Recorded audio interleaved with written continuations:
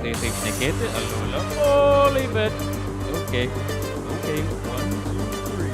OlyBet Sports Bar. OlyBet Sports Bar. Oly moments. Share your Oly moments. Hello everyone and welcome.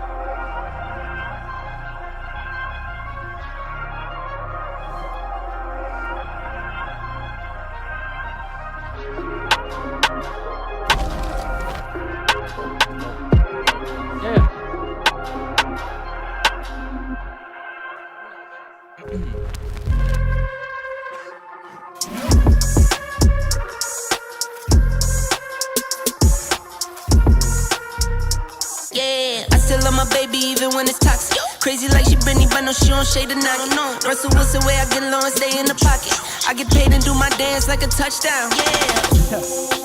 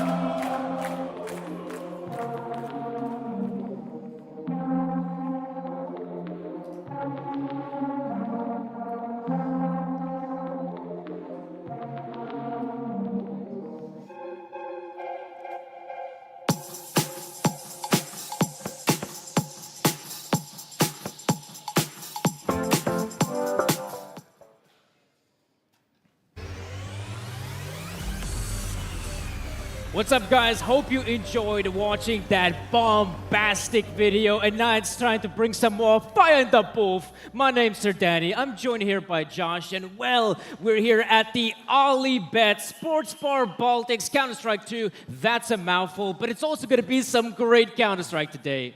Yeah, absolutely. It's a good vibe here, right? The DJ's playing bangers, the venue's starting to fill out a little bit, and we've got 4 fantastic teams to battle it out today to crown themselves the Baltic champions. So, yeah, I'm excited.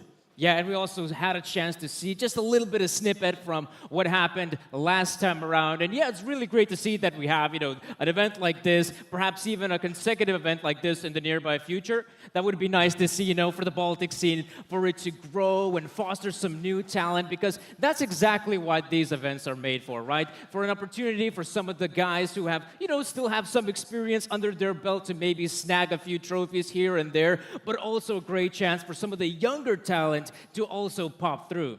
Absolutely, and we've had some of that younger talent coming up over the past couple of years, that's for sure.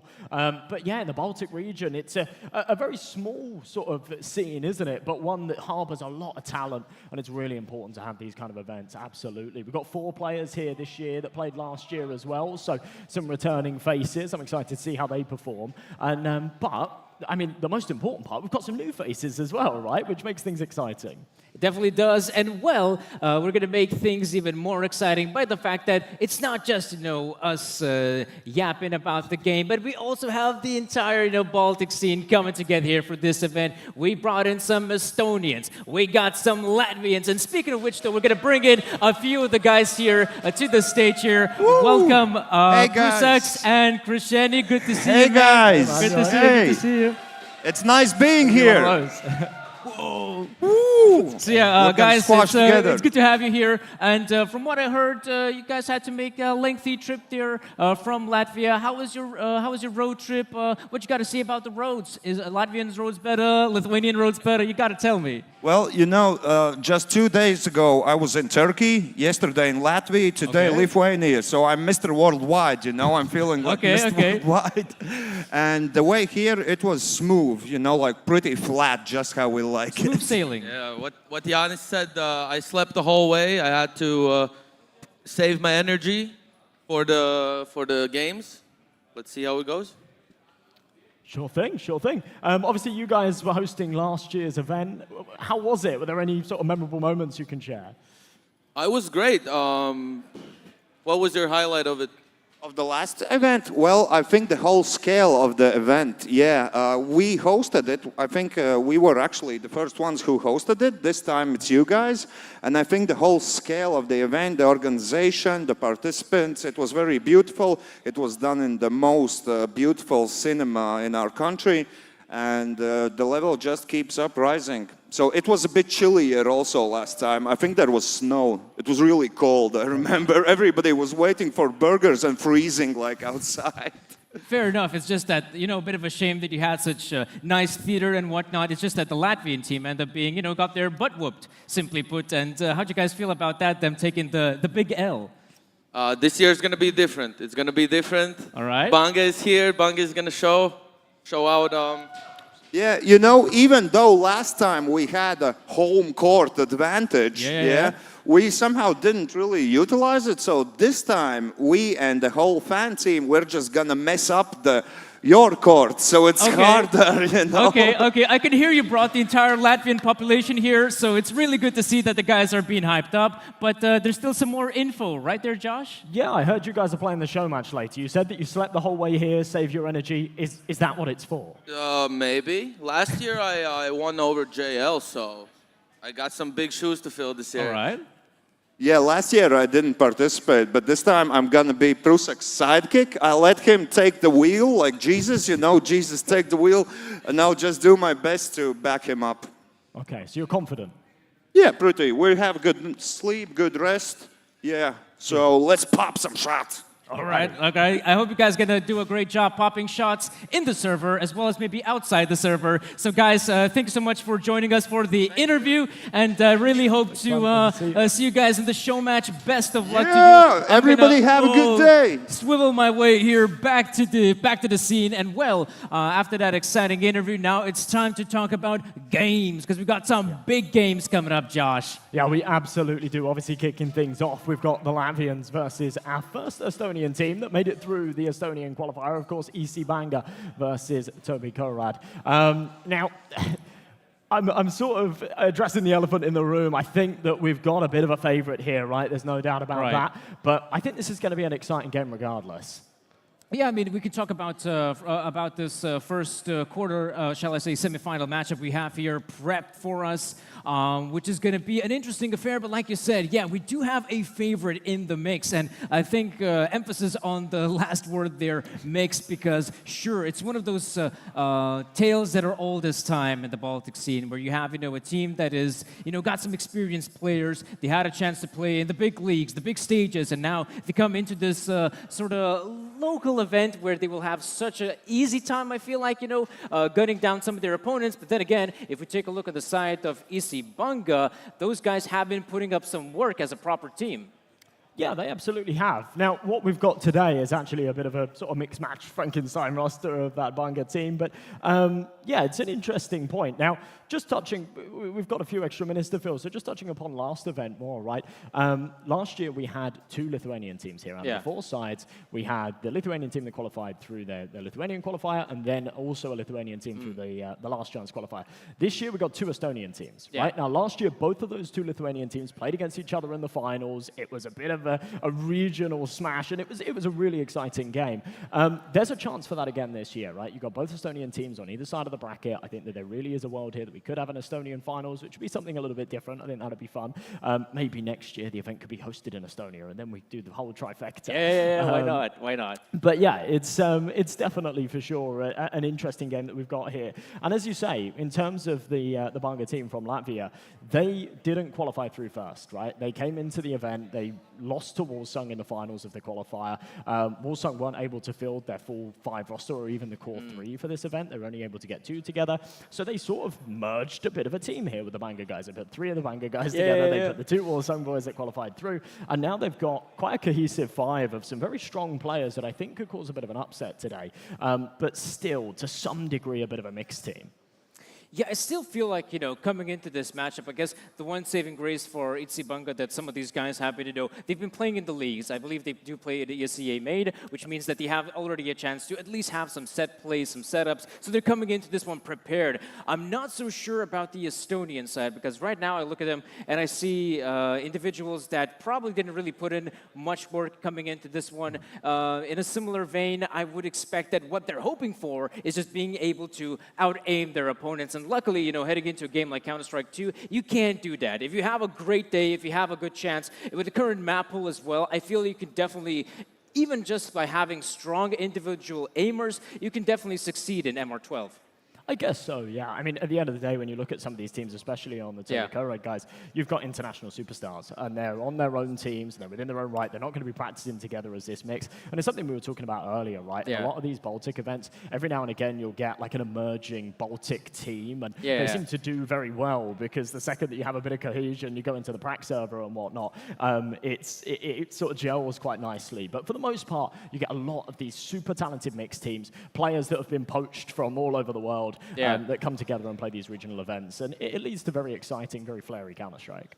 Well, guys, looks like we already have a chance to jump to the stage and, in fact, introduce our today's team. It's going to be Itsibanga versus that weird Estonian name.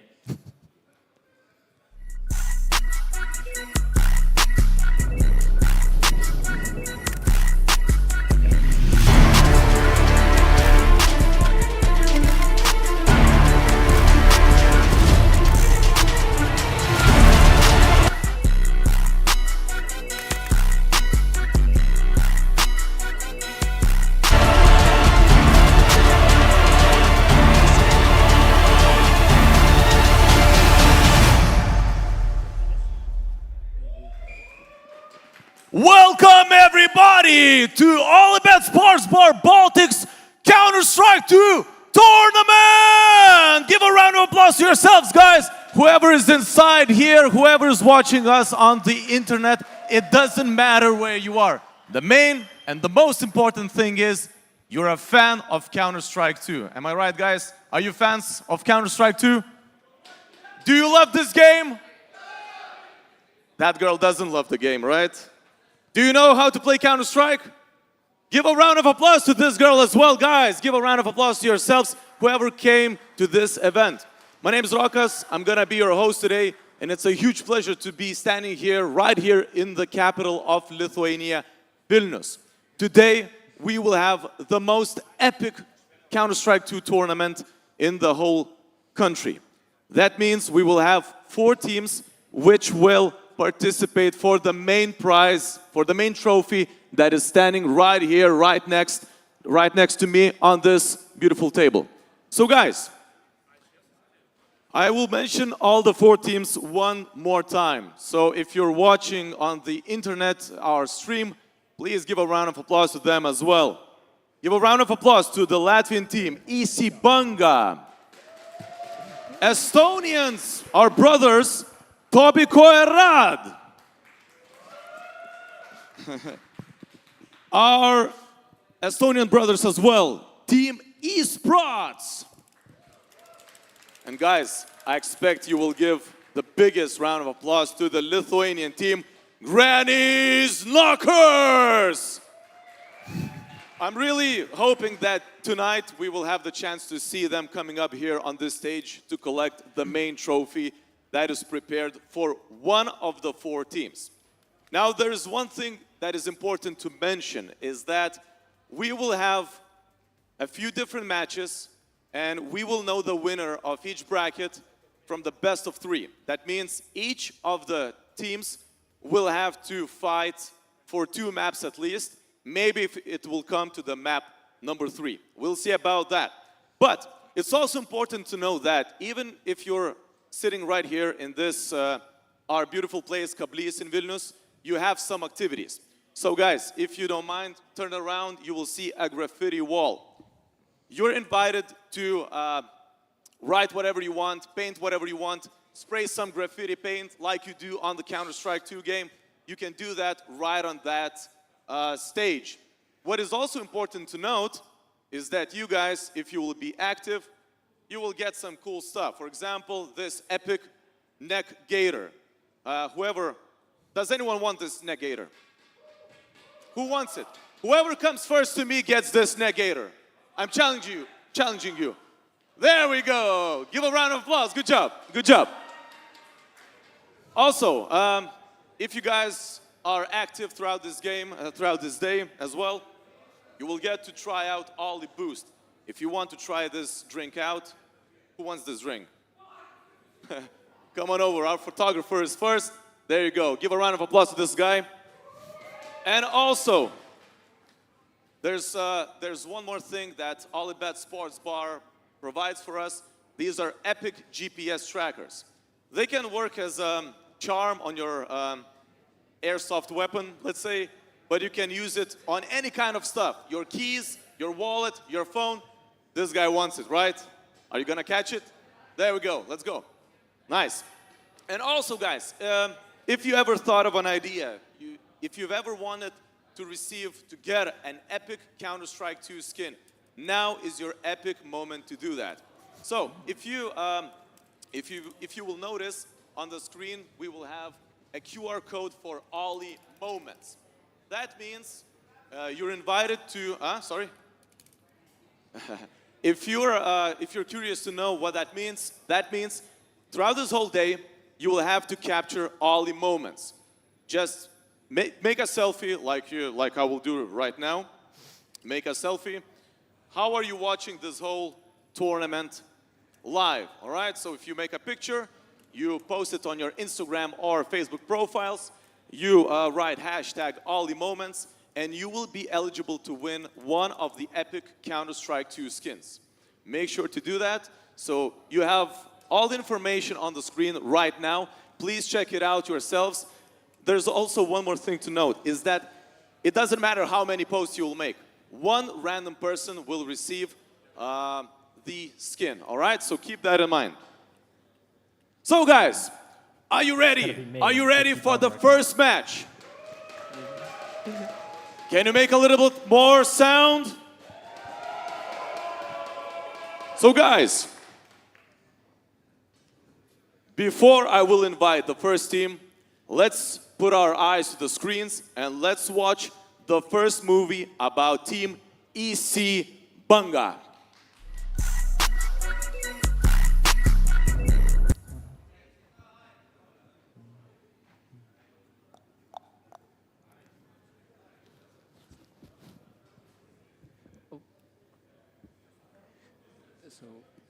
Hi guys, we're here with EC Banga and we'll begin with presenting these guys. So hey, what's your nickname and what's the story behind it? My nickname is Displex, and the story is I stole it from another guy.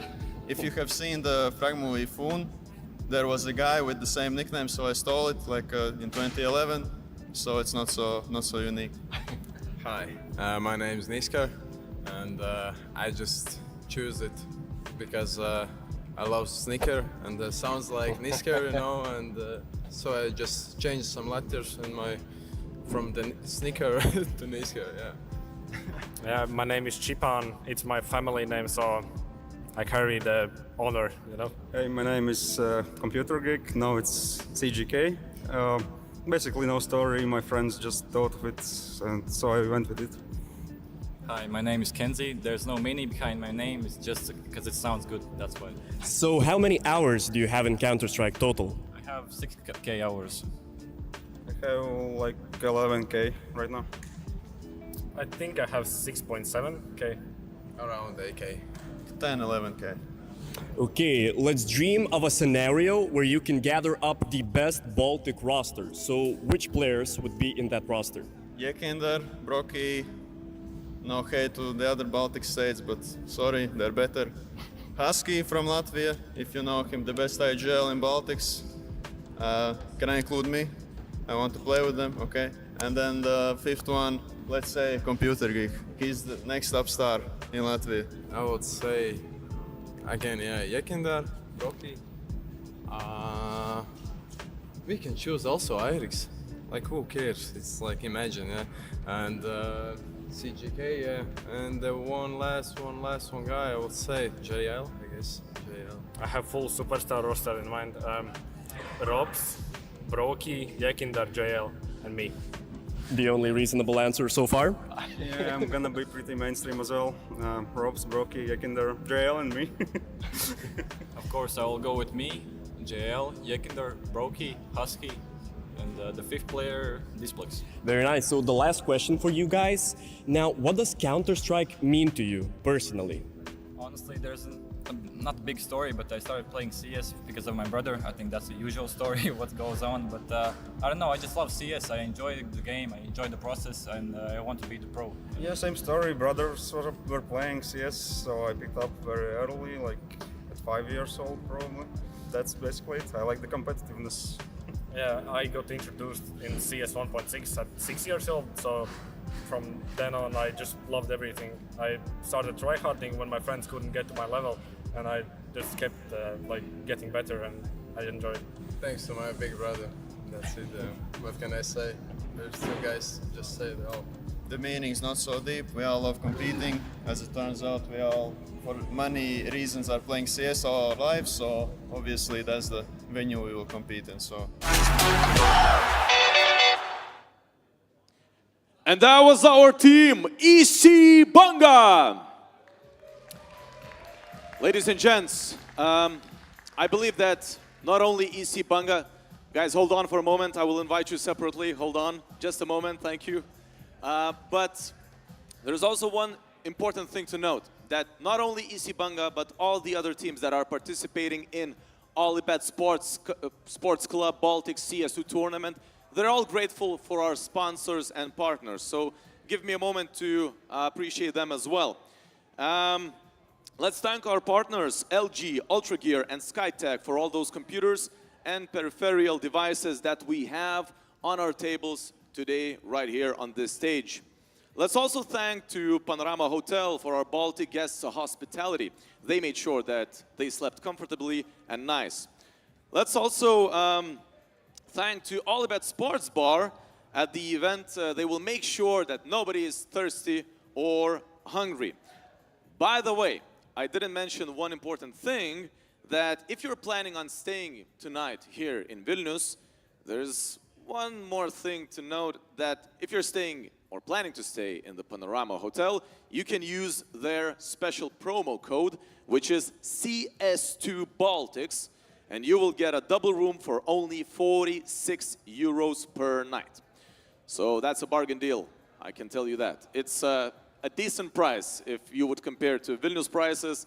then you would definitely know that 46 euros per night is definitely a bargain. And also, let's thank our Oli Boost energy drinks for being here today. As I've mentioned before, guys, if you're sitting here in the audience, if you're just feeling tired or lacking some energy, you can try out Oli Boost drinks without any cost, all right? So keep that in mind. There's a bar behind. You can try them out. Not a problem, okay? And don't forget, the graffiti wall is also made just for you guys. So I've already noticed that people are spraying their sprays on the graffiti wall. So make sure you do that. Write whatever you want. Write a slang word, your name. Say that you love somebody, it doesn't matter. State your main team that you're vouching for, doesn't matter. Also, guys, there's one more thing to note. Behind, we have a separate place for you guys to make some posters. If, for example, you're vouching for, I don't know, maybe EC Bunga, you can make a poster where you will write, EC Bunga will win this OlyBet Sports Bar Baltics Counter-Strike 2 tournament. Make sure you do that, all right? So guys, let's move on to the second team, which will participate in the first match. But firstly, let's watch a movie about them. Ladies and gents, Tobi Koerad. Hey guys, I'm here with Team Tobi Koerad. So, let's begin. What's your nickname? I am Clairo. H1. Fate. Zila. Aindo. HS. And how many hours do you have in Counter-Strike? I have around 16,000 hours in CS in total, I think. 14K or something. Like 11,000. 20,000 on 2 accounts. 8,000. Around 14K. So let's begin with the first question. In your opinion, what do you think? What is the situation with esports in Estonia right now? Does the general public think that Counter-Strike can be played professionally, or is it more of a casual hobby? I think mostly in Estonia it's like casual hobby, but if people really like this game, they start playing a lot and a lot more, and they just fell in love with this game and they just start playing professionally at some point. Most people don't take it as seriously yet. I don't think we have had enough big talents come out of Estonia, so I hope it will change in the future, but right now I don't think I take it seriously.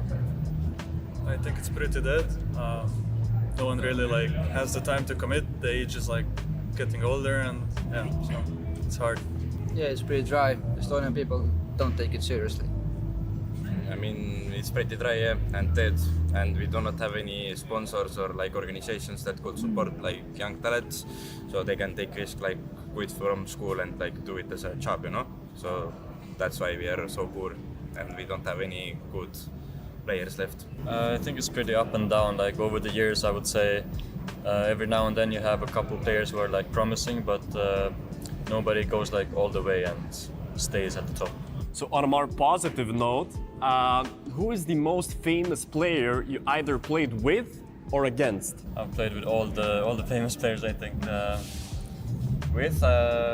played some games with Zaivu, Robs, Simple, everyone basically, and against them as well. So everyone basically. Probably it's Kevin, Hayes, Darren, and Christian, Fate, Salzar, the famous players I've played with, and I'm really glad that I've come that far that I can play with them. I think the HS set up the bar very high. My fellow teammate, Robs. I've also played with everyone, Simple, Zaivu against them, so yeah, it's hard to tell. Just for fun in matchmaking, I guess Robs, but in teams, I guess right now, mixed team, Aindu and HS. In this team, I think HS and Fates, but I have played against, I think, Monesi, Simple. Once we matched up with 4 Vitality stack plus their coach, with Andu.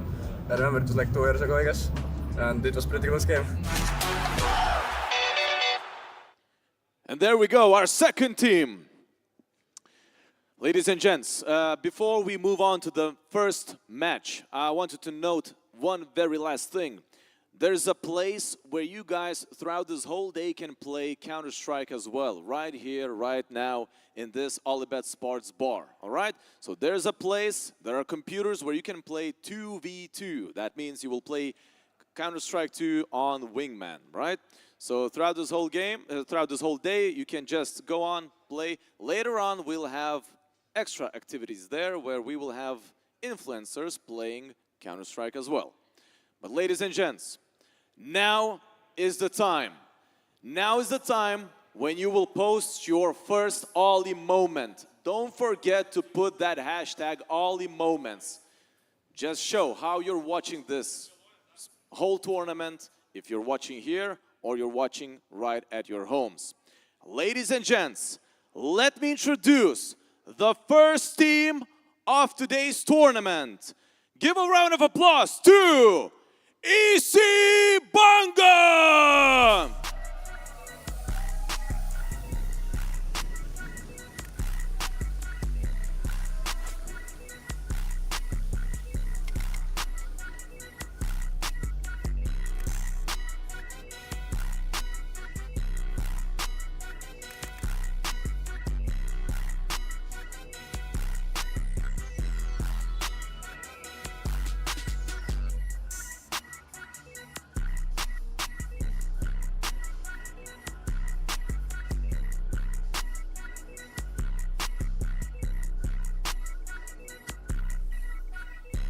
And now, their opponent team, which will also try to work its way out for the win for the main trophy. Ladies and gents, let's invite our team, Toby Koerad!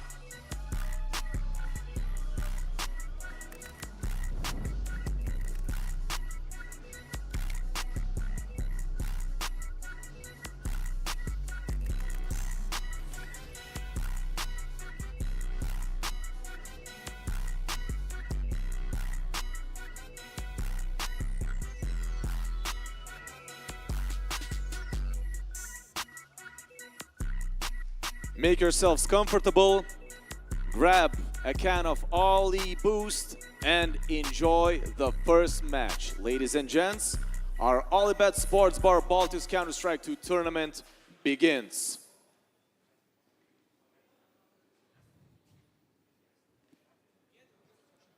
Thank you so much, Rakas, for the intro there, as now we'll finally have a chance to jump into our first best of three of the day. So, Josh, we already had a bit of a chance to talk about the game, but now we should have a chance to also take a look at the veto sometime soon. I think we both sort of discussed beforehand that when you've got two mixed match teams like this, you can't lean on the veto too heavily. You can't sit there and say, oh yeah, these guys are great on this map and things like that. It really does just come down to individuals. And I think that matches like this do very much favor a Mirage, an Inferno. We discussed an Ancient, but Anubis can kind of be switch and swap there. But yeah, maps that don't have sort of loads of tactical aptitude like Nuke or Vertigo, getting rid of those, I think suits these teams very, very well. And yeah, I think Mirage and Inferno are going to be a great first couple of maps. Yeah, I mean, you take a look at the map what we have here. Pretty simple maps, but that's something you would kind of expect out of guys who have been playing CS for a long, long time. And so we do have some of those, more simpler maps, I think it's fair to call them. You got your Mirages, your Infernos of the world, out with Vertigo and Nuke. And so as the third and final map, if that will be necessary, we will have the likes of Anubis. But yeah, once again, you come into a simple map like Mirage, and it is the pick there from Toby Koerad. I feel like they're, once again, hoping their individuals to, fire off on all cylinders from the get-go. Otherwise, I'm not sure if they have a lot of prep coming into a map like this. And fair enough, I feel like Mirage as a map doesn't really need a lot of prep. Absolutely, yeah. You've got a couple of great callers on these two teams. So HS, obviously a legendary player, fantastic on that entry role, but also going to be calling today for the boys, and a lot of knowledge, a wealth of knowledge on this guy that can, sort of maybe bring them through today's matches. On the other side of things is Shipan, the guy that's calling the shots, I believe, and yeah, they were speaking very highly of him, weren't they? In the little movie beforehand, they said, yeah, he's going to be the next best thing. So I'm excited for it. We'll see. Yeah, fair enough. I mean, you could say that, yeah, the guys are definitely confident heading into this one. The Estonian fellas, I mean, they are talking about how back in the olden days, I used to play with Simple. That was 7 years ago, so that was a bit, I don't know. I feel like that was a trip down memory lane where we still had Toxic Simple in his Toxic era. Yeah. Now, of course, we do have... Is he so much better now?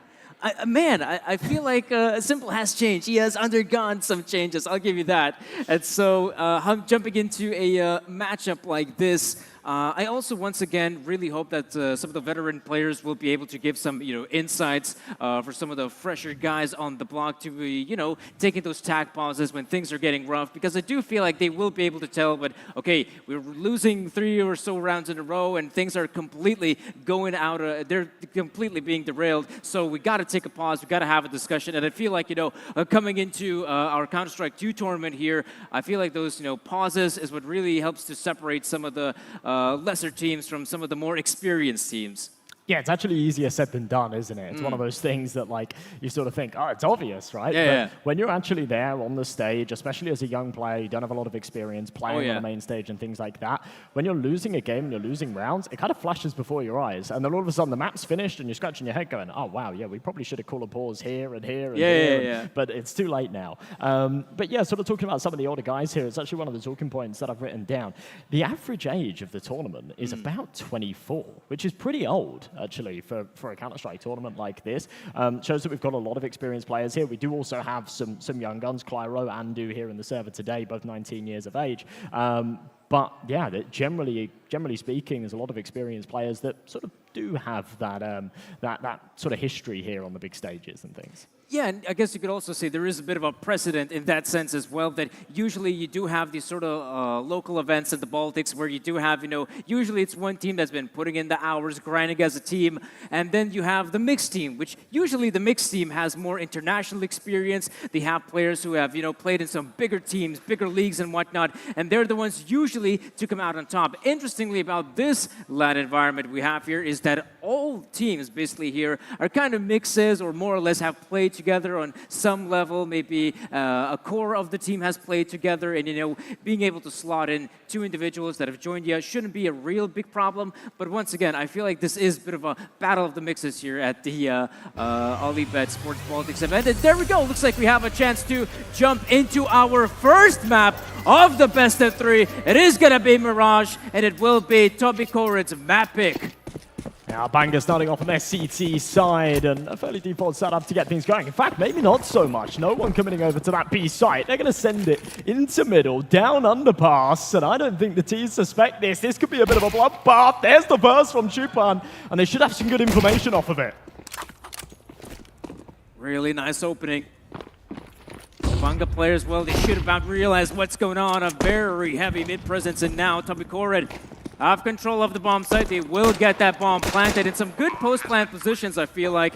Retaking this one will be so difficult for Banga as some of those players are way far back. Getting close to this one as well. Okay, that's some big frags coming out from CGK, and now there is just lonesome HS remaining. Does pick up the one, looks around left and right, but the problem is it's at Banga to secure the first. That is beautiful. So much coordination on them there, and apprehensions put to bed straight away, right? We were sort of talking about the fact that EC Banga might have just a little bit more preparation going into this, and they absolutely show that in that pistol. An unorthodox strategy to jump out a window, to push underpass, and then that B-site retake was perfect. They had the short boost going, the player creeping up on the right-hand side, and the crunch was brilliant. So, yeah, you can sort of see the smiles on the faces already. You could hear them cheering down on the stage. This is a very good start. It really is, and one of the players that are definitely hyped up on the Banga side, it is CGK, a potential star rising in the Latvian scene, and of course you want to see a guy like that succeed, get some more experience under his belt, maybe have a good rating on HLTV, which might prompt him to, get picked up by a team or get trialed out. Ooh, speaking of which, though, the first trial is here on the A bomb site, but looks like Disciplex doing a good job at stopping down the push. We got the other Latvians chiming in, but this has been a very fearsome battle on the A side. Yeah, of course. T side not going to let up. They got that bomb plant in the pistol, so no brainer on the force buy here, but so far not so good. Clara has found himself a double, needs to make it a quadra to secure the round. Otherwise, it'll be 2 and likely a 3rd for Banga in the next as well. Creeping up, though. They're very well, very disciplined. Peek off the contact. Perfect from Kenzie. They weren't going to let that go sour. Perfectly in position. Deal with it nicely. And as I say, not only is that a 2nd, but likely a 3rd to come in the next as well, as Toby Korid have no money. Not a bad showing, but also the previous round was a bit of a purchase coming out from the Estonians, so now this time it is Eco Central Time to save up some of that cash, get that big purchase in. But yeah, I mean, Bunga, absolutely. They want to start winning these rounds. Sure, the previous one was a bit messy to my liking. But if you can start building up some of that momentum, get those rounds in as early as possible, that could be huge. But it's not going to be easy if Andu will be hitting shots like that. Agesto does go down eventually. But already, I fear for the Latvians. Second round in a row now. Endu's just flown up, found a head. High takes another as well. And maybe Banga starting to sweat a little bit as Kylo shows off his mechanics as well. Oh, that's a big one to boot, but I feel like a bomb plant is imminent. And CGK and Genzi, look at this. No hits to... Or actually... Surely not. Yeah, surely. And they're going to reroute up short. They'll have a crack at this. No way they're saving in a 2v3 with the M4s. But they are wasting valuable time, and there isn't a kit in play. So as the clock continues to tick, if they don't take any contact in the next few seconds, it wouldn't be the most foolish of moves to just back out. And it seems like that's the call here. Yeah, that's a really unfortunate round for Banga. What should have been a bit of a freebie. Damn, I mean, that's the scary part. That's a Bunga doing a pretty good job in those initial 2 rounds, but we saw the pistols from Topi. That's the scary part when you're going up against such experienced players. And well, on the back of said victory at Bunga, well, they do have opportunities. They could potentially go for the force-up, scrape by with any cash they have left, still go for the purchase, but this is already a scary situation moving forward if you're at Bunga. And no doubt about that. Obviously, with the eco round in the last, they were saving their pennies for a buy here anyway. So that win money and the bomb plant and everything that goes with it leaves them a pretty penny in the bank. And all the rifles come out as a result. A bit of cash to fall back on later as well. But AK's out on 4. On the other side of things, a couple of contingencies, 2 MP9s. I thought we'd see a little bit of aggression, and we are. Right down ramp. No one's home. Instead, mid's on the menu. I like the fact that they're still being proactive, even after such a terrible loss to the previous one, but it is a good opportunity. CGK does pick up the first frag, and Toby, sure, they have mid-control, and from here on out, it becomes a lot easier to plan an attack on any of the bomb sites, and I wonder if they will still try to challenge some of the CTs here. Right about now, they still have plenty of time to work with. This is a good chance as any to just play a little bit safer, wait for the CTs to make mistakes. But right now, Toby are entering bombs. That's a big one from Kenzie. In his position, he can go in for more, but there's HY with a great response. They've just got such great positions down here in ramp, and I don't think it's going to be expected. Sheepburn's health is perhaps a little bit of a problem. And his teammates only got an MP9 to at range, might have trouble. Sheepburn falls, Niska's able to trade one back and off the contact again, dispatches through the smoke. So coordinated, they're not making any mistakes. And 3-1, they bite right back. Yeah, a very close affair thus far, and I wouldn't be too surprised if Toby might consider, you know what, we were so close, at it again. You know, we could just pop out the pistols, maybe even secure a round win, but I do like the fact that, you know, at Bunga, from their previous encounters, they do decide to play just a bit more proactive here on CT side Mirage. I feel like that's the best way to go about it. You don't want to play too stiff just on the bomb side, default setup and whatnot. You got to be super careful as well, because now it's a fast play on A. Oh, they were not ready for this at all. Japan's managed to find one on the cross, but not a lot that Displex could do. So the C4 will go down again. That's success in itself, but they're hungry for more. And McClyro getting aggressive into CT. He momentarily pulled the numbers in their favor. Much longer. HS is low. I don't see a world where they hold on to this site because they're completely isolated. They're whipping their jewels. They don't have the Kevlar, so there's not a lot to be said about it. And once again, the Bunga boys are back in action. Not a bad showing. I always fear for the Latvians in rounds like this because it feels like if Toby get a few good entry frags, it feels like they're unstoppable. But now we'll finally see them play with the big guns. The big rifles come out. Looks like no sniper rifle in their midst, so looks like they're just going to go with the rifle setup. And Bunga, they do have Chippen on the big green. Right now, I'm not sure what position he prefers playing at, as I believe in the previous mid-takes, we just saw the rifles at play, but now it's Toby fighting for the early mid-control. HG will blow the smoke open momentarily, but it's Displex again with that early advantage. And not wasting any time here at the T side. Right out onto the A ramp again. Decent trade. They have lost that pass control, Displex. Obviously position, no. Just the reroute. Take another avenue, play for the retake with the rest of his teammates, but Chuban's Orb is creeping up CT. No one's holding it. And timing is everything and a freebie for him. Feels like the Estonian side is scattered here on the bomb site, but still could be good positions in the post plant. You can see Andu is definitely expecting a player to come in with the big flank. And let's not forget, we got HS in a prime position, but it's Chipan already. Big frag on the retake, but look at this. HS and company could go in for huge frags. Now it is just lonesome Andu in a 1v1. Pulls out the pistol if needed, and Chipan is looking for a chance. He knows there's a player right in front of him, but he's got a full mouse one, and he gets the job done.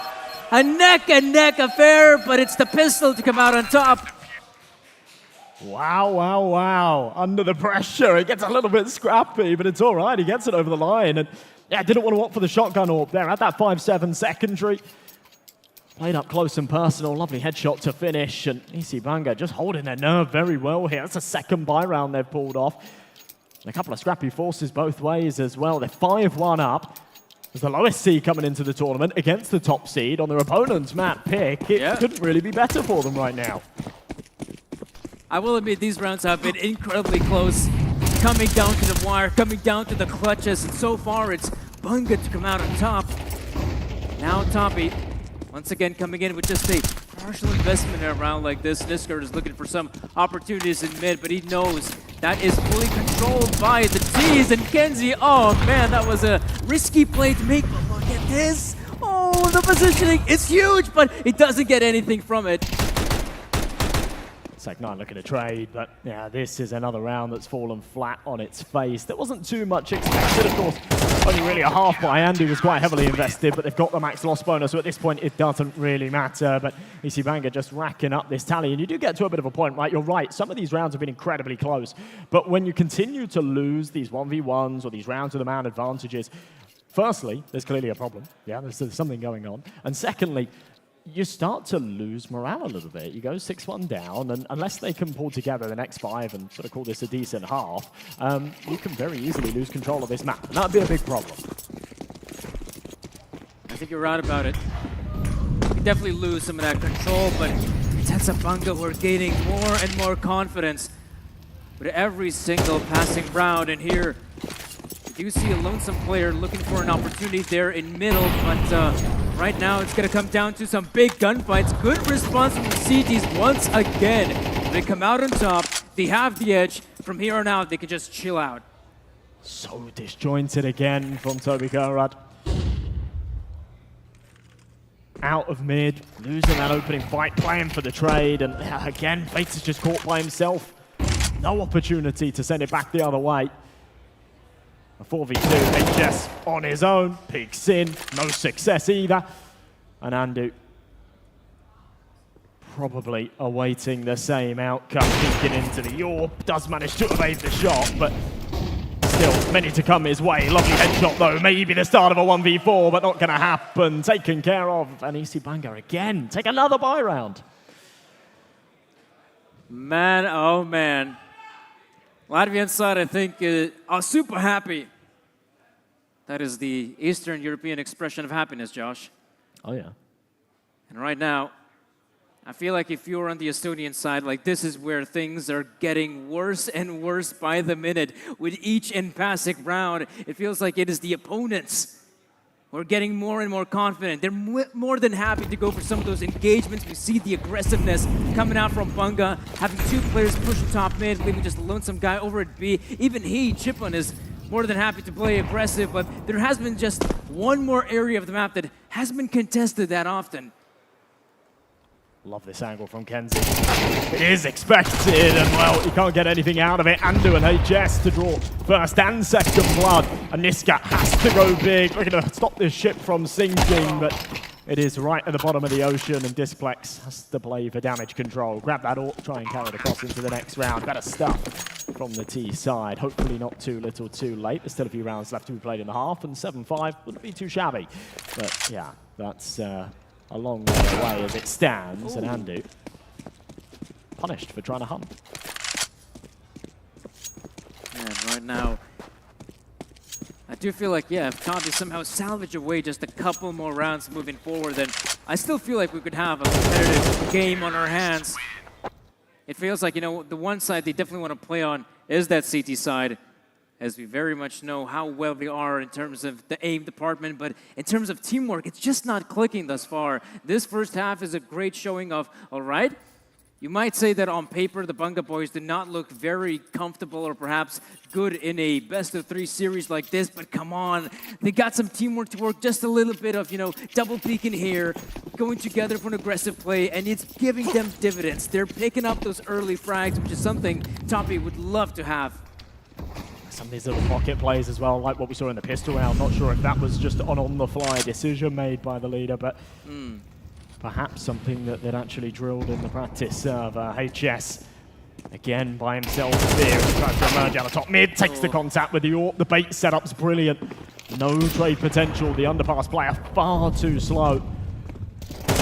But won't even be able to get the trade. They found an entry out onto the A site, but again with this disadvantage on the retake. Ooh, that's a big one from Chippen once again.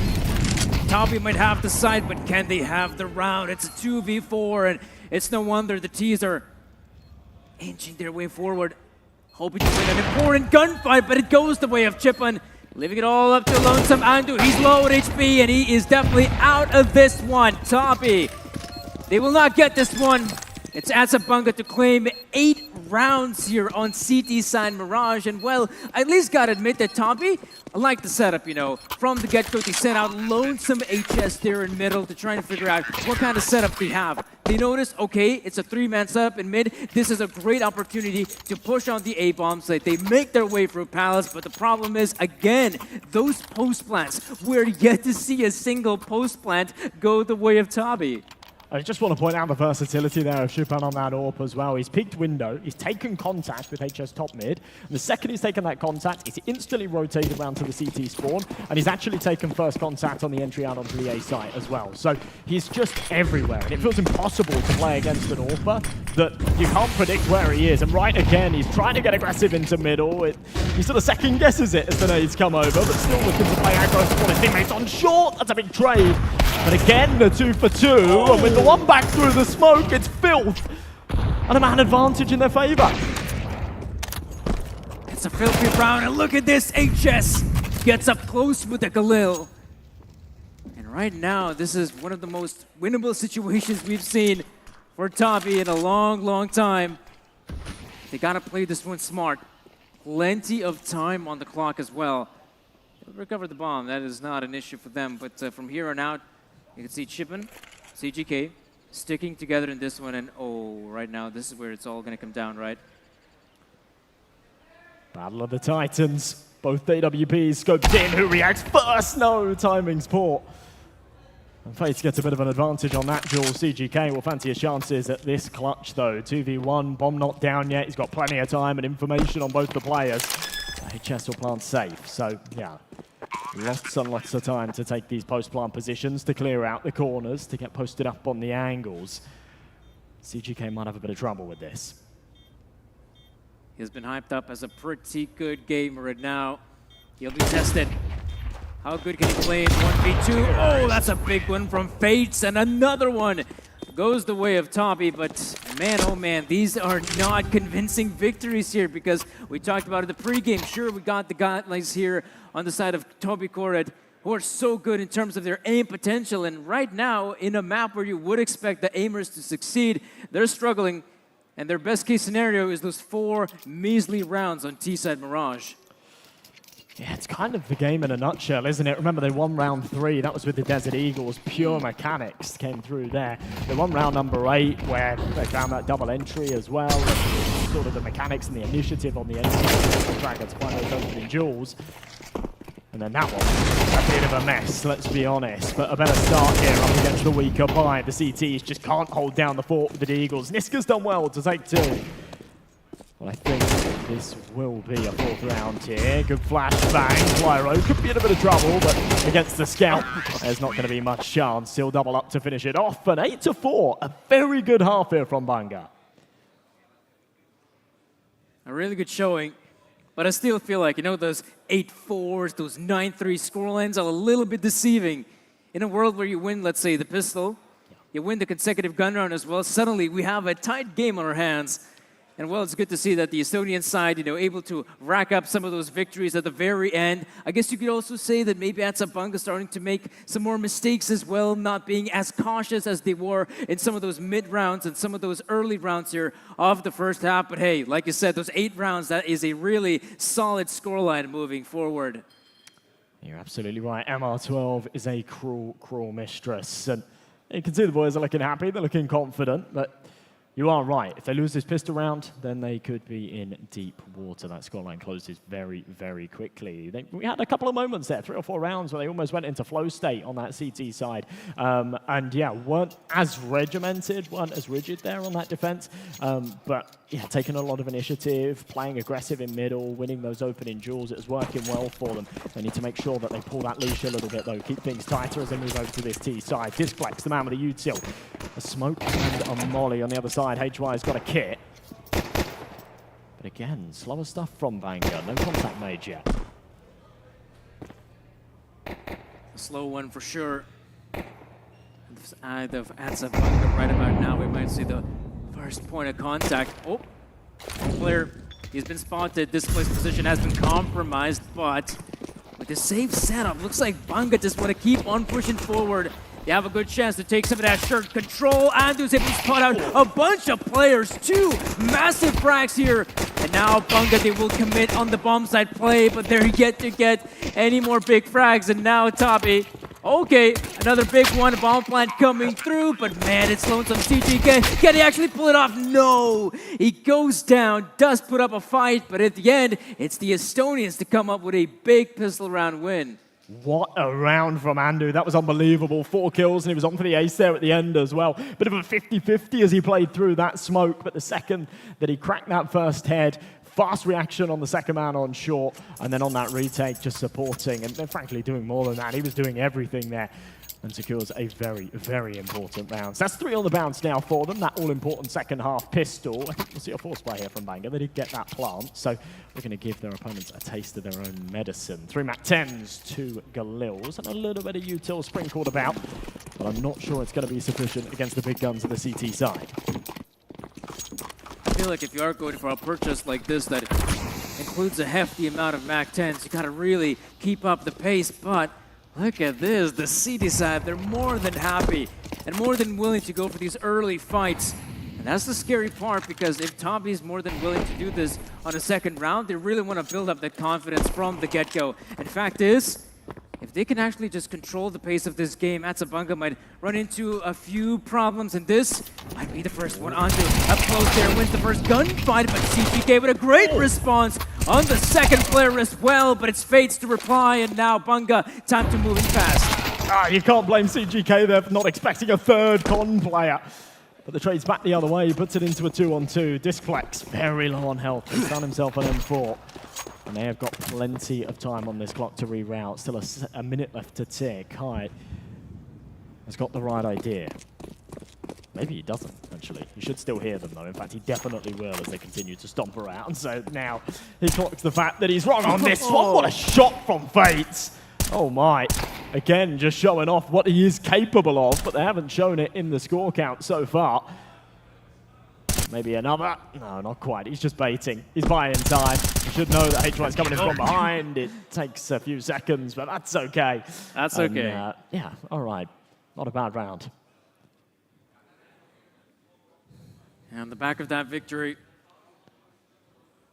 there'll be a great chance for Tabi to get some of those rounds on the board. And there we go. We should expect another one to come their way. The upcoming one must be a simple eco from Banga. And I do feel like if they end up, let's say, failing the first hurdle, the first gun round, I wouldn't be too surprised if we see attack pause coming out, because by that point, we're almost talking about an 8-8 scoreline. So yeah, things are definitely looking rough, I feel like, for Banga if they can't get it together moving forward. And it looks like we do have a bit of a tech pause.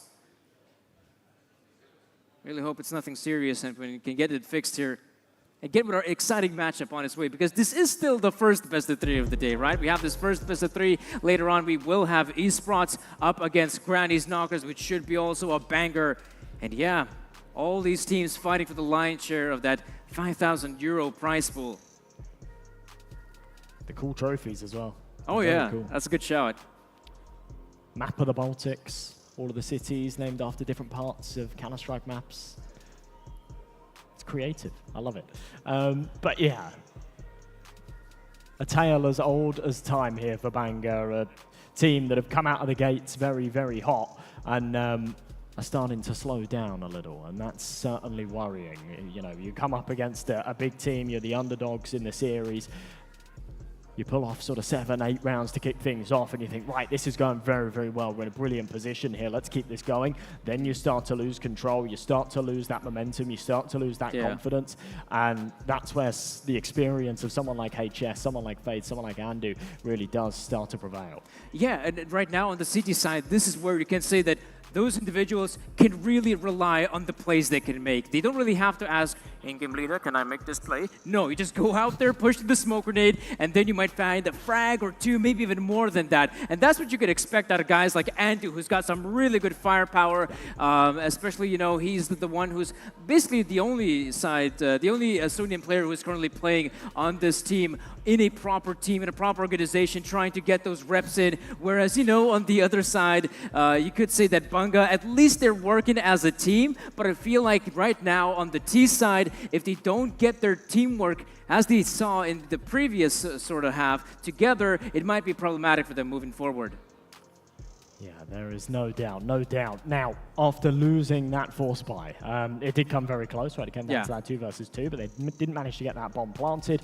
They are now in economic turmoil. CGK has gone for a hero rifle, which is a bit of an interesting one. I'm not sure how I feel about this, but the rest of the boys saving their pennies for a rainy day. So more than likely, this will go 8-7, and we will once again have a serious match on our hands. Andu, very aggressive here in the middle. He's got 4 to come against, but this flex. Wow, what an opening. Long-range fights should be good for the M4s, but Fates, you gotta be careful. Those Ts are getting dangerously close. Yeah, CGK, the hero rifle looks for the first opportunity, but doesn't really get anything done. Great response from High. 2 big, make that 3 big frags to stall the incoming push. And now it is just Lonesome Kenzie and Niska remaining. Lots of time to work with. They can have a lovely tour of Mirage, but Niska's got the right idea here. Oh, that's a shame. He really saw it coming, but Kenzie caught with his pants down. 2 versus 1. High's low, so there's a world here, but he has to overcome the first hurdle, and it's a very, very tall one in the form of HS. So they gave that a good stab. They gave that a very good stab for an eco round. This is where that hero rifle might plague the economy a tad. We'll see CGK down to a Mach 10. But this is the proper buy round. This is the one where they need to fight back, and they need to make sure that Turbico don't tie up the scoreline here.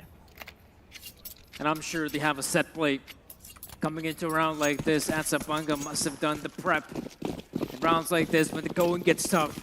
If you can have that one big set play, that could be enough. And right now, they might keep things pretty simple. Copy, still holding on to that big presence, but look at this. It's a fast play coming out from the T's. A big one from HS.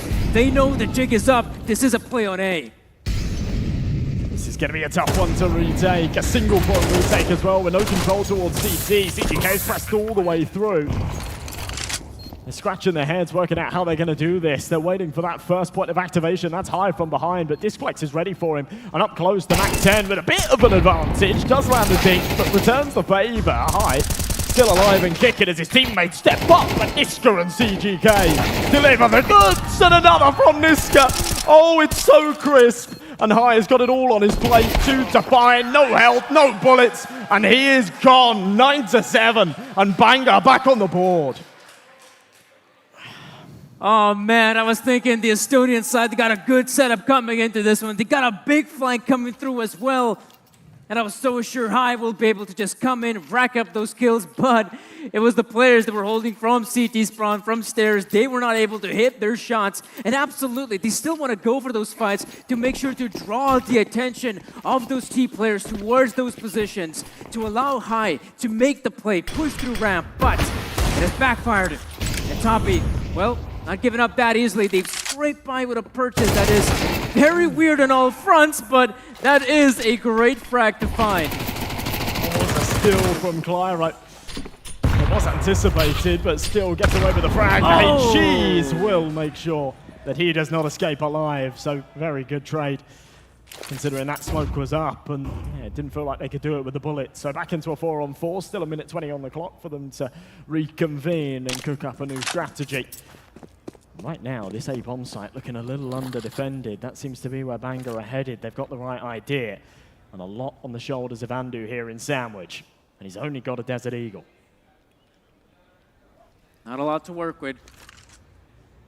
Not to mention that all the big guns are a bit of a different part of the map, but look at this. Slowly but surely, Banga just shifting their way forward, and this angle is always so dangerous to go up against because it's on the other side.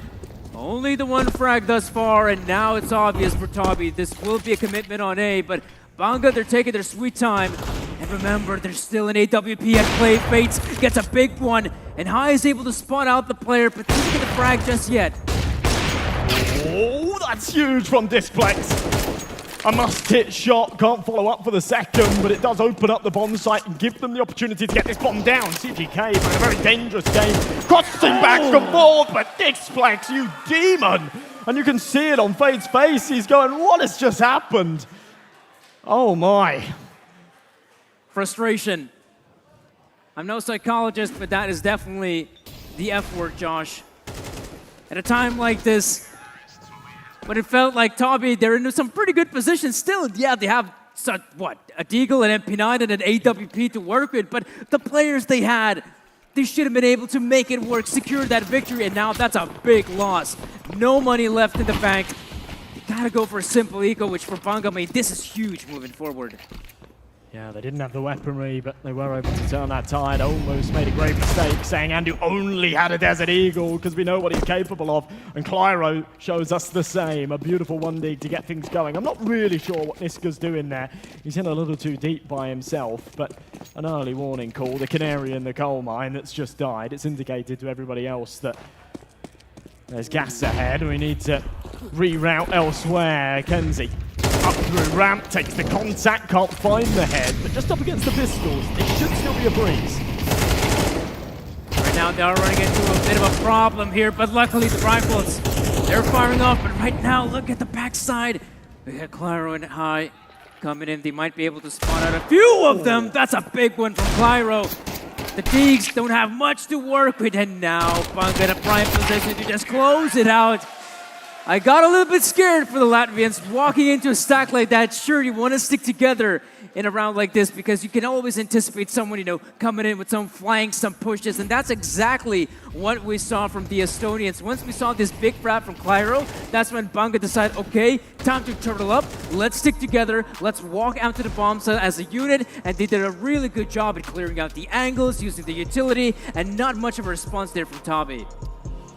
As eco rounds go though, not too bad. Couple of kills there from Clyro, great one digs. When he lined up that second head on the A-bomb site, I thought maybe we'd be in for a treat, but yeah, narrowly misses by just a whisker.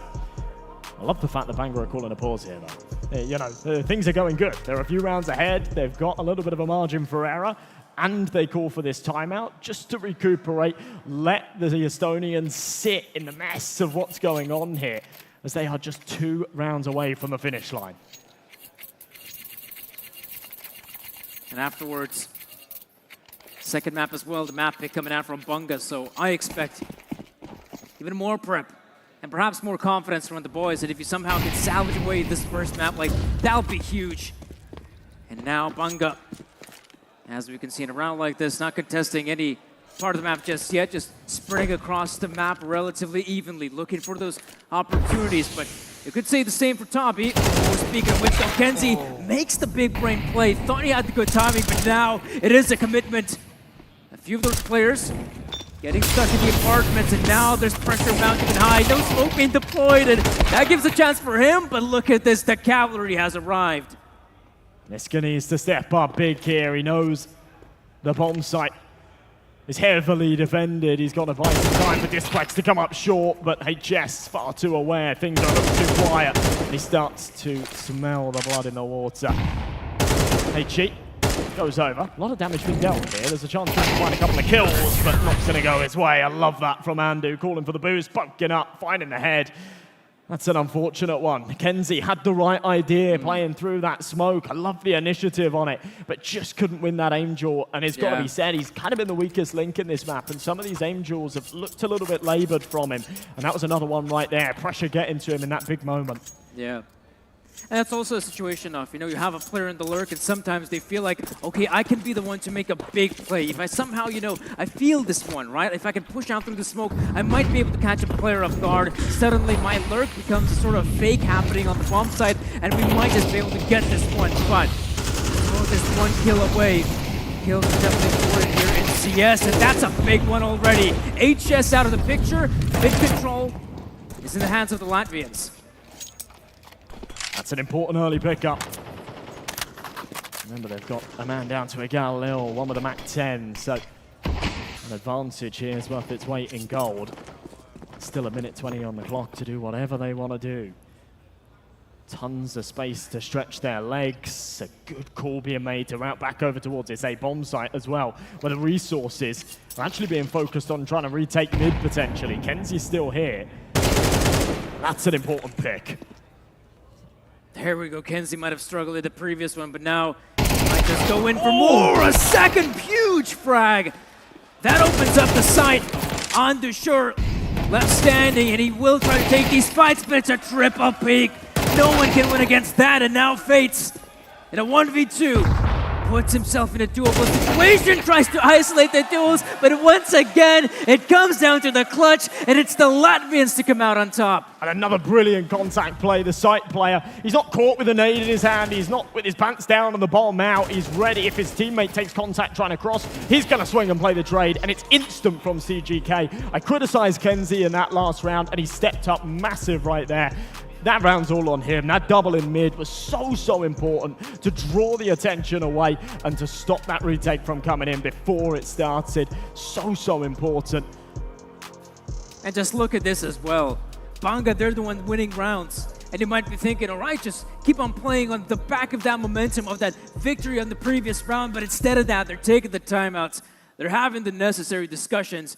And you can see these guys have come here to play, whereas on the side of the Estonian boys, I feel like they're just getting frustrated with every single loss like that comes down to the 1vx, the 1v2, where it feels like, okay, they got a good chance, they might be able to win this one, but I feel like in the clutching department, they just haven't won a single round, which is really scary moving up here in this second half.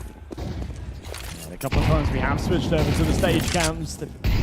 Been a little bit of frustration. Remember, this is the Estonian map pick. This will be a huge upset, and it might come through right here. Massive double entry, CGK and Shipban. He's gonna find a second. And now a 4v2, an impossible B-site retake. Clyro hasn't got the health. They've got one kit, two smokes, an incendiary, but surely no chance. And Clyro creeping his way forward. He's got HS behind him, but looking towards the left. Niska with a Mac-10 lands the head. And now all onto the shoulders of the veteran, the mastermind, but not today. Sibanga will take map one in a crazy upset fashion.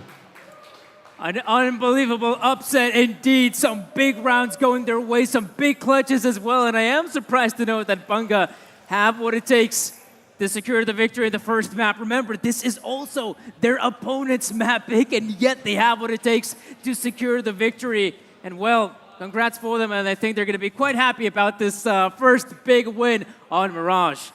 Yeah, they certainly will be. You can see what it means to them and the crowd as well. I think some family and friends out there showing some support. But yeah, and obviously our boys that were up on the desk earlier, when they said we're going to be cheering, we're going to be shouting for our Latvian boys, I was thinking, I don't know. I don't think they've got the most chance here. But yeah, they really, really proved us wrong. That was an awesome showing. And going on to Inferno next, it's got to be said, they've definitely been doing some Inferno preparations, right? That's for sure. And I think it's going to be a great second map. All right, guys, we still have some people to talk to, and it is going to be our host to give us the most. So let's go to the stage down there below.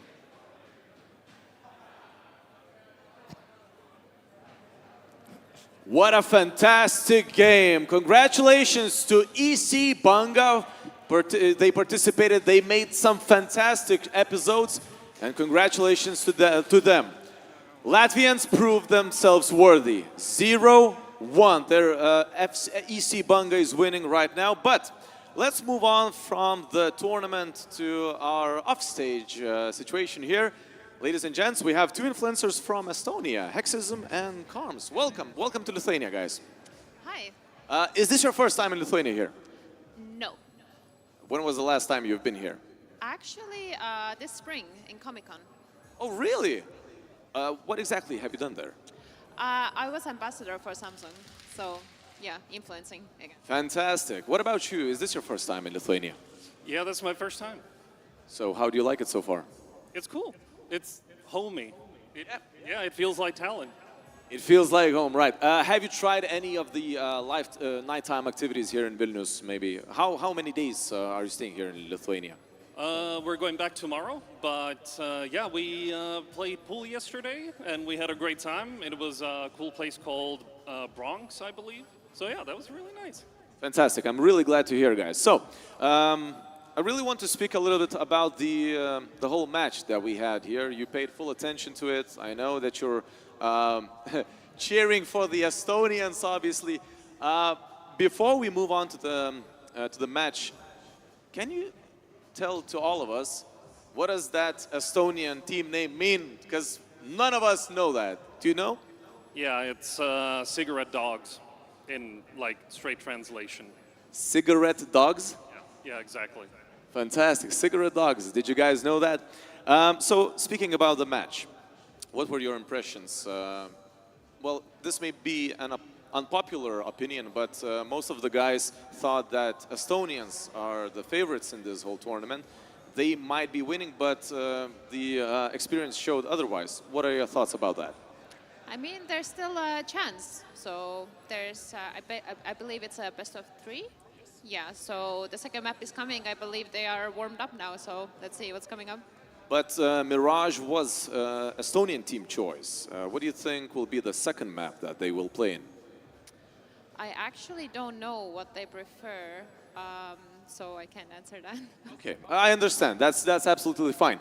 So what would be your predictions for the Estonian teams that we have here? This is a tough question, I know that.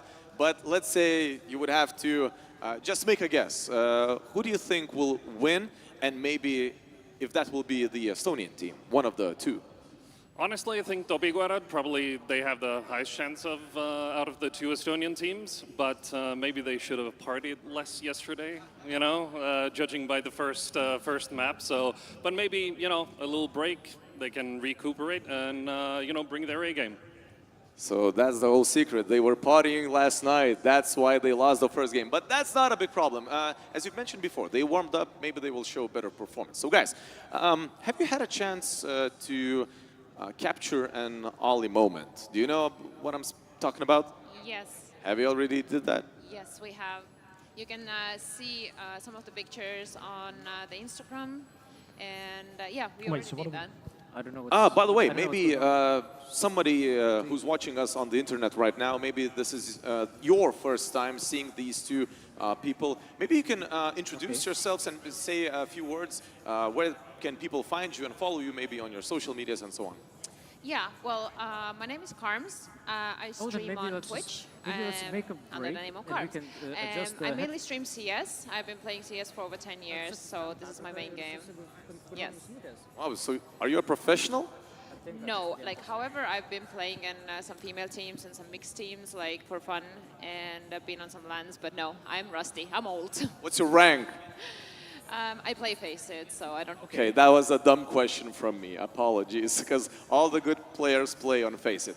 What about you as well? Can you introduce to the audience that we have? Yeah, so I guess I'm called Hexism. You can just Google me, you can find every social media platform. But yeah, I also stream, play Counter-Strike, but I also organize gaming events where the Estonian qualifiers took place, so I also do that. So yeah. You know, you remind me of one YouTuber, Markiplier. That should have been a compliment, really. Yeah, he's a good guy, but you look like him. So if you guys agree, write that in the chat below. Speaking about your further activities right here in this OlyBet Sports Bar in Vilnius, you are going to play in a show match with two of our Lithuanian streamers. And they're also super professional Counter-Strike players. What are your thoughts about that? Have you guys trained together as a wingman team, or will this be your first time playing? Yes, we've been practicing every single day. We have all the strats set, Yeah, so we are ready to take them. You're a bad liar, I can tell you that. What about you? Have you? What do you think are your chances of winning against our Lithuanian fellows? Since I haven't really opened up the game for like 2-3 weeks, I think we're gonna win. I'm pretty confident because we're going in fresh, we're relaxed and rested, and yeah, that's the key. That's the secret. Okay, I get it. So maybe you haven't lied.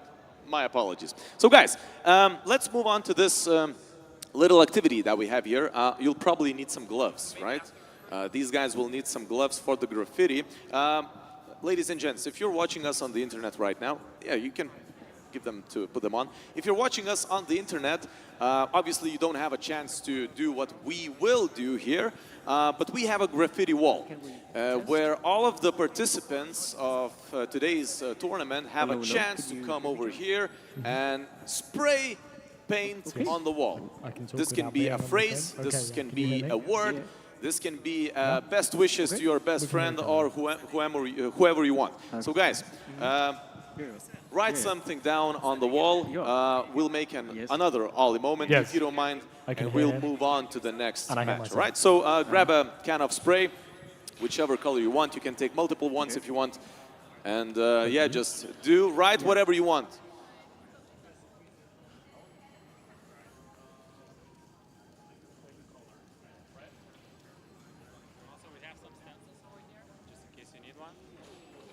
All right, so people might have missed that we have some stickers that we can use as well.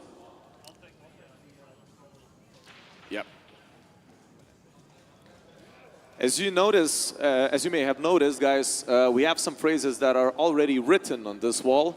As you can see, he's covering it right now, but there's a phrase called that is written: "Pros never fake."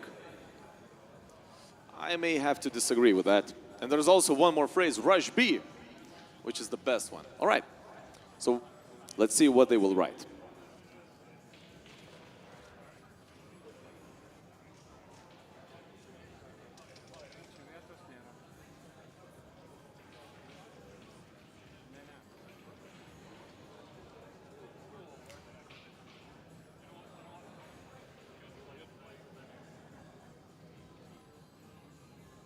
Don't be a loser.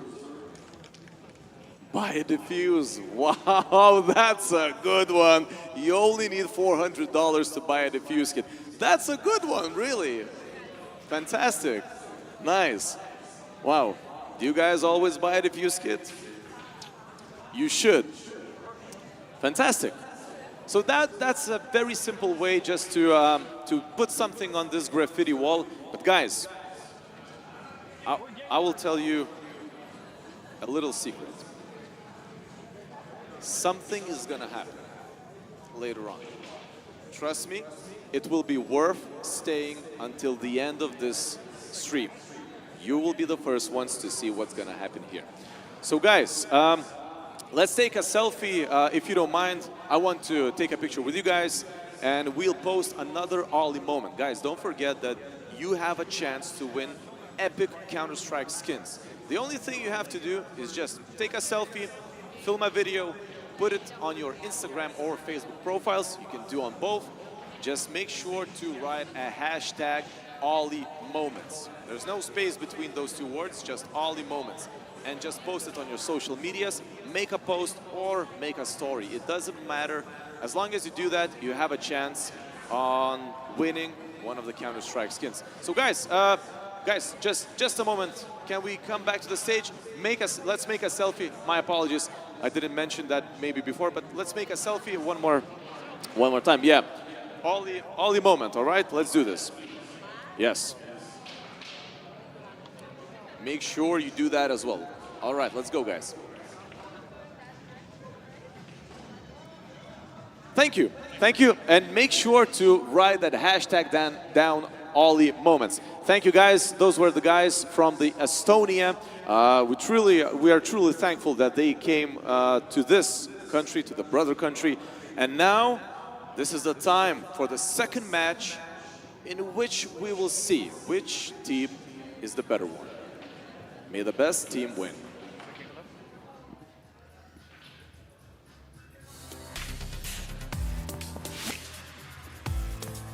Hello.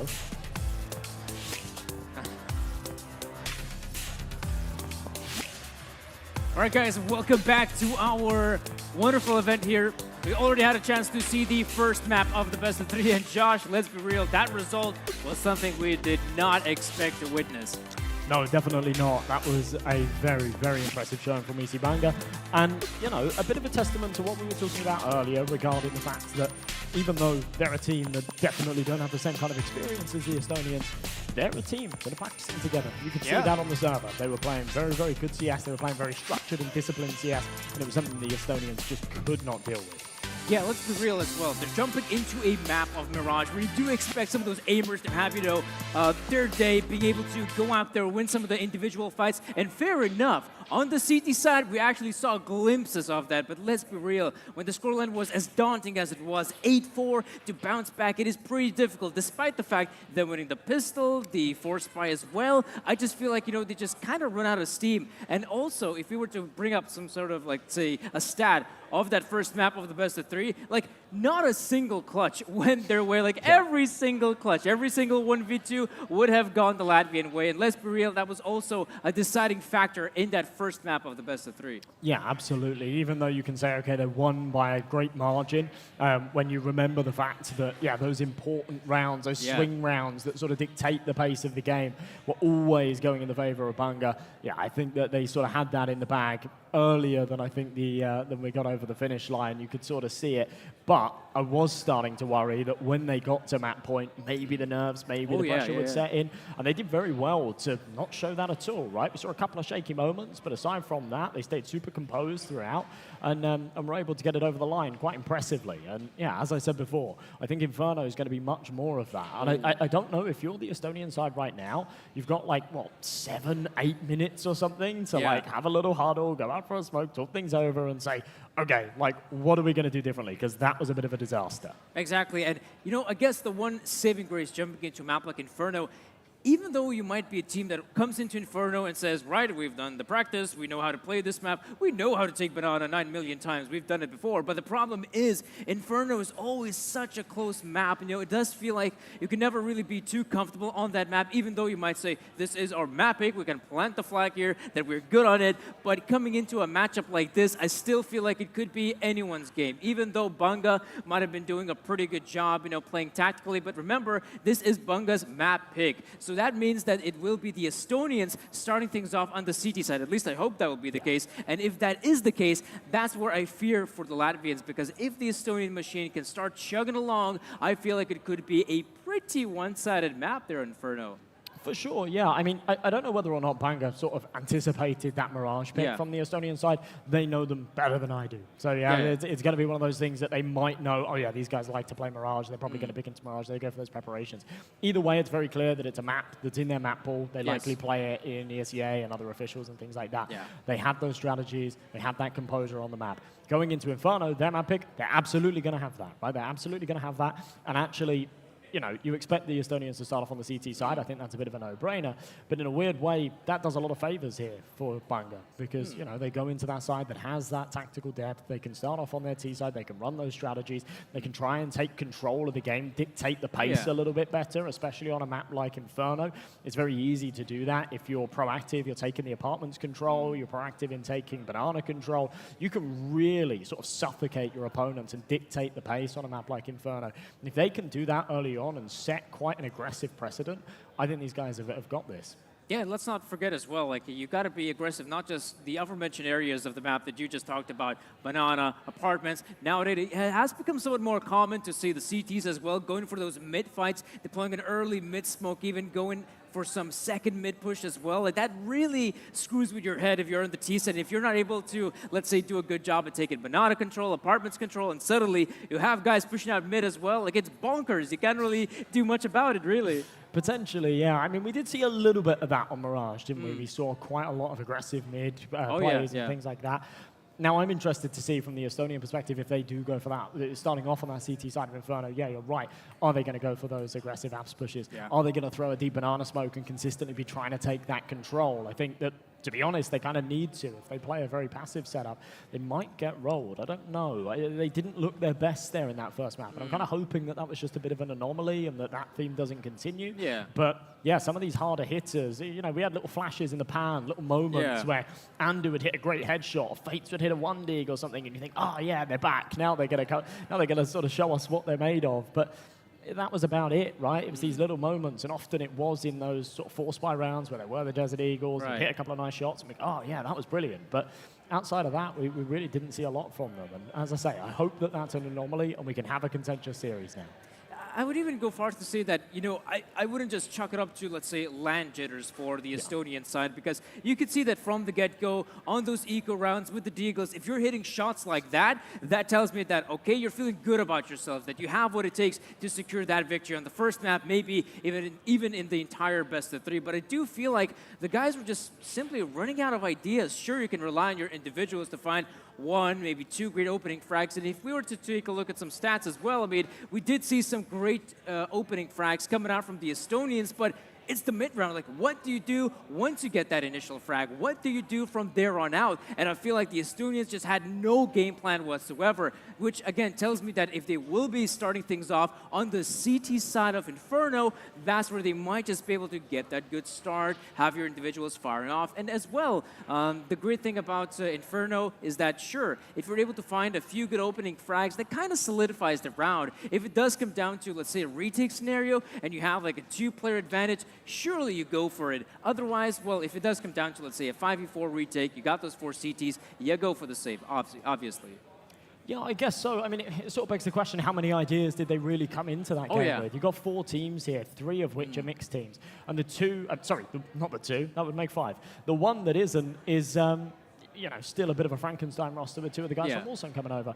But yeah, if I'm being honest, if you put Toby Gorad against either of the other sides that we've got here today, the esports guys, who they quite convincingly defeated in that final of the Estonian bracket to actually qualify here, or Granny's Knockers, I think it would be a very different style of game and therefore a much closer game. But when you talk about them running out of ideas, to be honest, it didn't feel like they had any ideas in the first place. It felt like they were just going into the game, playing it very puggy, very individualistic. I think there was one, it happened a lot, but there was one key round where I really put emphasis on it, where mid-prong goes out, dies. B-apps prong goes out, dies. The underpass flank that's sort of supposed to be supporting the top mid player and getting that trade if there's any con aggression is like way too late, and then he peaks sort of 15 seconds later and he dies, and all of a sudden your opponents have got a 3-man advantage. There's no trade potential. You've got no map control, and it just felt really disjointed. It felt really labored, and as you say, it just didn't really feel like they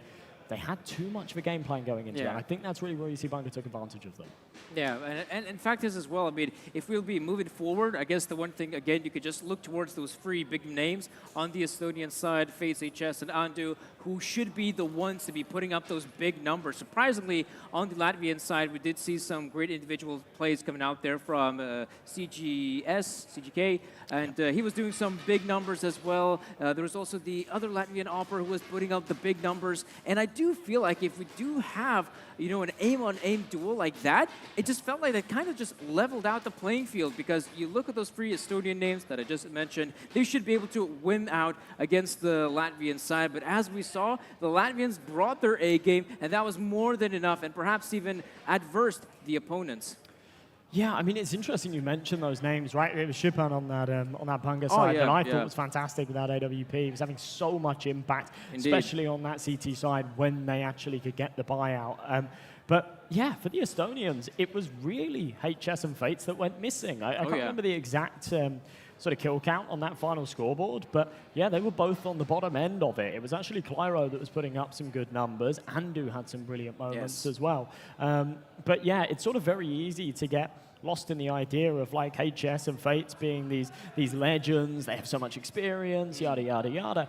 But the reality is, I mean, Fates has been relatively active over the past couple of years. HS has been pretty inactive from professional Counter-Strike, right? Still pugs and whatnot. But other than like mixes and events like this, he's pretty inactive on a competitive level. And I think that it's sort of a little bit harsh to put too much pressure on him.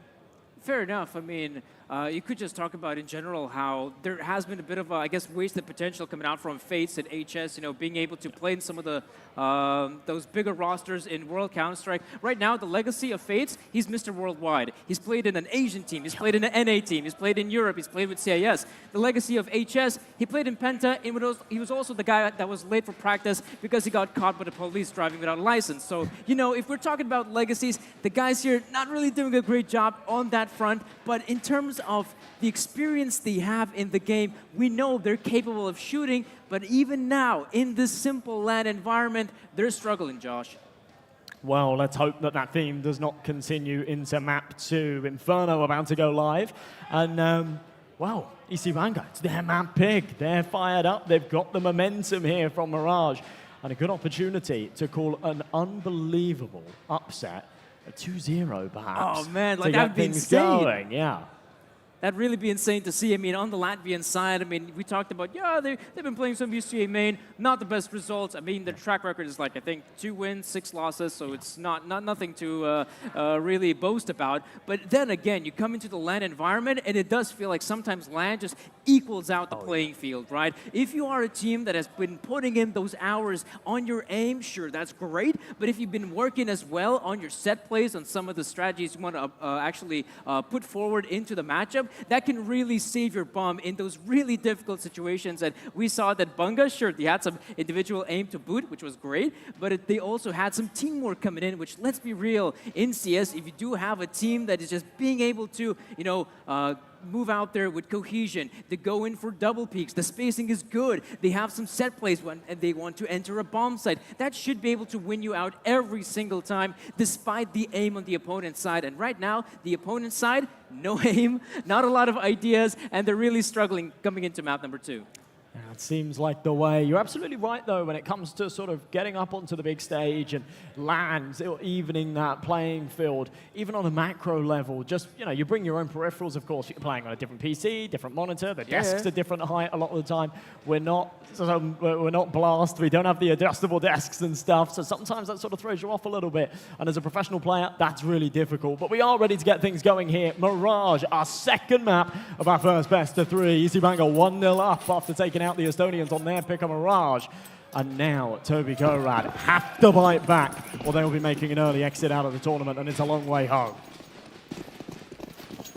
The peculiar thing as well, we have Toby here on the T side of all places. All right, let's see how good the Estonians are at showing off their firepower from the get-go. It does feel like it might just be a simple commitment here through B. Look at the mid-play coming out from Bunga right now, Toby. They really got to hurry up right now. They are going for the fights, and right now they're just winning every single one of them. That's sometimes the risk when you go for that aggressive mid play. Once the contact was made on Banana, they said, right, okay, right down mid, we'll play for the retake on B, we'll have a heavy Banana presence. That wasn't the full picture. They took that contact, but they didn't know where those remaining players resided, and they were in second mids. They were just caught in this bit of a pincer, and it was very, very awkward. But without very much success there in the pistol round, Bungo go for a full eco here. We see CGK with a HG, Niska on a Deagle. Any damage is good damage, really, when it comes to a round like this. Surprised no, we have gone for just the good old-fashioned eco. Right now, I do feel like on Inferno, it is quite common to have those force for the second round as well. You only have this one to work with. But what is this? Yeah, you got Disciplex with 2 master frags. Oh, no! Another player dropping dead. The rifle's now firmly in the hands of Banga. What is going on? Oh my. The epitome of this game so far, a full eco round. And you hit the nail on the head. This is why sometimes it's good to go for a couple of upgraded pistols. These boys confident with the USP. He's improving that beautifully. HY. AK-47. He's got the bomb on his back. He's got time to work with, but he doesn't have the numbers. The issue is for Banga, is after all of that, they're only actually able to recover 1 rifle. That's in the hands of CGK, and he's on the right bomb site, but he is alone. They might opt to try and group up. If they lose B, they'll play for the retake. This is dangerous. And High is in a prime position here to pull off a clutch. He's being very careful about it as well. Checking out every single nook and cranny to make sure there's not a single CT who might be able to spot him or get a shot from behind. And I feel like the setup coming out from Banga, it's a good one. Because right about now, they should also begin to realize, okay, 20 seconds have passed. We are yet to see anything happening on that A bomb site. Perhaps we should start shifting our way, and right about now, yeah, they will realize the bomb has been planted over at B. Bunga will come in with the retake, but if you're HY, you want to challenge those players as early as possible. They've been very good at staying coordinated in these situations, playing off of each other's contact. They have to do so here. And High, no chance, caught in a reload and dealt with. What a ridiculous round for Bunga to win. And just like that, a slow start to Inferno in terms of the pistol round, but a very, very flary follow-up. Man, oh man, that is not the round you're supposed to win if you're Bunga. And Toppy, let's be real, after a loss like that, you'll be punching those desks, hitting your PCs and whatnot, because that is super frustrating to lose a round like that. And some teams, they might even, you know, go for attack pause to try and calm things down a little bit, go for that mindfulness, but not Toppy. They're cold-blooded Estonians. Right, we're going to jump back into this one with a purchase of our own. Well, in the past, they've done decently well with the pistol force fires, normally with the Desert Eagles. This time with the Tech 9s on Mirage, we saw a bit of a faster play with the Tech 9s that did actually merit them that A bomb site. They got the plant, but they weren't able to hold on to it. Right here, a slower approach, a much slower approach. They realized that they're really losing control of this series. With a force buy like this, obviously losing that second round, they're double eco. They have to go for a force buy here. But they will still recognize the fact that if they lose it, Banga are well on their way. They'll be on to 3 rounds at least. They'll have the confidence and the money going into the buy round as well for a follow-up if needed. A minute left on the clock. First contact yet to be made, but it's coming soon. It's a very safe setup. The CT side's not even trying to challenge the Ts. In fact, once they feel even just a little bit of pressure mounting, you can see the players just backing away closer towards the bomb sites, because at some point the play has to commit, and we see some nades being deployed in mid. Oh, massive bombardment and big frags here for Toby. That opens up the site, that gives him a chance for a bomb plant, but still Chipan trying to get those players, but he loses a big chunk of his health, and Toby, they have the site. He doesn't really have the right weapon for the retake, and now low on health. Does make things a little more complicated. One man with a util, that's Niska. Incendiary, a flashbang, but time not on their side. 25 seconds left, and both util now deployed. There's a big kill, but a trade back. They'll line up. The Galil needs to spray for both. They've run out of bullets. It's chaos, and Chupan with the 5-7 again, getting it over the line. This is the Wild West here on Inferno. What a bizarre start. To quote the great Henry G, a blunder. That was definitely a blunder. Toby, again, this is, oh man, it's frustrating to even watch right now. Because this is one of those situations where, right, they got themselves the bomb site. We're talking a 3v3 post plant. Sure, all three players are on the bomb side, but then again, they are with the pistol, so they should be able to. They've gone for another force buy down. Oh, yeah. And I was so sure they might be able to just move in and out of the angles, but now, Toby, I gotta see some pace. I gotta see some quick plays from them, and we might see some in Banana. This is bold. It's a no-brainer to go for the buy in the last round, but this is a big call and one that could be costly.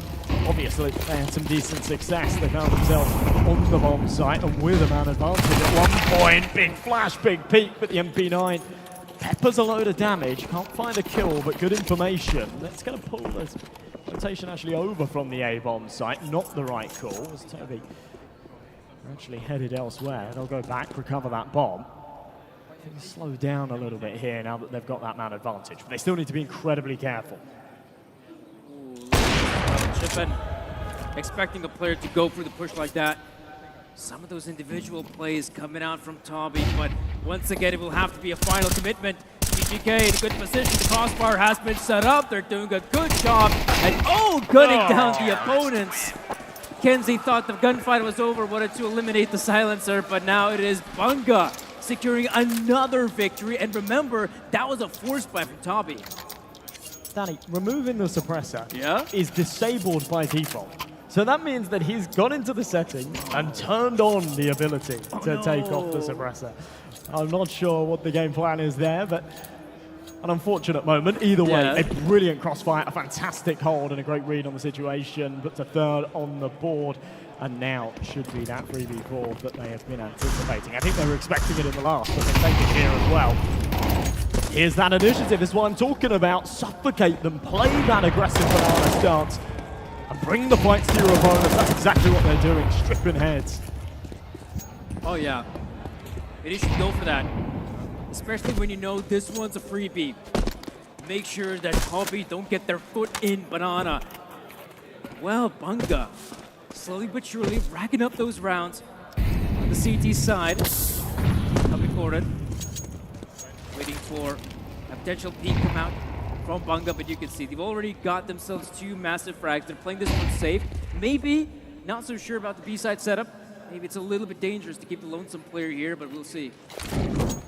Yeah, it is a bold decision, but obviously you've got to remember Displex's got that smoke and incendiary, so he can just play the contact by the time. I think he's fairly confident that throwing both of those pieces of util will actually act as enough of a deterrent. And with the aggression there in middle, could have been helpful as a retake prong later in the round, but Niska will find a kill, do a load of damage, get a bit more info as well. I think for Toby right now, it's just about trying to do a bit of damage. Maybe they can get a bomb plant out of this if they're lucky, but a 4v2, HS not with a lot of help. Clyro called upon once again with the Desert Eagle, looking for the entry, can't find it. And the same old story. Nice shot back from HS, that's for sure. Gives him the opportunity to get this plant down. Every second passing as he's tapping in those digits. He's worrying. It's a big kill for the smoke as well. But as I say, not enough. VC Banger with another on the board, but an expensive one, considering they were against an eco there. They've given up a plant, they've taken 3 casualties, and they'll need those reinvestments in the next. That'll hurt the bank. Yeah, you're right about it, Josh. And we're so sure the round will just be a freebie for Bunga. Not losing a single player, putting their foot down, and not giving any chances for Toby. But hey, on the back of it, you get a few kills, you get a bomb plant. The economy right now for the Estonians is booming. They got the weapons, they got the utility, but now the question is, what is the game plan? What's going to be their approach? Because Bunga right now, these past couple rounds, fighting fiercely for banana control. I would expect the same. Right now, it is just an exchange of days. But what's happening here in middle? It's Disaplex going for the hunt. I believe he had the backup there of Japan, but now that's a first Greek frag for Toby. Yeah, that was a little bit of a mistake, and I think that Bunga will realize it. Chupan instantly flashed off that angle, left Displex all by himself, but stuck in no man's land. A lot of damage been dealt here early, either way, from the util. But a man advantage and the best opportunity here for the Estonians to put a round on the board since the pistol. 4 AKs, that AWP An abundance of utility left with a minute on the clock. They'll start to move up towards this A side of things. CGK up on the balcony. Needs to go big. That's good response. A second frag for him. And now Toby, they're not sure if they want to commit here on the bomb site. The problem is right now, Banga, they're entrenched quite well, but Anju comes up with one, goes in for the spray, but doesn't connect. It's Chipon once again, but now that's the bomb site falling firmly into the hands of Fates and HS, and this duo should have what it takes to secure the round win. Chipon's just bought them a lifeline there. I thought he was dead to right. That's a huge whiff from Andu. The no-scope being connected puts us into a 2v2, makes this very doable for Kenzie and Niska. Once again, the same two pieces of util left for them. It's that Molly and the Flash, both with the kits, so they can burn this clock, but maybe burning it a little too low. 15 seconds, they have to make a move. And Fate's just holding a tight angle with the OWP, spotting the shadow, and off the contact. They'll both pick up, there's not a chance. The dynamic duo of the Estonian veterans will get it over the line, and a second round on the board there for Toby. There we go, HS and Fates showing the rookies how it's done. Very great round to take, and once again, those hits on the bomb site, I mean, they're always so risky if you're just jumping out the apartments. There are so many angles you have to go up against that. Right now, the off angles for Banga have been giving them dividends. They've been winning some of those early engagements and putting their team still in a potential retake scenario, which is something you don't get to see often on Inferno. And now, maybe a bit too respect for Toby, as Banana control not being contested that much from Banga. Just a couple of nades to come through. But it is firmly in the hands of the Estonians. Both ways delivering the chip damage. Quite significant for the M4s. So they can have that one-hit headshot potential, but a big entry. Kenzie trying to explore the apartments, punished for doing so. Getting by that snake in the grass, so now a two-man advantage. The bank was kind of broken here for Banga. They had enough to go for the investment, but remember, no AWP. Two players on the MP9. Shipback wanting to deploy a flash, but just not being given the opportunity. I cannot believe he's gotten away with both there. Oh, the nade. Oh, doesn't hit him. Still stays alive. And after this engagement in Banana, I mean, Toby, they still have time to work with it, not to mention the fact that, yeah, the A-bomb site has been completely neglected. That's a Banga. That gives a great chance for Toby to make the rotations possible. They still have the bomb to work with, but they're being too careful about it, and oh, this is big. If CGK anticipates this and thinks of the idea that maybe they could be onto his lattice to be insane, but I don't see a world where his brain processes that thought. Yeah. Maybe as he backs away for the save, it might happen. Back to back. Oh, this is so awkward. Surely spots him now. There you go. All right. Well, it's not going to have any bearing on the round, but a bizarre interaction regardless. There we go. Standard stuff on Inferno. Bomb site taken. Banga going for the save. Keep those free rifles into the next one, and it could still be a dangerous force to reckon with, but there we go. We're finally seeing some of that confidence coming out there from the Estonian side. I will admit, Banga not really having a lot of utility in this round, not even going for some of those engagements in Banana. Lacking in terms of weaponry as well, and they might even consider either going for a partial investment, maybe even for the save. But again, this is what you can always expect on a map like Inferno. Those first halves are always so incredibly close, and I guess it's no wonder we get to see Banga on the back of that save as well, picking up those SMGs. They could be really good on Inferno. Those close quarters gunfights, that's where the MP9s can shine. AWP from Chippan again, looking for that early fight in mid. That was not far off. Could have given them that man advantage, and it would have been greatly appreciated for them in a round like this. Hi. Again, crunching in on the apartments. I think Banga are sort of happy to give up this area of the map control. They haven't had a lot of success contesting it in the last few. Yeah. So let it go. Toby Kara definitely looking a little more comfortable here in these last couple, that's for sure. Ooh, we might see potential peak coming out here from Displex. As right now, Toby doing a really good job of just challenging these players one by one, but that's a good reply. Oh, mega replies. Oh, another one from Chippan, and suddenly in just the span of a few seconds, all the frags go the way of Team Red, and it is Atabanga to come out on top. Josh, break it down. What just happened? My, oh my, chaos. And again, it's the Estonians just struggling once they've found that opening advantage. They had a bit of space there on Banana over towards B. They had the apartments control as well, but it all just feels a little bit sloppy. And when those mistakes are made, Eastibanga are there with their arms wide open to snatch them up.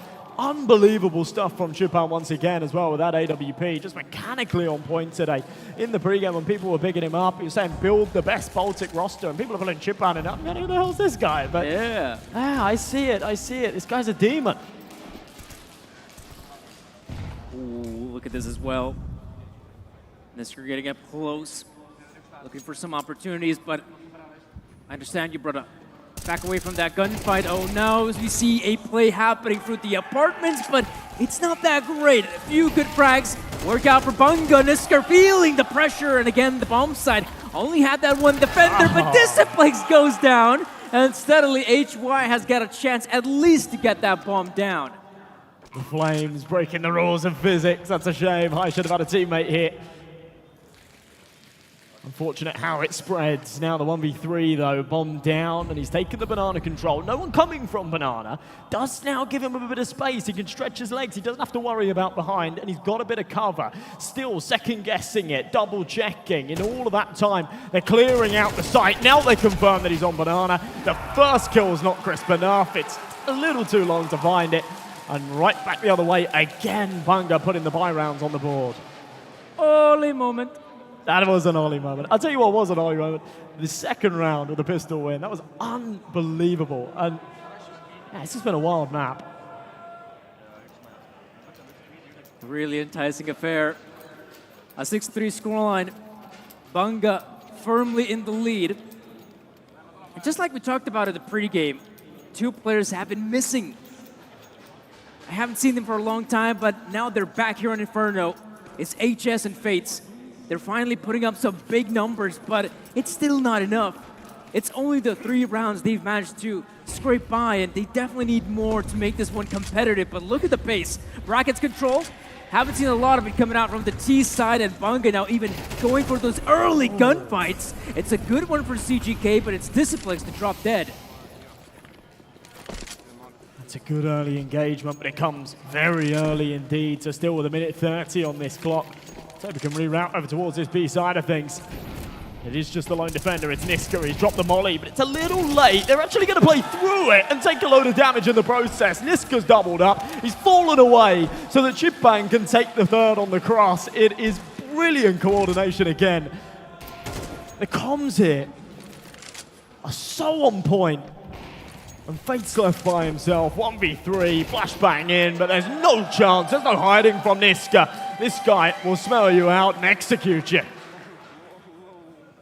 Man, there's been, well, you talk about coordination. Let's talk about a lack of coordination. That push happening on B bombs, that I mean, Tommy, they realize there still is one CT remaining from CT spawn. You just go swing out wide, double peek, go in for the fight, but we just saw the players timid. One player going for the crouch peek, the other swings out wide, but that gives just enough time for the Bunga player to secure them both. And yeah, Toby, man, oh man, just the 3 rounds once again to work with Chip and trying to, he sees the ankle. That'd be hot if it's the 18th century. He did get a little excited. Blew his load too early. Nice shot, CGK. That's a beautiful opening. Important pickup, and yeah, we saw in the last round, Tobigura making that mistake, one by one going through that smoke. It was great work from Nisker, but they really played into his hand. Oh, yeah. They want to make sure they don't make the same mistake again here. The push through the smoke will be accompanied by a flash and a Molotov. No one's home, so they'll back it up. But a man disadvantage, a firepower disadvantage, a round count disadvantage. There's not a lot going the Estonians' way. This round really needs to. We might see the old classic. They still have those 2 smoke grenades to work with, so that should give them a chance to make the cross. But now Disciplex has been doing a fantastic job anchoring the bomb side, but this time it goes down. That gives a big chance for Tommy to secure some of that backside control, but where is the bomb plant? It's still not coming through. Nisker has a bit of a gap to work with. I'm not sure if that bomb plant is even possible. Rotation's coming through. Chip and chucks in the Molotov, and yeah, the bomb does go down. And they got a real good chance of the Estonians. Andu, a massive frag, but a 3v4 retake on B. Man, I just don't see it happening. They were so scared to go for that plant with how low they all were, and they still are. But yet to find a kill, the AWP entering in. It's the worst tool for the job, but they're all on a slither of health. I'm sure they go for this, but yeah, it's not going well. Andu with another. Traded back out, CGK. Still a world that he gets this done. I love the double up in dark, though surely not anticipated. Swap to the M4, but Kenzie, yeah, can't be in two places at once. And as they sandwich him in, he's dead to right. Banga, that is a round that they probably should have had, but a little unlucky there. Sometimes you can brush those off. You hit the dinks, you get them down to sort of 5, 10 HP. It's just not enough. But then again, entering on the B bomb side, it's so difficult. Some very awkward angles to check, and with no utility as well to flush those T players out of position. Yeah, the retake does become a real hassle. And well, looks like we are coming into the last round of the first half. And even though Bunga have been doing a pretty good job in terms of their economy, right now it's falling to pieces, and the investment they've cobbled up, it is lackluster. But Chippen, front line of defense, or maybe even offense, he's looking for those early frags. It is Nisker to secure the first one. They're being pretty timid on this banana take here, Toppy, and if they end up losing the first player, the question is if they want to commit, and I think the answer is a big no. I cannot believe Japan gets away with that. He goes so aggressive, and they think they've got him, right? CGK, okay. Finds himself a second. I'm surprised he gets away with that one. And the Max 7 will rock up and finish up the first half. Displaced. Where does that come from? Such a bizarre buy. They had the Max 7 and the XM. Thought it was going to be the AWP doing the work. Instead, it's the shotguns. Look at this again. Just that final bullet as he goes down and then Displex. At that range, wow. Pure filth. I love it. Rubbing salt in the wound. The Estonians are looking lost here. Oh, man. They're really struggling on this first half. I'm really surprised they decided to kick things off on the T side of Inferno, not on the CD side where I thought that would have been their element. But then again, I feel like on a map like Inferno, it is always so difficult to find those opening frags. So maybe they were just hoping to brute force their way into the bomb site, and you could see the Estonians not happy about it. Really, this first half has been difficult, like it was on the first one in Mirage. Since we've got a few seconds, right? Because I was about to break it down, and then the MP9 went crazy and the Max 7 went crazy. It is insane to me that Shipan's gone for the aggressive peek by himself with the AWP. He's got out of there. He had the support on the corner, but you see, Toby Gorab, when they don't kill him, they literally deploy all of their util. They're like, okay, he's sandbags. They throw 2 mollies, they throw 2 HGs, they throw flashbangs. They burn so much utility to kill him, and Shipan's already out of there with 75 HP. They barely touch him. It's mind games. Second half pistol, so important here for the Estonians. They don't take it, they are in deep water. But their pistol round count so far has been pretty good. Here we go, Andu with the Jawleys, Cowboy pistols, needs to go big. The first one, a good response from Nisker though. One more player here in the form of Fates, a big one. They're still trying to challenge these players one by one, but look right now at the minimap. We have a big one from HY and Bunga. They're being caught out one by one, and H1, he will seal the deal, but CGK, last player left standing. Yeah, there is no doubt Toby Gorad have been better with their pistol rounds today, and to be honest, it only makes matters worse, right? If you're winning your pistol rounds, I think they're 3 for 4 now, out of the ones that we've seen. It's a real head-scratcher that they're not actually pulling ahead, especially in MR12. These pistol rounds are so important. Oh, yeah. You see Banga still getting it done. The second they get the guns out, they just look like the better side. CGK, of course, a 1v4, now 3. A couple of them low. He has got a bit of equity in this. The problem is he's also low, and the bomb is firmly in enemy hands. So he's going to have to hit some pretty crazy headshots here. Picks up, there's the burst, but yeah, expecting one to his left. HS will trade it back, and the Estonians keep things tidy. That's lovely to see. I felt like they lose the pistol, it's basically donezo for this second map of the best of 3. But hey, we got some players stepping up. HY when it mattered most. It does feel like, on those first pistol rounds, the CTs have become more inclined to push middle, not to mention the fact that, I mean, yeah, it's USPs up against Glocks. They have that long-range engagement, but even more than that, they're more than happy to go out for those peaks in second mid, look for those early fights, and then maybe, if they have that heavy four-man setup, to just keep on pushing, and then they will realize that, okay, this is the B play, this is the banana play, we'll just come in with a big flank. Dancing around, obviously not very much invested into this round at all. Couple of deagles. Any damage is good damage, as I said earlier. Zombie, it is about damage control. Try not to lose that rifle. They've got 4 MP9s in play here, so a good chance to rack up some cash. Remember, $600 a piece for these kills with the SMGs, and it's a blender there on Banana. All 5 going the way of the MP9s. Andu picking up 3, so that'll be a good little cash injection. My concern, though, is now that they go into the buy round, if they get a little bit greedy, they hold on to all 4 of those SMGs, Yes. they put themselves at a disadvantage at a time where they can't really afford to. There it is, they've still got all 4 of them. Dangerous game. Well, I'm a bit of a proponent of the MP9, and I do feel like, yeah, in a situation like this, probably going for the gun round with those proper M4s would be the better choice. But in the case of Tompi, I guess it is a confidence play. They're more than happy to hold these angles up close, and Fates already sees a bunch of players coming his way. This is where the MP9s can cause a lot of damage, but it's already an opening and a team kill coming out. Nothing major just yet, but look at the rotations, Josh. Okay, big kill from CGK, and HS realizes now that they've emerged through the archway. He can't do a lot, he's taken care of. HY now all by himself. He's only got that MP9.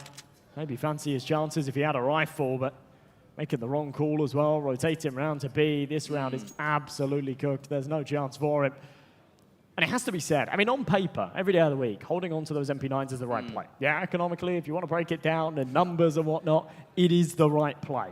But in the context of a match like this, the second that you let EC Bangor sort of get a bit of momentum and take control in these rifle rounds, they run away with it. It's exactly what we saw in the first half. It's exactly what we saw on Mirage. So giving them that foot in the door here is a big issue. And as we see Bunga on the back of that impressive victory, might just even keep the free rifles going, which for the T's, I mean, that is just great to start building up. Also a bit of a bank. I'm surprised to note that HY, you know, he's looking for an opportunity. Maybe something will present itself to deal some more economical damage on the opponent's side. But yeah, you can see Bunga firmly entrenched on the bomb site. They should not be making any mistakes from here on out. And for Tompi, I guess, yeah, the one saving grace is that after this round is over, they at least will have just enough money to get that purchase in. But if they fail there on that first hurdle, man, this game might just spiral out of control. Done well to find an exit there. Doesn't want to stay alive, doesn't want to save that MP9 into the next round as well. Yeah. They've learned from that mistake for sure. So, yeah, a little bit of extra money, extra $600. I'm surprised by the buy here from Bangor. 3 MAC-10s into this one. Ooh. Is another bold move. But, as I said before, T side, you set the tempo. You can set the pace. Being able to do so here, these SMGs indicate to me that maybe we'll see something a little bit faster. 2 of them going to bomb it up Banana. No one's home to be the recipient, so they will just take this control for free. Yeah, this is where I guess Bunga is expecting, all right, if they are going for a purchase, it's going to be pretty lackluster. We could use our pace to get up close in their faces. And right now, sure, Brackets has gone the way of Bunga, but nothing more concrete. Sure, we still have some of those players lingering about in Banana, but I feel like the main strength of a purchase like this would be to group up and just hit one of the bomb sites. They've done very well to put pressure on, though. As you say, that Brackets control, Banana control. There's no utility left on the CT side. They've got no kits. There's a single smoke grenade. And that is all they have to work with a minute left on this clock. They've gone very heavy on the rifle buy here.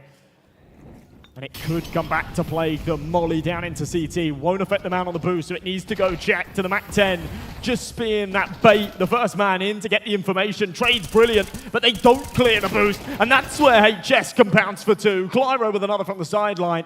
And a better hold here from the CTs. AK-47, what a shot from Discplex. He puts himself in a 1v2, looking for those engagements. Maybe it can challenge the CTs one by one as they peek out, but we can see both CTs sticking together. Oh, they must have heard the reload, and timing is awkward as heck. So yeah, that'll be a victory here for the CT side. A big win as well. Some really good positioning there. 3 players on that B bomb side. It becomes so difficult to push if you also don't eliminate HS in that position. And even though, yeah, I felt like that was a good choice from Banga to group up and hit one of the bomb sites, I feel like initially they did a good job to try and just waste their opponent's utility. We saw them in Banana, we saw them in brackets, but it felt like they didn't use brackets control to the fullest extent. I felt like they should have maybe deployed a bit more utility on that A side of the map, and then maybe the B play suddenly becomes a lot more effective because you're already keeping at least 2 or 3 CTs on their toes over at A. Not checking that boost as well, a grave mistake. I think that first MAC-10 that flew in didn't take a bullet from the boost player. Instead, just died from sight, so they didn't have that information. It cost them big time. If HS doesn't find both those kills, it's a very different outcome, that's for sure. Here we go, though, 9-7. We really do have a game on our hands. Remember, Mirage closed up at 8-7. That's where Banga took the reins again. Triple MAC-10 buy in the last round was bold, wasn't it? But it almost paid off. And the one saving grace of it, a silver lining to that loss, is the fact that the economy is still pretty stable here. They have enough money to go for an investment. Niska down to that Galil, but the rest on the rifles, a bit of util scattered. Slower stuff, big entry from CGK, but it's traded back. Nice one from Claro as well, though Fate's missing. The shot, his buddy goes down, but Vanga, they at least keep those 2 players alive, and look at this. Right now, they're going to stick together. As Tomby thought this might be a full-on commitment, that's why HS has completely neglected the B-bomb site. But he's keeping an eye on it, on the cross, just in case. There's no smoke for this cross, so HS will just be able to hold it. Should win this duel for the first. Perhaps, no. Pulls out a volley. Bad timing, my friend. And that's going to cost you the site. So C4 will go down here. Again, not able to kill him on the cross. This time he's got a smoke in hand. We'll do him the favor of being able to creep up without taking the firefight. In the meantime, his teammates will come up Banana. They should have this in the bag. But Niska playing a very sneaky angle with his teammate on the corner. The whole idea is Discplex will take first contact, and Niska will then just peek that little bit wider to follow up and try and find a kill without taking a disadvantage. But here it is. Andu behind the back of the site. Fates takes contact. Galil with a big kill. And now a 2v2. Andu on the defuse. If this is stopped, then this is round over. And with no kit, Niska needs to swing, but he chooses not to. And just like that, Fates will finish it. Andu's defuse will come in. And, well, that comes a little bit close for comfort, let's be honest. A slight misplay from Banga at the end there. But an important round win for the Estonians. They stay composed. I mean, a setup like that just works perfectly if you have the CTs coming towards Church, but we just saw none of that. We saw players coming through CT from Banana. They clear out the bomb site. They are so aware where the final 2 players are stationed at, and Banga, it becomes so difficult to try and go for those engagements, win them out because they are compromised. And well, Disciplex going for the digs, and well, it's no wonder Toppy looking for those gunfights, but it's not an easy round for them. They already dropped 2, but maybe no more than that. For a second there, that looked deadly. Could have been another for the Tech 9. Okay, Niska. They make it expensive. They make it very expensive, that's for sure. But for the first time in a long time, we are tied up at 9 apiece. Banga will have a bit of money to work with in this one, though, so a chance to buy back again. They've come very close in these last couple of buys, that's for sure. 8K's out. This time, no contingency at the Galil. I'd love to see an AWP on Shipan, but T-side AWPing on Inferno, it's got to be the hardest side in the game, or the hardest map, to really have an impact. So it does make sense to just run the 5 rifles. It does, because if you are with a sniper rifle, you have to be, first and foremost, incredibly mobile, and Inferno just doesn't really offer that mobility on the T side, not to mention those angles you have to go up against are pretty awkward. Speaking of which, though, look at the early fights happening. That's a big one from HY. Massive frags. They have full control of second mid, but that's a Banga. They've been pressured on that area of the map, and they will try to pressure Banana in return. Just used as the bait there. They definitely weren't expecting a second peak to come through. Bolden itself to have one. Good utility usage. And a decent nade. In fact, that's brilliant. Chunks up Niska big time. Andu by himself, though. No flash. Molly comes a little late. Japan will be able to trade it. But once again, we're in a 3v2 retake on this B bomb site. And they need a little bit more success than they found last time. Still, though, on the side of Bunga. Oh, that is a massive player to eliminate Disciplex. Could have been the difference maker, but now it's Chip on, and he sees the first one, and yeah, it's so difficult to go up against a flying CT, and there we go. It is, in fact, Toppy who are in the lead on Inferno. I'm surprised to see that. A 10-9 scoreline. They were down 8-4, and now they've been winning round after round after round, and Bunga, they're the ones struggling. Begs the question. An interesting choice to start off on their T side, wasn't it? Now here on the defense, definitely looking better. Yeah. Bango getting back-to-back bomb plants, though, and a fair few kills in these endeavors. The money's still looking fairly tidy. It won't be all the bells and whistles, but not far from it. 5 AKs again. Those pieces of util. Sparse in some places, but still sufficient, that's for sure. It's just a little bit easier to manage that economy when you're not playing with it all. That's what we're seeing right here. Ando aggressive in Banana. How on earth have they not killed him yet? There you go. So messy. Peppers loads of damage, but can't find a head. Traded back the other way. You can see as well, Bunga, they have one player there in middle who's being so careful. CGK on the lurk, expecting some kind of flank to maybe take place, especially after losing that initial player. It's no wonder that Toppy, they've decided to put a bit more emphasis on the A-side play, maybe try to clear out middle, but the problem is, look at the current setup. Bunga, slowly but surely, they're inching their way forward. They have cleared out CT spawn, and yeah, they'll get that bomb planted. I don't know, I'd say is riding on CGK. How impactful can he be? Again, I can't believe how bold they've been to just completely give up this B site. Unfortunately, CGK won't find a kill, but to be honest, it doesn't really matter all too much. I think Toby are just going to go for this save. Yeah. 4v4 retake, they've got one kit here. They've got a bit of util, but yeah, this is far too important of a round. They have to just kind of chill. Let it go the other way. Yeah, Toppy, I think they'll be more than happy to save these guns as well. They've been doing a pretty good job at winning these rounds with at least, 2 players, maybe even 3 players surviving. It's no wonder that some of those players, like Fates, are sitting above $6,000. So they'll be more than happy to go in for the reinvestment once again. As we'll see, this is where things are getting so close that it becomes incredibly difficult to call who might actually come out on top.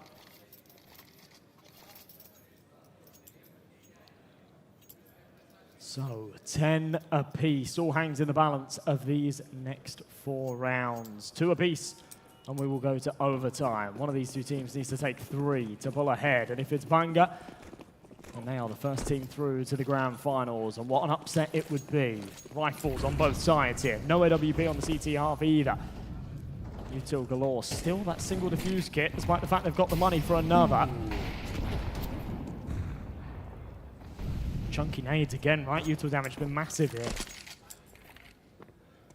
Man, without even having banana control, sure, but Toppy, they could be quite happy of the damage they've inflicted thus far. And you can see this setup is really just banking on the fact that maybe this will be the B play from Bunga, but they still have lots of time to work with. This mustn't be the final destination. And as we'll see, Bunga, they can still spread out. Make sure to waste some of their opponent's utility. And I think the T side is doing a pretty good job of maintaining their own utility. Right about now, they're just going to show off some presence here in brackets. But the CT is mean. They don't really know what's going on. Very slow. This is what happens when you hit a scoreline like this. No one wants to be the man. Yes. To make the mistake to cost your team. Discplex behind this smoke. Perhaps looking to be the hero. Goes both ways. Smoke down into CT. Big peek from HS, but an instant trade and 25 seconds left. Fates needs a double, and if he doesn't get it, then they are in trouble, because once again this site will fall. The bomb will go down, the retake will be needed, but Banga this time have got the numbers. Oh! Andu! He felt he should have gone for that, and oh no, another player dropping dead! What should have been a potential retake for Toppy has once again fallen. And oh boy, the Estonians, they're going to be kicking themselves, because you look at the minimap, positioning, it's good. They should be able to hit those shots, and yet once again, Banga, the miracle, they get the job done. 11 rounds for them. Unbelievable, unbelievable stuff. That B-bomb site just been a major vulnerability here in this second half. Toby have been all right with the retakes. Sort of split down the middle, I guess, but yeah, that was a key round they couldn't afford to lose. Now we are 11-10, and the money, it's okay here for the CT side. It's enough for a buy, but it becomes a real problem if they lose this round. Yeah, money's also going to be an issue for Toby. And think about this as well. If it comes down to another retake scenario, I'm not sure if we'll see Toby even attempting to go for the retake, because fact is, they'll just have to save their guns. We'll have to wait and see. Once again, Toby have the utility to work with. They should be able to look for some of those engagements. Oh no, Fates, he gets caught out once again! No success behind the car. It's a great opportunity for Banga. Here we go again, Andu low. I thought they were just going to burst out after finding that kill. They actually delay it a few seconds. It allows Toby to get these rotations in. Now they've got all 4 players over towards this A site. But as they fly up short, EC Banga, this is going to be a bloodbath. Surely a mess into the crossfire. It all crumbles beneath them. And the call to play in as soon as they took that contact was definitely the right one. Because they've screwed the pooch. They've left it a little too late. This was a prime opportunity to snatch the map and the series their way. And instead, they will have to do it in the next. Oh no, it's one of those NIP plays to push through A short, and it feels like almost every single time you're in such a disadvantageous position as a T. If that would have been a wraparound, we'd probably see a completely different outcome, but here, every single player just gets gunned down in the crossfire without having a single chance, but CGK still has his chance. It is a 1v3, and fact is, the players have abandoned their post over the A bomb site, and CGK, he has no idea where the final players are coming from, and HS is being incredibly careful. He's just peeking through, trying to spot out the player, and now CGK, he anticipates. He knows there could be a player in the apartments, will try to get that bomb planted, put himself in the post plant, but no, it's HS. And he's too quick, and Toby, they secure round number 11, but oh boy, I'm not sure how often could you expect rounds like that to go your way. That was a really good read from CGK. Yeah. Yeah, just great due diligence there from HS, sticking around in the apartments, wrapping around, and yeah, just running down that timer, frankly. Again, all things considered, CGK has done a very good job of getting that bomb down. Gives them that little bit of extra cash going into a very key round here. If that means they can pop out a couple of extra bits of util, then it's worth its weight in gold. And here we go again. 4 AKs. Shipan this time around with the AWP wants to try and contest Fates, who's had a much better map here, that's for sure. We were sort of leaning on him and HS, saying they weren't having the best performance there in map 1, but they are stepping up to the plate here on Inferno. 11-11. Yeah, Fates once again trying to be more proactive, but I do feel like, oh, he kind of struggled in the past. Ooh. Not this time, it's Fates and Andu, a deadly combo. That's 3 players out of the equation. It's CGK and Kenzie left standing, and oh boy, Banga. I wonder what sort of mid-play can you hope to accomplish in a 2v5 on Inferno. Oh, that was just a key duel for Niska to win, and he should have, but the reactions were too quick. Kenzie and CGK, I think they know that they're down and out for the count here in this round. It's so early to call a save, and realistically, they don't want to, I guess. And there's so many ways to look at it, right? You're going into the final round of the half, so what they have right here with the AKs and the util is better than anything that they can buy with a lost bonus.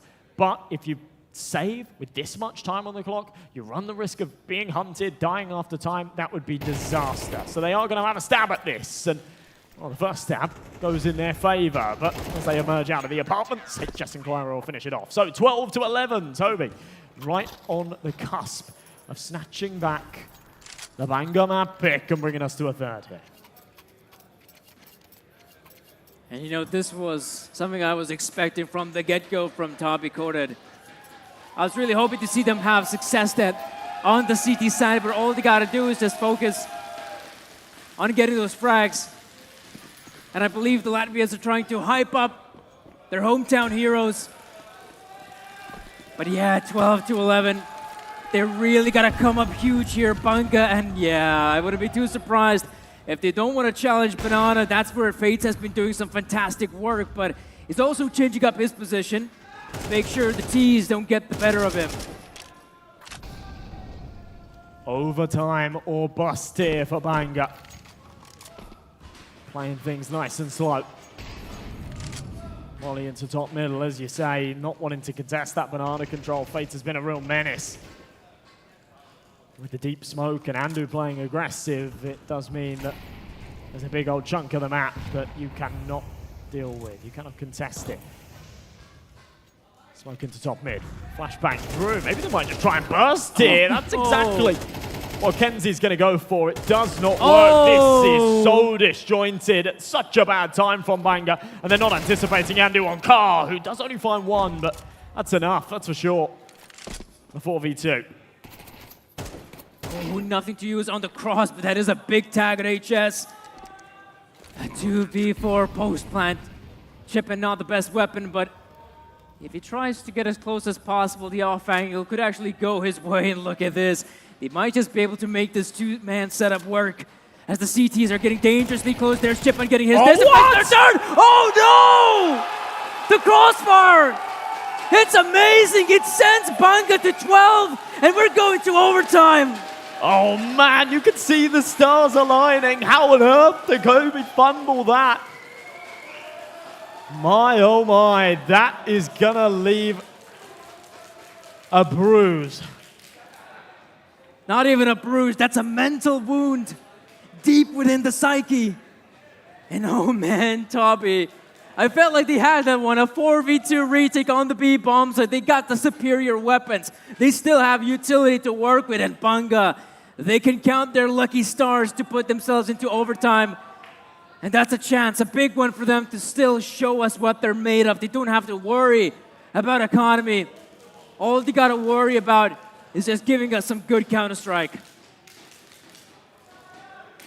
All or nothing now. I cannot believe Displex has gone for a Mach 10 here in OT.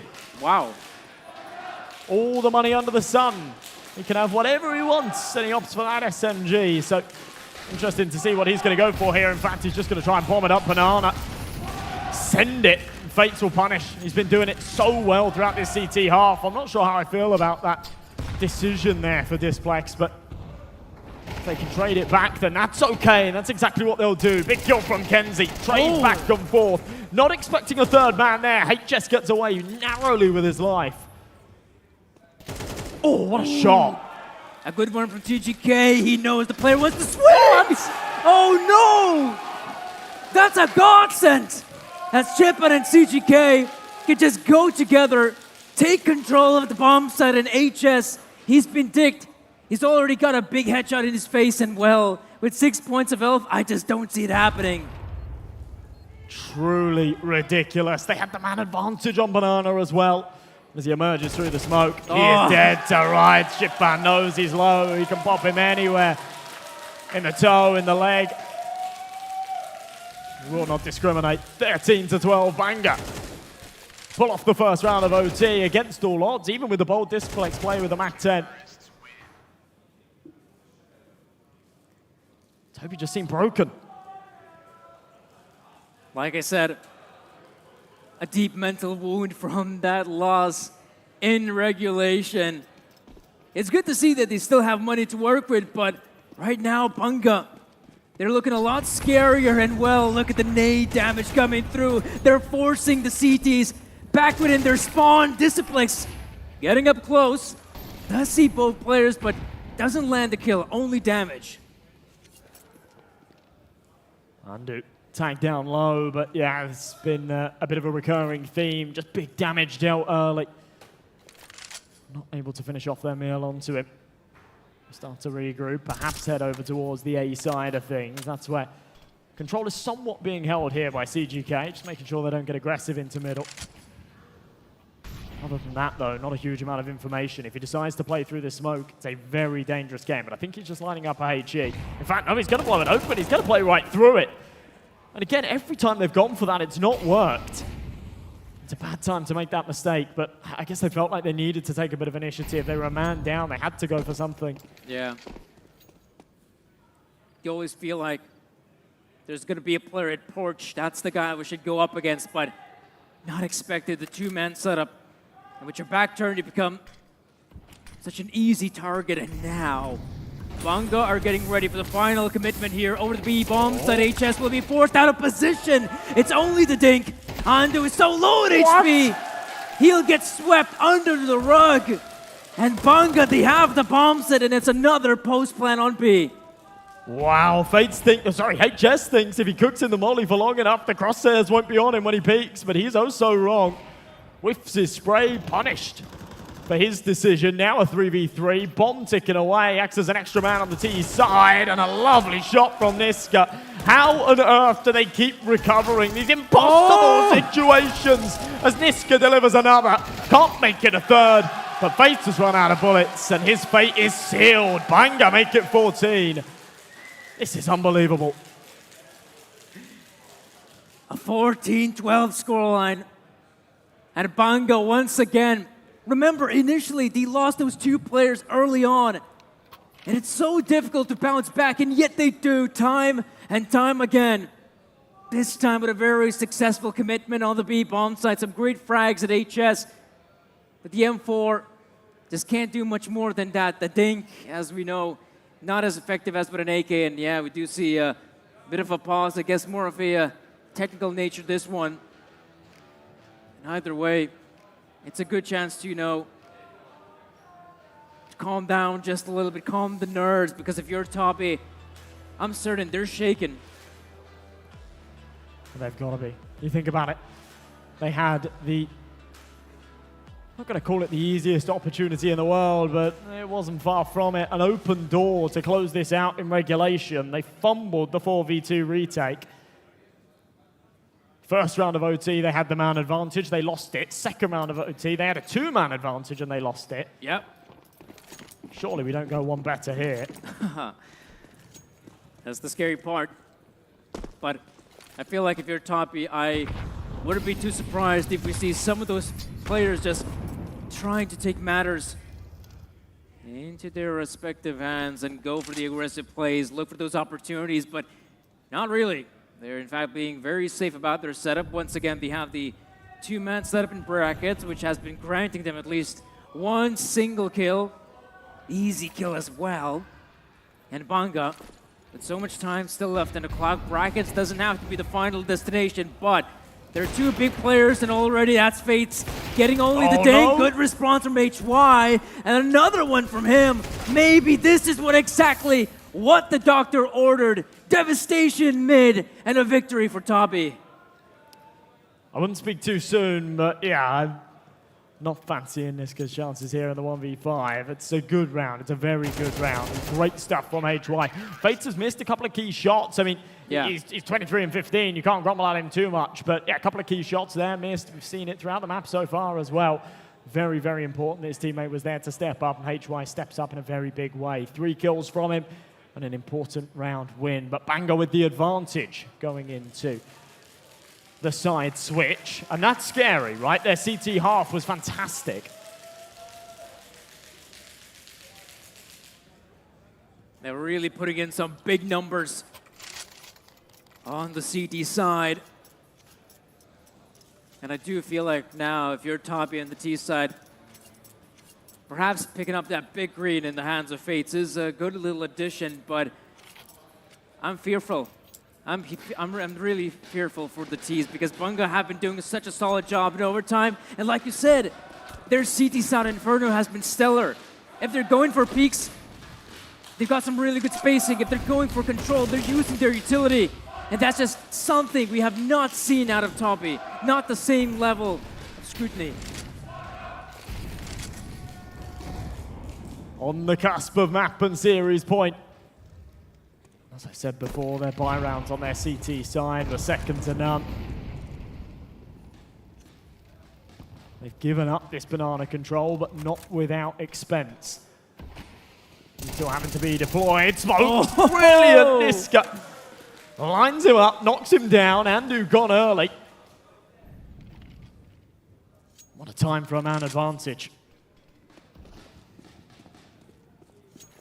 Big first frag to go the way of Bunga. And it's not like Toppy, you know, they lost a player going for some control in brackets or anything like that. No, it's a player just dropping dead in banana before even firing off the initial shot. But we might see some in the next few seconds as Toppy are inching their way forward. Oh, that's a bit of a miss, but maybe it's not that big of a deal. Disciplex has to hold the line with his teammate Nisker, getting a first good frag, and now Disciplex is yet to reveal his position as he pounces, he gets one. And now there's a chance for Toppy to at least secure a bomb plant. But a 4v2, they would have to be allowed that room that they were given. Oh no, that's ridiculous. A little bit awkward. Fatal swap out to the AK. It's just not going to happen. They completely overwhelm him. They school them on how a 4v2B retake's supposed to look. And EC Banga will be the first team on to map point here in overtime. They've got 2 chances to close this out. Man, oh man. The scoreline, I think neither of us was expecting to see it turn out to be so close. 11-12, that's what we saw in regulation.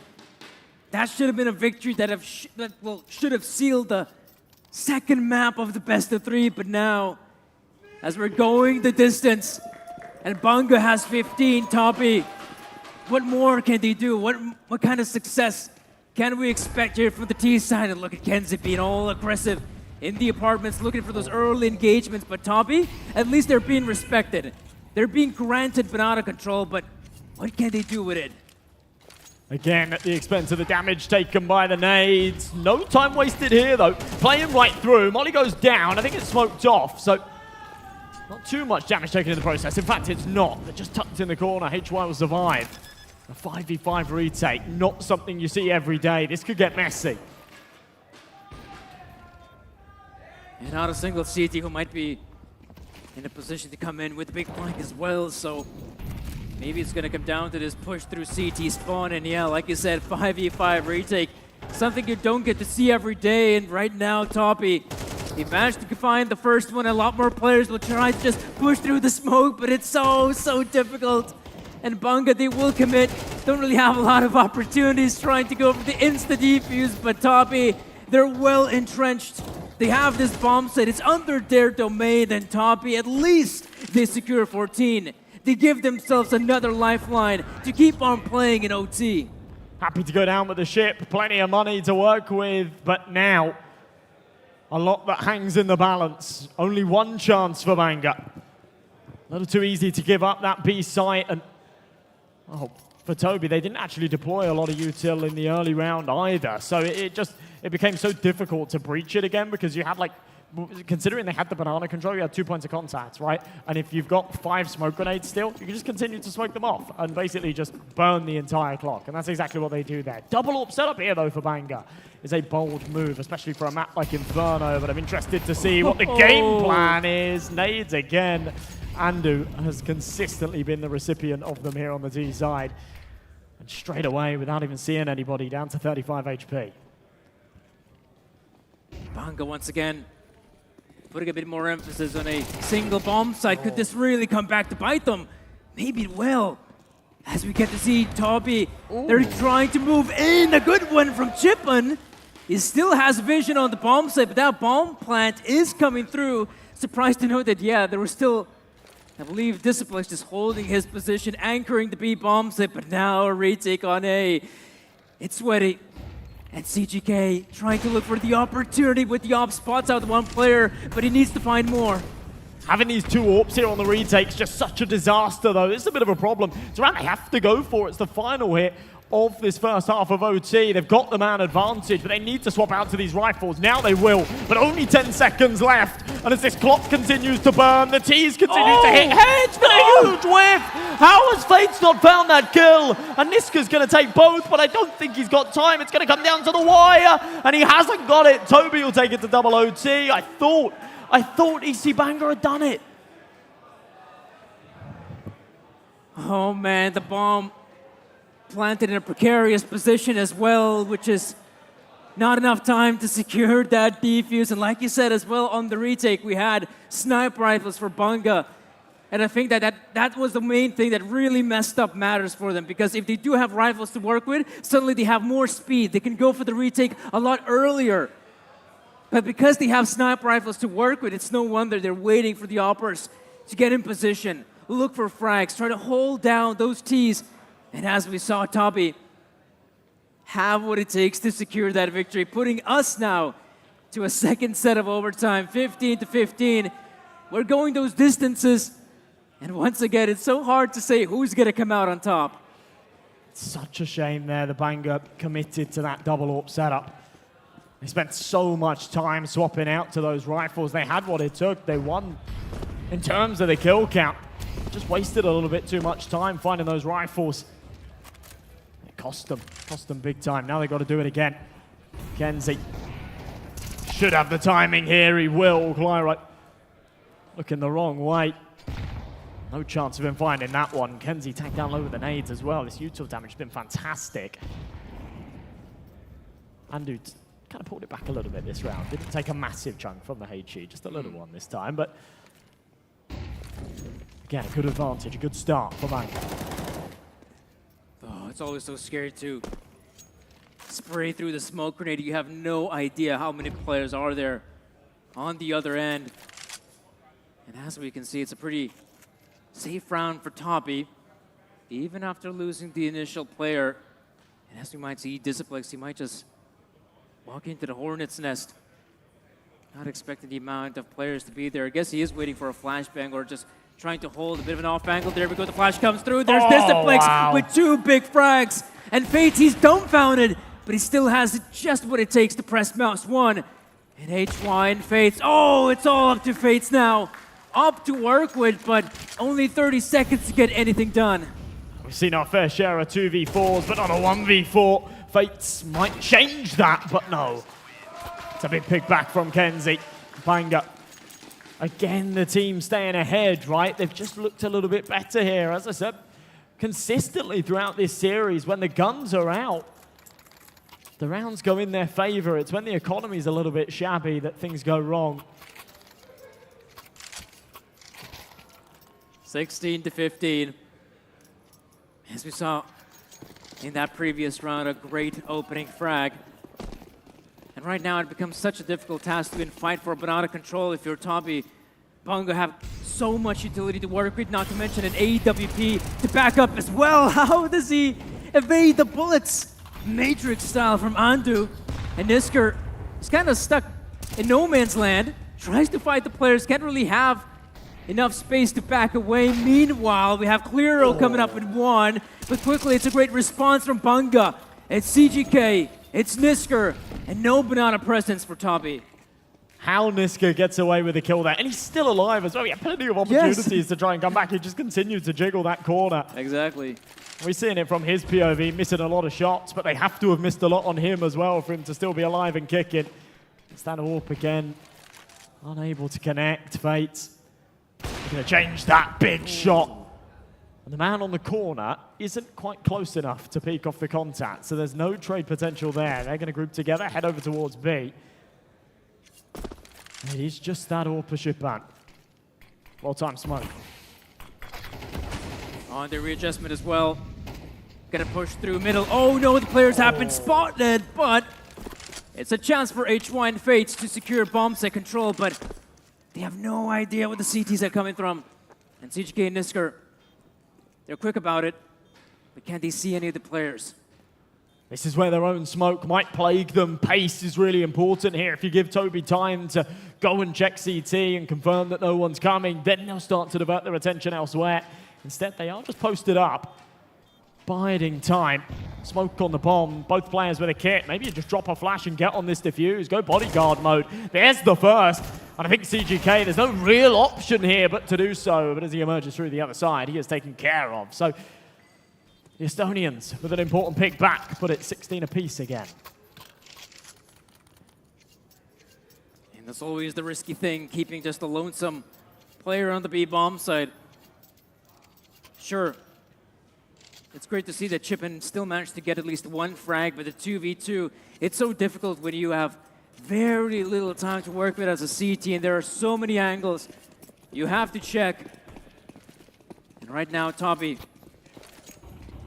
maybe with this newfound confidence, they'll be more than happy to go in for the big plays, but Chippen, he's got to be mega careful. He has no idea what's on the other side, and big damage to boot.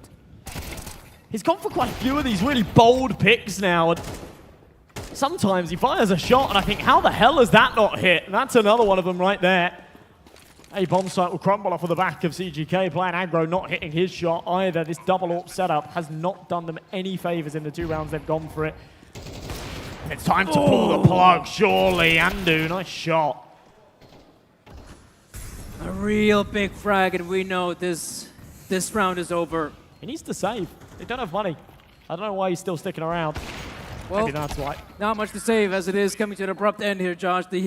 Oh, of course. Sorry, I'm thinking it's the second. It's not. Don't worry about it. Fried. There's a lot of Counter-Strike in front of us. A lot of rounds that have been played, and a lot more will be. And so I think the Estonian side can be happy with the 2 rounds they managed to pick up here. Still, consider this. This was the T side of all places. They managed to achieve it. And I feel like if anyone has the pressure on their shoulders, it's got to be Atsabunga, especially now. Consider this, they still had those opportunities to close it out in the first set of overtime, but now we've gone to the second, and I really hope they still have some more game plans left on that T side. No MAC-10s, though, so I guess that's one good thing. Yeah, it hits hard when you choke 2 series points in a match that means as much as this one. Oh, yeah. Double AWPs for the CTs now. The Estonian side, Fates and Andu, both willed them. Shapan on the other side with one of his own. We saw many rounds on that T-side of regulation where they were just opting for the rifles. A lot of early util damage, and CGT in the air has found one. I'm not sure how that one came about. But a big kill regardless. Oh man, Lonesome Clero. They've been constantly checking the porch position as they've gone for the peak, but maybe this time it will be different.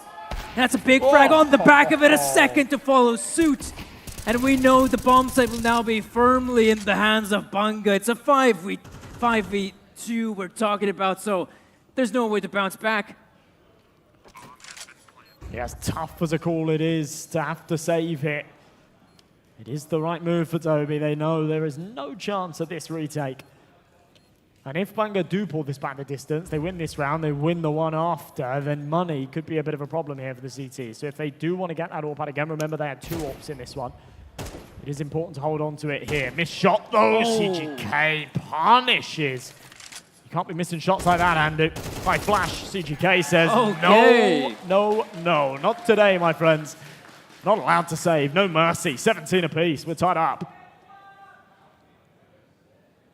Yeah, maybe they'll have to now readjust their purchase. Maybe going for the sniper rifles in plural may not be the best choice, but looks like they will only have the one in the hands of Fates.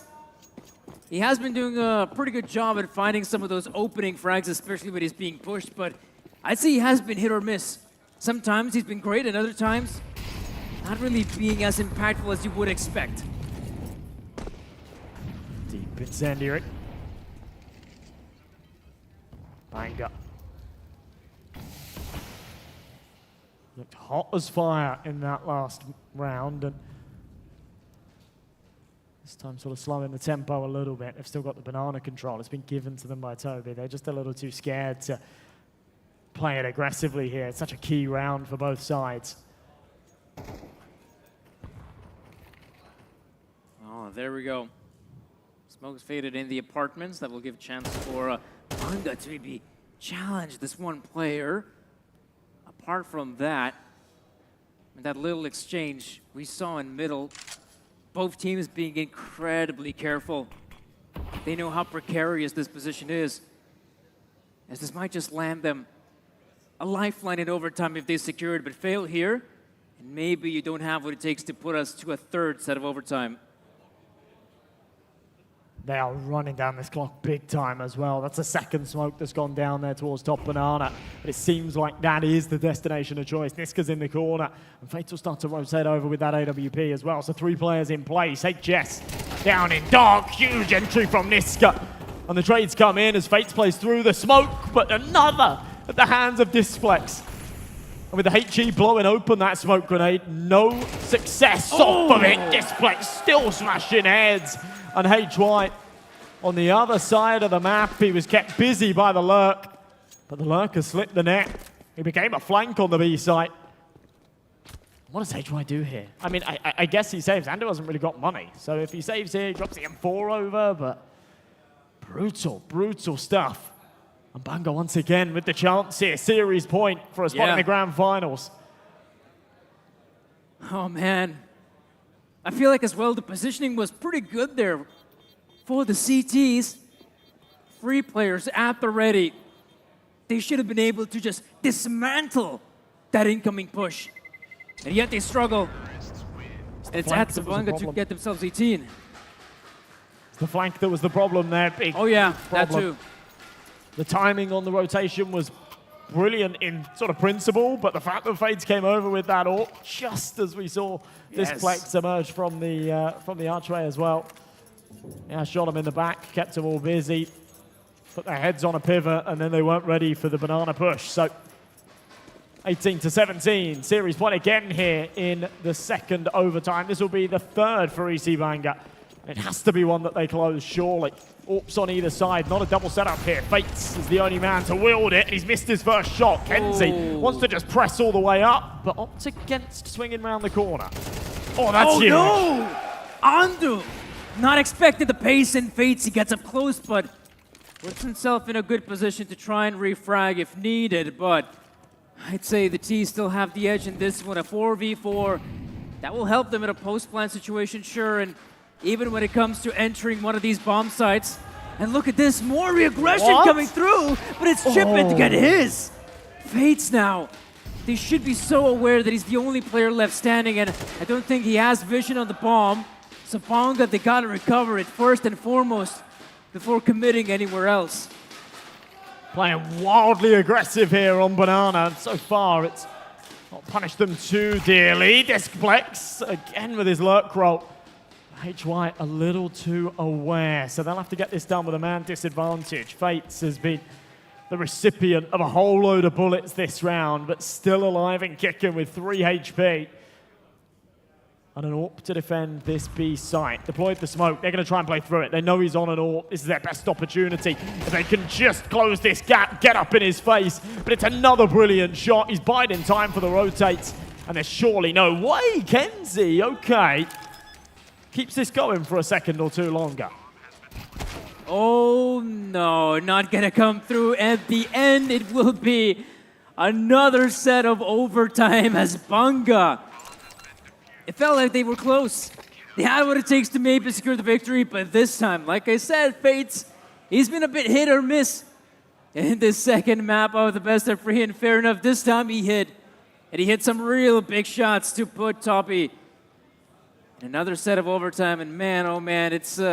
I feel like now the Estonians, they're starting to get the groove of things. They're smiling, they're happy about it.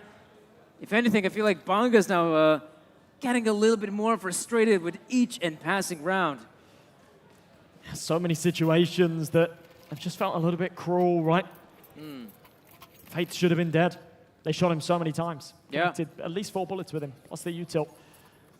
Just could not finish off the job. And he ends up being the thorn in their side, the problem maker that leads to further rounds. Interestingly, doesn't opt for that AWP here. This guy's going nuclear. He's 35 to 21. He's really stepped up in a big way since we've moved over to these overtime rounds. Oh, yeah. Got a shout out to CGK as well. Oh, in your face, HS. That's already a player dropping dead.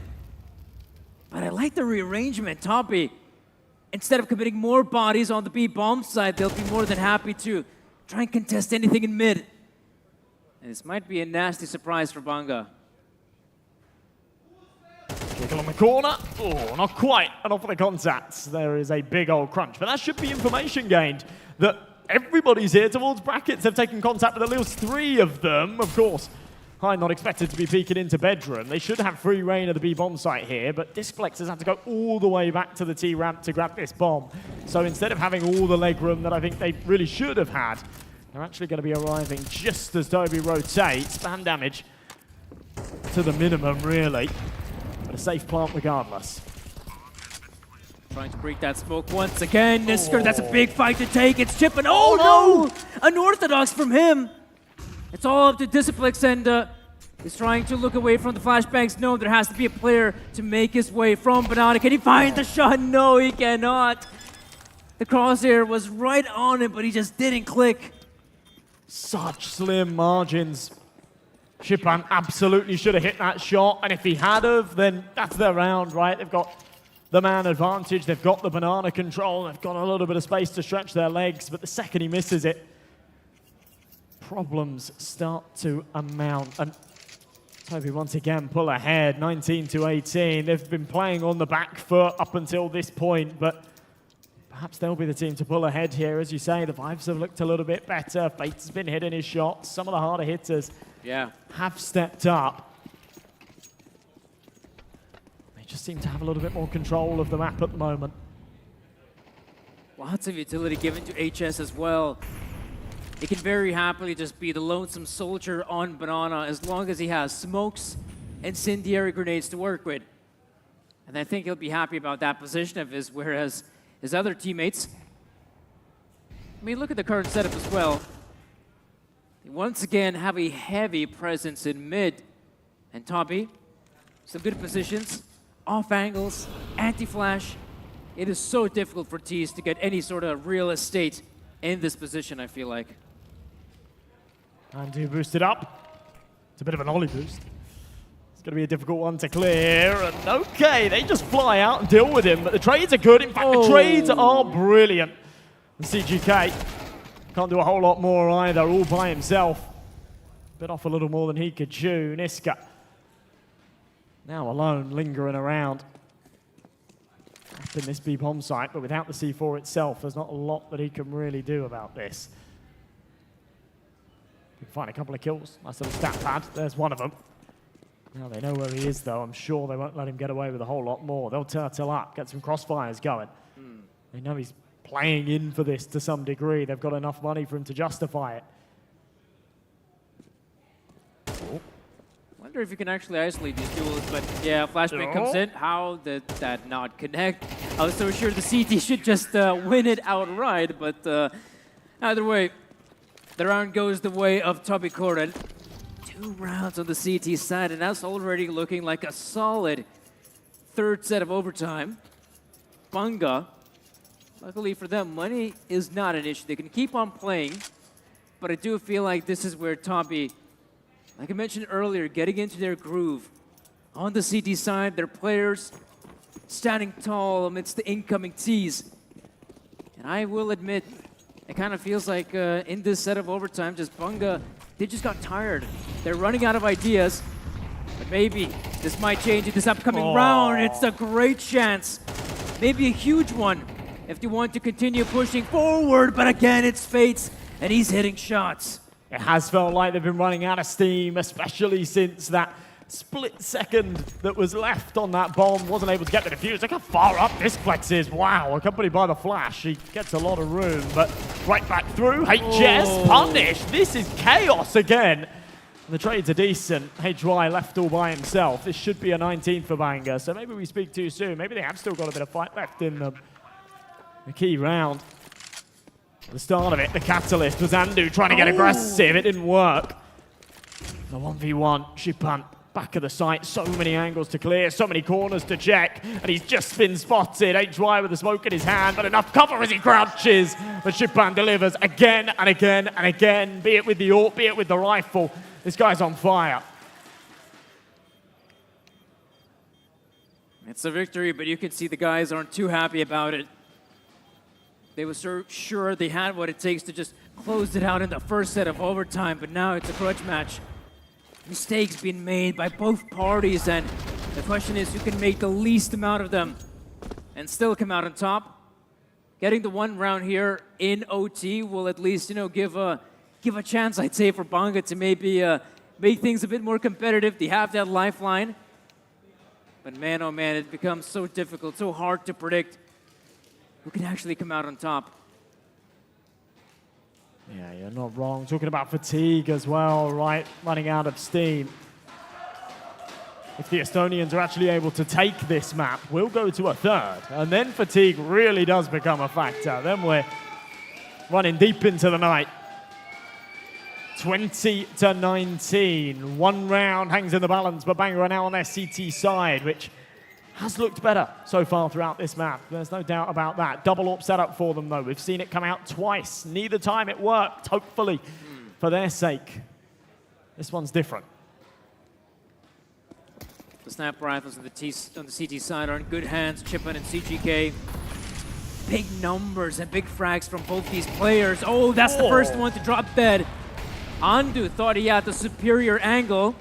And sure, he inflicts a lot of damage, but not enough to eliminate Chipan. And as you can see, those players are getting dangerously close. I hope that CGK has got backup. She sure does, in the form of Displex. But now, that gives them the opportunity to continue fighting. And Kenzie, when will he strike? That's the big question. Oh, man. Oh, wow. Incredibly messy. It gives him a lifeline. Fates has just found a shot with the AWP as well, so a 2v2. Kenzie is kicking himself if he can't win this fight the second time round. Then this round kind of goes on his shoulders, I'm going to be honest. Shipan in the meantime, clearing the corners with his AWP, almost has the timing on Fates. No, misses the shot. And on the repeat, he'll be taken out as well by the AWP. What a ridiculous round. That's gotta hurt. That is a round that really, really hurts for Atsabanga because they know how close they were to secure victory. Kenzie, if he just eliminates that one player in short, that's over. It's a 1v3, and Fates is left with a sniper rifle. There's serious mistakes made there, though. Yeah. Not just Kenzie's whiff, right? I mean, obviously, that sticks out like a sore thumb, but CGK and Boiler with the AWP. Once they're taking the contact, they had a two-man advantage. He peeks wide. No, no, no.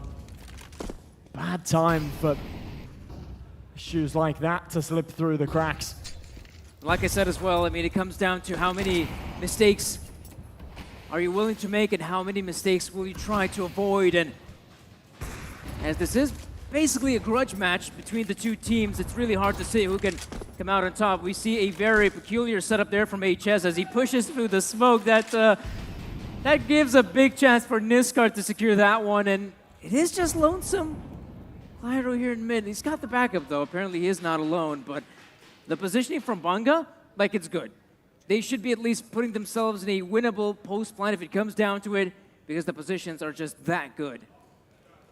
Yeah, surely not joking a 5v3. They've got this triangle formation as well, a perfect crossfire that should be impossible to breach. Good smoke, does a decent job at it, but CGK with a collapse shot, the AWP will get it over the line. All five stand alive for Banga. They are fighting hard to take us to a triple overtime.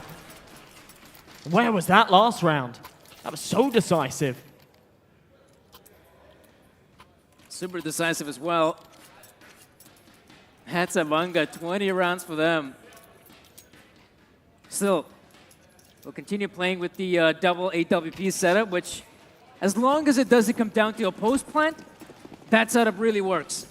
Chipan and CGK have been so impactful on the CT side, but if it does come down to a post plant, that's where I see troubles on the horizon. 2-for-1 special here on Inferno. So we are in round number 42.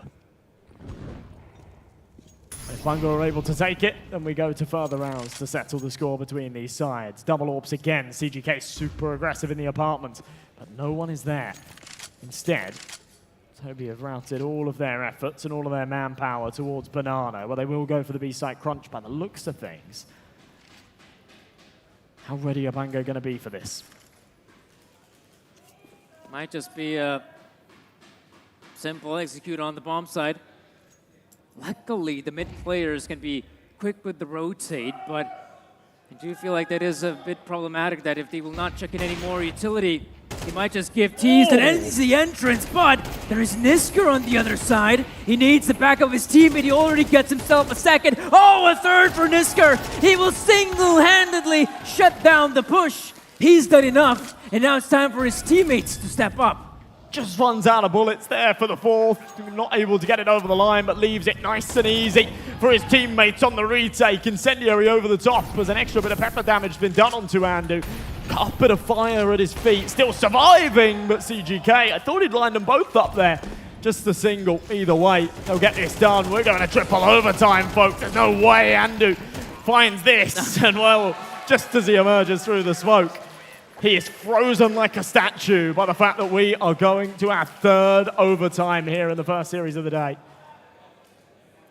I'm starting to question if there are any more maps in Counter-Strike apart from Inferno.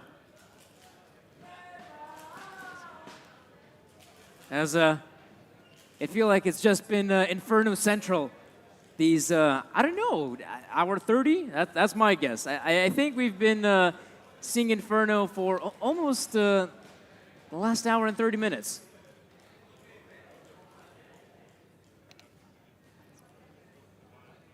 So yeah, this is where, man, like 21 to 21 scoreline.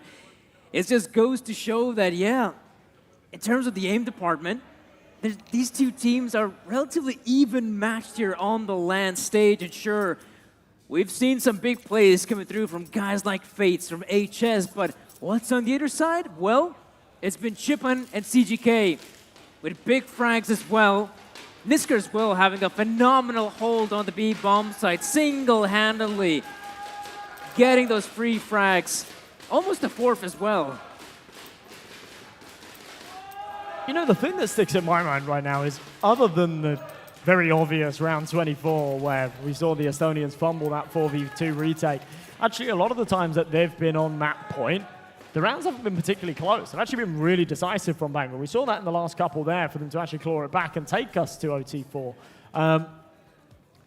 But yeah, sort of the other way around, it's felt like whenever EC Bangor have been on the verge of taking it their way, the rounds have come desperately close. It's been such thin margins. It's been fractions of a second on bomb diffuses, and 1v1s haven't quite gone their way.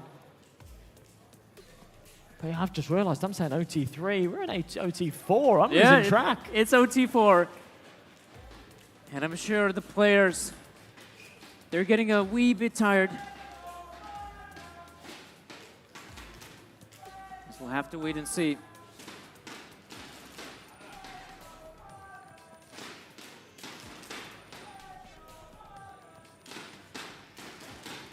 So yeah, 21-21.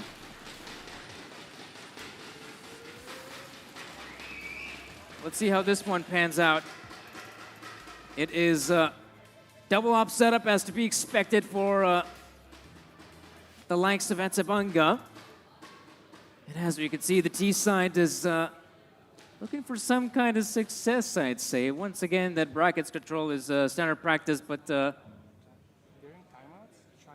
have to wait and see. This is where, oh, this is getting dangerous. Look at this. Look at how much map control has been given up by the Latvian side. And it could come back to bite them. Oh, look at this, Kenzie. Oh, that's going to be a big frag. Two massive frags for him. And look at this. He could try to go in for more. And maybe it will be Disciplex to chime in as a few more players left standing and not anymore. It is 22 for Atabanga. A phenomenal first one in OT4. Wow, wow, wow. Pressures are mounted on again and following up after that little mini resurgence to take us to OT4. Players are going to be running out of steam, though. I'm starting to feel it.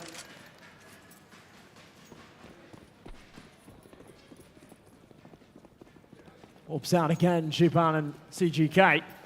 Both with the snipers. We've seen CGK get very aggressive in the apartments a lot of the time with that AWP. He's not been given many opportunities, but Shipan certainly has. Again and again, they've challenged him on Banana. And afterwards, maybe started to question whether that was the right decision. Everything going wrong, but a good trade back. Sklyro actually pulls the numbers back to evens, but a lot of damage taken. A leg shot from the Orb, a big chunk of damage by the HE. They're treading lightly here. They're on thin ice. Yeah, it's no wonder they're being so careful here, Bunga.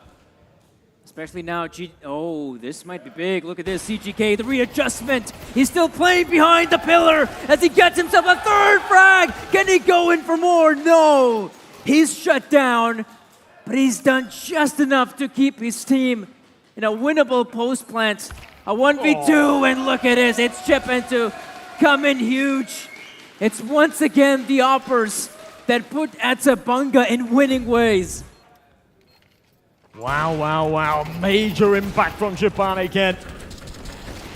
Finding the first kill on the B Banana, finding the last kill on the A site. He is everywhere. It's so difficult to play against right now. It's CGK on the verge of a 40 bomb though. Fates has already hit it. It's a big benchmark, but a HLTV stat padding.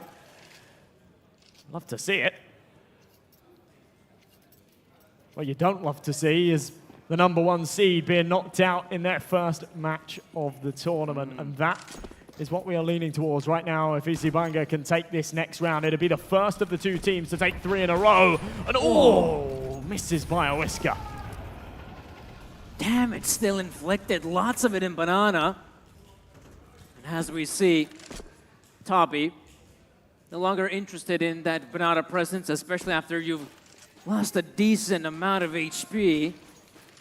It's no wonder that these past couple rounds they have been more inclined to enter towards A, but you must remember that on this A bomb site we do have CGK who has been hitting incredible shots. So maybe reconsider your options if you're Toby. Hell of a lot of damage being dealt though. Niska. Oh, this is huge. Right in the corner. Shipan, what? Unbelievable shot. Off for the contact. Niska's there for the trade as well. And a man advantage. The two boys that are low are still alive, so still causing problems. 50 seconds, they have to breach this B site, but the defenses are all here. 4 players. They should be able to deal with this, but they will still allow the bomb plant to come through. At least they know there's no one at the back of sight, but is that any better? HY is up close with an AK. They got to anticipate a player here. And Disaplex runs up with 2. And HS runs out of lifelines. And it's Atabanga to finally get 3 rounds in a row. Look at that as well on the stage.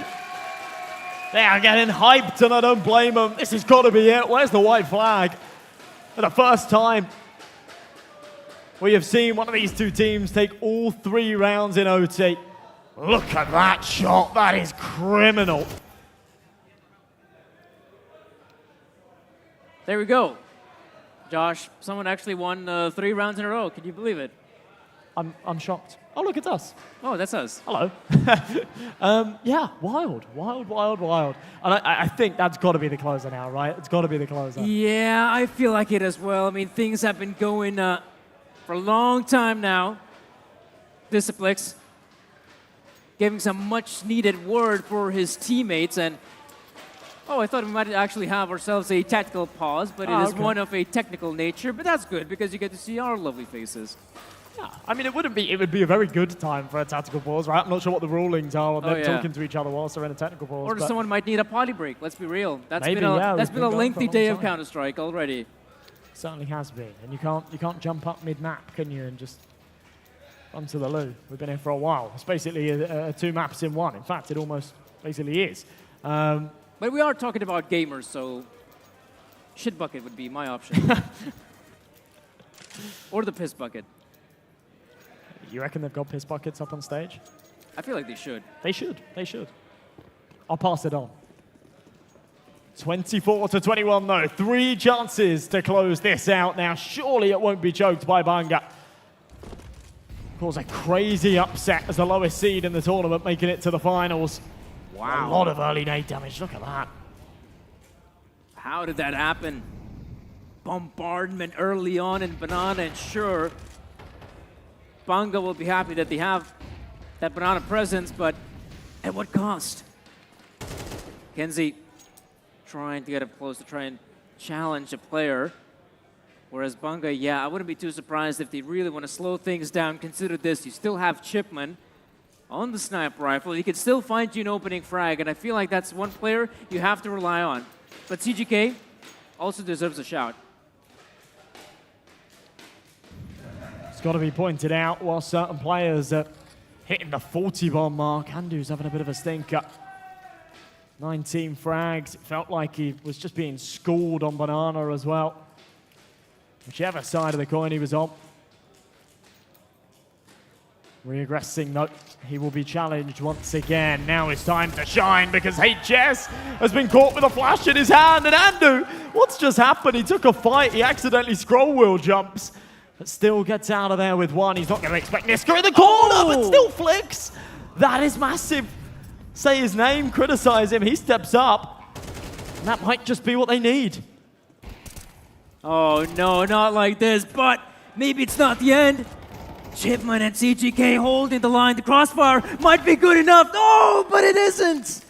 It is Toby with the final 2 players to secure the round win. It felt like Banga has what it takes to just get it over the finish line, but we're not done just yet. It actually felt free, right? They found the opening kill Yeah. for free. HS was had a smoke in his hand.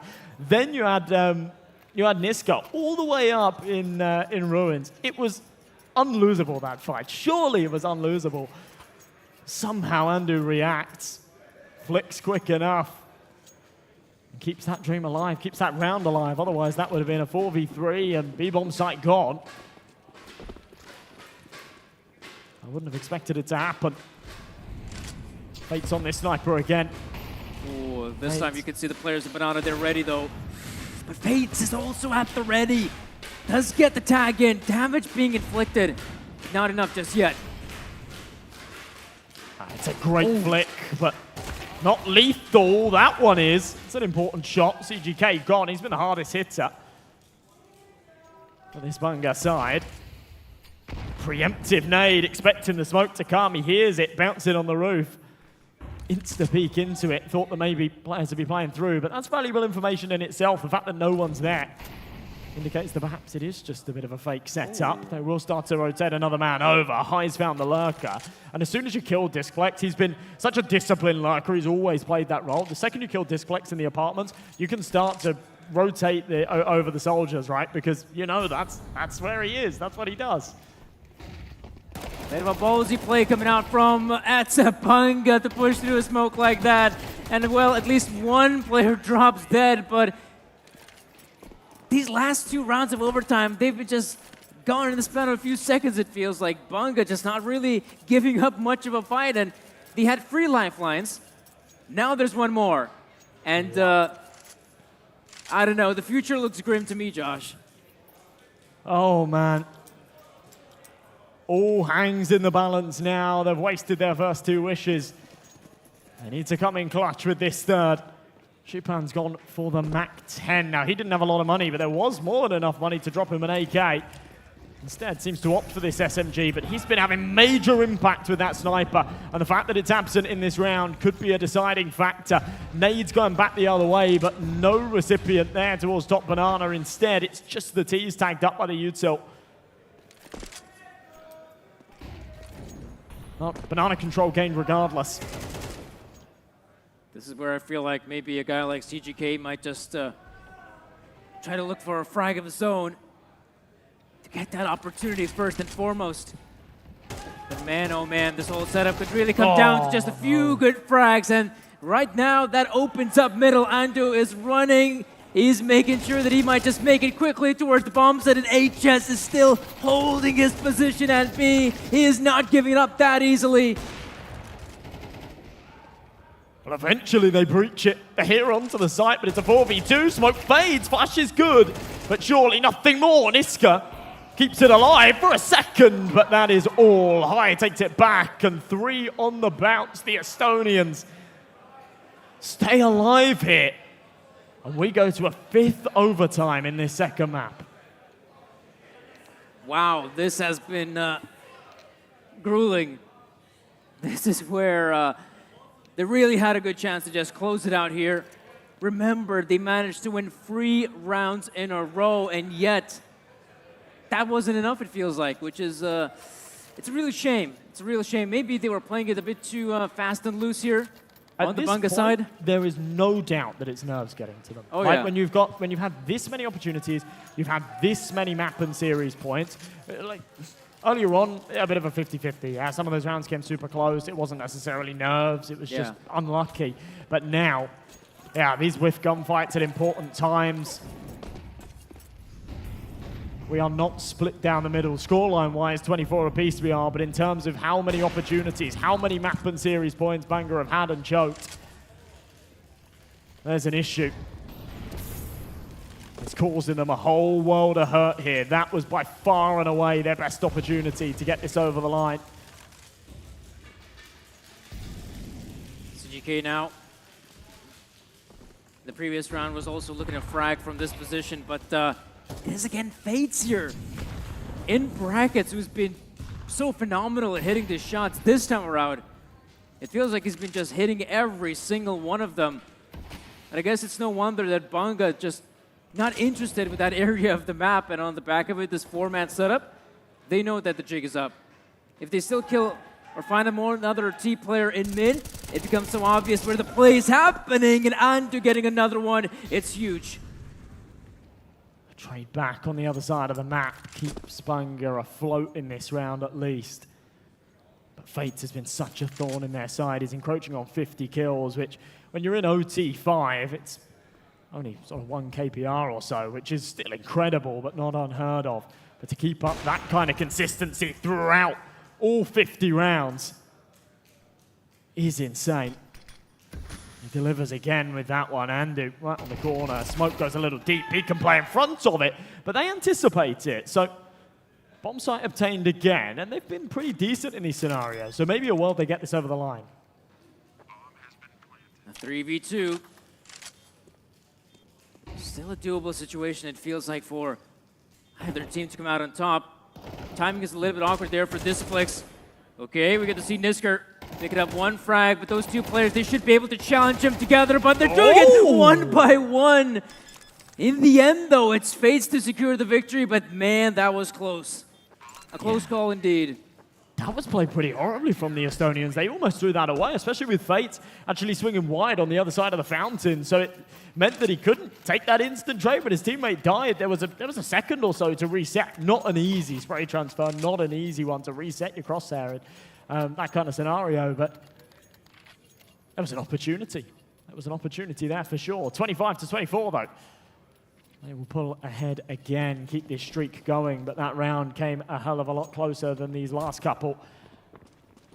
Fated Sniper, 48-28, and he's just made it 49. He's been so good at it, time and time again. And Bunga, they might just be, oh no, just crumbling apart. Look at the aggressiveness we're seeing displayed from Andu. He just doesn't give a damn. He might just push through a smoke. He will be punished, but CGK, oh, so close and getting HS.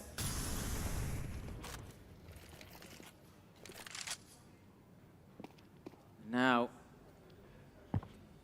the guys here at Bunga, slowly but surely creeping their way up Banana, but Tabi cannot be 100% sure where the final commit will take place, and do have Fates who has switched up for the M4. trying to dish out the damage, but right about now you could see some big map presence from Toby. They see there's not a single soul in the middle. Where else could it be if not the B playing Fates? Can he hit his shots? Well, he does get the first one, looks for the second, does go down. And they might just be able to get that bomb plant, but remember, we do have the big flank coming through, and Kenzie replies, but can they expect the second player to be there? HI is getting close, super close. This time he wins the clutch. Oh, wow. What a way to step up. That was gorgeous. I was almost certain they wouldn't expect that banana flank so quickly. But just as a soft check, the timing's perfect, and Displex in a brilliant position there to clutch up that 2v1. Absolutely awesome. So tied up once again, Banga.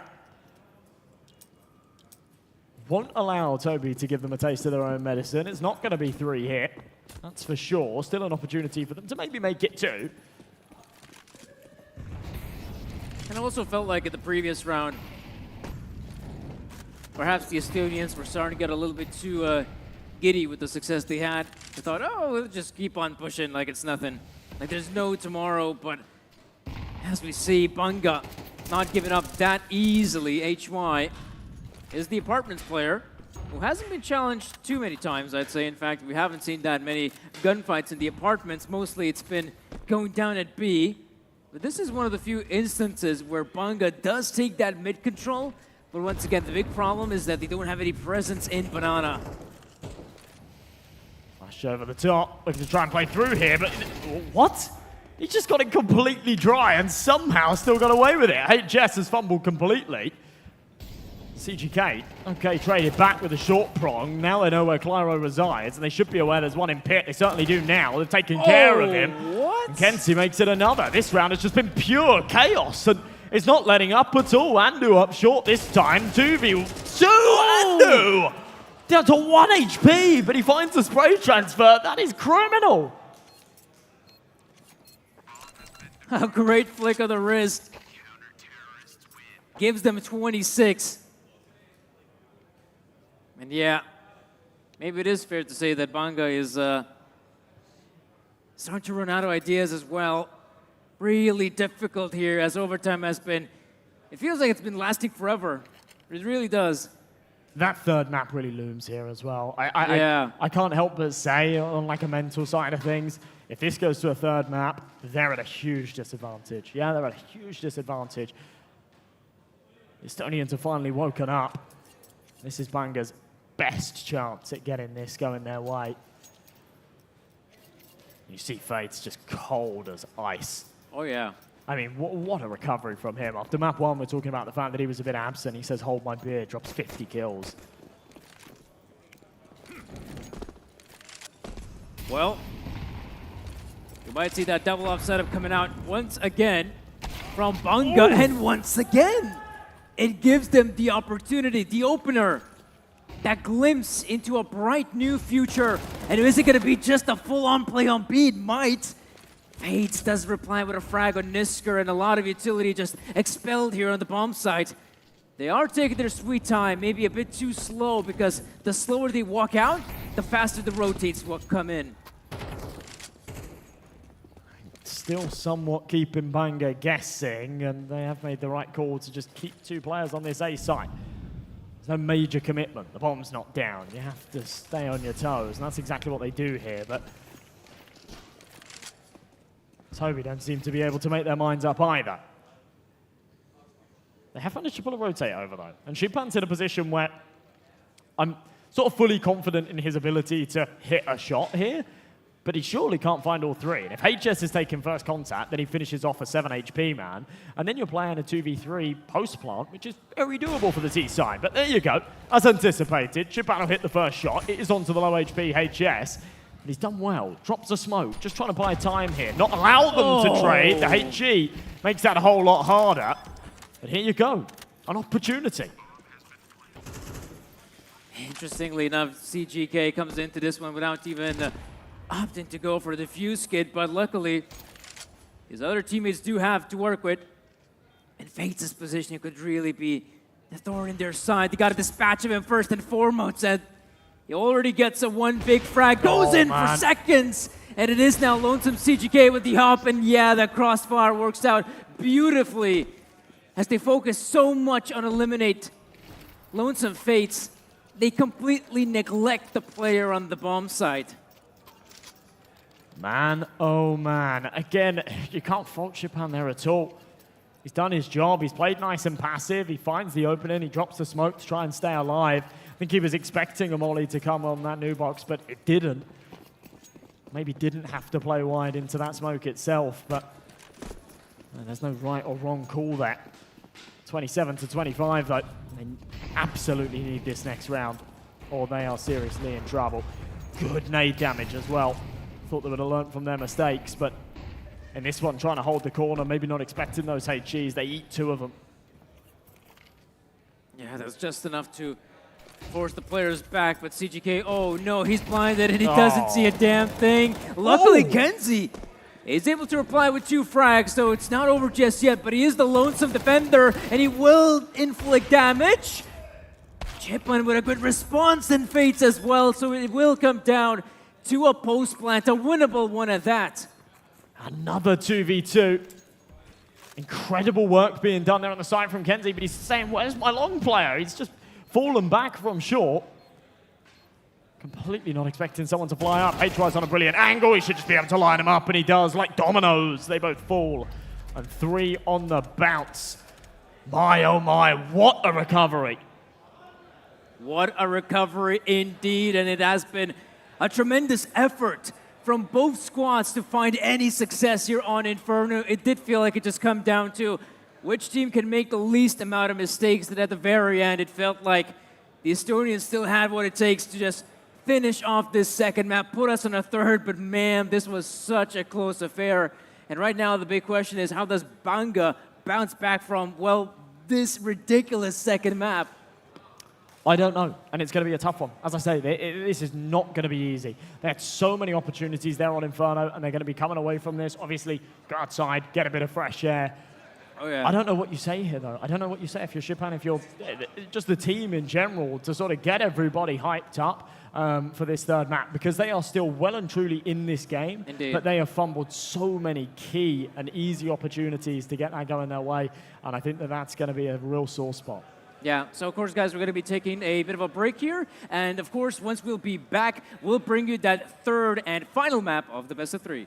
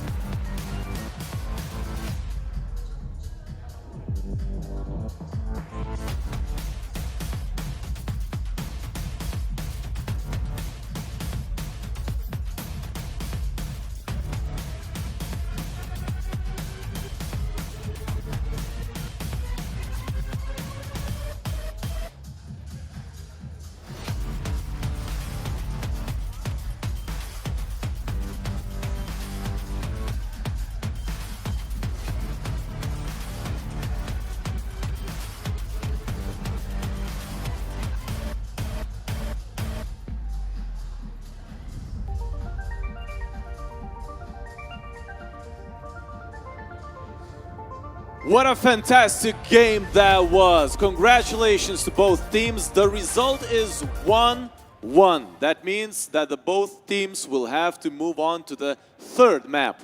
We don't know which map that they will have to play in, but we will know very soon for sure. Ladies and gents, whoever is sitting right next to your computers now, either you're watching this stream on your tablet, your phone, whatever, it doesn't really matter, because we will have a short quiz right here, right now, right in this stage. So, quick explanation what we will do. You will see questions on your screen. The simple solution is to answer, to choose one correct answer. That's pretty much it. Whoever gets the most points and will be the quickest will be rewarded. So guys, we will have 3 prizes. The first prize will be 50 euro worth of Counter-Strike 2 skins. The second place will get 30 euro worth of Counter-Strike skins, and the third place will get skins worth 20 euros. So pay attention to the screen. You have a QR code.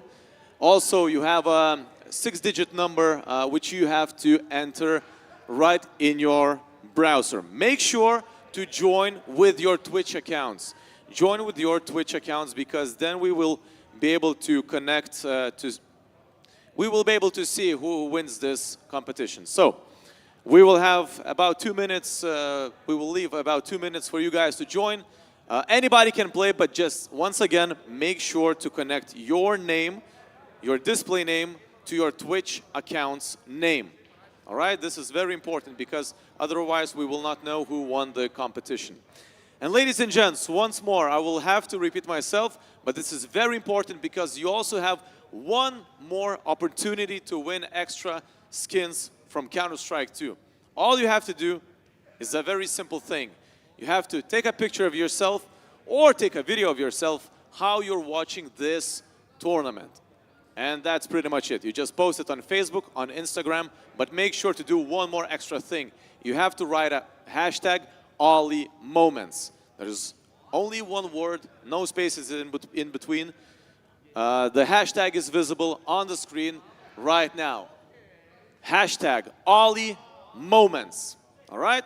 So if you do that, after the tournament, we will also choose the winners of those skins, and you will receive them in a few days matter. All right? OlyMoments. That's pretty much it. Simple as that. So, so far we have 66 participants. Once again, I will repeat myself, but it is very important to name yourself after your Twitch name. Because later on, the organizers of this tournament will contact you directly, and they will have to send you your rewards to your Steam account, okay? So 30 more seconds, and we will move on to the quiz. We have 80 participants, so as soon as we reach 100, I hope we will do that, we will start this quiz. Trust me, I've seen the questions. I will not tell you the answers, but I can tell that whoever has a little bit of connection to Counter-Strike, franchise Counter-Strike 2 game, will probably solve most of the questions. Not all of them are super easy, but trust me, they're not that difficult. So, we have 90 participants. Well, your very last chance. The QR code is on the screen. Ladies and gents, if you're sitting right here in the audience, you can participate as well, all right? But once again, I will repeat myself. You have to name yourself. You have to type in your name directly connected to Twitch. Ladies and gents, 3, you're the last one, okay? I don't know if that's, yeah, there's just a QR code, all right? So it's so far. Well, my apologies, my friend. We have to begin. 3, 2, 1. Let's go. Grab your friend's computer or phone, and we will move on, all right? So, ladies and gents, question number 1. It is also important not to choose a correct answer, but obviously to solve it as soon as possible.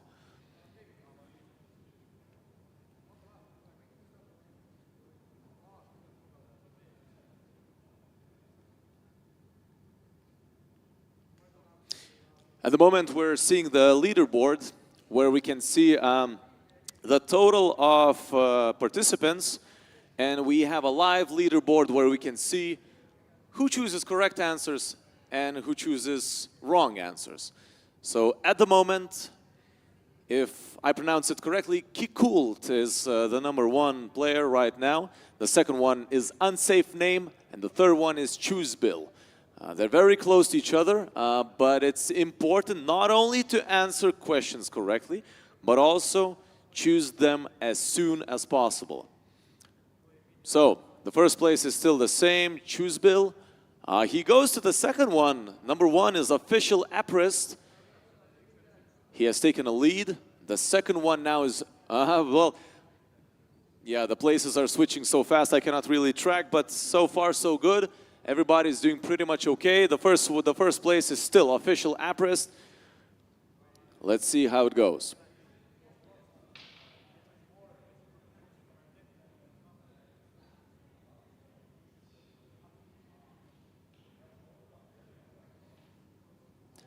And the first place has been taken over. Recall is in #1 position. Romi Pomi, 22, is in second place. And Artemis 1 takes over the second place.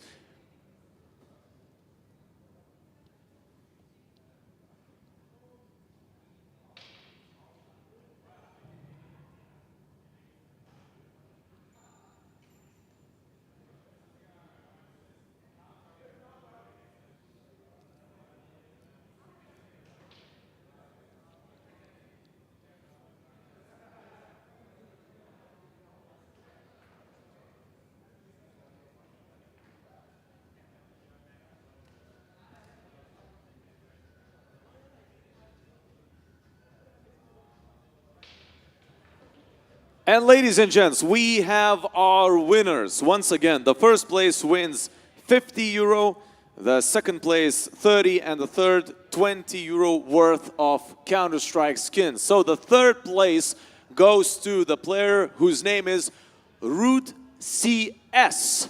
The second place, the €30 prize, goes to Artemis 1. And the first place, our winner of today's quiz, is Recall. My apologies if I mispronounce your names, but those are the results. So, I have been mistaken. So, ladies and gents, our leaderboard is still switching. My apologies, but yeah, as far as we can see, the leaderboard was updated. So, the third place, Artemis 1, the second one, Recall, and the first place is Avocados 4X. I think this is the final. I will definitely say that in a minute, but so far, yes. Yes, we have our winner. So once again, the third place, La Pacote, the second, Recall, and the first, Avocados 4X. This is the final winner list. This is the final winner list. So once again, the third place wins 20, the second 30, and the first €50 worth of Counter-Strike 2 skins. Congratulations. Maybe there's someone from the audience who won. Well, probably all of you guys who are watching us on the internet right now are the winners. Congratulations to you. And now, in a few minutes, we will move on to the third map. And now we have a short break. Grab a cup of coffee, grab a cup of tea, of your favorite drink, and let's have a short break.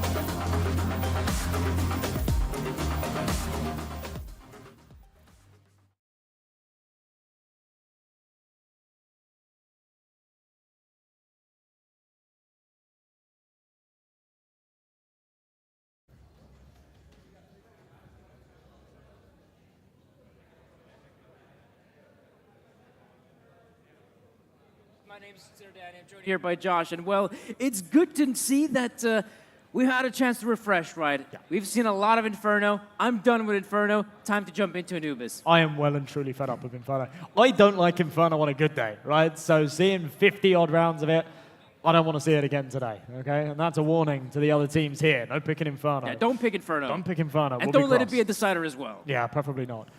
But yeah, we've got a great decider coming up, haven't we? Anubis. One that, you know, it didn't quite fit the theme of the other two maps. I think we sort of both said. The decision-making at the start, the Mirage and the Inferno, did make a lot of sense. Anubis is a little bit of a wild card. It's a map that a lot of teams are playing at the moment, but I was expecting an Ancient or maybe a Dust 2. So Anubis was a little bit of a curveball for me. Now, as we said at the end of that last game, EC Bangor got their work cut out for them. They had many opportunities to close it out there, and I think they're all going to be feeling a little bit rough that they weren't able to. Hopefully there's that resilience and they can power through. Yeah, because like you said, I mean, sure, they're going to be tired as well. That's another factor. And second of all, you know, after being so close, I mean, being handed so many opportunities to just close out the second map, the fact that you don't succeed and you end up failing at the final hurdle, I think that's really going to be so difficult to go up against. That's really going to come back and bite you mentally. Luckily, sure, you might be able to reset. It's a third map. It's a new day. It's a new chance for you to still succeed, win out the best of three. But I feel like that mental scar will come back to haunt them. Thought you were going to break into song there. New day, new dawn. Yeah, it's new life.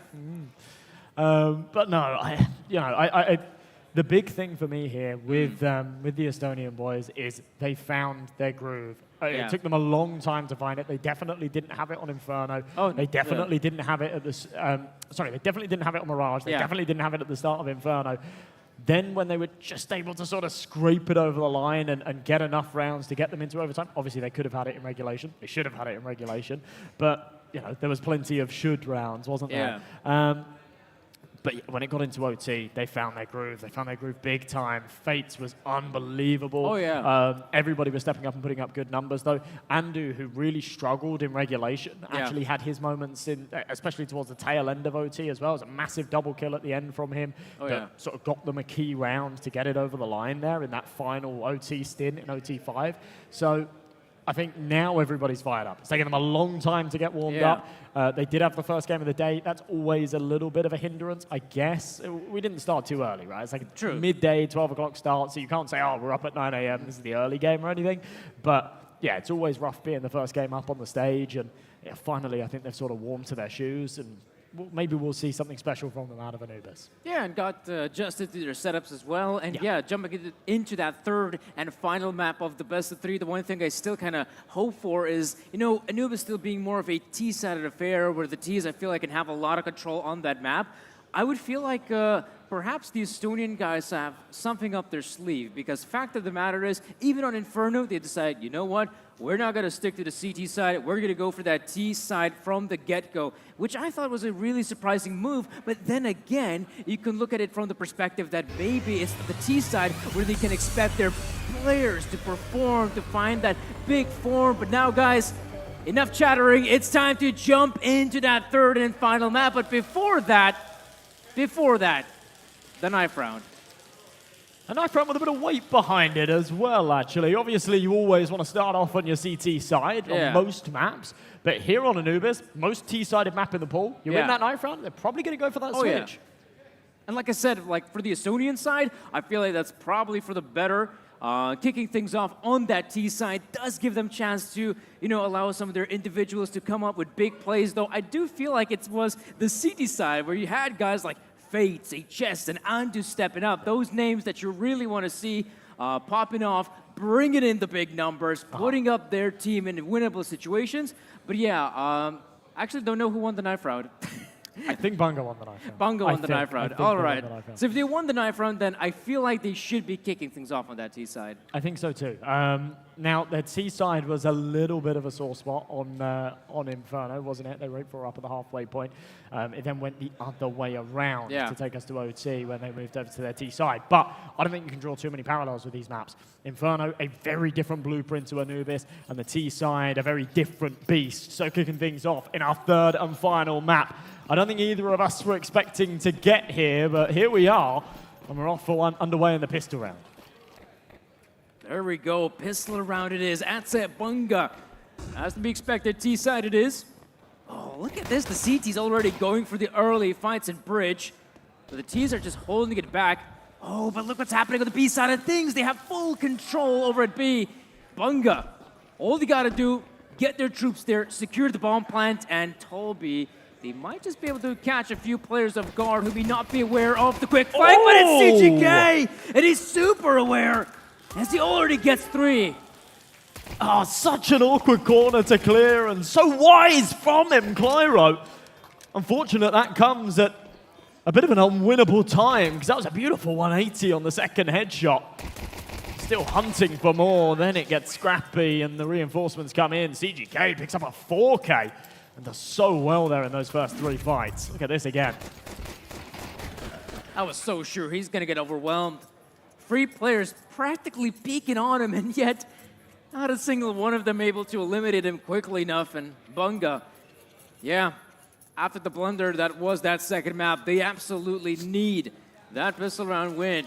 Start things off fresh. And well, they're going up against a Tommy Bide that is non-existent. Yeah, we've had our fair share of nice 1Ds, haven't we? And I'm not surprised that Fates fancies his chances on that hand cannon, because he dropped 50 kills in the last map. But given a taste of his own medicine, lovely one tap from Kenzie with that Galil. Only needed 1 bullet, because of course there was no helmet there on Fates. Playing a bit of a bold one, actually, just with a P250. No, he's going to get knifed! Oh, man. Okay, a little bit of a cash injection there for High then. I love that. But I like the idea from Japan to actually not buy here. He wants to get out that AWP as quickly as possible. He's been having major impact with it in the series, especially there on the CT side of Inferno. And yeah, just going for a P250, having that extra cash early on. Absolutely, I love it. But a fairly straightforward round. Yeah. That's to be expected. Toppy, not a lot to work with. Heading into a round with just the mere pistols, but hey, we saw some London action going on. HY getting himself a nice boost in terms of cash, and Atsabunga with the early 2-0 start. That's great and all, but now we'll see the first challenge, and that real challenge is, of course, the gun round. And as to be expected, on a map like Anubis, the CTs do tend to go for some of those early fights, but not usually because they have advantageous positions. It does feel like if you are on the CT side and if you're pushing out, let's say, B or A, a lot of times these gunfights are practically up against you. But you really have to go for those engagements and fight for some map presence early on, just because the Ts can really easily dictate the pace on Anubis. That's exactly what they're doing right now, but here they will be challenged. Not only the rifles out here for the CTs, but Fates with that eluding AWP that was just impossible to play against there on Inferno, and really a major, major factor as to how and why they weren't able to close it out. Shupan's got one of his own, though, as a result of going for that P250 buy in the last. Having a fair bit of success with it as well. 2 kills went his way. Molly in a smoke. Traded. Yeah, just tapping away his Andu, hoping that maybe a player is up close. Though usually on the T side, you don't want to play that close unless you are planning to commit to the B connector play. And I feel like Toby might just, you know, peek around, see what's on the other side in water, maybe get some of that important intel. And there we go, a player has been spotted. I think Chipan is aware there's someone there, but he doesn't land the shot. And Andu gets himself to HY with a quick response. And Bunga, this round is falling apart from the get-go. Much better from Toby in this round. It's always difficult to hit those AWP shots. It seems really straightforward, but when they just wide swing you and you have to adjust like that, it's always cruel. And I think he could also got just caught out of the movement as well. Yeah, for sure. I think he was backing up. Yeah. Super inaccurate with that AWP. The second you move, I must. So, have your hands off the keyboard. CGK. Let's take one back. I said a moment ago it wasn't unwinnable in the 2v4. Now the 1v4 is a bit of a tall task. He's got that bomb, and he's actually managed to sort of carve himself an avenue to this site, so a good chance to get a plant. That's exactly what he's going to go for here. I think he'll just try and tap in these digits, see if he can get the extra money. No, instead, wants to bait them in. He'll take another head down with him, and economic damage there is kind of the max you could ask for, and he's done a good job at it. Yeah, CGK so far is right now the only player putting up the big numbers on Atsabunga. I hope that will not be the case, and other players will join him shortly. And luckily, because Atsabunga managed to win that previous round, well, that second round, I'd say, in a pretty clean fashion, they still have just enough money to scrape by, but it's not looking that great. Some players really lacking in terms of utility, and we might see once again early fights happening in mid. In fact, this time around, it's the T's to take the advantage. They are using the Molotovs to gather some of this map control, and maybe even a kill could go their way. This guy, had the right idea, couldn't adjust. What a shot back, though, from Kenzie.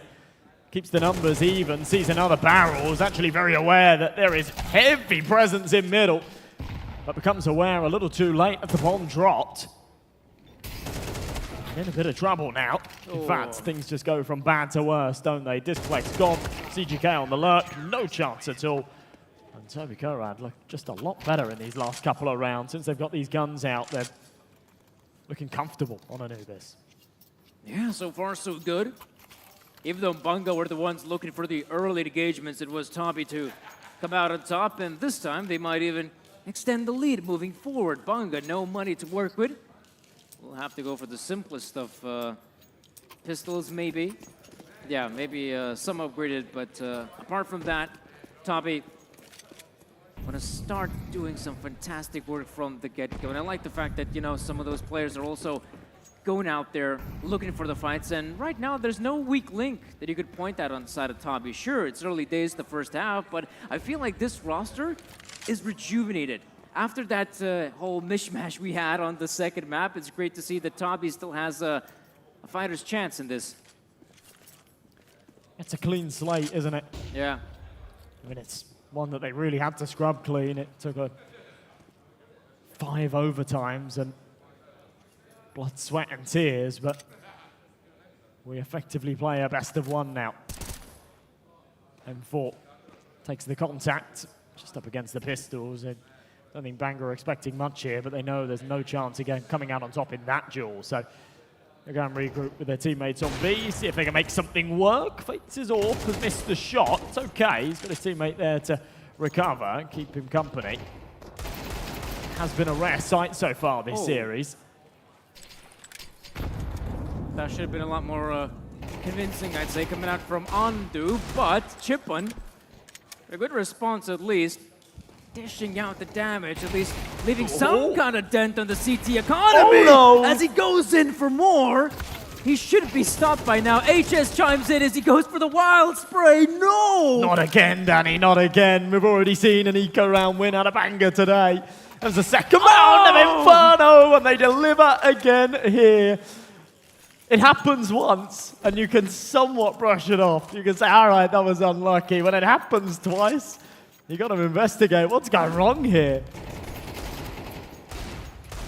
I don't even know what to point at. Overconfidence? I mean, Fates has missed 3 shots. Let's not beat around the bush. He's missed 3 AWP shots, and Andu's whiffed a whole clip on someone with a pistol. So yeah, it wasn't great, was it? But it wasn't. What a round! What a round from Banga. Great way to bounce back into this.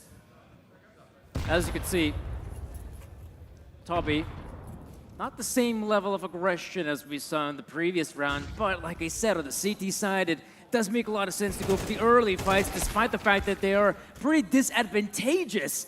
And I say that Andu, he's coming alive. Like you said, he's been pretty absent on Inferno's regulation. It was in overtime where we finally saw him putting up the big numbers, and it's great to see that he's not slowing down. Fates right now scoped in. It's been a rarity to see him miss shots. That's why I was so surprised last round. He delivers again here. It's a nice one back from Kenzie. But a lot of mental fortitude, a lot of resilience for Toby to lose that last round against the Pistols and come into this one with full force. A bit of aggression there towards B-Main. Yeah. Actually hit their shots, come out on top. Hey, Chess, in a bit of trouble. Perhaps not. Deals with it nicely, ties it up at 3 apiece. And AC Bangor aren't allowed to run away with this just yet. Yeah, just as things were starting to look pretty good for Banga. he went around with Glocks, for Pete's sake. And yet, it's sad to see they're not able to capitalize on that victory.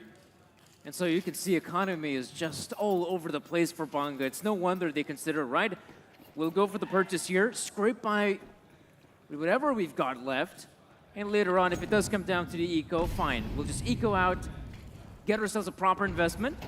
But here we still might see some great work for Banga, but no, it's HS to find the first. It's an important early pick. That's Kenzie gone.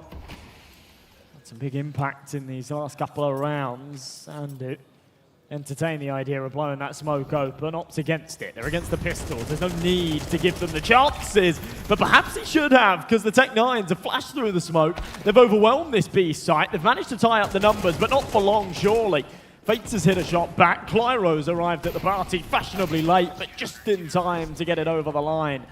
And Kai will come in from main on the pincer as well. A fourth on the board then for the CT side. As Banga again, they are forced into a bit of an awkward spot economically, and I don't see them winning with the Glocks again. Maybe not. This is where we finally start seeing some consistency in the first half, as sure, that's a Banga. Had a nice run of form initially, winning the pistol. The second round, a miracle of a round with just the pistols, but Toby, nothing to sneeze at. That CD side is looking strong as ever. It feels like every single player able to chime in just when it matters most. And I'd say if Toby can keep up that same level of defense, and they bring it to the offense of the T side, man, Banga has a big problem ahead of them.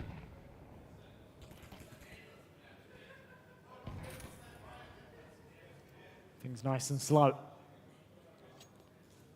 A main smoked, no one wants to play through it. There's no one on the other side, but the fear of it is enough to stay patient. A couple of upgraded pistols, that's about it here for Banga. And their fingers crossed for a bomb plant. And actually, the setup really does allow that. You see, just playing a very, very defensive configuration. You've got the players in camera, HS and HY. Do a good job at finding the kills, but yeah, I'm surprised they've given up a plant here. Yeah, I was thinking the Estonian side will be more proactive, making sure no bomb plant comes through, but at the end, they still win a great round, not dropping a single player, which will be great for the Estonian economy moving forward.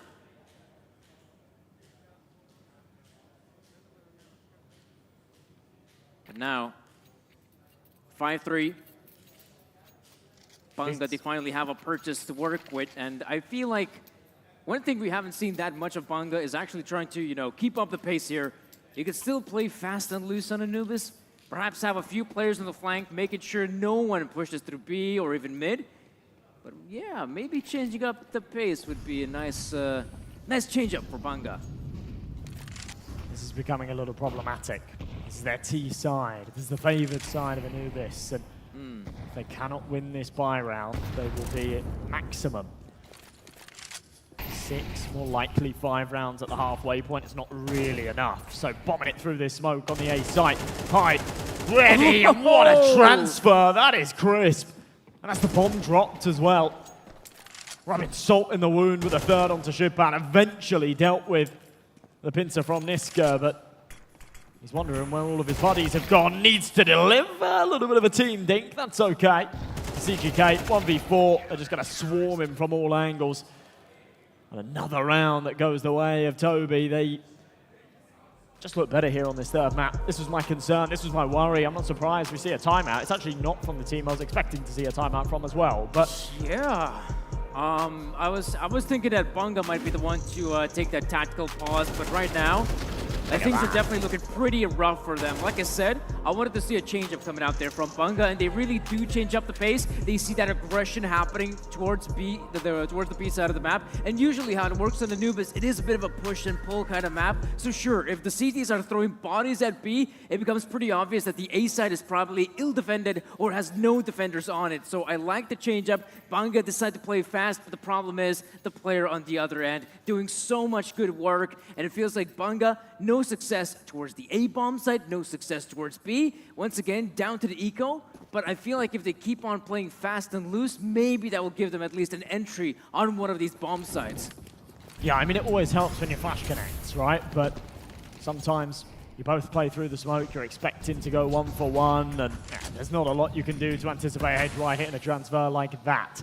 Pistol force, though, and the smoke's up here on the B site. They'll get up, they'll get this bomb down, and wow, okay! CGK, filthy, with a double. Not even, oh, okay, eventually traded back. It's all smokes and mirrors here. It doesn't even feel like anyone's seen anybody, but it's the pistols prevailing again.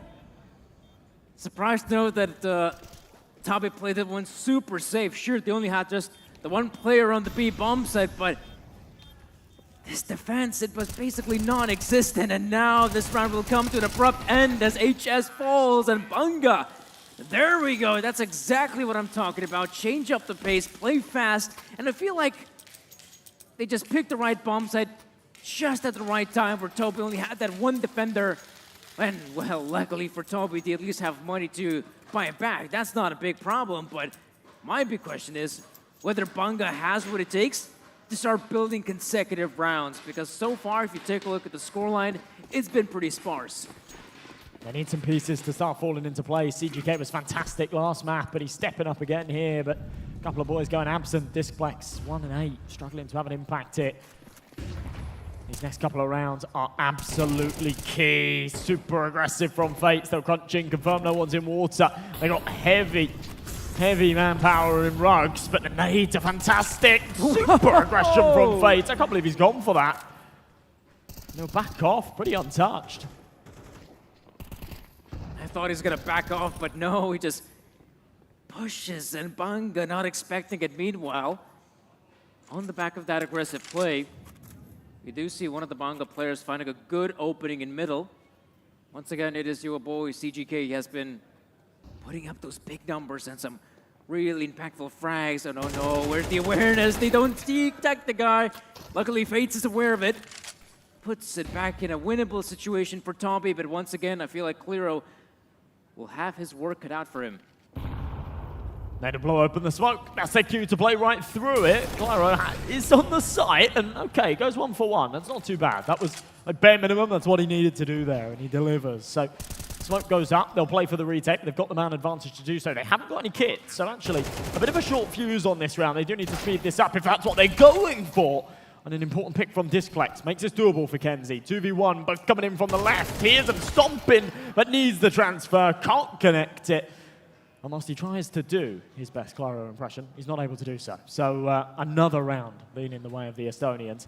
And you can see the Bunga camp, they just look a little bit defeated. They look a little bit disappointed. Yeah. Need to get fired up again. It's so difficult after like a 4.5 hour best of 3 to keep that confidence, to keep that morale high. But that's what they need right now. You're right about it. And even in that previous round, Toby, I mean, their retake was disjointed to say the least, and yet the players individually are more than enough to give Toby that necessary win. 7 rounds on the CT side of Anubis. That's something you don't get to see too often. And Bunga, like I said, really struggling on this T side, despite the fact that CGK has been putting up the big numbers. It just hasn't given them that many rounds in return.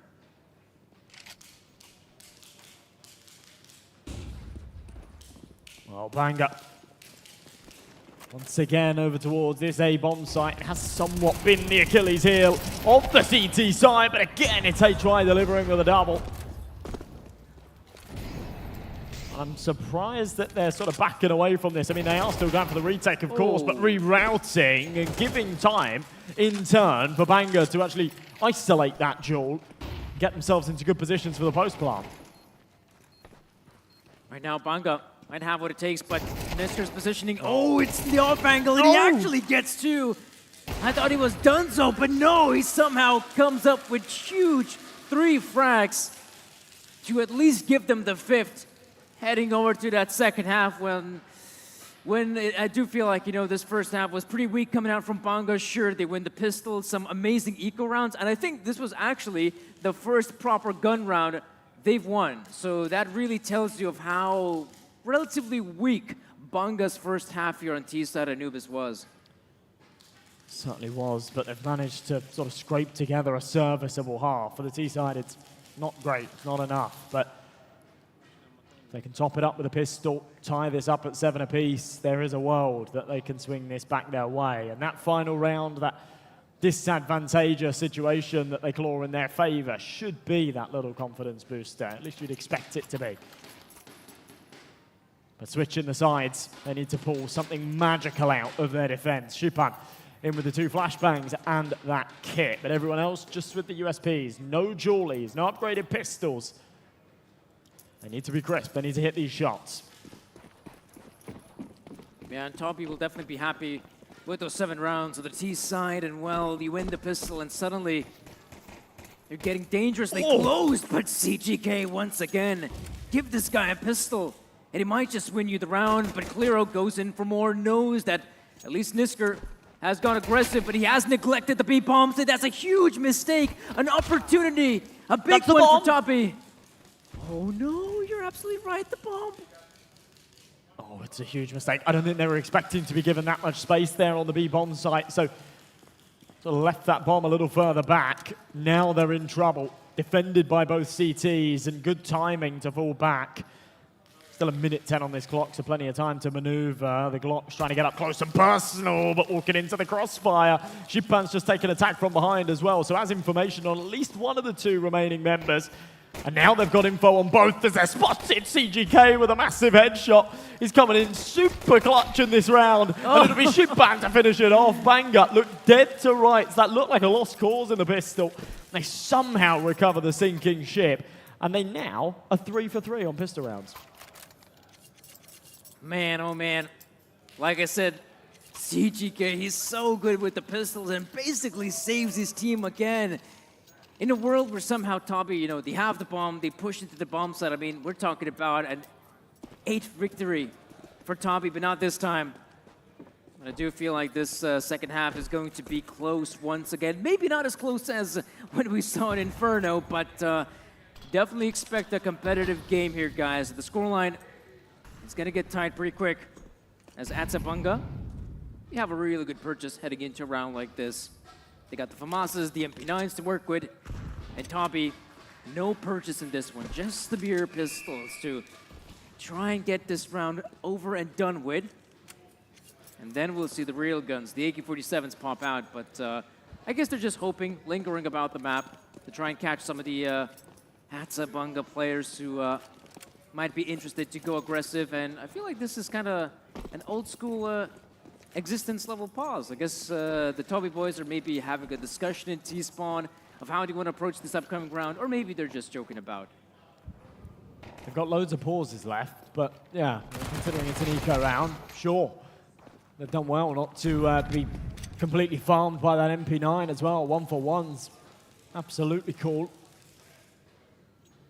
A bomb plant, somewhat the jackpot. I mean, obviously the jackpot's winning the round. Normally, I'd say that's out this question, but we've actually seen it twice so far this series, so maybe I'm kidding myself. But regrouping, headed over towards the B side of things. Actually a real opportunity here for them to get this C4 tapped in and a bit of extra money going their way. Just comes down to whether or not they can have the timing on the push. There it is, Shupan looking the other way. FAMAS doesn't find the first, eventually converts, but they can't deny that C4. P250 will find the MP9, and whilst it is cleaned up nicely, it is still quite an expensive round. Clara will be finished, the defuse will come through, the scoreline tied up at 7 apiece, but yeah, 2 kills on a bomb plant for a full eco round, that's success in my books. Yeah, a round like that should have been a lot cleaner. Surprised to note that it comes down to being this close to the end. I even felt like the T's on the B-bomb side might just have what it takes to secure that victory. But yeah, 7-7. An incredibly close scoreline, but now we're done with pistols. It's time to see some real guns. I don't believe, Toppy would have had enough money to go for an AWP purchase, but I feel like on Anubis it can be a useful gun. There's a lot of long-range engagements you can have on the big green, but I feel like you want to test out the waters beforehand, Play with the rifles, be fast and loose if needed, and we might actually see, a bit of a boost happening here in mid, but no one to go up against. Ooh. Holy boost. Holy boost. AK's out here though for Toby. Look how much space they've taken. Andy thinks he's got away with murder, creeping all the way up. Little does he know he's being jiggled from camera. The second he's spotted, they'll drop that incendiary. Very fast dink from Japan, but can't follow up with a body shot. Andu returns the favor, and with HS following up with another as well, a man advantage. Undecided yet, I think. In fact, no, now they've made the call. B is the final destination of choice. Niska's still here, though, in connector. And if he wins this fight, then this could still go their way. An important pickup, puts it back into a 3-on-3, buys a bit of time and space as well. That bomb will still go down.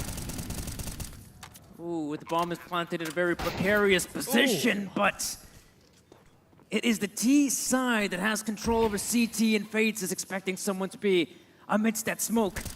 Position is pretty good, I'd say, for the T side. They should be able to close this one out, especially with Disciplex and CGK just going out there one by one, trying to win their individual aim duels. Clearo, he cannot mess it up. And now it is just lonesome. CGK has been so good with the pistol rounds, but not this time. This time, it will be a victory for Toby. They secured the round win, and like you said, Josh, it felt like coming into this round, they just didn't really have much of a game plan. The bomb was dropped there in the middle of nowhere. It just came down to whether they can actually find those frags, and they find some big frags. We saw Andu stepping up with a big frag, HS as well, which opened up the B bomb side. It's absolutely plausible to give up the mid control and just have your camera player jiggle in there with a bit of util, but yeah, it did feel like they gave up a bit of too much space there, right? The fact that as soon as that contact's made, the incendiary's thrown, but it's obviously too late. Andu's already crossed. So then you're relying on your temple player to win that fight. And if your temple player doesn't win that fight, then you've got a fox in the hen's nest, right? Yeah. You've got a T in the ZT spawn, and basically the rest of the round then has to revolve around that. And yeah, it became really problematic. So CGK's got that AK that he saved in the last, the rest just onto these pistols. Chance that he could have had the time in there. Narrowly too late, might get a second dip at it. He does hear him stomping around. And this somewhat does him some favors. He is completely incognito. He'll have at least one freebie. He pulls the trigger quite quickly. He just wants to secure it and get out of there. And that's the problem as well. They have no idea how many players have actually pushed up B. They think, okay, if we push on the A-bomb side, maybe there's not going to be a single player here. But the problem is there are loads of CTs. And Fates and Andu, thus far, doing a good job. But Chipan is still left standing. Up close with the deagle can really be a nuisance as, oh no, Claro has made the jump. Chipan, Deeg, 50 cal, 2 bullets, and now you have his buddy chiming in, CGK. This could be good for Banga, but it is just a Deeg left standing! A massive one for Chipan. He might just be able to recover that AK, and I believe his teammate also have the kit, so there we go. Oh, he's got to clutch it now. Oh yeah. He might just be able to make it work. I'm not sure if Andu is aware of the situation. He might just be able to stick it. Oh no, Andu, he is not aware. He has no idea that the player has the kit. And Banga, what a massive round to take. That is unbelievable when you can see their faces do not look particularly happy with that one. That was so sick. That second one, Deeg, we'll see it on the replay, I'm sure. Okay, things kick off nicely from Displex, but it's this right here. That is filth.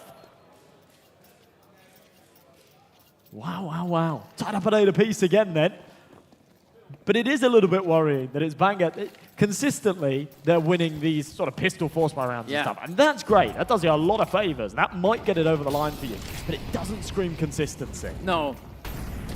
It really doesn't, and it doesn't help that Banga have really been struggling with gun rounds as well, but now it's CGK on the front door, so maybe he can do some fine work. Remember, he's got Chipman to back him up, and this is a deadly duo indeed. Well, at the end of the day, Toby at least has some control over middle, but they have lost 2 players early on. With one trade back, it'll be a 4v3. Still very winnable, but they have to give up the map control that they gain there in middle. You hear the support. We've got some fans back in the crowd as well. A lot of love for these Latvians. It would be one hell of an underdog story if they could pull it off. Oh, the setup as well. It's an incredibly safe one from Banga. Right now banking a potential A-side commitment, but now we see the players are just launching their way forward. on the B bomb side. There is still one player who's relatively safe. He will allow the bomb plant to come through, but again, retaking this bomb side is still doable for the CTs, but first and foremost, they have to wait for the smokes to fade. That's the only way to persevere. They've got 4 kits, so that's not going to be a huge issue. There's got a long fuse for this one, but having to wait out those smokes, give your opponents time and space to get into position, set up these crossfires is always a little bit tough. And Shipan has to swap out to the M4. It's another 1 versus 1, but this time it goes the other way. The Estonians pull ahead. And another brutal scrap. Oh man, just like it felt like Banga has what it takes to secure that victory. They're such a winnable position, a 4v3. And yet, Toppy, I mean, just take a look at the right-hand side. It feels like every single player is just fragging when it matters most. That's a really scary prospect as we are coming, well, basically to the end of this penultimate map. And neither team is doing a really good job in terms of economy. It can be broken any moment, so whichever team is able to build up those consecutive round wins might just be the victor of the best of 3. This duels everything. Andu. Oh, when he got up on the brick, I was like, I think he can see the top of the head. He pops it like a balloon. CGK, who's had major impact. He's right on the cusp of 20 kills. Eliminated from this round where he needed to have that impact. He was the one man with the rifle. Now it's Disclex's MP9 that's got to go huge. Spots the barrel, lines up 2, almost. HS on 1 point of health. That could be the difference. With a bit of aggression from Niska, at least they'll pull the numbers back. 3v3, bomb not down yet. And actually, whilst the A-bomb site's completely open for free, they don't realize it. And Shipan's just taken another. Yeah, this is a really awkward round for Tom because once again, they spread out. They look for those fights, not really committing to one side of the map initially and leaving the bomb in a very precarious spot once more. And this is not looking good, I'd say, or maybe it is. As Fates finds some unbelievable timing. As he eliminates the 2 players, Chipan has proven to be quite cracked with the dig, but again, a 1v2, maybe not this time. Yeah, surely not again. He's tapped that bomb to apply a bit of pressure. They won't allow him to full stick it. He doesn't have a kit as well, so there's not even an option. Tries to bait out the shot, not gonna happen. High will peek out, perfect timing, 10-8. And another round where they had the man advantage. I know they didn't really have the weaponry, but they had the man advantage again there. That was a 3v2.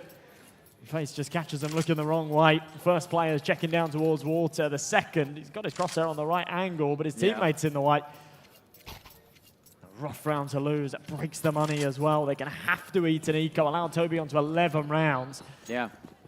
They showed on Inferno. They're okay playing on the back foot. They can stay composed, but we've not seen them at a deficit like this before. No, it's really, I'd say, daunting scoreline. Banga. Again, think of the same prospect we talked about previously where, yes, they've been doing a good job at winning the pistol rounds, some of those subsequent rounds where they have better guns, but in terms of gun rounds, I think even right now, they've only won just 1 proper gun round, which really says a lot.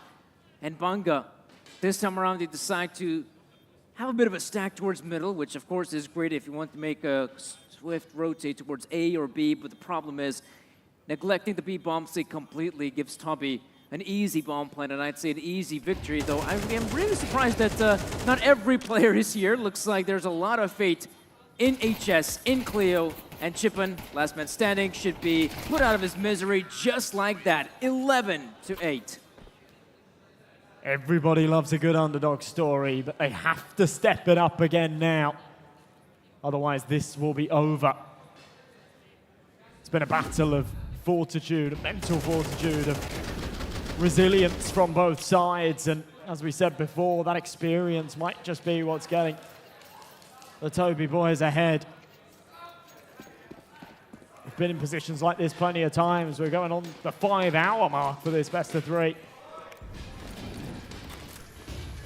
That's taxing. That's really taxing. CGK love that. Maybe a little over aggressive, but still takes both. Oh, look at this as well. Cleo just plunges with the MAC-10. A 2v3, and the problem is they have to recover the bomb, but woo! Make it a 2v2 now. Somewhat more doable for the T's. They've done well to recover this. Two-man disadvantage. And now a round that's certainly winnable. They have full control of the A bomb site. HS doesn't know if he's safe to cross, so they're going to have to somewhat give up that control so that they can then route this bomb to the right place. Niska still hasn't been able to snatch it back, so the plant will go down. It'll be a 2v2 retake. Toby Koran will have the advantage here to push themselves onto map and series point. Oh, HY, he must have heard the footsteps. He should be so aware of what's happening right now, and this duel could really set the pace for this retake, and he wins the gunfight against Chipman, and Niska tries his best to be the smoke criminal, but he's the one put in jail, and it's 12 rounds for Toby. What a recovery. Losing map 1, 5 OTs in map 2. They came back from being 3 rounds down in OT3, by the way. OT4, in fact, that was. And now moving into this third and final, they just look like the better team here on this T half. We traded back and forth in the first 4 rounds of this second half. But since then, it really has been the Estonia show. The colours flying.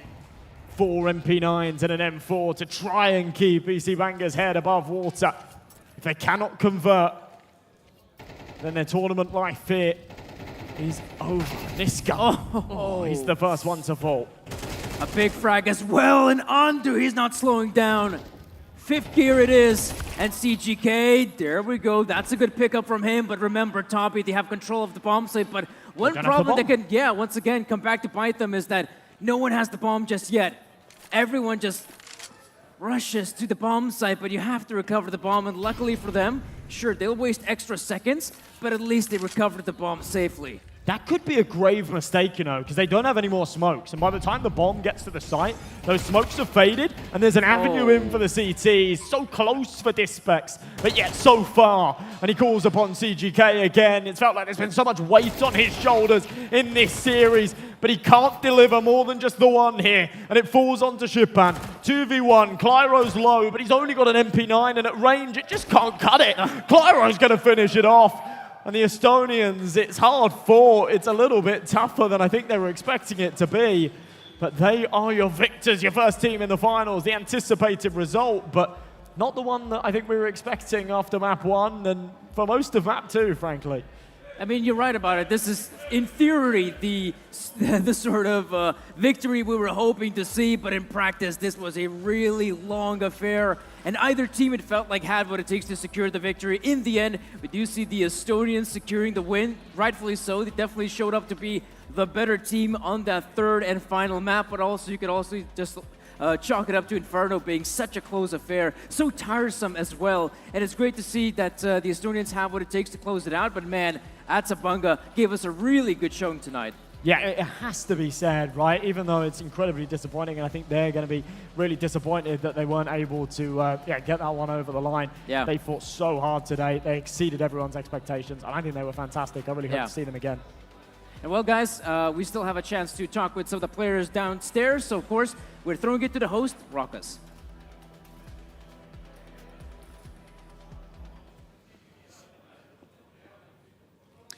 What a fantastic game. Give a round of applause to the both teams from Latvia and Estonia.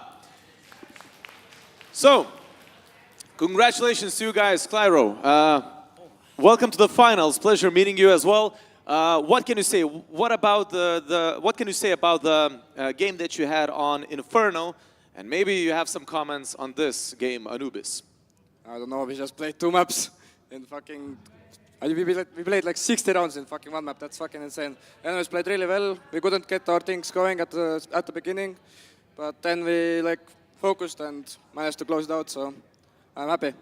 Yeah, but what can you say to the opponents? Because well, most of the people would say that you guys are the favorites of this whole tournament, whilst our Latvian friends were like not expected to win against you. but they were super close to winning this. What can you say to your opponents? Yeah, they played really well. I don't know. They just couldn't handle their setups sometimes, and it was really close. Like sometimes we just didn't get the trades, and they just hit their shots and they won the rounds. So that's why it was so close. Fantastic. What are you expecting from the finals? You're going to be meeting either one of the teams, either the Lithuanians or your friends Estonians. What do you expect from the finals? I don't know. Let's see. Let's see. Give a round of applause. Well done. We'll see you in the finals. Thank you. Whew. I don't know about you guys, but I was getting goosebumps, especially on the second map. That was intense. That was super intense. Best quality Counter-Strike 2 games here. Guys, we will have our competition now, where two of the teams will play on the next best of 3. So we will have Lithuanian and Estonian teams. But before that, we will have a show match where our streamers, which are 2 Lithuanians and 2 Estonians, will play against each other. But before that, we will have a short break.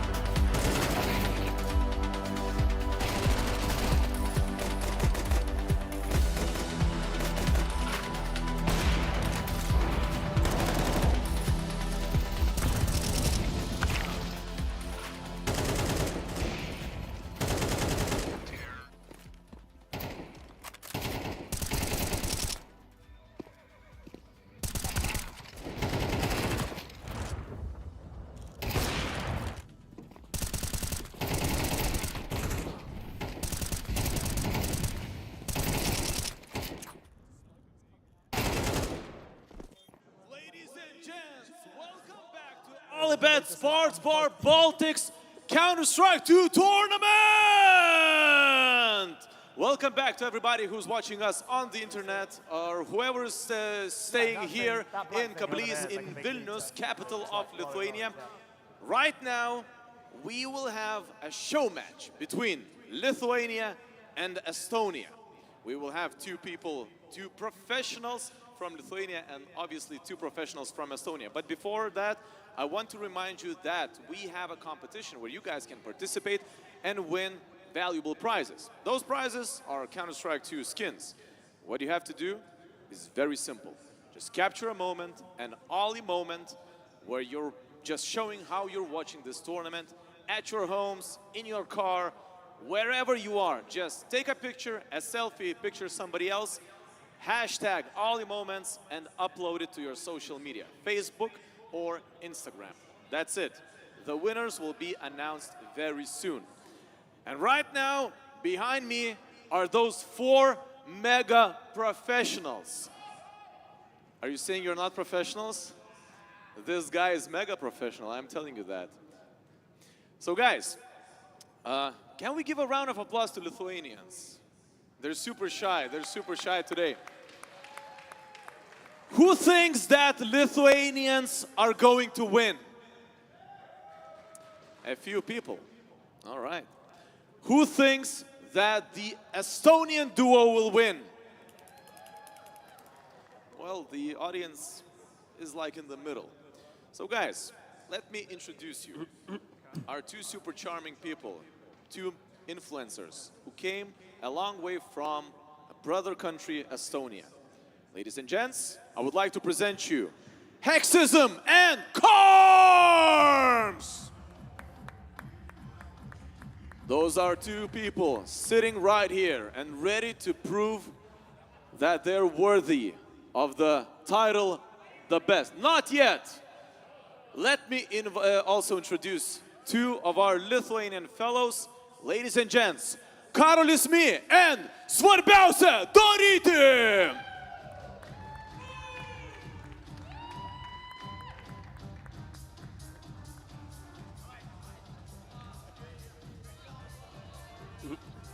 Well, obviously these guys are having fun, so I hope you will also, guys who are watching us through the stream, you will also have some fun. Ladies and gents, let's enjoy this show match and let's wait the first words from the broadcaster.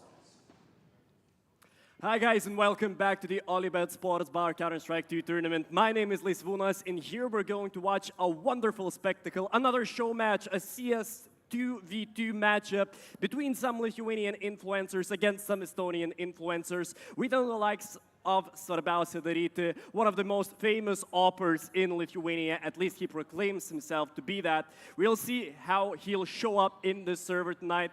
I think so far from the charisma and the mentality, the Lithuanian squad looked a little bit better, but everything will be decided on the server. Dear viewers, I will remind you that still, after this show match, we're going to have the second semi-final, and then the grand final will await us here in Kablys Club, here in Vilnius, in the capital of Lithuania. It will be a wonderful matchup. Of course, this show match will also be very interesting to see whether the Lithuanians can cover up their reputation and can beat those Estonians up. It's a rare occasion that we see a Baltic show match between different influencers, so I imagine that you down in the stream have a lot to say about the 4 of those people, so it will be very interesting to see whether the Lithuanians prevail or not. I do have to say I'm Lithuanian myself, so maybe I'll be a bit more biased towards their side. Of course, the likes of svarbiausia daryti, well, they have already been in many show matches before. They've managed to show that they're pretty good at Counter-Strike. Of course, these people, they've been playing this game for a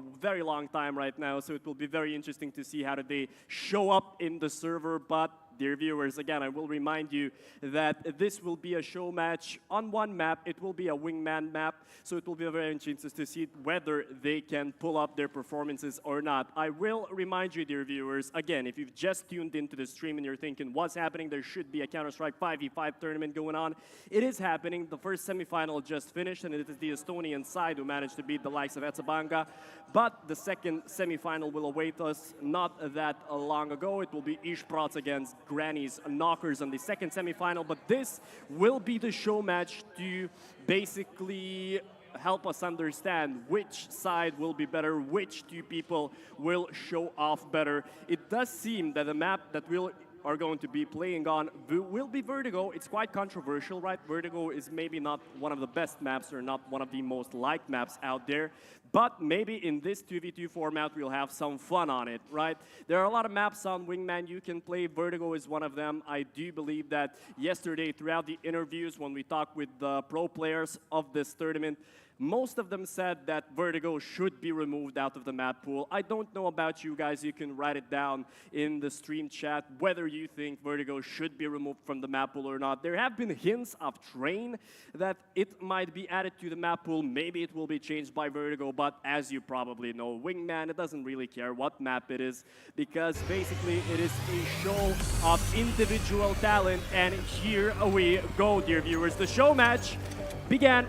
The Lithuanians will start on the CT side. The Estonians, well, they're going to be on their T side.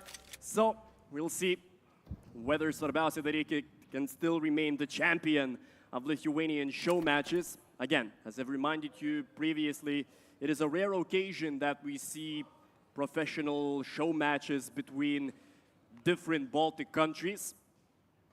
So an interesting choice to see the Lithuanians and Estonians here. And it will be the Estonian side on that T side to begin things. Karms invested into a grenade. Hex with the armor himself. So we'll see what sort of strat do they cook up for this first round. So far, pretty passive, pretty simple to begin this show match affair. And there we go, because that was a restart, dear viewers. That's why it was so passive so far, so it doesn't matter. We'll still head on for the first map. Again, I will remind you, dear viewers, that in this show match, we'll see one map. So everything will be decided on Vertigo here. And we'll see whether these people can show up to their best in this occasion. So there we go. As I assumed, the show match began. And Svarbiausia Daryti already has some trouble in mid. A good nade down there. However, it is people like Karms and Hex who's magically gotten some wonderful weapons in their arms with the likes of a Mac-10 and a Galil in their hands. But unfortunately, that was the first round that finished. That's why they have the better weapons. So a bit of magic in the server so far, but it's a show match. Magic can happen, right? So the first round was actually won by the Estonians. That's why they have the better buy, and that's why they've already planted the bomb here. So it will be a hard retake for the CTs and an easy cleanup for the Estonian side. So an easy 2-0 start for them in this Vertigo affair. So now the Lithuanians will have enough money to make a full buy, both of them on the M4A4. So it will be interesting to see whether they take up more aggressive individual duels or not. But by the looks of the skins on the Estonian side, on both Hex and Karms, they really do have wonderful skins on them. So they're proficient in Counter-Strike as well. Because as you know, skins equal wins. And here is Svarbiausia Daryti with the M4 in his hand. In mid as usual, but it is his teammate Kablys who picked up the first frag. Svarbiausia Daryti missed out on this duel. It's Hex winning it out with a Mac-10 in her hand, or his hand. Oh, and Kablys turned his back at the worst possible moment. 16 HP left on the Lithuanian. Hex smoked himself off, and Kablys will have a lot to do in this following round. 40 seconds left on the clock. Hex throwing down that molly deep. But Kablys picked up a great moment. However, it is the nade from Hex which will finish things off, and it's the Estonians winning their first buy round here on this show match. So a decent start for the Estonians, 3 rounds in a row. Hex maybe got a little bit lucky with that nade there. Kablys definitely had a wonderful position. Could have flanked his opponent. However, it is the Estonians picking up another round for themselves. So the Lithuanians are reduced to pistols once more. Svarbiausia daryti on the Desert Eagle. Not that fun. The P250. A molly which burned the legs of Hex. A good opportunity there to get rid of Kablys in that round. However, the Lithuanian survives, but the push towards the side is still happening. Nothing the CTs can do about it. The bomb is already planted. And it's probably Karms who has a great opportunity here to pick up a few frags. Bowser Deriti, cheeky. The first frag from him, however, it's Hex picking up the trade. A nice effort by Svarbiausia Daryti, lurking behind his opponents, but he wasn't fortunate there. Managed to get only one frag, and it's 4 in a row for the Estonians. A great start for their team. And the Lithuanians, well, they will need to do something positive in this round. Otherwise, this affair will get real ugly real quick. Oh, Svarbiausia Daryti had a nice angle, but it's a good peek from both Karms and Hex, who were prepared for this sort of aggression. And that's how they picked up their first frag. Man advantage once again for the Estonian side. Kablys will have a lot of work in this round. The first encounter, he manages to win it. And it's all down to Hex once more. A 1v1 scenario now. Hex already managed to win one of these clutches. Oh, but it's Kablys who manages to clutch this one out, even though he had a worse position. His teammate is ziping him up, and for good reason, because Kablys definitely pulled off a wonderful clutch down there. A great 180 turn. And there we go. It's the Lithuanians who picked up their first round. The Estonians, of course, will have enough money to buy 2 AKs again. Their hands. Heavy 8 damage in mid. Both Karms and Hex will be on low HP. However, the Svarbiausia Daryti, who overextends once more, gets picked off. And all is left down to Kablys once again. A nice encounter. An easy frag here for Kablys. Turning around behind his opponent and still managing to get that kill. There we go. Kablys is fired up in this show match. 2 rounds in a row where he manages to clutch things out. And maybe this will be the beginning of something solid for the CT side. 2 rounds in a row. They haven't broken the Estonian economy just yet, as they're still on an AK and a MAC-10. Svarbiausia Daryti, so far, he's had a hard time in this first half, but he will have the opportunity to redeem himself. An interesting position here from Simas. He manages to pick up the first frag. He manages to get away as well. It's all down to Karms, but not for long, as Kablys peeks from the left side and manages to grab the 3rd round in a row for the Lithuanians. So there we go. More tension in this show match. 3-4 is the score now. And the Estonian side have been reduced to scouts and eagles. Next will be on the Desert Eagle. Karms with a scout.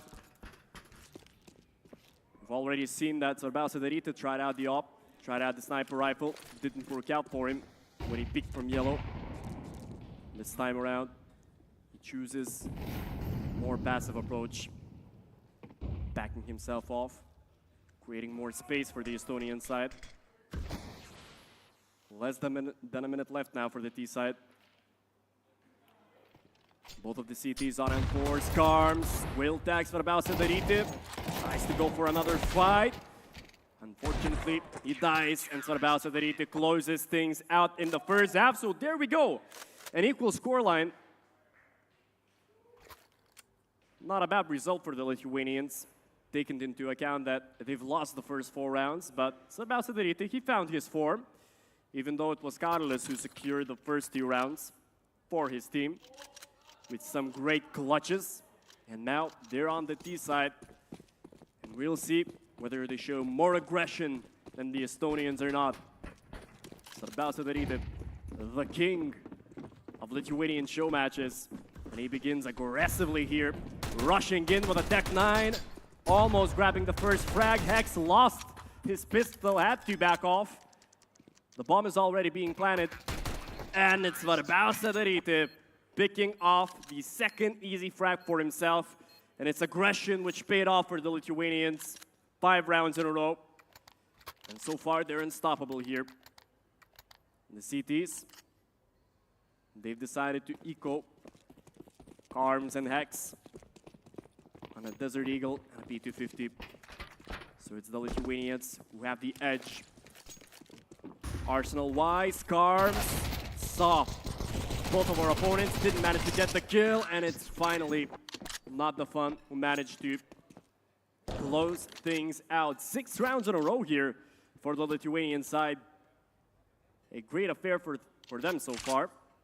But it's the CTs who will conjure up the first buy of the second half. Karms on a FAMAS, Hex on an M4. And the Lithuanians, they've definitely got some swagger about them. Winning 6 rounds in a row. Confidence is back for the Lithuanian duo. Svarbiausia still on that Mac 10. And it'll be interesting to see whether the Estonians manage to pick up this first round in the second half. Not that good of a flash, but it's Svarbiausia again with those lurking abilities, managing to find the first one. Oh God, even I shoot better than that. Svarbiausia against Hex. A 1v1 scenario right here. Nade thrown down, Hex on 40 HP. Not an easy scenario for him. Svarbiausia peaks, but it's Hex who closes things out. Svarbiausia in agony right now. Not even showing his face to the cameras. There we go. Definitely a face of anguish there after losing out that fight. Hex managed to find the brilliant kill there on the Lithuanian. And there we go. The Estonians. They've managed to come back after losing 6 rounds in a row. And the tension is building here in this show match. Karms and Hex both on the M4. But it's the Lithuanian side being the aggressors here. Kablys peeks straight into the crosshair of Hex. Svarbiausia all left to him. However, the first duel, not to his liking. 6 HP left only on the Lithuanian.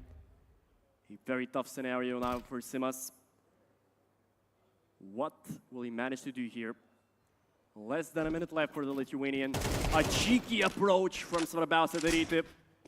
Most of his kills were from those lurking positions. It works wonders for Svarbiausia. But 30 seconds left. He does have the bomb.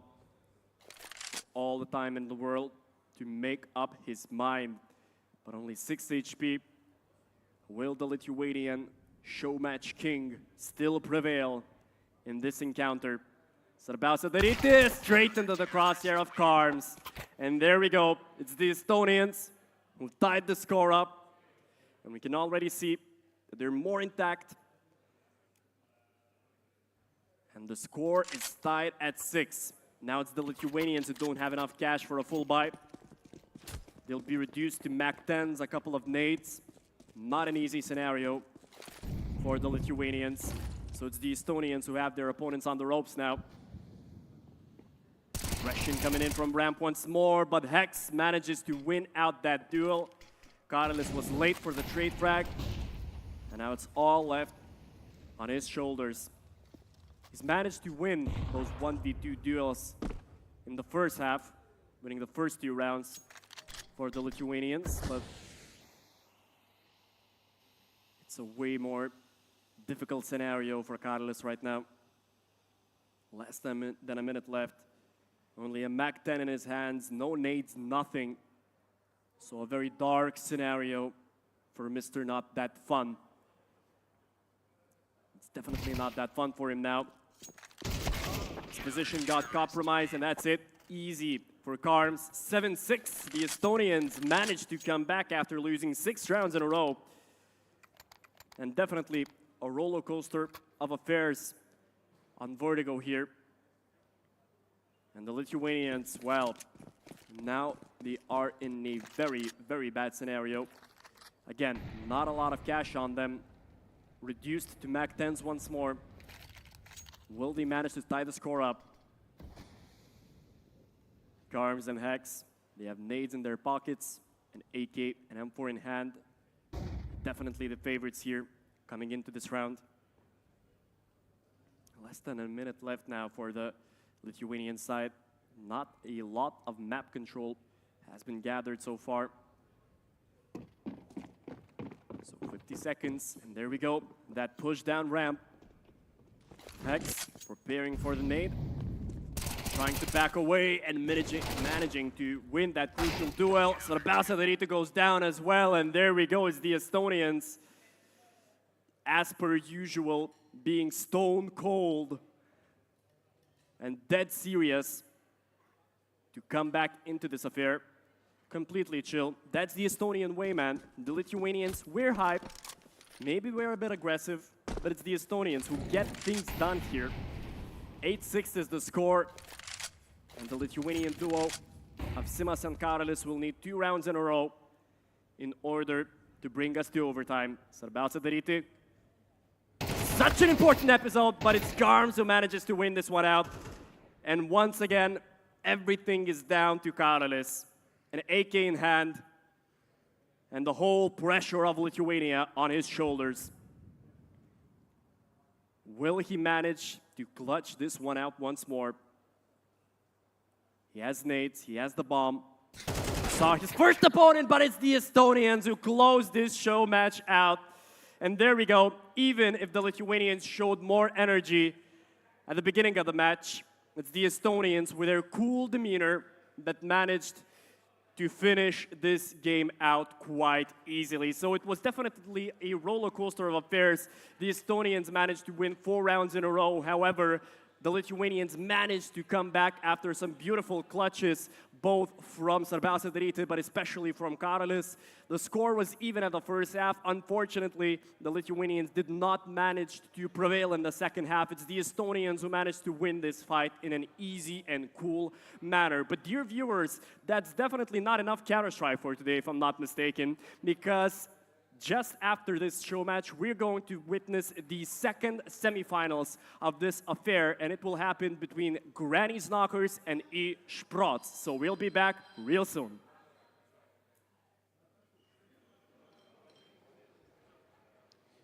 Ladies and gents, give a round of applause to our Estonian friends who won our first show match. Well played, guys. Well done. Lithuanians, you have to get better next time. Maybe you will have a chance or two to prove that. But now is the moment when we will move on to the second semi-final, in which we will obviously have 2 more teams. One is from Estonia as well. Another is from homeland Lithuania. Ladies and gents, firstly, we will have an opportunity to learn and get to know our teams better. So ladies and gents, let's put our attention to our screens, and I will introduce you our first team whose gaming skills I hope are better than their grammar skills. Ladies and gents, eSports team! Hey guys, we're here with eSports. So, let's begin. What is your nickname? My nickname is what? Sikta. I'm Cesar. I'm Steak. Fileva. How many hours do you have in Counter-Strike? Approximately 6,000. About 15,000. Close to 15. I'm close to 11,000. 14,000. Okay, that's a lot of hours there. Let's begin with this one. What do you think? Which map should be replaced in the current map pool in Counter-Strike? I think it's obvious one, Vertigo. And with what map would you change it? Train. And why do you ban Vertigo? I think no one likes it map. It's the community hated. Yeah, I think it's Vertigo as well. It's pretty obvious.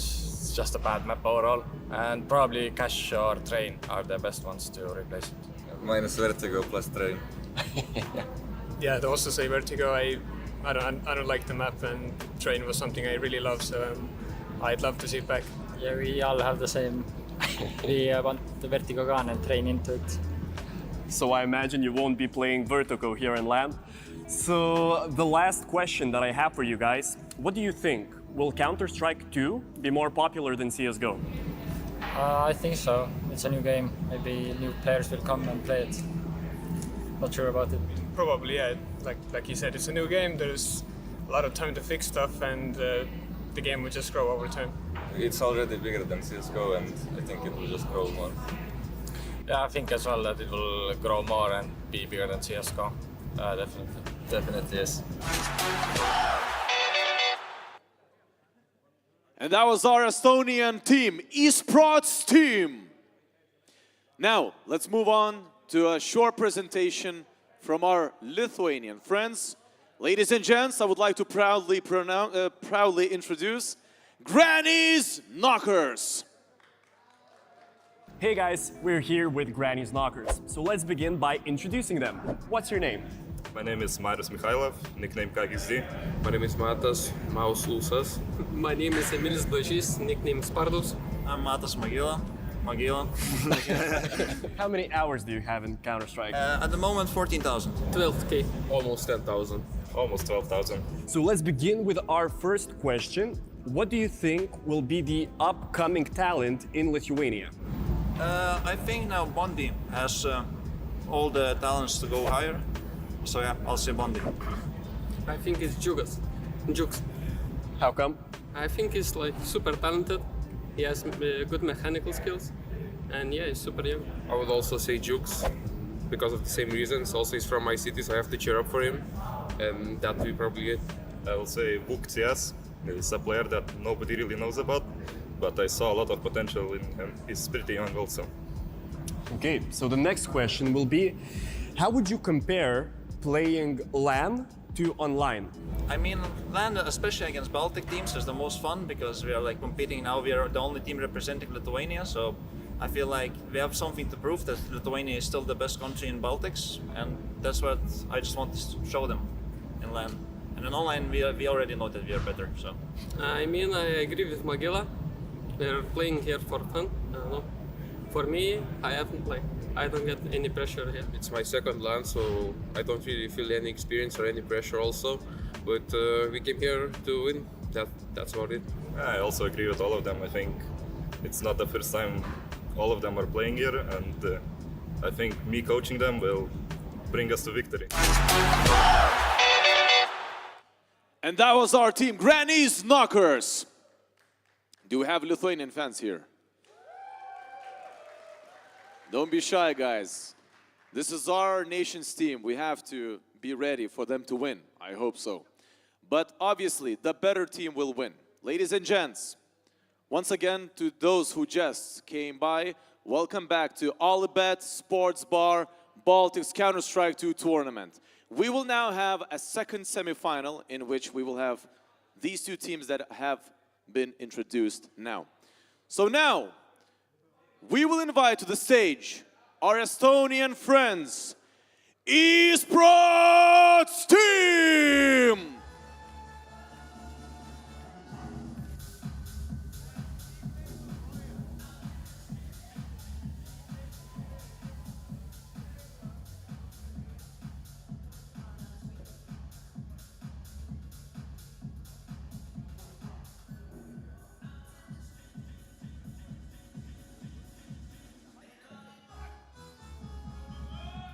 And now, everybody get ready to give a round of applause to Lithuanian team, Granny's Knockers!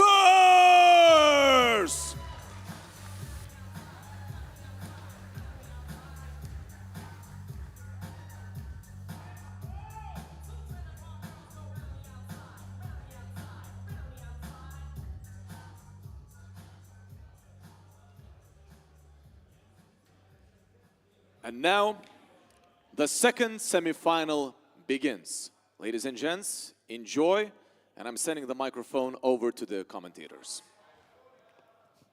What's up, guys, and welcome to our second semifinal of the day. And sure, we did have a very lengthy best of three to kick things off, but now it's time for us to jump into the second best of three, which should also be a proper banger. My name's Sir Danny. I'm joined here by Josh, and well, Josh, second best of three. Thoughts, opinions, emotions? Emotions, yeah. I mean, that last one was so taxing, wasn't it? On the players, on us, and all the fans in the crowd as well. You could see the build-up after map 2, and then when it didn't go the Latvians' way, there was this big release, and then, okay, but map 3 is still to come. And then when that didn't go their way, oh, it was heartbreak. It was heartbreak. But we had a lengthy break. We had some chicken wings. It was good, right? Loved me some chicken wings. Oh, they were good. They were good chicken wings. But we are ready to get into the semi-final, and I'm looking forward to it. I'm really, really looking forward to it. Obviously, we've got the Lithuanian side, the Granny's Knockers boys, the home crowd for them. I think there'll be support across the arena for sure. On the other side of things, the other Estonian team, the guys that made it through the last chance qualifier, they lost in the finals of that main Estonian qualifier against the boys that we saw earlier on that just about scraped through, right? So if we're talking sort of storylines, narratives, there's something there. But I think that they're very similar in terms of the way that they are just, you know, Estonian mixes of very, very good players. And there's no doubt there are some very, very good players on this esports side. Yeah, well, let's begin the conversation with esports. And fact of the matter is that they used to be the sort of like second best Estonian team. They used to play under various tags. One tag I definitely recall is Vortex. And they used to be, you know, the second best Estonian team because you would have, you know, some of those other guys like, you know, HS and Fates who have gone abroad, look for some opportunities elsewhere. But esports, they decided to stick together, play, and if they would have to go up against some of those Estonian big bosses, usually they'd end up losing. But right now, their situation has changed just a little bit because they themselves, I don't feel like they're playing together competitively that much. But fact is, they have acquired so much experience in the Baltic scene that they have themselves become the villain. They have become the mixed team that is capable of defeating anyone that is going up against them. Yeah, absolutely, absolutely the case. And as I say, you've got some hard hitters on this team. Watts was a scary player in the qualifiers. Remember him on Dust 2. He was an absolute beast, a force to be reckoned with. To take on that AWP is one to look out for as well. Siktor, of course, a man with a lot of experience. And Zeza, too. He was on that G2 Eras project. Literally left that 4 days ago. But yeah, he's really an upcoming Baltic talent that I think there's quite a lot of eyeballs on for sure. Oh, that's a cool point you mentioned as well, because there is that upcoming Baltic talent that is just not playing in the, you know, local scene, not playing in, let's say, your national team. Because, you could say Tak is a good example as well. You got Ryu, who's playing in Monty Gen, doing a phenomenal job as a very powerful player who's really good at entry fragging. And in that roster, you know, he's able to bring up some proper skill as well. McGill as well, being touted as a potential player, the next up-and-coming star. And, well, it's a good opportunity as any to show off some of that skills, what you can make in a simple LAN environment like this. You should be able to put up the big numbers and start that conversation going. Absolutely, yeah. Moving over to the other side of things then, Granny's Knockers, of course. Yeah. Slocker, big shout out to him. It's his birthday. Yeah. Big Happy shout out. birthday Happy to birthday. you. But an absolute demon on that AWP. As you've already mentioned, Magila as well. Has gone over to Copenhagen Wolves. Is another player that I think is expected to sort of breach into a higher level of international Counter-Strike and is already somewhat doing that. Streaken, been part of that Granny's Knockers project as well for last season. That isn't together anymore, but with Sadivo and Baggis, and had a fair bit of success there. Spardos is a man that sort of surprises me when I look at his age, because he's been around the scene for a while now, right? Yeah, He's been playing a lot of Baltic Counter-Strike. He's only 21. I thought he was a couple of years older than that. He's not. So still, there's sort of opportunities there, and I think that he is another player that could absolutely sort of make it on the world stages. That final 5th Mouse, he said on the stage, it's his second LAN event. But yeah, hasn't had too many opportunities to lift any trophies, so this could be the day. Yeah, and of course, if you want to lift a trophy, you got to play a game, but also there's the tactical game, the veto side of things. So we should be able to, actually, no, forget any vetoes. We have a chance to jump straight into the first map of the best of 3. So we got that Ancient, we got that Dust 2 and Mirage if needed. Well, cracking things off then. The Knockers on the T side, esports on their defense. Zatik with just a lowly flashbang, but a couple of pairs of Julies dropped over. A little bit of a slower start. Control taken over towards the B slope. And look at this. All the way up middle is Spartus. Yeah, you can see as well. They control firmly the hands of the T's. The problem is they have no idea what's coming in the back lines, and that is Sikta. Man, he doesn't get that kill. I was so sure in this position he might be able to do a lot more damage, but the bomb does get planted over an A, and Esports, they're a bit slow, I'd say, on the retake. Finally, we have Steak picking up one frag, but yeah, this 4v2 is not looking too good for Esports. They're being gunned down, or maybe that's a good reply, but at the end, it's Granny's Knockers. They come up huge. Yeah, that's a very good pistol round, and a really good read from Mouse as well. I don't think a step was made from the A main aggressor. I think that was a case of they'd gone up donut and taken no contact, and they went, this is a little bit too quiet, right? Yeah. Normally you'll have a donut player. The only time you maybe wouldn't have a donut player is if that A anchor's decided to get aggressive into A main, and therefore, oh, I need to check elbow. He turns around at the perfect moment, timing's brilliant, headshots crisp, and brilliant pistol round. You can see on the cams right there as well. We didn't mention him in the pregame. Kang here coaching. I'm not sure how much they're going to be listening to it. But Yeah, just like Kaz. But Granny's Knockers, at least in a round like this, they have a great chance to get that second consecutive round win. I'm pretty sure there's a lot of footsteps being heard across the map. Step-ins aplenty, and Granny's Knockers have made the right choice entering the B-bomb site. Will get that bomb planted, and absolutely, if you're Esports still, in a round like this, you could shout some economical damage, but on the other end, there's the MAC-10 of Streak and 2 big frags. If you're Granny's Knockers, you want to make sure you don't lose too many of your souls. Oh, but damage is being inflicted. I think you can brush off the MAC-10s, especially if you don't take casualties to the MAC-10s, and there you go. They've dealt with that one there, so it is just the Teague with this USP. Yeah.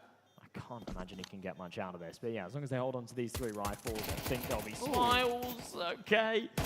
It can be recovered. Oh, no. This is all a little bit too expensive, but Slocker will deal with it eventually. As I say, that's maybe not the best outcome against the full eco, but they still get it over the line. Now the buy will come out for Esports. This is the meat of things here in the first half of Ancient.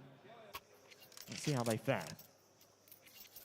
Always the scary part is you jump into this first gun round as Esports, and you don't really have a lot of utilities to work with, so I'm not too surprised if we see individuals like Sikta opting to go for the MP9 just because you can have just a bit more utility to work with. If you are planning to hold on middle, you desperately need that utility as well as manpower, but the fact is as well, that's a very heavy mid setup, but Granny's Knockers have other ideas for this one, and well, look at this. Flash is being deployed, Molotovs as well. This will be a push on the bomb side.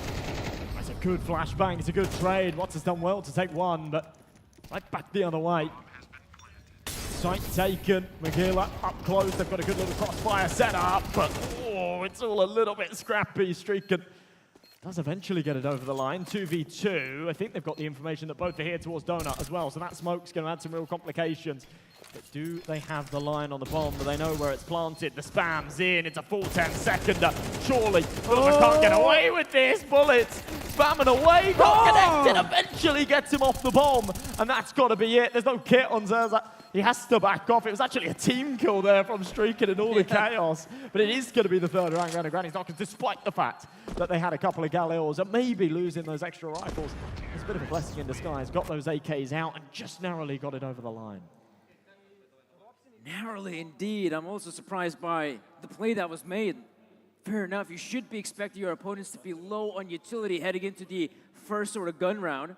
And I was so sure that on the side of Granny's Knockers, they would just slow things down, you know, not rush about. Because we saw a very scary situation there. We saw one of the CTs chucking in a smoke grenade in Donut, and suddenly the T's have such a difficult time to push out of that position. If they were to have even a defuse kit on their side, I feel like that round is over. We see a victory there for the CTs. Yeah, absolutely. They wouldn't have had to just jump on that bomb commit to that defuse. They could help each other in that ordeal. So, bit of an issue. I didn't count the kits at the start of the round. I'm not sure if there was one in play, but it just wasn't present on one of those 2 players. If they sort of lost track of it a little bit. That's kind of the problem. It's something we touched upon in that last best of 3 as well. The Toby boys were quite sort of happy, even in overtime, to just rock one kit on the CT side, even if they had money for more. And sometimes that can be a bit of a dangerous game. It's very easy to, in a normal round, sort of stay composed and keep track of where the kits are and things like that. But the second it all gets a bit chaotic, you lose the A site, it's a 2v2, the bomb's smoked. it's very easy to lose track of where that defuse kit's gone and it all to get a little bit sloppy. So, yeah, I think you're right.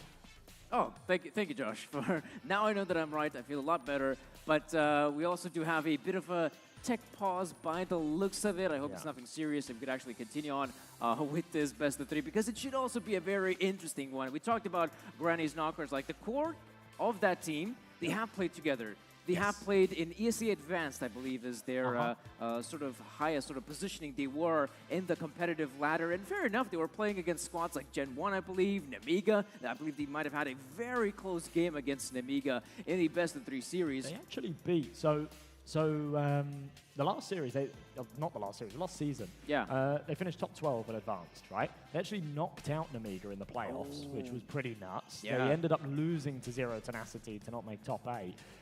But yeah, that was with Sadivo and Baggis, but still that core 3. And yeah, a team that actually had a lot of success. And, you know, there hasn't been like a full Lithuanian squad in a while that's been a bit of a staple of like tier 3 CS. And these guys were, doing very well in advanced. They played multiple seasons of like the CCT play-ins and things like that. And even though sort of not yielding any like major wins or anything like that, some good results against some very formidable teams. So yeah, I think that like having that core 3 together here is somewhat of a benefit. Now, Sadiva was calling on that roster, so there is sort of a pinch of salt there. I don't know who's calling the shots down there today, but a team that, or at least a core that have got a fair bit of tenure together.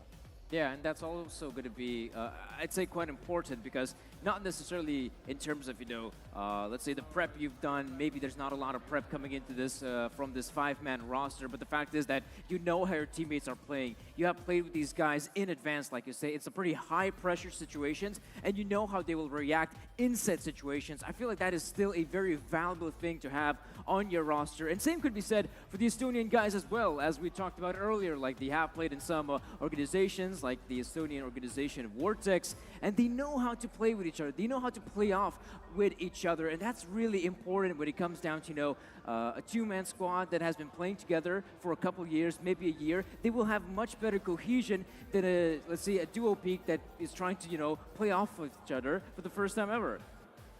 Absolutely. I mean, the thing is, when it comes to these kind of rosters, and actually, I'd say every team here today, they play together. They play together, whether it be on a competitive level, whether it be in a team environment. These guys pug together. These guys play together. These guys have mixed tournaments together.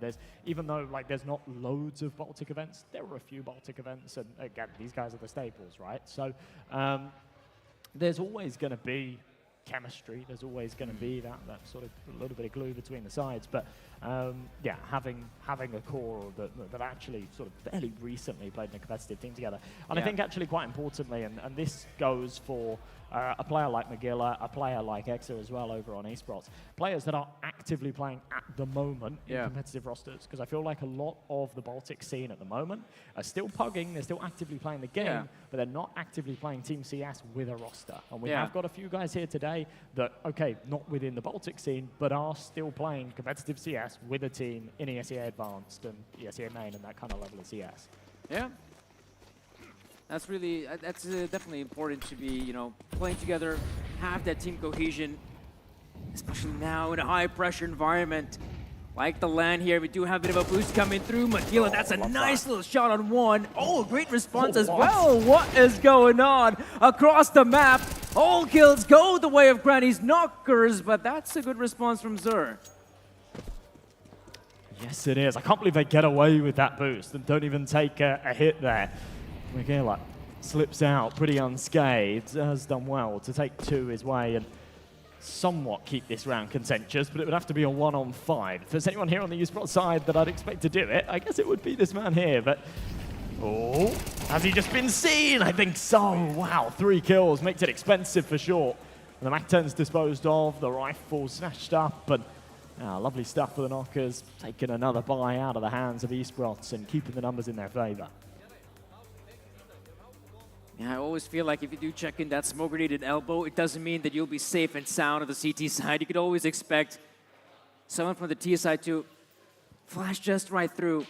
I feel like flashing through elbow, sometimes you are in a more advantageous position than on the CT side, who might be well entrenched in mid. And right now, in a round like this, yeah, they're keeping up the pace here, Granny's Knockers, but Steak with a nice pickup there as well. Look at the aggressiveness that's coming out from esports. It's giving them at least one kill and also positioning about the bomb, but that's a quick reply from Magila. Yeah, pace did not do them any favors in this round, but they've managed to recover it. Puts it back into a 3-on-3. Streaken's got brilliant timing, but no. Loses the fight. Zatik sends it back the other way. And now a man advantage for the CTs once again in a very unlikely scenario. It's a round that just came with pistols.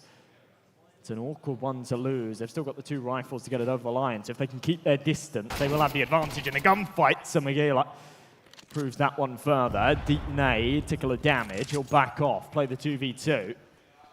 And with the bomb on their back, they've kind of got free reign of the map, right? They should know that esports have probably grouped up here. And they're going to reroute their efforts towards B. Timing is everything. And right now, the CTs are playing it safe. And oh man, this position, I always feel like the Ts are at such a disadvantage coming through. Red room, but that's a big pickup. Suddenly, Granny's Knockers, they're just going to book it over towards A. Oh man, 30 seconds left on the clock. They have to be very thorough in their approach. Luckily, the bomb is going to get planted, but are they aware of Sikta's position? He gets the one with the dig, whips out the back 10, and he's super good on the movement. Gets the 2 frags, puts Estonia to winning ways.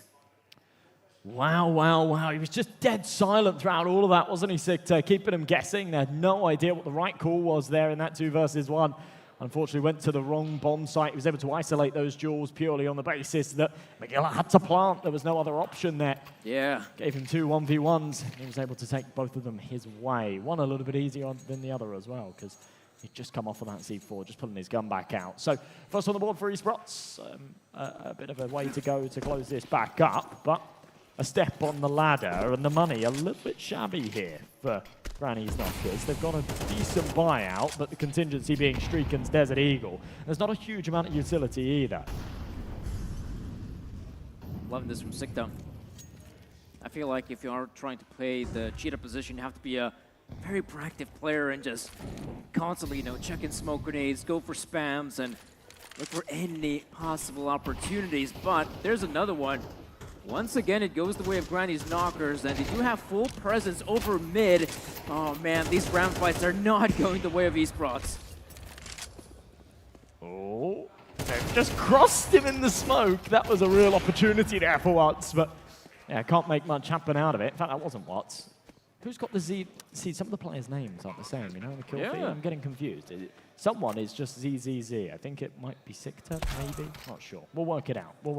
But Watts keeping this one alive. I don't think he's going to go for this. I think the goal was just, do a bit of damage, grab an AK, get out of there. It is going to be a 5th for Granny's Knockers, who put their foot down quite nicely. Ancient was always a bit of a staple map pick, actually, for the team when they were together. So no surprise here that this is a bit of a comfort zone, and so far they are looking very comfortable. Nice little pickup coming through. Granny's Knockers. 5th round has gone their way. And as we could see, I was thinking that we might actually see a tactical pause coming out there, perhaps from the Estonian side, but it is one of a technical nature. But yeah, right now they are being kind of beaten here, and I'd say quite unfairly. I will say Granny's Knockers, like you said, if they do have expertise coming into a map like Ancient, it really shows that they're more than willing to go for some of these more unorthodox positions. Sure, they take mid control, but not only that, they have players, going through Red Room. We have players pushing through Donut. And I will admit, Granny's Knockers right now, they're doing a really good job at being this sort of liquid team across the map. Just going for fights all over the place, and well, at least that's a trade. So esports, they have one more in them. Philippa goes down on the B side. Those smoke grenades are really messing up Sikta's vision, but that's an easy one for him. Yeah, handed that kill on a silver platter. Now the man advantage for the CTs, and the bomb is actually yet to come and join them. So Slockers had to go and grab it. Things stagnate a tad. Esports start to scratch their heads. There was heavy fire on the B site. Why are they not here? Why is the bomb not down? Perhaps they entertain the idea that perhaps the Knockers have taken it elsewhere. Mouse has been quiet for long enough. Could be a possibility. Now starts to creep up. Will be checked. Can't find the head. The bullets for a silhouette around. Can't find the lethal shot he needed. Slocker in the 1v3 then. 50 seconds. Bomb on his back. This is doable.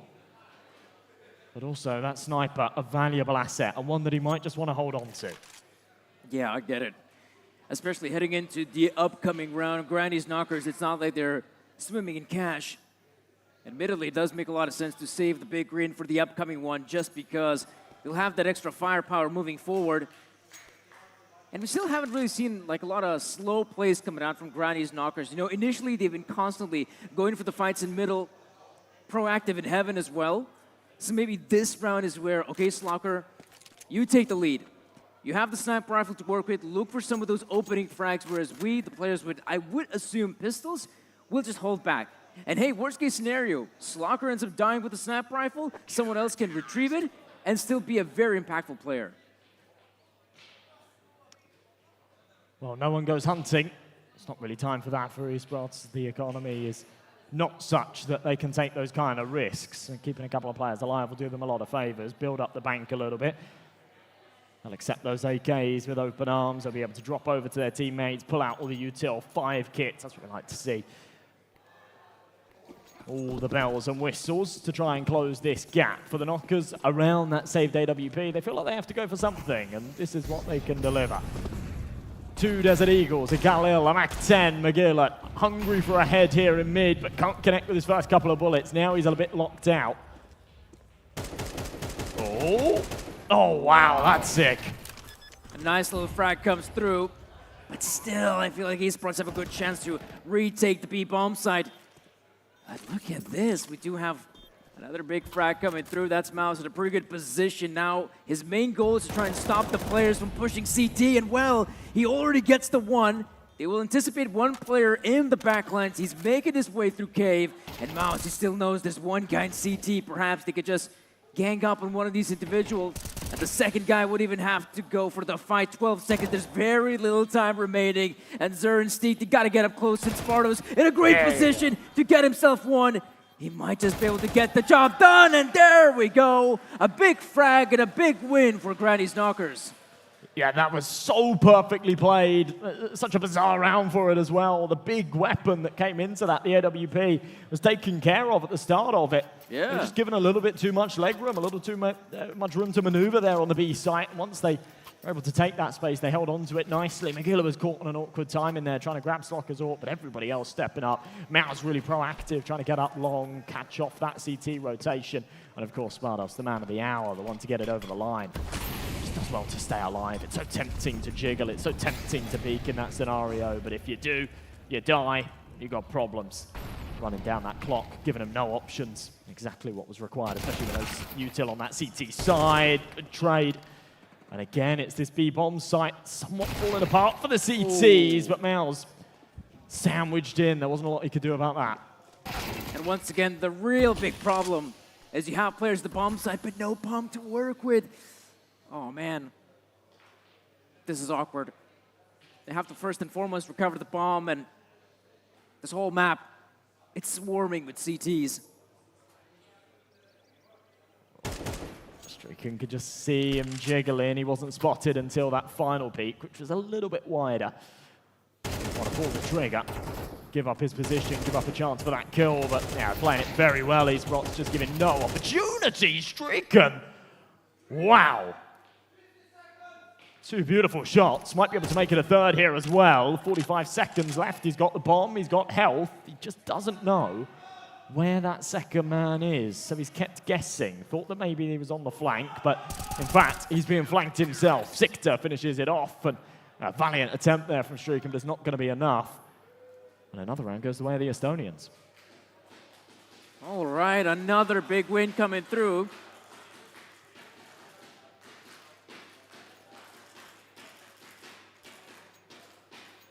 You can definitely hear the crowd trying to cheer up Granny's Knockers. Guys, who do you want to win? Granny's Knockers? Right, we get some. Come on, guys. We get some in the crowd, but not a lot, I guess. Not a lot of fans, but we are definitely seeing some good Counter-Strike coming through. Granny's Knockers have gone for the purchase. And as we can see, mid-control is the name of the game right now. They're trying to swarm this area of the map, and Ace-Prots are giving them a lot of leeway, I'd say. It's been a bit of a recurring theme. Mid has not been much of a point of contention for the CTs on these buy rounds. McGilla needs to be aware there's not to his left, though. Sort of soft checked it at the start. Miles had a chance there. Had a big kill onto the man on the right. Couldn't transfer. The Tech 9 can't do it either. With that smoke going down, now things become 10 times harder. Bombs on the other side of it. HG will blow it open and leave Streakin a little bit exposed. It's another good round for esports. The Knockers, you know, it's a round that they're not particularly expected to win, but one that when they got that space in middle, when they were able to trade that first donut kill, it perhaps felt doable. The economy's a little bit all over the place, and I'm not the biggest fan of this. Another force buy here. They've got the 2,400 loss bonus. They didn't have to go for this. Could have had a full buy in the next. Instead, they fancy their chances with these SMGs. They fancy their chances with these pistols. Crowd is trying to hype up the Granny's Knockers. And here we can see a fast play on the B-bombs. It is quick, but will it give them any success? It's a good start at least. Gives them the frag and a potential bomb plant comes through. Slocker, though, goes down in the fight. Mouse and Spartos incredibly low at HP, and yeah, Magilla goes down without a fight. Spartos will be the next in line, and just like that, Granny's Knockers, sure, they take control of the bomb side, they get the bomb planted, but no round win. I mean, again, you're sort of taking silver linings away from it, right? Yeah. You say, yeah, we didn't have a lot to work with there. We only had Tech 9s, we only had a couple of Mac 10s, we found a couple of kills, we got a bomb plant. That could have gone their way. But it wasn't a half buy round. It wasn't a round where, you know, they had the max loss bonus and they say, oh yeah, we'll go for Tech 9s and yeah, nothing to lose. There was actually quite a lot on the line. They opted for that force buy. And now going into the final round of the half, it's got to be a force buy again. So 4 Khalils, an AK-47. Feels like they're just putting themselves in a massive deficit here and mismanaging this economy a tad. Not a lot of util to work with either, and it's just sending it once again towards B, where consistently they've been able to find this trade, take the space, get the plant. This time they go one further, and Streakin is taking chunks out of the CTs. Not sure what the CTs are opting here. I guess they were hoping for some big flanks to take place, but we're seeing none of that. Okay, that's a pretty good opener. Zur gets the frag on one, and Eastprost, they absolutely want to go for this. It's the last round, and Magilla comes in huge through the smoke, and it's Lonesome Watts to take the hit. And Granny's Knockers, 7 rounds it is. Yeah, that's another good round at the end there, but as we've said, it's just been a bit of a recurring theme this first half. The money's just been a little bit all over the place. There was a call to be made in those final couple of rounds of, you know, do we want to eco one and then have a full buy in the last, or do we want to just go for these back-to-back forces? Yeah. It actually ended up being the same outcome, right? They went for the back-to-back forces, they threw a bit of a coin toss. Yeah. It's not really a 50-50 when you've got significantly worse weaponry, but they win one of the rounds. It ends up going in their favor, and 7-5, not too shabby at all. A good start, one that they'll be happy with for sure. And this is including the sort of economical mismanagement, like you said, we saw there at those last rounds here at the first half. And yeah, Granny's Knockers, I think they'll be happy about the rounds they've managed to acquire. But I'd say a lot of this, once again, as always, riding on the pistol round. Well, they looked pretty confident in that opening pistol round. They took it their way. They were able to string together a few off of the back of it. We didn't see too much more after that towards the tail end of that first half. So yeah, you're right. It does feel like an important victory for them here. And a huge commitment on this B site. 4 players stacked up, all in K. First contact, it's Chris. And they've only shown one man. Now, they sort of blow the bubble a little bit, and that is where it all falls apart. Slocker now left with a 1v3. They're all tripping over each other's feet as they emerge from cave. Slocker's now been seen, he's been heard, he knows where they are, he needs to hit the head, it's not going to happen, and it looks like this scoreline should now tie up. Man, oh man. You got to wonder, having that 4-player cave push, it is a bit awkward if, okay, you're trying to challenge the players in ramp, that's no big deal. I could see the CTs coming through, but we did see the players in mid that managed to smite down the Granny's Knockers offensive as well. Back to the drawing board it is. Granny's Knockers going for the full-on eco this time around. And for esports, It's a good chance as any to try and equalize the scoreline. Yeah, if you've got a player in mid holding your elbow, you can all sort of focus on the ramp, but that's not what happened there. You had 2 holding elbow, 2 peeking into ramp, and you're just outnumbered. What? Lovely start, brilliant spray, 4 kills, wow, could have been the ace.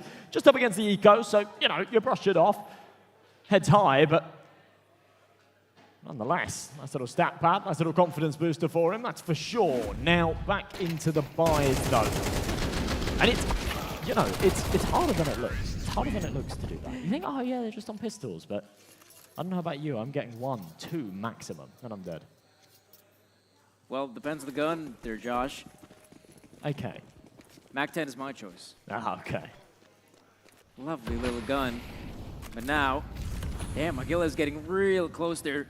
Up in elbow, looking for some potential frag. And man, that's a very powerful position early on for Levido. Looking for a frag of his own, going for the advanced push. But there is still one more player here in the form of Streak, and both of them line up. But that's esports with the bomb plant. Fuller incredibly low, but gets away with his life there. Puts the numbers back into even. Oh! What? I said Watts was a man to look out for. He was unbelievable in the qualifier. And right there, mechanics. As good as it gets, Magilla realizes that this is not favorable for him. I thought he was maybe going to fall away and save. Instead, he tries to play through his own smoke. No chance of the round. He doesn't have a kit, but exit frags, perhaps. I think one's going to come his way, so no. Second guessing it. Damn, this is turning out to be a very exciting first map of the best of 3. Esports, 8 rounds for them. I think this is the first time ever they're in the lead in this first map. And I wouldn't be too surprised if at some point Granny's Knockers might even consider taking a tactical pause. Because right now, momentum, it's on the side of Esports. Yeah, perhaps one to come in the next round. Won't be here. Magilla's got that saved M4, but no one's really got any money to buy around him. However, max loss bonus. That's how it works. You lose the pistol, you don't have any success. You get the max loss on the 4th round instead of the 5th. And that does mean that they can buy a couple of pistols, they can semi-invest into this, have a bit of equity, and if it doesn't go their way, then no harm, no foul. A bit of luck on their side with that one. Full W. And the bullet strays up to the noggin. Magilla knows he needs to have impact with this M4, can't do it. And on a solo mission, Spardos actually can't recover that M4. Yeah, it's difficult if one player goes for the hero play and not able to recover the M4. Make matters so much more difficult, but now it is just Lonesome Slocker remaining. Should be an easy target. There we go, Esports. It got a bit scary, I'd say, in a few of those instances, but the Estonians closed it out. 9 rounds for them. Yeah, you can see how rounds like that go wrong. A couple of those duels that could have absolutely gone either way. Esports with a real streak now, though. 7 of the last 8 rounds. They've well and truly taken control of this map. They need to do it against the buy. Slocker's got out that AWP. We haven't seen too much impact from him this map. Spardos is 20 and 14. He's playing through the roof, but that same force not being met by some of the harder hitters. And yeah, Slocker's opportunities on these AWPs, he just hasn't had too many of them. Magilla, super aggressive, but bad timing. Watts has walked right through the elbow smoke. And there's no trade there either. That's a huge whiff from Mouse. Oh man, Granny's Knockers already losing 2 of their own. And that's problematic. No control in middle. No sight, no vision, no info. They have no idea what's happening across the map. But Esports, they know they have a very advantageous position. And I guess it's no wonder some players will try to take matters into their own hands. And yeah, it's just going from worse to worse. Every single player dropping dead, including Lonesome Slocker. And that will be 10 rounds for Esports. You can see they are looking far more confident now. It's another great round, just winning all of their duels. 5 on the bounce here for the T side, really dictating the pace here on Ancient. The Knockers struggling to cope with it, that's for sure. Again, max loss bonus, so there's not going to be any eco rounds. There'll be rounds like this, where some SMGs come out, a couple of upgraded pistols. Nothing much more. It would have been a full investment in the next. I don't think Slocker's left himself enough money for that AWP though, so I think he'll be down to a rifle. Mouse. Going to get quite aggro. In fact, all three of them will. Oh, this will grant them a hefty dose of info, but can you get anything more than that? Because we do see one player on the horizon. That is what's going down. But then again, you take a look at the minimap and a lot of pressure is mounting on Lonesome Magila. He's about to realize what's happening here on the map. He does go down, and once again, the A-side defender is usually by his Lonesome on A. And this will prompt Esperance to just keep on pushing forward. It's the trade Spartas needs to find. If he gets it, there's a bit of equity on the retake, and there it is. Puts it into a 3-on-3, gives him a chance to grab that AK-47 as well, but Slocker not having the same success. Spartas' position known, surely they give him nothing here. He's gonna work his way forward, takes one more, but can't line up anything other. So 11-7, and Esports keeping the rounds coming. Again, a round that you sort of expect them to take, right? There's no doubt about that, but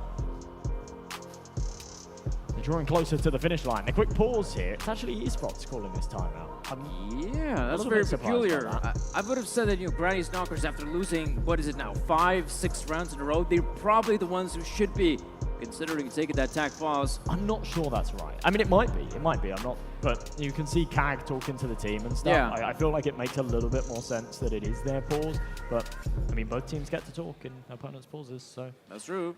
Could be the case, either way. Yeah, I don't see much reason for Esports to call a pause at this point in the game. If that is the case, and they've maybe cooked something new, they're saying, you know what, we'll try something a little bit different, then maybe that's what's to come. We'll see. Slocker does have that AWP out. They actually did a fair bit of damage with those SMGs. That MP9 racking up a bit of money. That AWP in the picture. The rest on the rifle, still just 5 AKs on the other side. Magilla getting aggressive, 1-for-1. Luckily, he still has a player in mid, dishing out damage, but Granny's Knockers, very awkward position Slocker has put himself in. He's out there with the sniper rifle, but he'll have to shotgun anyone if he wants to get a kill. Oh no, look at Watt's position as well. Eliminates the player in mid. And slowly but surely again, the defense is just falling. There we go. That's the shotgun potential I'm talking about. Yeehaw. Wild shot there from Slocker, but again, it's pretty much just in pursuit of saving this AWP. I mean, he's sort of poising himself to perhaps play for the retake, but they're in a very unfavorable position here.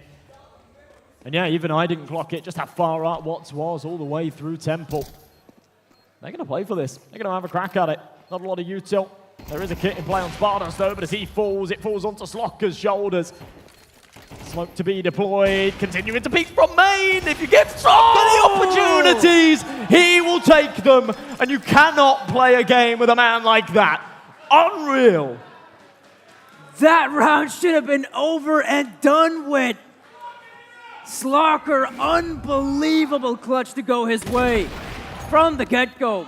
That shot was beautiful, but here the 1v3, he's just given these angles one by one, and he takes them. And man, oh man, if there was a chance for Granny's Knockers to bounce back, it's got to be on the back of such an amazing round. That's to deny the Estonians map point as well. Absolutely bonkers. I was singing my commiserations. It was this is over. He'll probably hit the shot, back off, save the AWP. Maybe he's dead, but he peeks around the corner. Incredible shots connected. And the dream stays alive for the Knockers. DPG, money actually not looking too great after how many casualties they took in that last one. Still, the economy favoring Esports and will do for another couple of rounds. They've got a big old bank built up. But heavy defenses here on the B side. All stood back to back, 3 of them ready. As he smokes fade, there could be a bit of a problem, and there it is. Oh no, if 11 jumps down, not sure if that was the right play, because that's already 2 massive ones that go the way of the Knockers. Steek, though, still maintains his position, but yeah, it's precarious. They should be able to gun him down. The double peek is way too strong. And it is just Lonesome Zur and Vots remaining. They are separated, but they might just be able to group up and maybe together they can find some success. Perhaps so. They have got the bomb. Oh. They've got the time. That's a very nice shot from Zap. And all of a sudden makes this far more palatable. HG onto Streak and does lots of damage! Kill through the wall. And just like that. Oh! The game says it's unreal. And look at this, it's just Lonesome Mouse in a 1vx situation. And let's be real, I think esports have got this one on lockdown. It's right about now. No kid to work with, so he has to be quick about it. But it's a beautiful round for Watts and company. There's not even mistakes made there, right? Most of the time, and I actually stress this a lot in online broadcasts and stuff, it's impossible to lose like a 1v4 or 2v4 situation if you play it correctly, right? That didn't even feel like the case. It didn't even feel like anyone stepped out of line. It didn't feel like anyone did anything wrong. Okay, the first fight in mid, maybe a little bit unnecessary, the peek and through donut, but the spam through the wall, the HG long, there's not a lot you can do about it. There's not a lot you can do about it, and that's just a brutal, brutal way to lose a very important round. Double smokes into elbow, a bit of aggression again from Magilla. HG will blow it open, does not give him a sight line, but he'll hear all the steps. He knows there's one close. Zatig, oh, he's very aware. He is very aware, but timing won't bless him. And they will cross. Magilla's got a freebie. That's one big frag at least. And now esports, they know their positions have been compromised. Slocker chimes in with another. And esports, slowly but surely, they might just have to back down from this round, but Zerz still has a fighting chance. A little bit of luck goes the other way this time, but a 5v3 evens out quite quickly, and still the firepower advantage on the esports side. They've got just under a minute on this clock. And they've still got control of the bomb, but it's not in their hands. It's back towards Cube. They will go back and grab it. They're a little bit spread around the map, though. They need to regroup, work out where they're going to head, where they're going to try and get that C4 planted. Streaker not moving a muscle. Just tucked up on the box, in cave. Knows that this MP9 is incredibly powerful in this position. If he goes elsewhere, he'll get himself in a sticky gunfight that he might not win. Smartass bouncing between the two angles as a result of it, though. Needs timing. Needs it to go in his favor here. Oh, look at Sikta. He's playing this one so safe. Right about now, yeah, the CTs have a good grasp on the situation. And it doesn't help that Streakin goes down. Sparto's with a good reply, though. He's looking for another player to come his way, but that's hard to chime in. And now it is just Lonesome Mouse. 1v2. He tried to clutch it before, but he did not succeed. Maybe this time it might be different, but again, not a lot of time to work with. No kid by his side, he has to move in quickly, but look at this ring around the rose. He doesn't see a damn thing, and now he'll meet his maker, as it will be 13-8 in favor of the Estonians. Wow, wow, wow. Felt like Granny's Knockers had that one in the bag after those, well, not in the bag, but, you know, it felt like things were looking very, very good for them. Yeah. After that first 5 or 6 rounds, their confidence was there. And then, yeah, esports just sort of gave us a different beast, didn't they? Recovered that first half very nicely, and moving into the second, just had control, that's for sure. Very, very good. I was so sure that if you take a look at that initial, start we saw in the first half, that it felt like Granny's Knockers were just in full control. They were able to find all the frags, picking up every single gunfight and winning them, and yet it did feel like, yeah, like you said, on that second half, they just maybe, I can't even say that they were making too many mistakes on that second half. It just felt like the Estonian boys, esports, managed to bounce back, and just they themselves starting to win out every single gunfight, every single engagement. So once again, I can't say that Granny's Knockers showed up to be a very, poor team on that second half. It just felt like esports were just head and shoulders above them. Yeah, a couple of big moments as well, wasn't there? Obviously, Slocker's clutch was one to put in the highlight reel, but oh yeah, outside of that, it felt early like moment. the highlights. Yeah, that was an early moment. But yeah, outside of that, it actually felt like the highlights were all esports, weren't they? A lot of recovered situations. That 2 versus 4 was pretty wild. A couple of nice clutches going their way as well. That 2v1 at the very start, let's put that first round down on the board, and just generally consistently winning out those 2v2s and situations as such. So yeah, very good game from esports. Yeah, indeed. And looks like we should be able to give this one to the host downstairs. It will be Rakas to give us some more intel. So guys, we had an amazing first match of our second semi-final. Congratulations to Estonian esports team. Hopefully, Lithuanians will make a comeback. But right now I'm speaking with two Lithuanians as well, guys. Welcome back to the show, and how are you feeling today? I'm feeling good. It's just weird to speak on my and the other stream in Lithuanian, in English. I wish we could speak in Lithuanian. I mixed the languages already. Galima ir lietuviškai šiek tiek. No, that was our Lithuanian language, but anyway, I completely understand you, but because we have our friends who are watching us on the stream from Latvia, Estonia, we're gonna adapt to you guys. Karolis, this is a streamer, a YouTuber as well. Karolis, well, are you not streaming? TikTok maker. What do you make TikToks about? About technologies. What kind of technology? AI, gadgets, and etc. Literally about every technology we use daily. Okay, so we will speak about the technology that we use daily, Counter-Strike 2. All right? How do you guys feel about the first match that we just had? What can you say about it? What, Lithuanian? Yeah, the match that we just had. Sad. They lost it. Shout out to Sloker for the insane clutch 1v3 with AWP. I hope that the game will be going to our side, but it's still, we got two maps. Yeah, the second map is going to be Dust, right? Dust 2, am I correct? Yeah. All right. Karolis, you guys have been to this tournament previous year, am I correct? Yes. Yes, so can you compare those two events? We had one in 2023, and now we have it here in Kablys in Vilnius in 2024. Can you highlight the differences, the pros and the cons? As for me, the biggest advantage here today, because it's much more cozy, because it's my native town. I lived here, I grew up here, so it's really nice to see a lot of people here. And the show is really great. And as for last year, it was also excellent. The venue was much bigger, but you know, Lithuanians didn't win. Yeah, who won last year? Do you guys remember? Yes, indeed. Two Lithuanian teams went to the finals, and the final was kind of boring for us because, okay, both teams from Lithuania, we're going to win, just who's going to take it. Yeah. Yeah. If I remember correctly, that was Team 5LT, if I'm not mistaken. I think so. All right, guys. What could you say to our Lithuanian? Yes, we are going to draw, but let's say we have a poster here.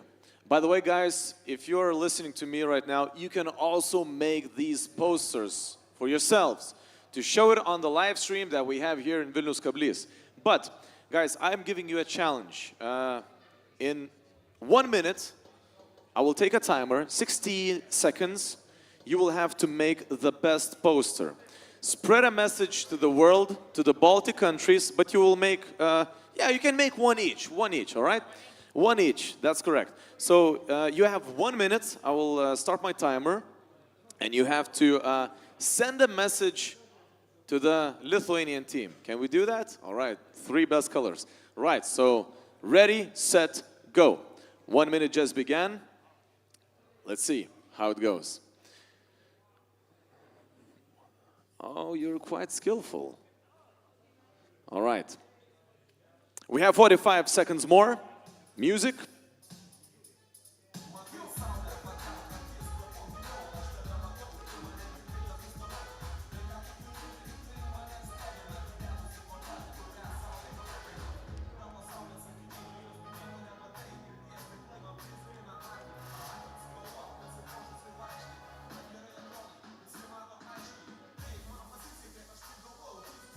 $20 seconds.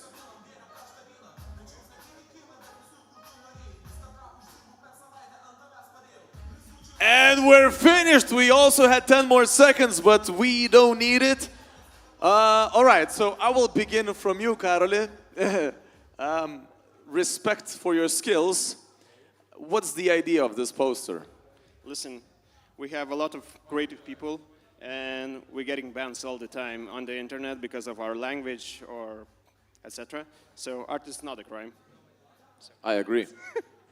Fantastic. That's a good message to spread. Svarbiausia daryti.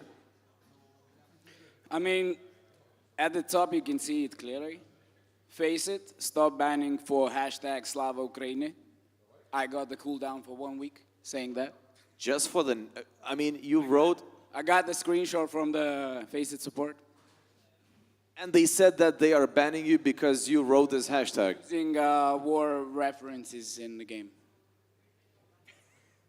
Well, that is interesting. Okay, and then at the beginning, at the bottom, I'll say Lithuania team today will take the CS2 Baltics and they'll beat first. Fantastic. Thank you, guys. Thank you. You take these posters with you. You can show it on the screen right now. All right. So, Karoli, once again, thank you. Svarbiausia daryti. Ladies and gents, we will have a short break. Don't forget to capture your Oli moments. Short break. We'll be back soon.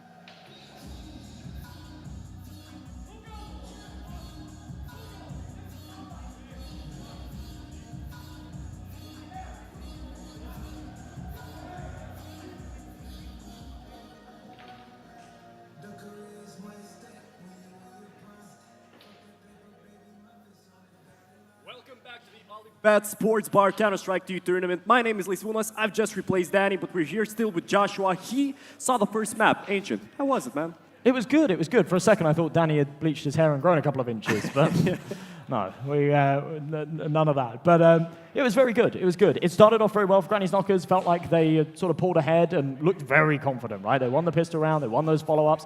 And there wasn't too much contention for like the first 6 rounds or so. They started to lose control, really lost control of the economy, right? Towards the tail end of that first half, a lot of force buys, all got a little bit scrappy. I think it sort of came off of the back of there was a round where Slocker saved that AWP. And T-side, when you're saving, he's got no money. Then you say, okay, we'll force around him because otherwise he's double eco. And then the next round, you end up forcing again because you don't really have... It just all turned a little bit sloppy, and I don't think they got as many rounds out of that first half as I think they were hoping for. Then losing the second half pistol, it all just started to sort of go downhill. We saw a couple of massive moments. It was an insane clutch from Slocker. I think they were hoping, some of the boys in the crowd were hoping that was going to be a bit of a catalyst to maybe a recovery, maybe a bit of a comeback. But yeah, it just didn't materialize there towards the end of that second half. So now they've got to do it on their opponent's map pick. They've got to reverse sweep the series.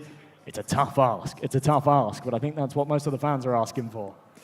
Well, I saw that Slocker definitely had that wonderful clutch, even though he was basically bottom feeding throughout the whole map. He only had like single-digit kills, like 9 or 8. But why am I bringing it up? Because the next map will be Dust, right? And on Dust, you need strong individuals. So who do you think will shine the brightest here? Spardos was shining very bright there on Ancient. I wouldn't be surprised if he does the same again. But there are several individuals here that absolutely could do so. And Slocker on that AWP needs to have big impact. It's a map that really does pander towards those snipers. Sending it straight out along, though. They've been given a lot of leg room, the Knockers. And they will take this space. They'll deploy the util over and try and proceed towards the A side. Yeah, it's a fast approach from Granny's Knockers. Caesar, as well as Sikta. Wonderful positioning from them. Granny's Knockers will need to be aware. Oh, they were sort of entertaining it. For the last few seconds, they were holding the back lines, but just as they turn away, commit to the site, perfect timing on the flank, and everything falling apart, a bomb plant at the very least, but no kills found for the Knockers. It's a perfect retake from esports. They'll take the extra cash, right? They'll probably go for a Galil Force in this follow-up, but not a lot of silver linings to take away from that one. But again, when you have 5 players up long, we're watching their backs, right? I mean, at least you have to dedicate one player who will be aware that someone might lurk you from behind, especially when you had no map control anywhere else. So definitely not the nicest of approach from Granny's Knockers on this pistol. However, as you mentioned, it definitely forced into this one. So 3 Eagle Eagles a scout and a Desert Eagle on Magilla. It'll be interesting to see whether the supposed leader of this roster will shine with a pistol in hand. He had his moments on Ancient, but not enough of them. Slocker with a scout. For a round like this, it makes sense. We know what he's capable with the sniper, but this one doesn't pack as much of a punch as the big green.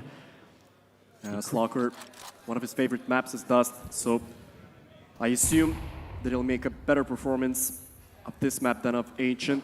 Here's his first chance. Slocker, missed bullet. He'll have to fall back. After a bit of a slow start, a big clutch like that we saw from him towards the end should definitely fire you up, get that adrenaline going a little bit. So maybe that is what we'll see, but a little bit of a breather between maps. Going outside, it's damn cold outside. That'll wake you up for sure. It's a lovely headshot looking to follow up, but it's all a little bit sloppy. Neither team able to come out on top with that duel. It's going to be a second entry, make that 3 for esports.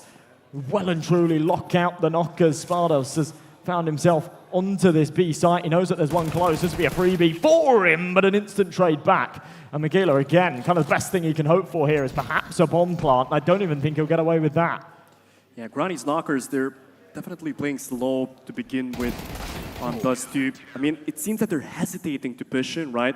Even when they had control of short, they still managed to fall back for a few seconds there, and that gave enough time for the Estonians to rotate back, get better positions, and then, well, they got cut off one by one, basically. It's been a confident start for esports, continuing that momentum from the tail end of the first map. And, well, for the Knockers, I I talked about the fact they mismanaged that economy a little bit towards the tail end. Sorry, the tail end of the first half of Ancient when they're on their T side. We might be seeing remnants of that again. Magilla's gone for that hero Galil. A couple of players brought down to $1,200. They'll have $2,900 to come in the next, so just about enough to service a decent buy and justify these investments. But they've kind of got to do something, otherwise it's... Oh, that's a nice shot from Striken. Magilla with a headshot as well, so a couple of better weapons picked up for the T side. 3-on-3 scenario here, but no Kevlar on any of the Granny Knockers players. Will be tough.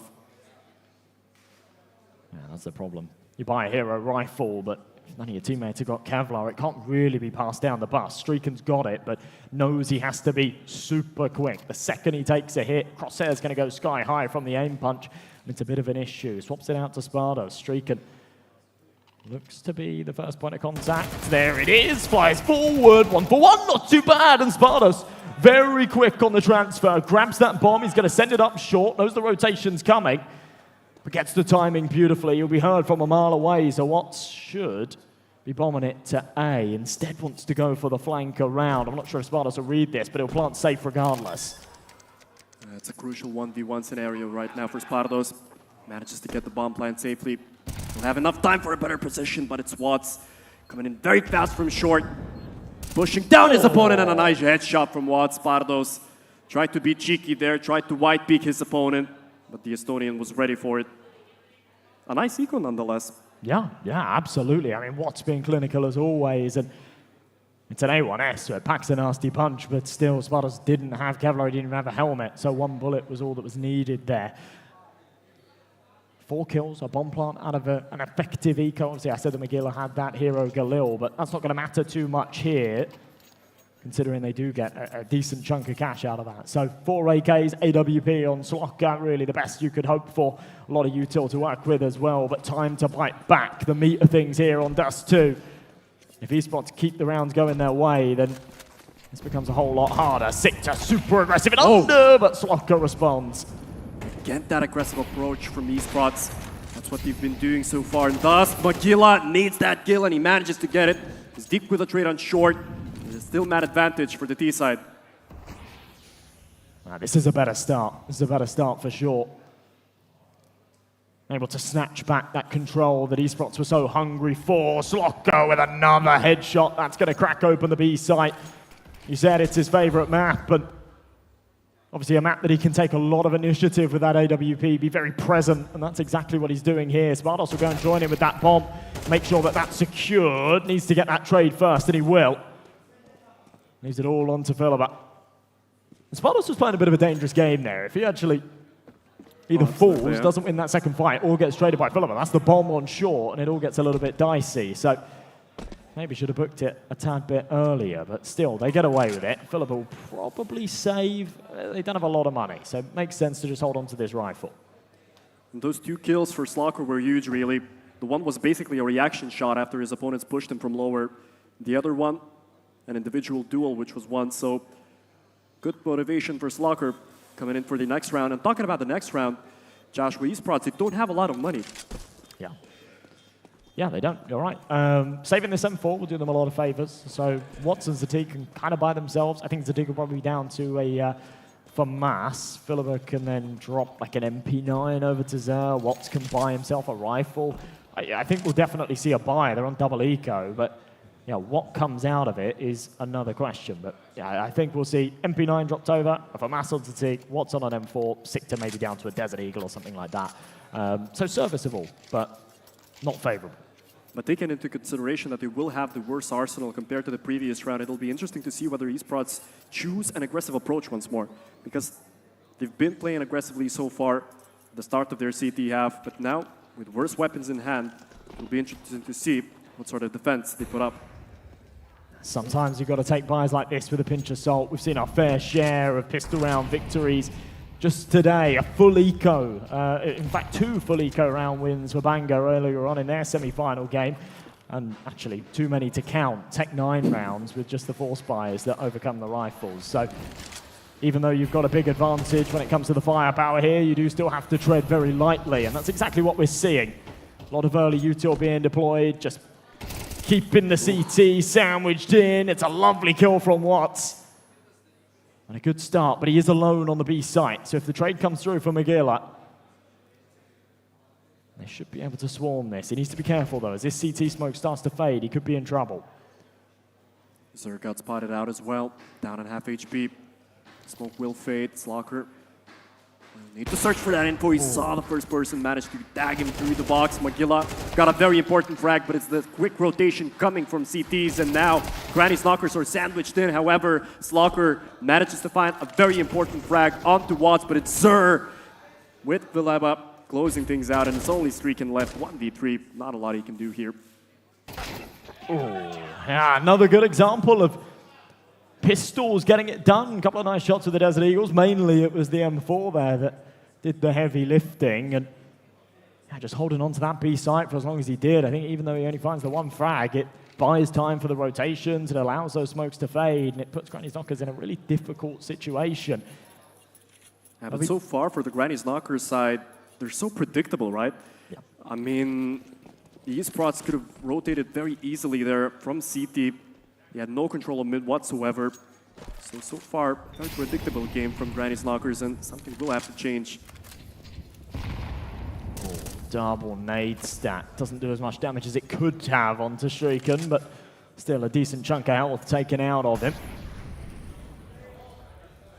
Magilla up on short, has to be careful. If Sikta decides to play behind this molly, he could be in trouble. Flashed in, they're all blind.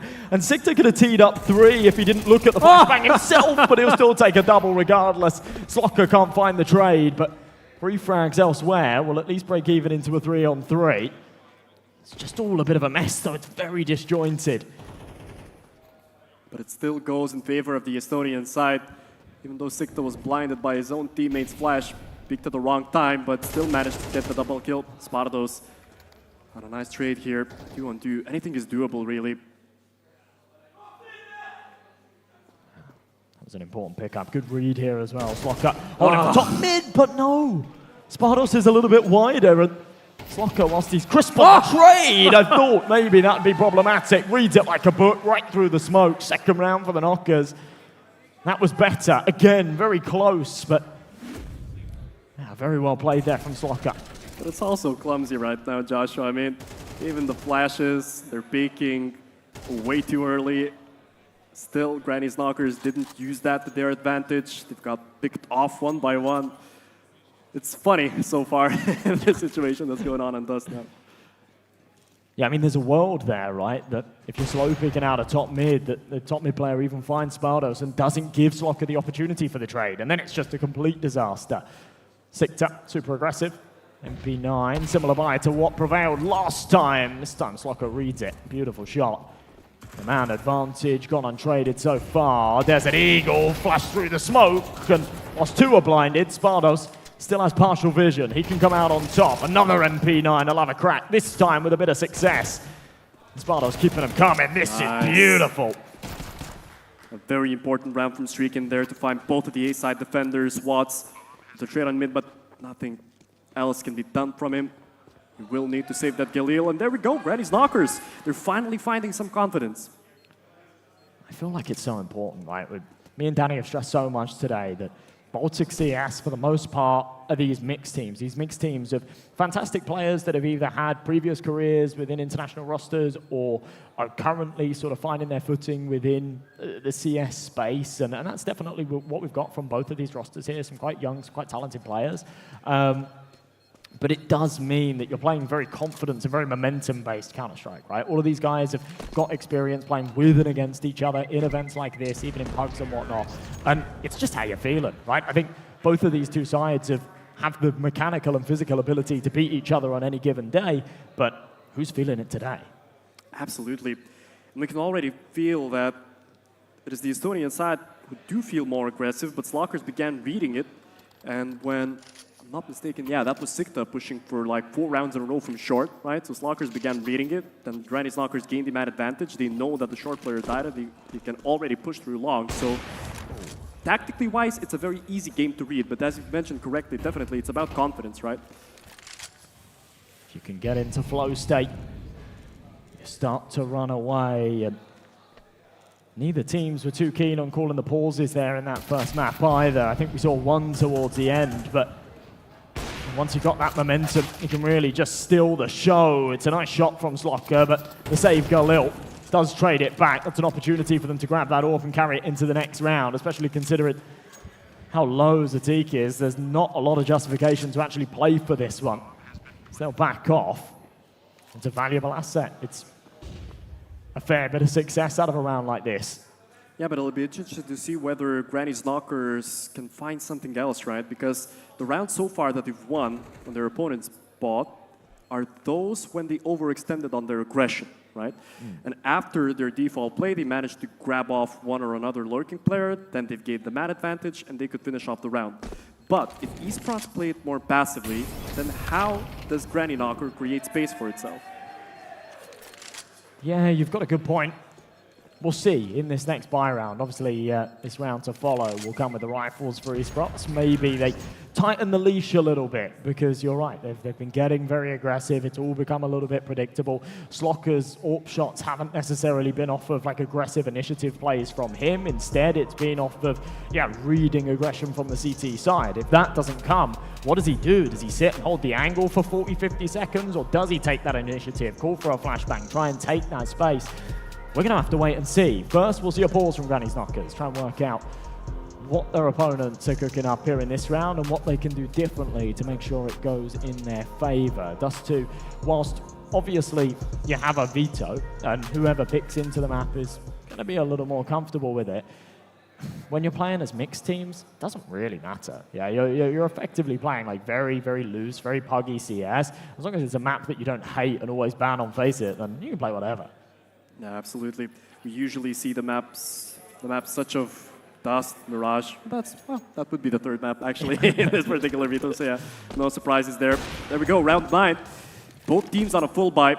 We saw a quick duel between Stick and Slocker. More aggression from Mouse and Long, but will be flashed off there. So Granny's Knocker stop. Let's see Sprots once again with the initiative.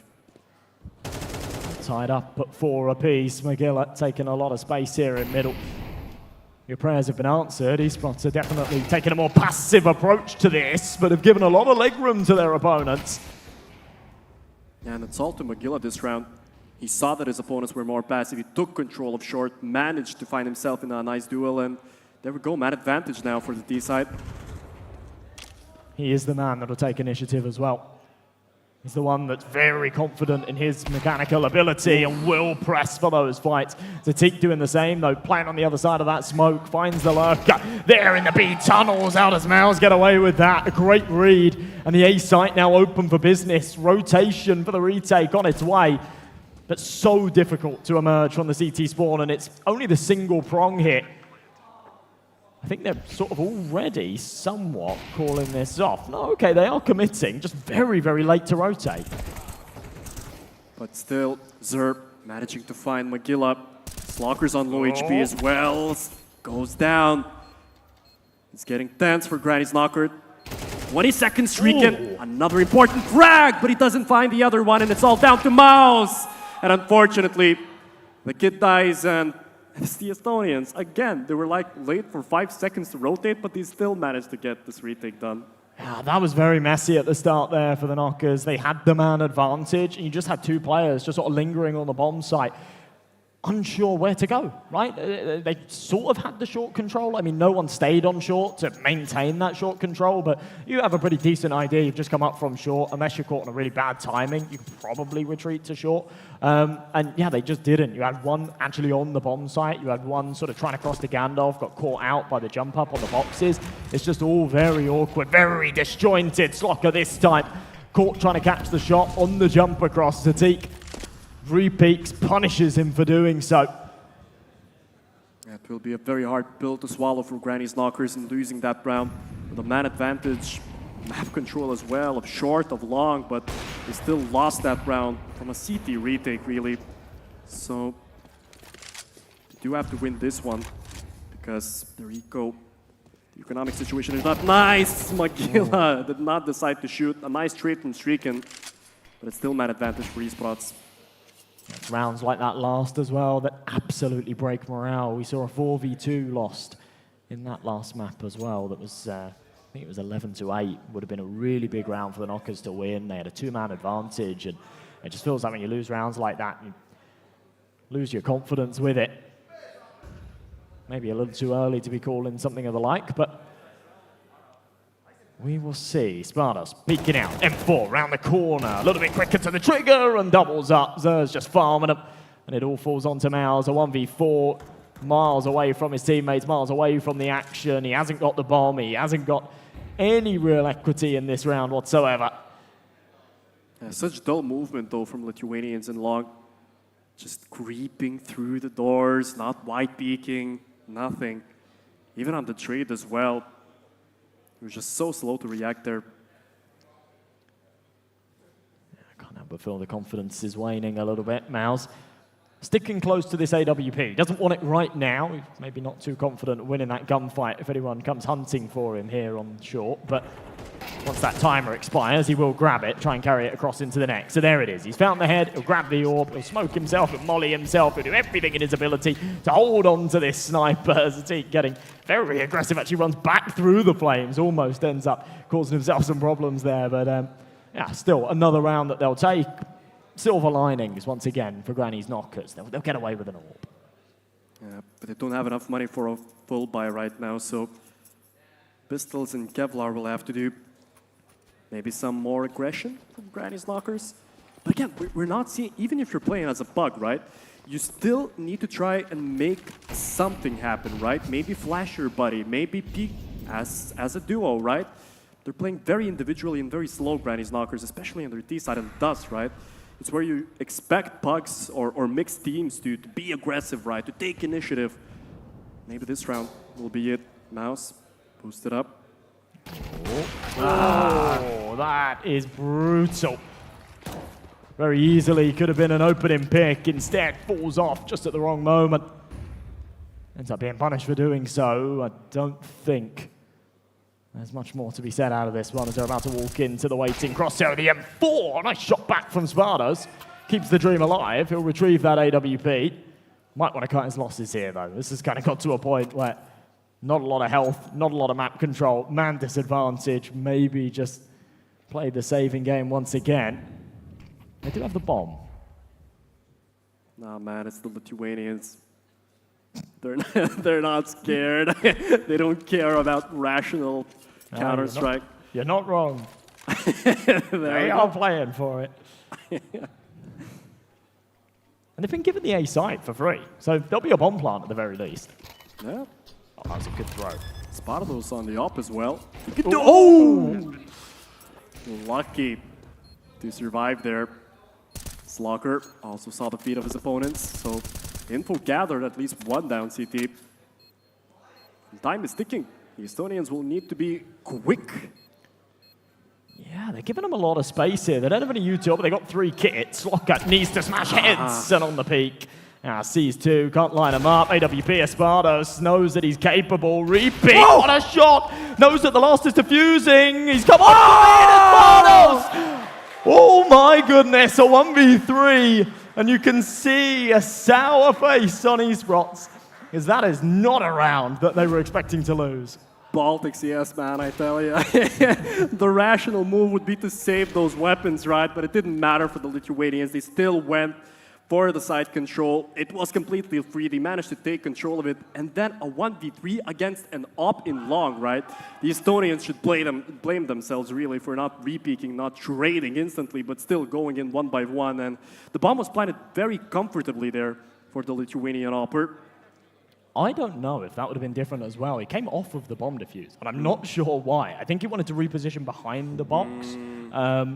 But yeah, had he held that, Spartos didn't go for the peak and the fight straight away. He actually sort of backed off a little bit. This is chaos! God. What have we just jumped back into? Too busy on the replays. We miss out on the Wild West on long. But a man advantage, a chance to tie this up at 6 apiece. And considering how this has started and how some of these rounds have gone for the Knockers, I think they'll be very happy with the 6-6 outcome. But they've still got to work for it here in the 2v2. Slocker was so unlucky there. He pulled out his smoke at the worst possible moment, but it's still 2-on-2 center, not for long. As I was saying, that Watts gets a headshot, and it's all down to Streakin. Trying to play around this smoke, but his time is limited as it starts to fade, and Philippa will poke up, find the head, and another recovered round for esports with very low economy. You can see the Granny Soccer's boys just aren't looking too happy with that. It's a round that they shouldn't have really lost. It seems like morale's at a bit of a low. I think it's just about getting this map over the line, try and find a bit of confidence, dig deep. And if it does come down to that decider, then yeah, get the confidence up, get that morale up. Good vibes. Get some fist Chaotic bumps CS definitely marks the first half of Dust 2. Again, that previous round when the score was 64, I have no idea how the Lithuanians managed to pull that one off. This time around, they have the better economy. They decided for a quick push through long onto A side. Again, maybe some unfortunate moments for them when their opponents peaked at the worst possible moment for the Lithuanians. However, it is still 5-7, and looking at the scenario, it's not that bad of a result, really. Yeah, exactly. That's what I was sort of alluding to. It's been a chaotic half, and one that, to be honest, with what we've seen, wouldn't be too surprising if it was like a 9-3 or something. So the fact that we're actually in still a contentious situation, and the Knockers are on 5 rounds on their CT side. If they can take the pistol, they'll tie up this scoreline. Feels like a bit of a blessing for them. Failed run boost, so no surprises for Streaken. He's got his crosshair in the right place and shouldn't have to move it, but takes the contact regardless. Now needs to call over these rotates. Yeah, esports are not hurrying. Magilla with important information here. Spardos manages to grab the kill. Man advantage right now for Granny's Knockers, and esports, they're cornered in. They will need to execute on A side. Smoke is down in CT. But the CTs, they already know their position. However, Sikta with a double headshot. Locker, unfortunately, only with a 1. And it's all down to Spardos and Mouse now. Spardos did not expect that. That's a beautiful tap from Slocker, but that is all she wrote. You've got 3 players on the bomb site trying to deal with a long push. The Glocks are just a little too powerful sometimes in those scenarios, and Zatik proves it again with the white pick alongside his teammate. They'll make it 8, they'll secure the pistol, and they will well and truly once again take the reins here on Dust 2. But it's so unfortunate for the Lithuanians. They had the man advantage. They knew that their opponents would push only from long, but still, even having 3 players on site, that didn't matter. esports showed wonderful aim there for their Glocks, and yeah, they won a very important pistol round. So it should more than likely be 9 here for esports. They'll draw closer to the finish line. Spardos getting very aggressive up middle, looking for the head, can't quite find it. Zatik anticipates that aggression. It's fairly common on a round like this. Magilla's taken contact, gets out with his life somehow. They want to go and recover that deagle. Mouse will have a crack at it as well. Very close, but no cigar. And it seems like they will all just fall to the same fate. This eco crumbling under the pressure. You're not expecting much out of this, but a kill, 2 kills, you'd be happy. They've not been able to do any damage here. During yesterday's interview, Kak told us that when he coaches this team, oh, they're going to do big things. Kak, you haven't taken a timeout yet, bro. Maybe do something about it. Because tactically, Granny Knockers are definitely in a bad scenario now. 5-9, this buy round will be crucial for Granny's Knockers. Absolutely. It's actually a must-win, and it feels like it's a statement that's overused, but right here, very, very important. They've got a little bit of an advantage here too. esports playing somewhat of a bonus. I mean, it wouldn't make sense for them to reinvest into premium rifles right now, but you've got 3 Galils alongside those 2 AKs on the other side of things. Obviously, Granny's Knockers with all the bells and whistles, they ecoed in the last. They need to make sure that they come out on top here. It won't be easy. They'll have to do it again in the next. There'll be another buy to come. A good start from Magilla at least. Finds the kill, lots of extra spray damage as well. Watts has found an entry elsewhere though. And Philippa's all the way up short, so opportunities. They're going to regroup, head over towards B. It's only Magilla here. He's been good for the start of the round.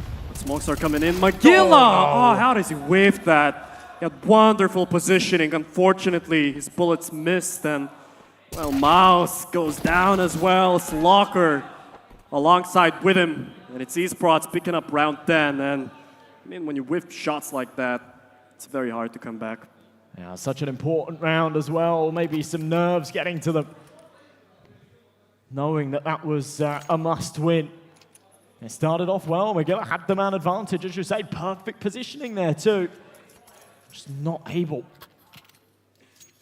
to find the head. As soon as he doesn't, it all becomes a little bit sort of panicky. Tries to spray, pull down, doesn't work. Reaction shot connected. B-bomb site lost. Miles now with his Desert Eagle, trying to get aggressive here towards Shaw. Oh, let's connect a body shot. Won't do too much damage.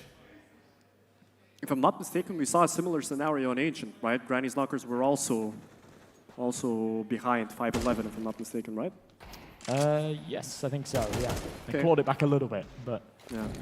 So a magical clutch from Slocker tried to force them back into Ancient. Maybe something similar will happen here on Dust, right? We can pray. We can pray. I think this second semi-final so far has been a little bit anticlimactic.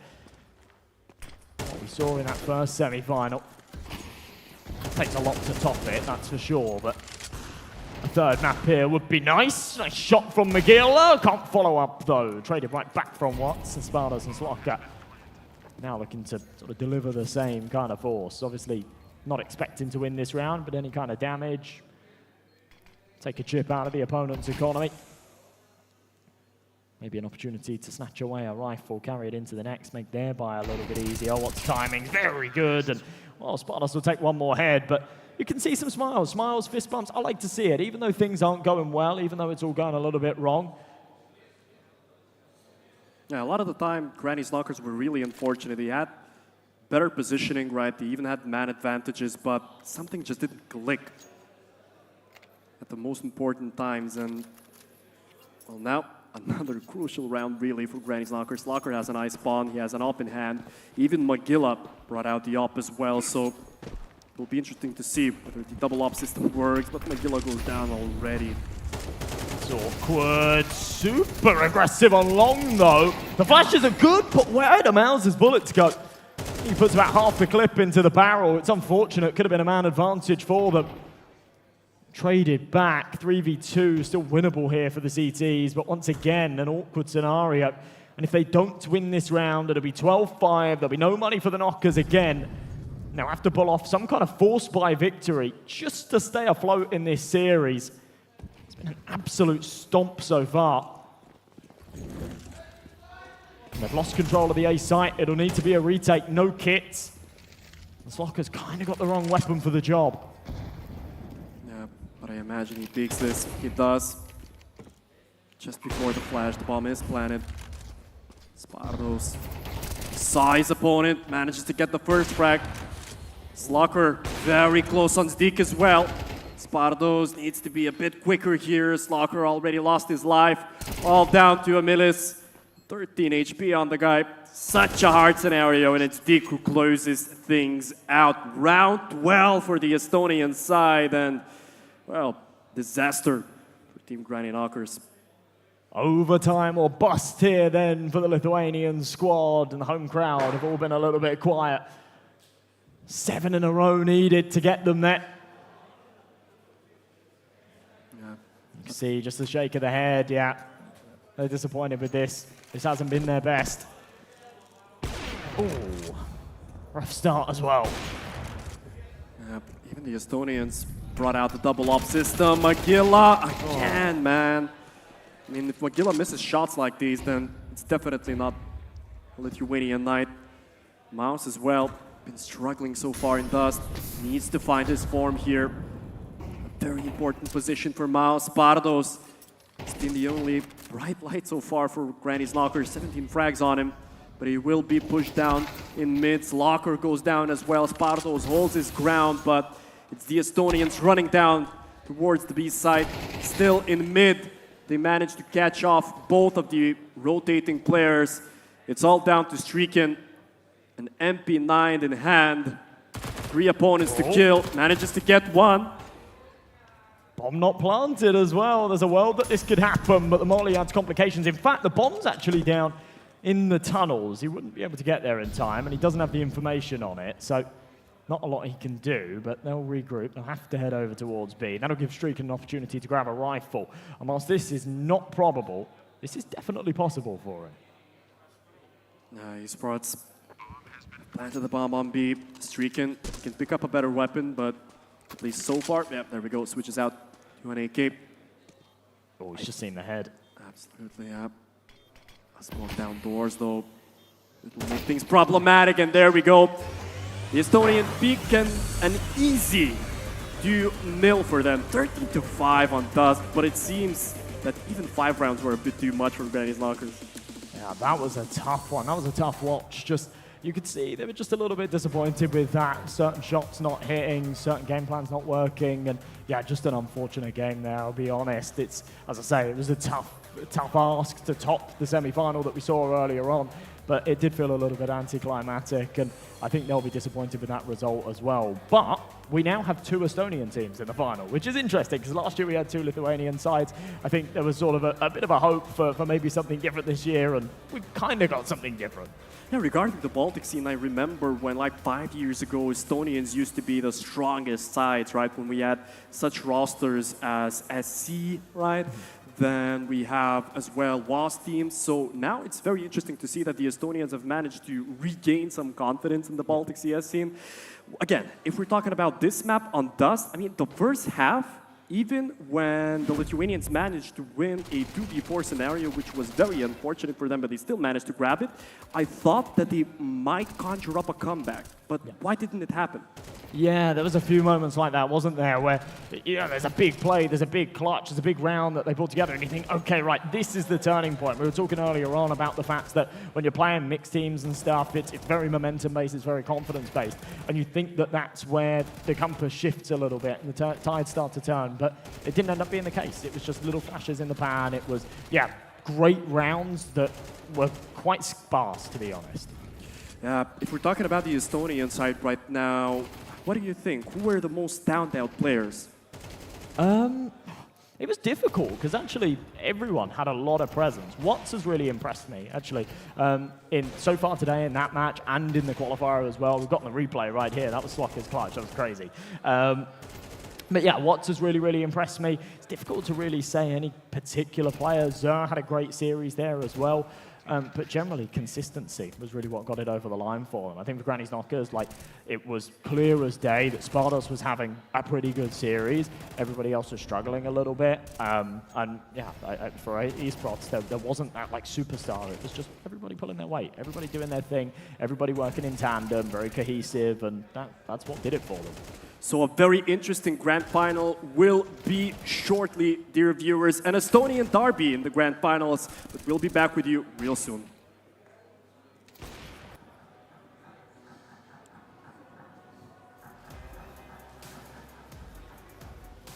Such an... Oh.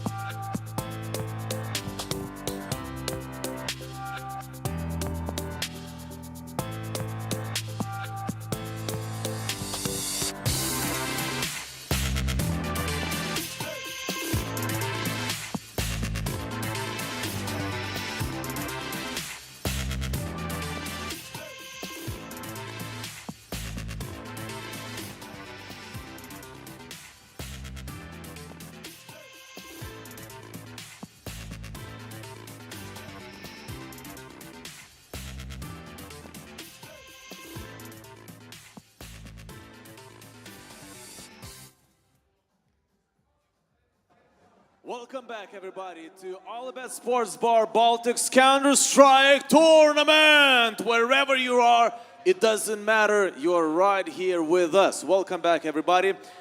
We are almost ready for the finals, in which we will have two Estonian teams, Tobi Koerad and Esports. They will participate, they will fight, they will play Counter-Strike 2 for the main prize. But before that, there are a few things that I want to mention. Guys, if you haven't already, please check your App Store or Google Play for Oly Sports Bar application, with which you can have 10% discount on the OlyBet Sports Bar. If you decide to have a nice evening here in Vilnius Kablys, please come over here. We're having a lot of fun here. And also one thing to note is that after this whole tournament, we will have an after party, in which, if you will have Oly Sports Bar application, you will get free chicken wings plus Oly Boost for those who participate in the after party. So keep in mind, Oly Sports Bar application. Check it out on App Store and Google Play stores. So, right now we will have another streamer show match, where two teams with two people each will fight in a wingman match. Let me present you our Latvian friends, Braliukai. Ladies and gents, Krivenchi and Prusaks.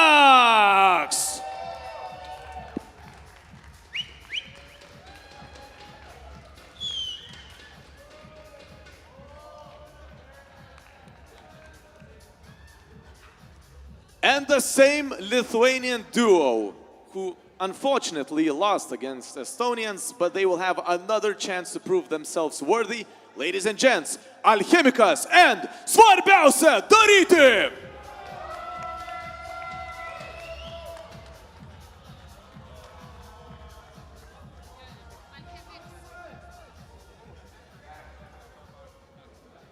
So, if you're ready, enjoy your time. Commentators, the microphone is yours. Just before the grand finals, dear viewers, we are going to witness another beautiful show match. This time, it's the Lithuanians against Latvians. Estonians won the show match. Estonians won the semi-final of the 5-on-5 tournament. Maybe something will be shown better by the Lithuanians and Latvians in this show match. So, Svarbiausia Daryti and Alchemics versus the Latvians, right? So let's begin. Svarbiausia Daryti, he saw the first contact coming into the B side, but it's the Latvians who take more control. Alchemikas at such a nice position, and there we go. That's the first headshot coming in from him. And it's only Itsprs who's left on the side alone. He's peeking, he's found one. He's so close to getting the other, and he did. There we go. A nice start from the Latvian.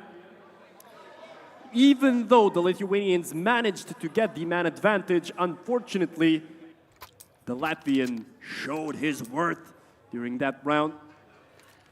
I will remind you, dear viewers, that we've witnessed a show match before. Svarbiausia Daryti played together with Kablys against some Estonians. Unfortunately, they lost there on Vertigo, but now with the chopper, MP9, easy frags for the Latvians. They do have their hype man, their coach just behind them, who's giving very, very important tips. Because, you know, when it's a wingman, you need a lot of strategies here, man.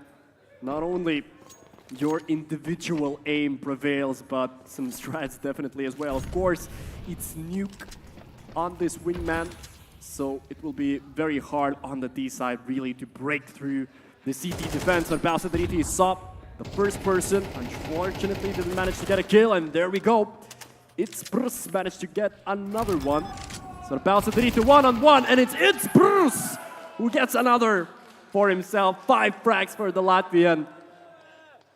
And the Latvians are dominating so far in this quick show match. I will remind you, dear viewers, that after the show match, we will witness the grand final of the OlyBet Sports Bar Counter-Strike 2 Baltics tournament. 2 Estonian sides will face off. Ooh. Nice shots from the Lithuanians. Svarbiausia Daryti closes things out here. Alchemics as well with a long-distance headshot onto his opponent. And there we go. The Lithuanians managed to win their first round.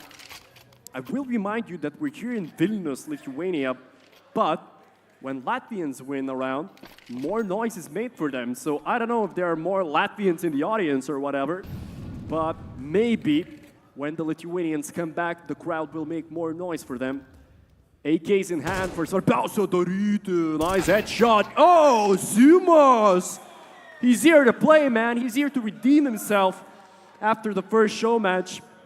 I've called him the king of Lithuanian show matches, and we see for what reason. Two nice headshots from Simas there. And now the CTs will have worse weapons. A Deagle and a FAMAS. Amali, double doors, he's open. But Svarbiausia daryti again with a beautiful aim. Alchemica as well, not the best spray control here. It's Brrs. Oh, he managed to do it.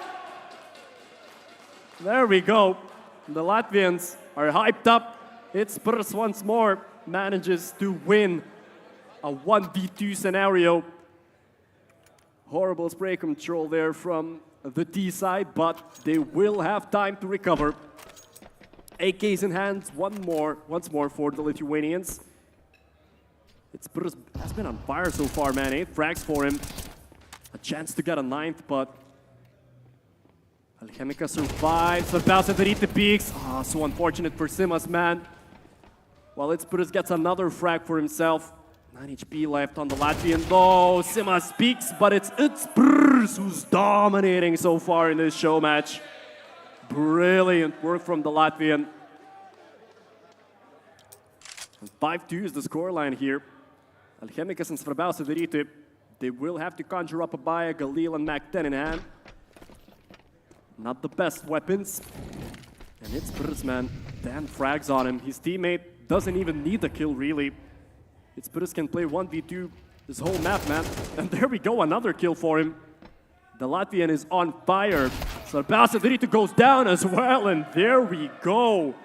Domination from the Latvian side. Alchemicas and Svarbiausia daryti, they're still comfortable, they're still chill about it. They trust themselves to come back on the CT side. Of course, in Wingman on Nuke, CT side is way easier, right? So we'll see if that's the case for the Lithuanians as well, as we move on to the second half. So far, only one Latvian has all of the kills for his side. It's Mr. It's Brrs Svarbiausia daryti from long distance. Ooh, we got a headshot. But he still manages to kill the leader. Oh, Svarbiausia daryti Simas. Beautiful headshot from long distance there. And there we go. The Lithuanians managed to win a crucial pistol round to stay alive in this show match. 6-3 is the scoreline now. Both of the CTs are on MP9s. Usual grenades onto double door and squeaky. Glock in the hands of It's Brrs, Florida man. He just invested into an MP7. He's just spraying around. He's having fun. Alchemicas. He's one out against the Glock. Peaks with his P2K, and there we go. The Lithuanians are already hyping themselves up. They can still come back to this map. 4-6 is the scoreline now. But the Latvian side will have enough money to invest. Florida man invests into a UMP. So that'll be interesting to see. Will he get his first frag of the map or not? 2 MP9 still on the CT side. At a bit slower pace coming into this round. The CTs still have enough nades to prevent a quick push onto the site. Simas sees the first person. It's Brrs still looking for that individual duel, and they managed to win it together. Now that's friendship there. That's teamwork from the Lithuanians. And I believe in the Florida man from Latvia. With the UMP in hand. Oh, there we go, the first kill, let's go! Beautiful. And it's Svarbiausia daryti against the Florida man from Latvia. 66 HP on him. He grabbed the bomb, 30 seconds, not a lot of time. But will he ride the wave of hype after his first kill? 20 seconds, not a lot of time for the Latvian. He needs to hurry up. He peeks. Oh, and it's Simas who closes things out. There we go. Hola, Bralux. There we go. The comeback is happening in this matchup. The Lithuanians are so stone cold, man. When they faced off against the Estonians, we saw a lot of hype. But this time, they're taking it chill, man. They're being very serious about it. M4's in hands now. It's Brus on the Deagle. Florida man with an AK.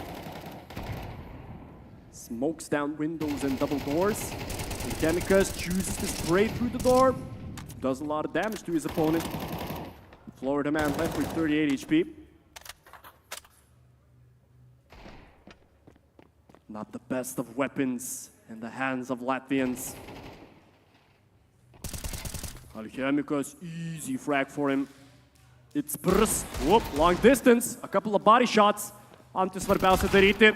But there we go, Alchemicus closes things out. Can we hear some noise for the Lithuanians? Come on, the Titans go up, let's go! The score is equal 6-6. The T side will have better weapons now, and AK and Galil in their hands, while the CTs are still with their M4s. Nades at the beginning of the round, Alchemicus will throw one down double doors. Managed to see something through the smoke. It was the legs of their opponents. Svarbiausia daryti. Chooses to throw down another nade. No damage done there. And it's Alchemicus, easy frag for him against Florida man. Svarbiausia daryti sees his opponent, backs off. It's Brus. Oh, there we go. Manages to get one. Svarbiausia daryti is on him though, and there we go. It's Simas picking up another frag, and it's the Lithuanians in the lead. 5 rounds, 1 in a row. The Latvian coach is trying to hype his teammates up.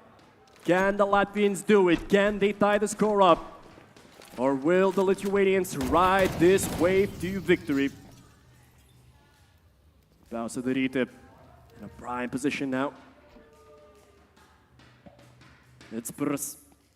Been quiet so far these last few rounds, but there we go! A beautiful double kill. And the score is even once more, 7-7.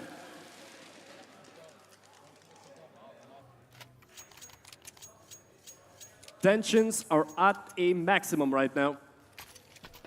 An MP9 being dropped. And a very important round for both of these teams.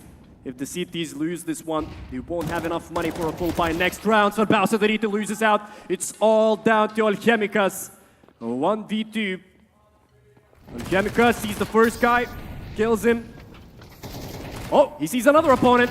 He's with an MP9 and he's got it. And Alchemicus clutches this one out. 8-7 is the score. With an MP9 in hand, in short distance, he prevails. And it's the Lithuanians winning their crucial round 8. Will they close things out in regulation, or will we see another overtime? Alchemicus, 10 kills to his name. It's Brus with 16. Smoke down window, huge tension in this round. Which side will prevail? The doors are open and it's Brus. He's got the first frag, all down to Svarbiausia daryti. Will the self-proclaimed best opper in Lithuania prevail with an 8K in hands? He peeks, he sees one, he sees another, but it's Florida man! Such an important second frag for the guy. And there we go. We move into overtime. Such an important kill for Florida man. There we go. The score is tied, 8-8, overtime. A bit of tactical discussions. The Latvians are on board. They are ready, man.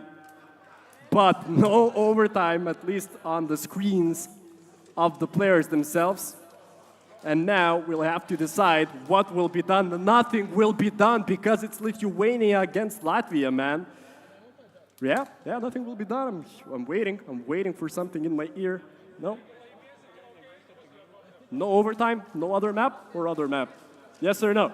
No other map because, dear viewers, it is Lithuania playing against Latvia, so of course, Brotherhood wins, right?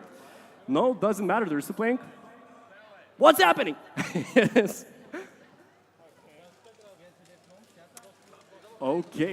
Okay, so I think that we're going on a short break then, right?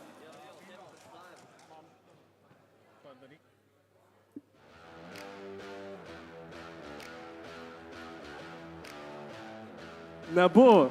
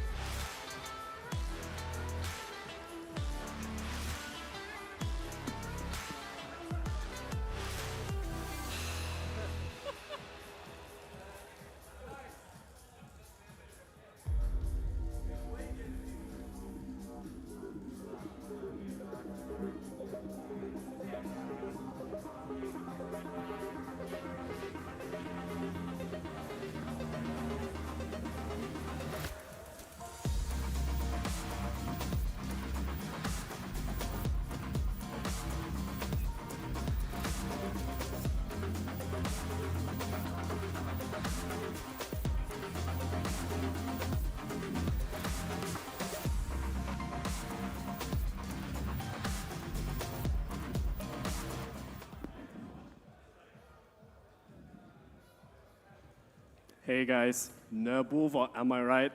Well, we had some tech issues, so the show match ended at a tie. Brotherhood won, right? But, dear viewers, the grand final of the OlyBet Sports Bar Counter-Strike 2 Baltics tournament will happen, and we'll be back in 10 minutes.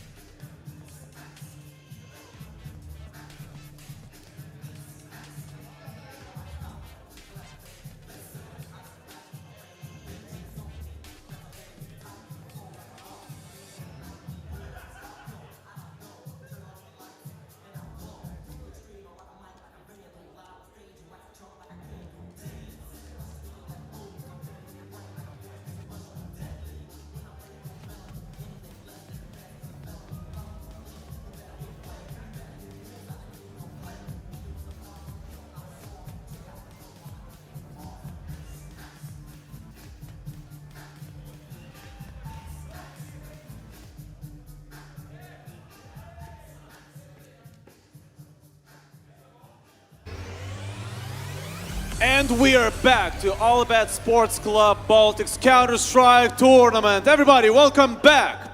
Now we will have the grand final.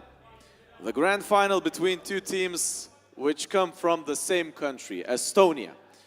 Don't get me wrong, guys, we're truly very proud for you, but only one of those two teams will be decided as a winner. So, without further ado, let's invite one of the two teams. Give a round of applause to eSports!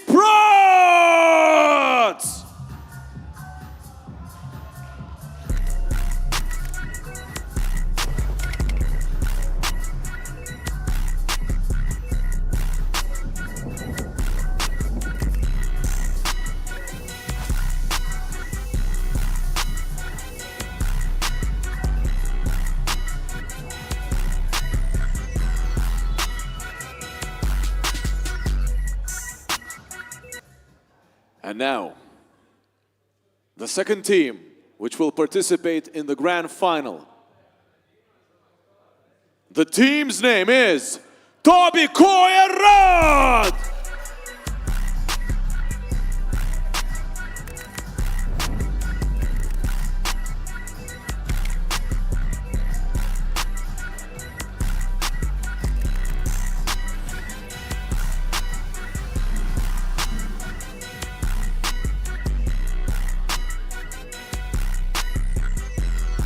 From the side I heard ST, right? So guys, are you happy that both of the teams are from Estonia?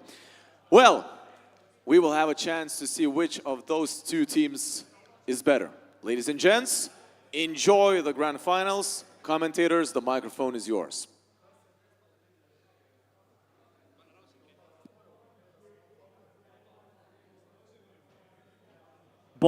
Tournament. It will be very interesting to see how this match squares up. I'm Laisvūnas, together here with Josh. We are going to present this beautiful matchup. Now, you've watched the first semifinals, and how would you describe the team OlyBet? What should we expect from them?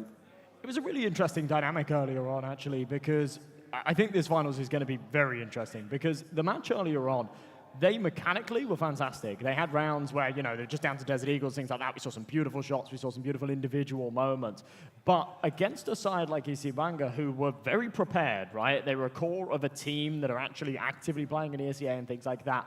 And they were very structured. And these OlyBet guys just could not deal with the structure. And that's what was sort of said in the interview afterwards. It was like, their setups were actually really good. They played really well. We weren't I don't think anyone was expecting it to be as close as it was. And it led to quite interesting Counter-Strike, a very different Counter-Strike. That second semi-final was quite uninspiring, as we just saw.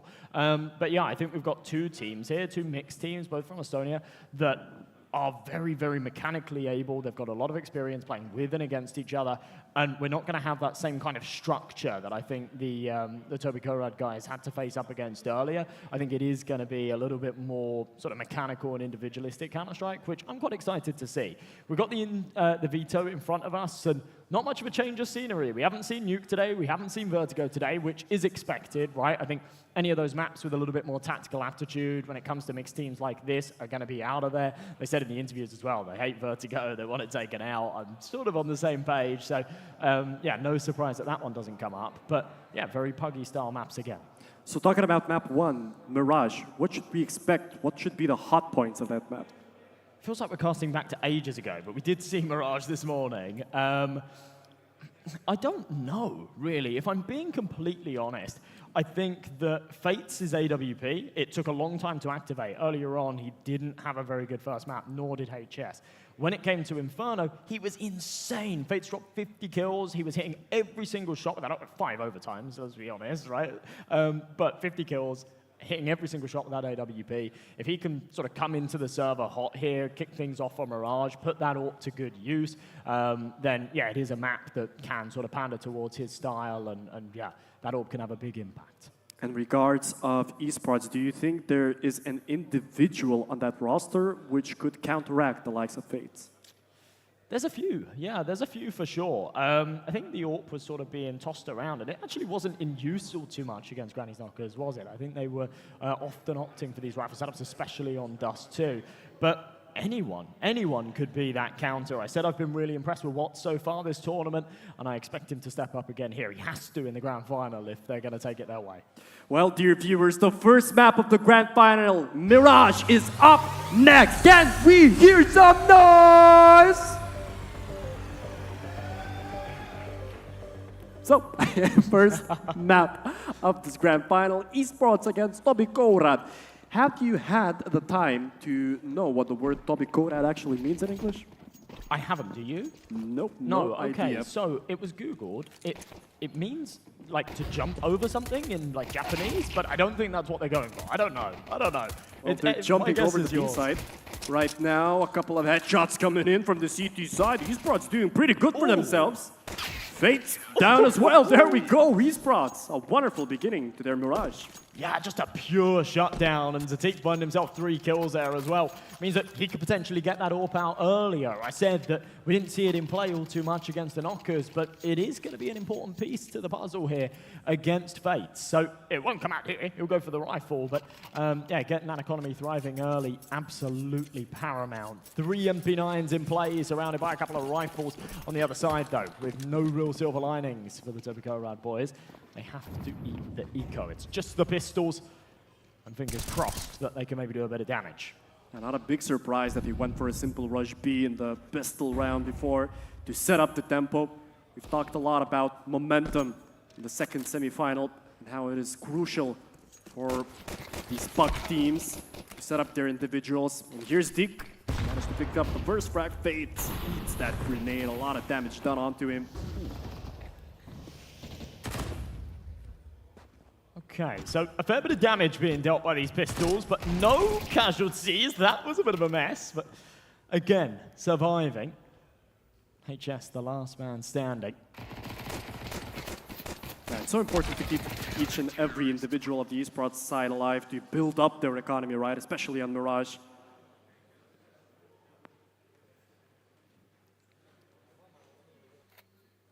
Yeah, very important indeed. It's something that we've seen a couple of times today as well, up against the pistols. I mean, we've seen a couple of eco-round losses today, which is pretty bizarre. That was earlier on, and it was actually these Toby Korad boys. They lost 2 rounds against Bunga, purely against the USBs or the Glocks.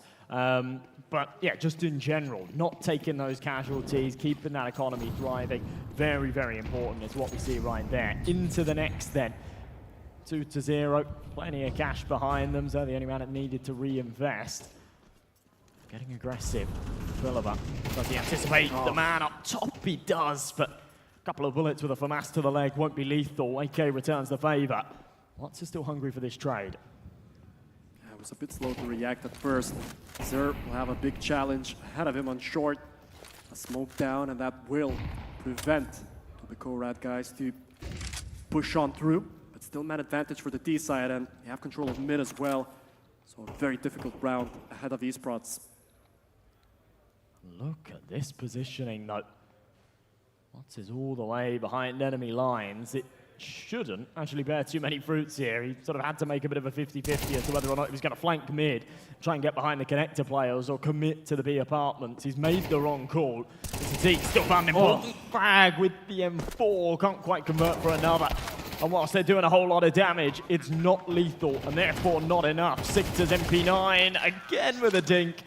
Getting everybody down to the red, but still, 4 players staying alive. It's a good buy round for the T side. And yeah, good start to their campaign here on Mirage.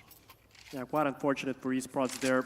Although I did not like that the CT side did not get a quick trade from Ramp really. Maybe he wasn't fortunate that his opponent just flew off of him for like a millisecond there. But still, he should have been faster on that trade. There we go. Yeah, when the spacing's off a little bit like that, I'm sort of in a position where you say, oh, I'm a little bit too far away from you. If I now swing out, I'm a tad too late. There's time for him to reset that spray and kill me as well. So let's go for the incognito approach, but yeah, definitely doesn't pay off. High is taking a fair bit of damage. But that damage will be traded both ways, especially with the early spams in util. Fates will take a few tags of his own. Everybody quite vulnerable here. Oh! Ando. What a nice double headshot from him. And control of connector as well. He goes down, unfortunately. The bomb is still, if I'm not mistaken, but yeah, there we go. Another important frag for Watts. Man advantage is gone for Tobikorad. Yeah, they fought hard for that opening fight, or at least I should say Andu did. A brilliant start with that double entry, trying to play through the smoke. It's gone back the other way. Watts has kept a lid on things, but unfortunately can't do anything more than he has already. HS will be tapping in those digits. He's planting open. There was a chance for Zer to deny. A tad too late to the party, so now a fuse on this round. C4 ticking away, and there's no kits on the other side. Sikta with the wrong tool for the job. The scout, surely no equity in this one. And as Fates and HY finish it off, Tobikorad will tie up the scoreline at 2 apiece. And beautiful entries from Andu in mid there. Managed to take control of connector real quick, kill both of the mid defenders, and then, well, with a man advantage. It could have swung the other way, though, because they were a bit slow to take over the A side. Esports managed to kill a couple of their opponents. However, a nice take at the end of the day for Tobikorad, and the score is tied at 2. And Esports will have to eco. Bite the bullet. Watts has got himself a Desert Eagle, found a couple of kills in that last round, so can justify it and still be on the same page as everybody else. It is just the pistols. You're not expecting too much out of it, but a good trade from Sikta keeps the numbers even. He's found himself an AK, and they have a lot of info here that the B site's been lost, so they can try and funnel up short, see if we can do some damage with this. HS in the corner, Mac 10 not anticipated. AK almost shot off the ledge. Wants to try and blow it back towards him so Sikta can't jump up and grab it. It's a smart play and actually does a bit of damage as well in the process. Oh, Philip has actually managed to snatch it away though, so. Quite fortunate that HS didn't peek him there. We'll try to hunt the remaining players with a Mac 10 in hand. Yep, these 3 rounds so far, and it will be interesting to see what the Esports do after their full buy. Again, will we go for an aggressive mid approach? What do we do next round? Ooh, that was a shame. I mean, HS is obviously going to go for the hunts there. He just wants to rack up that money with the Mac 10. But potentially we could see an aggressive mid-play here. We saw it a couple of times earlier on Mirage. In fact, we actually saw it quite a lot on Mirage earlier on against Banga. And it felt like the Tobikorad guys couldn't really deal with it. So that's something that we could see. I don't know how many of the teams, we've sort of seen the teams and the players coming and going. I don't know if they've maybe been watching the streams on their phones or whether some of them have been here and sort of keeping tabs on things. But yeah, I'm seeing a lot of parallels, even in the first 5 rounds of this game, to what we saw earlier on. And I think there's a lot of value in just either one of these teams watching each other's matches and taking notes, you know. We'll see. Here's that mid-aggression that you were praying for, and it works out nicely. Andu gone straight away. Yeah, Esports have been good, playing aggressively, especially in the semifinals, but it's HS with a very important read onto Kaliba. Zer goes down as well from HI. Klirov goes down. Watts with 1 HP left, just inspecting his AK. Yeah, counting his lucky stars. The fact that he's low is maybe a bit of a hindrance, but HY's low, as is his teammate. Try and route towards the B site, and timing more important than anything else here. Also, who can get off the first bullet? Sikta seems to have an idea that maybe the apartments are compromised. They somewhat are, but the route for Tobikorad is to actually play down through underpass, up connector, onto the A site. And at the moment, it's pretty undefended, but Watts, oh, this peak. There you go, but no, it's checked. So unfortunate because Watts had the first bullet, it seems, as he tagged HS, I mean. He's left only on 18 HP. HI low as well. 30 seconds on the clock for Tobikorad. It's so difficult for Sikta to read now, right? He has no clue where his opponents are. There was a smoke on connector, though. Oh, this is bold. I thought they were just going to book it to B, but with 20 seconds left, they're actually going to go for the full wrap in through T-spawn onto the A site. They're going to be tapping in this bomb with seconds to spare. They have made the right call. They've won the mind games, but yeah, they are cutting this so fine. If they had any trouble on the cross, this would have been round over. And jeez, literally down to the last tick. There. Yeah. Round lost. Great awareness, though. They know exactly how long it takes for those rotations down to the millisecond. And Well, Sikta, 2v1, still very winnable. One bullet needed on both. He had the right idea, checking under, looks away, but reaction still quick enough to go back. The problem is he thinks the last resides in CT, and it's a deep angle to clear. He'll go and hard check it, but he's now having to make noise. He's got a kit, but still not a lot of time on this clock. Jumps up, and the bullet connects. That is ridiculous. And what a round. The Estonians are so cool with it as well, winning a very important clutch for their side, but still not even a smile on the Estonian face, just so cold-blooded there. But a very nice retake coming in from esports, and a crucial round one, really, because that could have swung the economic game. Something to be said for keeping a level head and the fact that they have lost control of these last few rounds, but also, you've got to get the energy up. You've got to get good vibes going in the team, get some fist bumps in. Man. Yeah, They like it still. Not for me. Start to get bored. Take. In window. Hasn't been smoked off. I thought a molly was to come. Andu fancies his chances of taking the fight with the man on short instead. Wasn't the best idea. In the meantime, Sikta's played all the way through the apartments. This is such valuable information that he can relay to his teammates and get another rotation over towards that B site. They have still lost the mid control, and there is still a route up short. CS has been so good on short recently. Tobikora could not take control of it so far. And another very important frag against Andu, one of the leaders of Tobikora. And there we go, Sikta, another important frag for esports. Double man advantage right now, and Tobikora, they're stuck. The Leba knows where HS is. Very tough. Missed shot from Fates as well. Oh, HS bites off a little more than he can chew with that peak, but Fates shotgun mode with a sniper, hits the no-scope, cracks open the A site, and now they've got the chance to get this bomb planted, but it's denied by Sikta. And now the bomb in no man's land. Clyro's got to find the kills and recover it.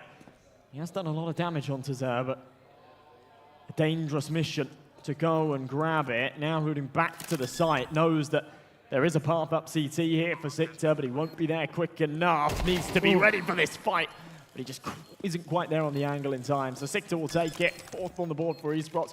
Another round that comes desperately close, but another one that goes their way. Definitely a nice try from Fates, especially with that no-scope coming in through connector. It seemed so nice for esports at the beginning. They had the double man advantage. They knew where their opponents were, but that wasn't enough. Sometimes those magical shots, they help you break open a site. Unfortunately, esports had a wonderful quick rotation from short. They managed to kill off Fates, and on a 1v2 scenario, not much that the attacker could do there. And another important round one for Team Esports. Well, a technical pause, hopefully nothing too drastic. We should be able to get back into the server very shortly, but better now than later on. And we're back to us, alrighty. Yeah.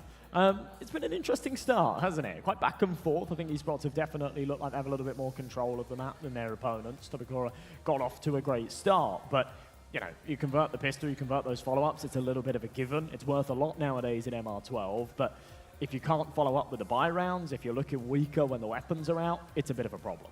I think that the mid presence so far from the CT side has been great, especially Zur on short. He could not be stopped there. He's winning his individual duels. He's not letting his opponents through, as well as those aggressive plays coming in from the CT side as well. They're controlling the map pretty nicely, and it will be interesting to see whether the leaders of the side of Tobikora step up, right? We had Fates on the op. He only managed to get that one lucky, maybe no-scope kill, but will be interesting to see whether those individuals, will they bring their initiative here or not.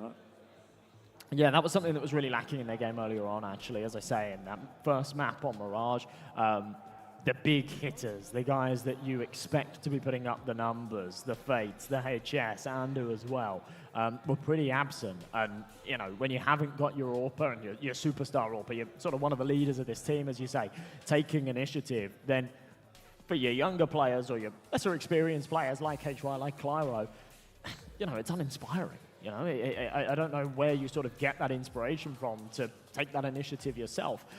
It was very different, though, when it came to Inferno. And whilst Andu had a bit of a stinker performance on Inferno, he is another player that puts up fantastic numbers most of the time. Mechanically, he's fantastic most of the time. And we've sort of seen little glimmers of that so far in the opening rounds here. He's only 4 and 6, but the kills he's had have had huge impacts. Remember that double in connector to crack open that A site for one of the early round victories they took. But back into the buy. Zatik's got that AWP out, but none on the other side. Fate's demoted down to the AK. Economy doesn't quite facilitate a sniper. Yeah, this time around, OlyBet are not putting such heavy emphasis on mid. Decided to play 2 Absol, but a mid smoke. Sikta will have to be very careful here. First frag coming in for OlyBet. Sikta only with 1 so far. Ando, another important frag. Zeke misses, and that's it. This round should be easily OlyBet's. Ando, man, you were just talking about him, right? Another important triple kill coming in right now. He's good. He's good. And again, it's, you know, it's not always consistent. It's not always like throughout the map. That's definitely what we saw in the series earlier on, right? He had moments, but yeah, when he does have those moments, he can really make or break a round, and that's exactly what we see there. Just sending it up B, Andu finds himself a triple, fades with 1, end of, round over. You can't contest with that, you can't do a whole lot about it.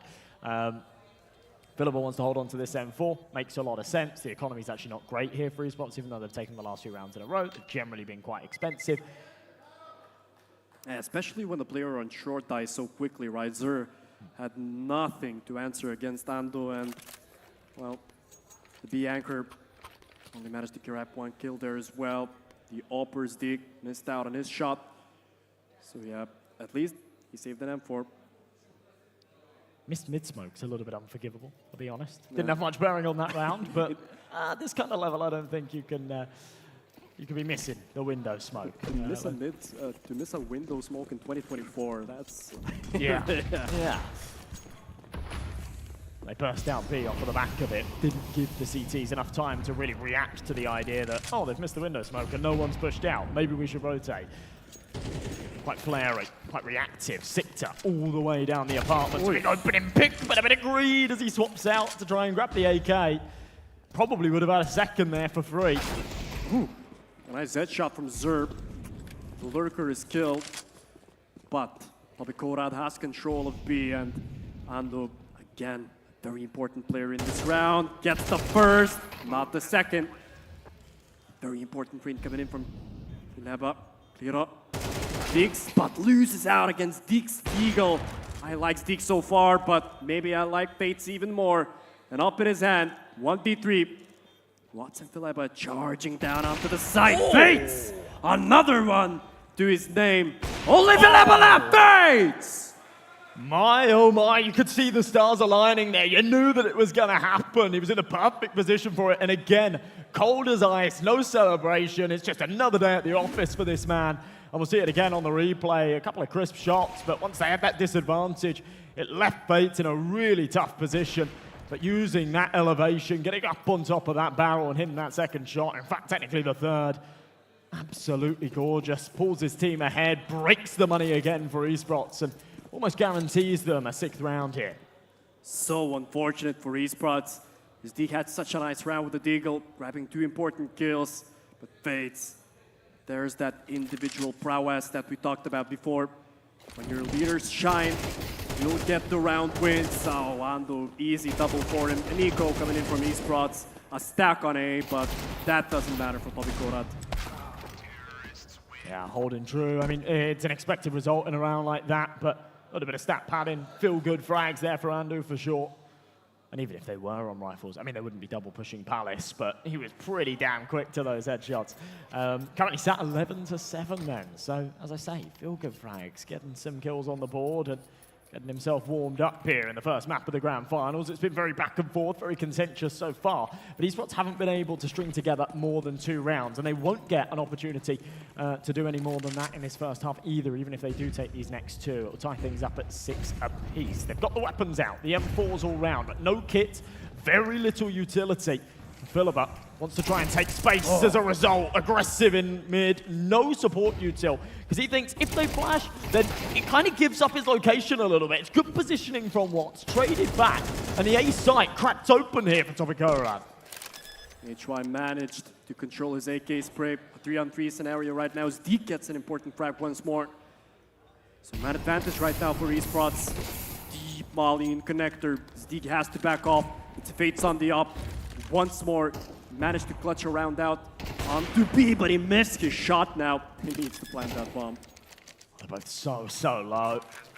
AWP somewhat negates the fact that he hasn't got a lot of health to work with, but yeah, getting that bomb down and a defuse to the round, definitely important. The smoke will give him a bit of space to maneuver as well, but he needs to be aware there is a flank in from ramp, but as things have been dead quiet, he should expect it. Lovely shot from Steak, but Fates, 3 angles, too much to handle, and they'll crunch in beautifully, suffocating him. And a 5th on the board for esports. These guys are keeping me on my toes. They don't even give me time to like explain. Oh, that was kind of cool. He's pushing up mid. He doesn't call for the flash. They don't expect it. No, it's just bam, bam, bam. Kill after kill. That's Baltic CS for you on Mirage. Huge tempo coming in these previous rounds for both of these teams. Again, a nice effort down mid, especially picking off HS from Phileba. And esports, they managed to win another crucial round for themselves because their financial situation was definitely not good. Even if they lost that round, they would have like 3.4K left, so a very nice round to pick up for esports. Here we go again. Rifles out for everybody though. Of course, the T side stacked with cash after a successful stint towards the tail end of this first half. And losing that last doesn't break the bank for them. But look at this again, hyper-aggression and a sea of smokes. Everybody's guessing and just spamming. And HS is butting heads with his opponent, but Zer comes out on top again.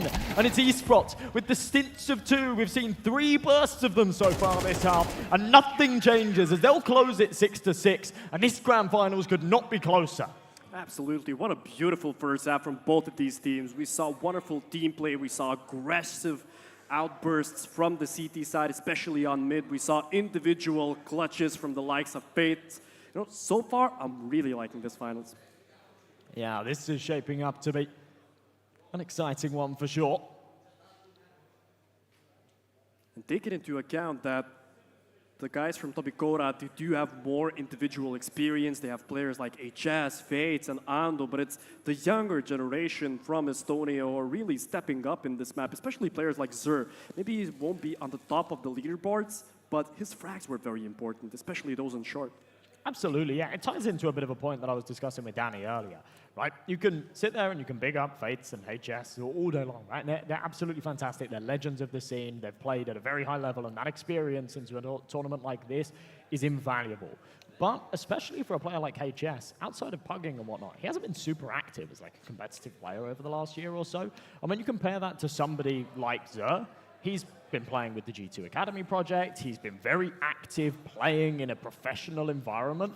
And I think that it's very different. You can actively play the game, sure, but actively every day waking up, training your aim, going into the prac servers, keeping up with meta and utility and all of this is a very different beast.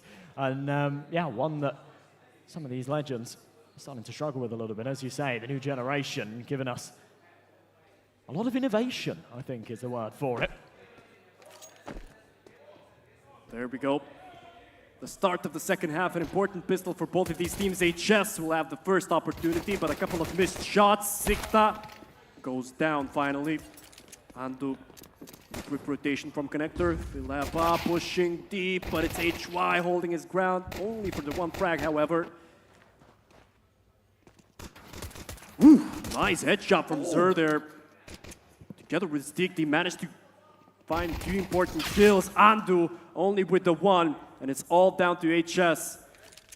Perhaps the most experienced player on the server, but with only 4 frags to his name so far. But maybe that experience will pay off in a clutch scenario like this, and it does. Wastes no time pulling the trigger for the first. Thought, okay, he's going for the plant, but that gives him a good opportunity to isolate those 2 jaws. Felt like suicide from Andu, but he just ran through the window smoke. But he had to do something. He had to draw the attention away from HS coming in from the apartment. Timing was a little bit off, but HS's crosshair certainly wasn't. It was bang on the heads, exactly where it needed to be. So they'll take the pistol round. They'll take the reins here going into this second half. You see the round counter. It creates quite a nice pattern, right? It's all been very consistent in this map so far. It should be an 8 for them here just against the pistols. Well, Tobikora at the beginning of the round. More attention onto mid. HS fell right into the trap. However, They did not create a kill out of it. Ando, easy farming for him. Not only the 2 frags though. HS needs to be careful. This is all a little bit too aggressive for the Rifles. HS dropping down, seeing them all in underpass. Okay, Andu playing them through and trying to wrap around. Absolutely the right play to make. But for HS to kind of double down on that and aggress up mid, he only had half HP, right? So he couldn't afford to take a dink. It does feel over-aggressive, and it is costing them valuable assets, these Rifles, this money. They might even lose the round as a result of it. Timing on the flank, almost perfect. It seems like they will get this over the line, but still, a couple of casualties. Chance was there to maybe make this a little more expensive, but he won't deliver. So, the anticipated 8th, but got a little bit dicey for a second there. Perhaps well on their way. Most important thing is that they still had 3 men alive, so a buy in this round won't be a problem for Topikorad. For esports though, 5 AKs. Quite a lot of utility as well, so it'll be interesting to see what they pull out of the hat in the first buy round of the second half. 2 MP9s still in play here for Topikorad, so a bit of a contingency in the buy and a ballsy move from Fates to try and go for the short jump. His movement wasn't the problem, but a little bit late to it, and they were already out. Couldn't find that opening duel. What's taken care of in the aggression, though? A little push-pull mechanism. Okay, we've lost the fight in mid. We've lost that mid control. We need to take a bit of initiative and take a fight elsewhere. Pull the numbers back to even. That's exactly what they do. It keeps esports guessing. They now have to slowly re-aggress towards ramp, slowly regain this control that they're not 100% sure that they have. I mean, they have a pretty good idea that Clyro isn't sticking around. He's taken the AK, he's got the hell out of dodge, but they still have to proceed with caution. Sikta lurking around underpass, but it's a wonderful A setup for Topikorad. They have 3 defenders ready, and it will be so difficult for esports. They'll just go for a contact play now, because they don't have a lot of nades, and it'll be very tough for esports to handle this scenario. Oh, that was a chance for Philebo, man, but he missed. And now it's Andu and HS picking up the important frags. All down to Zer, misses his AK shots as well. Topikorad picking up the 9th. There was a window of opportunity there. Topikorad sort of overlooked that A site for just a few seconds. They were focused on that mid control, both players in connector. And as you say, there was a prime opportunity. esports could not take advantage of it. So it is a 3rd going the way of Topikorad. And again, I always feel foolish when I sort of anticipate the result of rounds like this, and I say, oh yeah, it should be a 10, like, you know, no trouble, they're just against pistols. I've been made to eat my words too many times today, but it doesn't seem like those mistakes are coming in the grand finals. Fates landing AWP shots left, right, and center. That one was in the leg, but still does a fair chunk of damage. Those Deagles of Mirage could do a lot of damage. Watts, for example, can show his individual form. There we go, he finally got that headshot on the second one. How did he do that? After missing like 5 bullets on the guy CT, he manages to just flick his Deagle onto his opponent, and there we go. What is happening? This is what I'm talking about. This is exactly what I'm talking about. You can put money on these pistols pulling ahead because they just have done so many times today. They've got away with absolute murder. Shadow spotted. Sikta misses a key shot. That could cost them.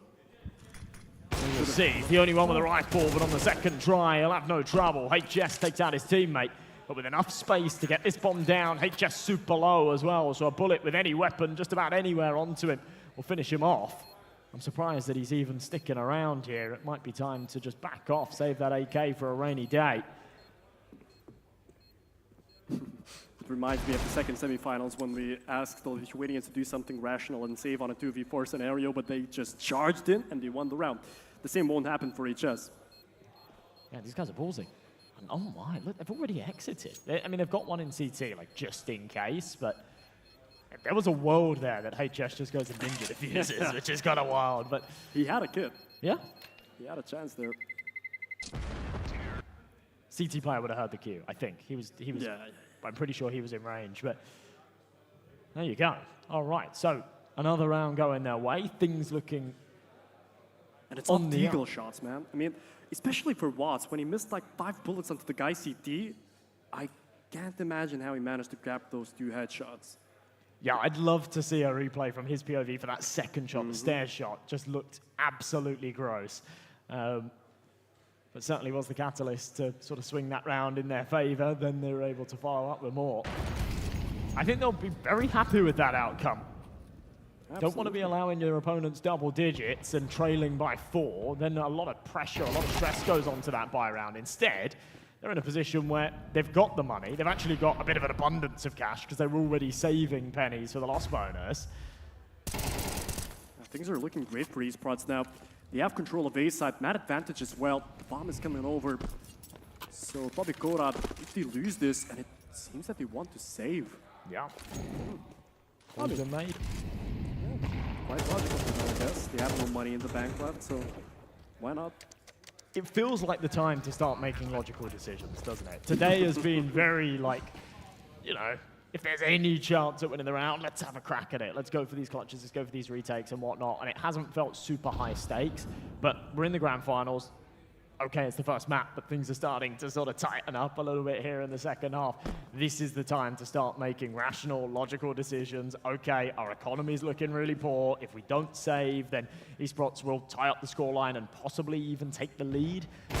So yeah, important that we just hold on to these weapons, but that is easier said than done. Beautiful shot from Sikta. And I like that as well, dropping that molly. Okay, the MP9's found it and the AWP's recovered. But I like the initiative regardless. So yeah, they do get out with the 2 premium weapons. That's the most important part. They'll still have a decent buy in the next, but not as good as it could have been. Things are really close now. Yeah. But we saw that even with pistols, you can make a beautiful round for yourself. So still, they can't be counted out just yet. Team Tobikora. But it's looking dicey for them, right? They began the second half so nice, but after that loss on an eco, things are getting tough now. Yeah, you always have to tread lightly. I think the boys on Tobikora would love to give their opponents a taste of their own medicine. It won't be Deagles out in this round, as I say. They've saved a couple of rifles. There should be something a little bit more. I'm interested to see what the buy looks like, though. The loss bonus won't be great. But cold as ice again. Look at them. That's Estonians, man. I guess, I was going to say, like, who's talking here, right? Because HS is IGLing, so I thought, like, in a time, like, that was some kind of a pause, or maybe it was just freeze time, but yeah, I thought that that would be sort of his chance to sort of say some stuff, and yeah, just the camera goes on him, and he's just, like, dead focused. Yeah, they don't need any words. It's an eco this time around for Team Tobikora, so nothing really to worry about for esports. And with the Desert Eagle in hand, so esports should tie the score up real soon. Well, as expected. There it is, yeah. No crazy upsets, no crazy Deagle shots, and a little bit of a sigh from some of the boys on Tobikora. They know that they have to focus up now. This is starting to get a little bit dangerous. We do now see a pause. Time to talk things over. Oh, actually, very quickly. Rosby, go. So, yeah, Rosby, all right, yeah, cancel pause. Let's go. Probably not. I hope not. Actually, I changed my mind. That would be cool. 5 M4s on the board of Tobikora. Again, not a lot of money in the bag for them. So these prods definitely have the control of the financial situation right now, and things are looking very great for them after winning these 3 rounds in a row. So back and forth this game. Certainly has been. Remember, this is the Tobikora map pick, though. It doesn't have too much of a bearing when you're dealing with mixed sides, but it was their choice earlier. It didn't go their way. They were able to take map 2 and 3. Maybe it doesn't all hang in the balance of this one, but would certainly be a very big step on the ladder for the esports side. They've already taken the man advantage. Make that 2. Clara doesn't know what's hit him.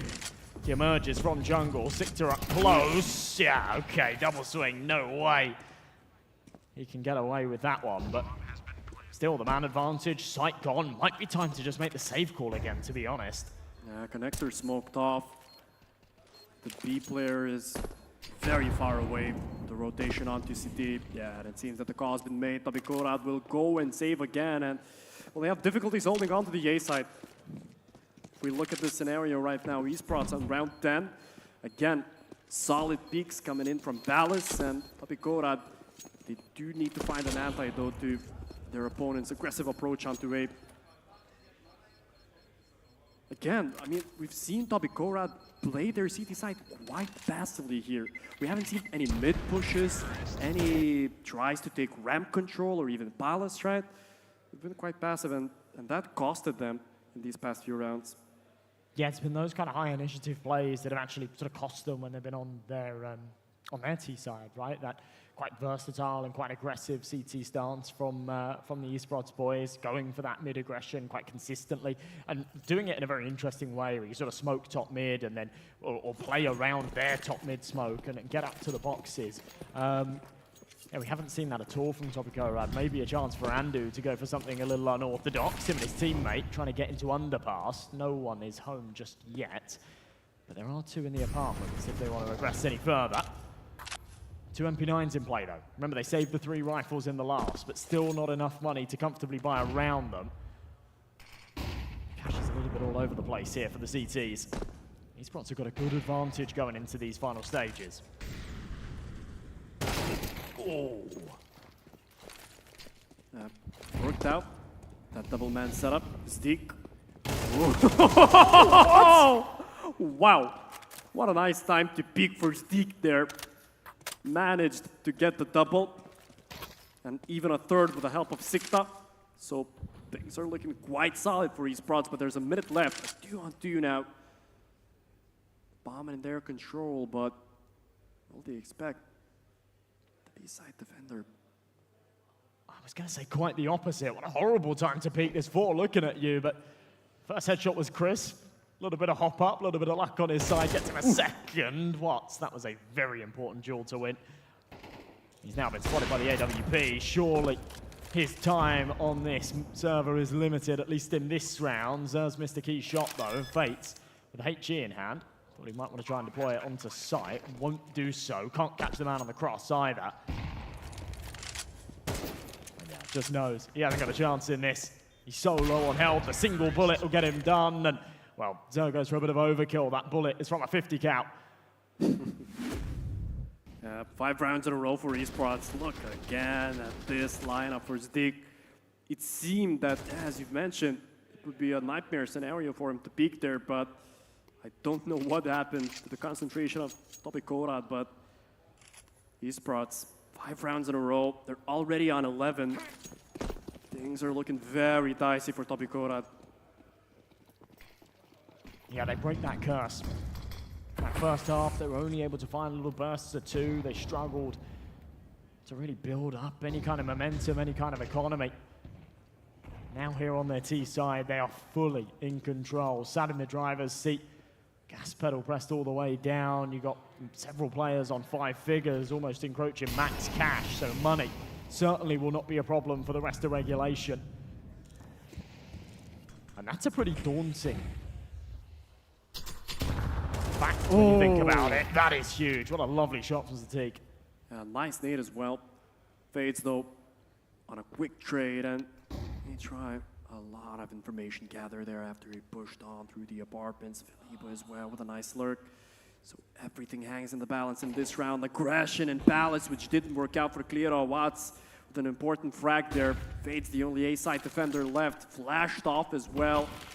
He's trying to save his team here, but a deep molly onto CT. Nothing that he can do. After another smoke pops, wow. He hears everything, man. An easy frag onto the lurk. Sicked up. That's only in pursuit of trying to recover that bomb, by the way. It wouldn't have been around top mid. A couple of really nice shots from Sikta to get it over the line, though. Just a couple of mistakes being made there, to be honest, from the Tabikorat boys. Clyro playing a bit of a 50-50, right? He sat in the smoke in Palace. It's best case a one and done, but you really are gambling when you're sat in the smoke like that, playing a 50-50 in a 4v4, an important round like that. It feels like you're really rolling the dice in a very important map here in the grand finals. Last hurrah here, though. Perhaps If they can't get it over the line, esports will take map 1 and snatch their opponent's pick. Bit of revenge from the qualifiers, where Topicorad were able to best their opponents. Nice start from Clyro, but trade back the other way. An important trade, Clyro, man. He had such a nice opportunity. And there we go. Clean up crew. Oh! Makes it a third as well. A few whiff shots from the T side. But what should have been game over now hangs in the balance. What's happening? Awkward. He's hit the no-scope, those 20, and he's one bullet. And he finds it. What a ridiculous way to end what was a pretty wild map. Oh, and you God. can see esports, they are very, very happy with that victory. What happened there? And of course, it's Sir, man. He was the most valuable player so far in this first map. What a roller coaster of affairs on this first map. It seemed that both Topicorad had the first initiative at the beginning of the first map. Then esports managed to come back. But in your opinion, what were the biggest factor that led to the victory of esports in the first map? Definitely the momentum they were able to gain in that second half. As soon as they started getting that economy flowing on the T side, and actually more importantly for the CT side, they were struggling financially. And it means that the second you get into this position where you're forced by a full buy cycle, and for every 4 rounds lost, you're only actually getting 2 buy rounds out of it, it's a problem, especially in MR12. Things can get out of control really quickly, and that's kind of what we saw there in that second half. It felt very, very contentious, and then all of a sudden it wasn't. And all of a sudden esports were sort of 4 or 5 rounds ahead, and it didn't feel like there was a whole lot that Topicorad could do about it. But yeah, still, a few mistakes made, right? There's no doubt about that. And mistakes that need to be patched going into map number 2, otherwise this could be a quick grand finals. Absolutely, but now we'll have a quick interview with one of the players.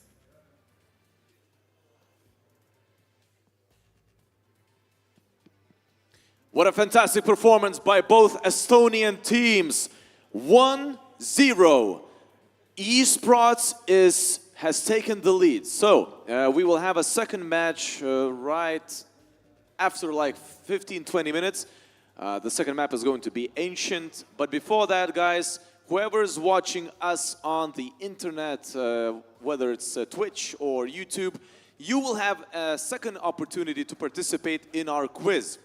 Whoever gets best results, the first, the second, and the third places will receive prizes. So the third place will receive a 20 euro, second 30, and the first 50 euro prizes worth of CS2 skins. So right now on your screens you should be able to see a QR code which you will have to scan and then connect to the game. It's very simple. Just make sure to use your Twitch or YouTube name in this quiz. So if you're guys sitting here in the audience, feel free to participate in this quiz as well. By the way, if you don't see the quiz QR code, you can use 6-digit number, which you will have to enter manually. Later on, we'll have 10 questions, and it's not only important to answer them correctly, but it's also important to answer them as soon as possible. Whoever gets best results will obviously receive more points.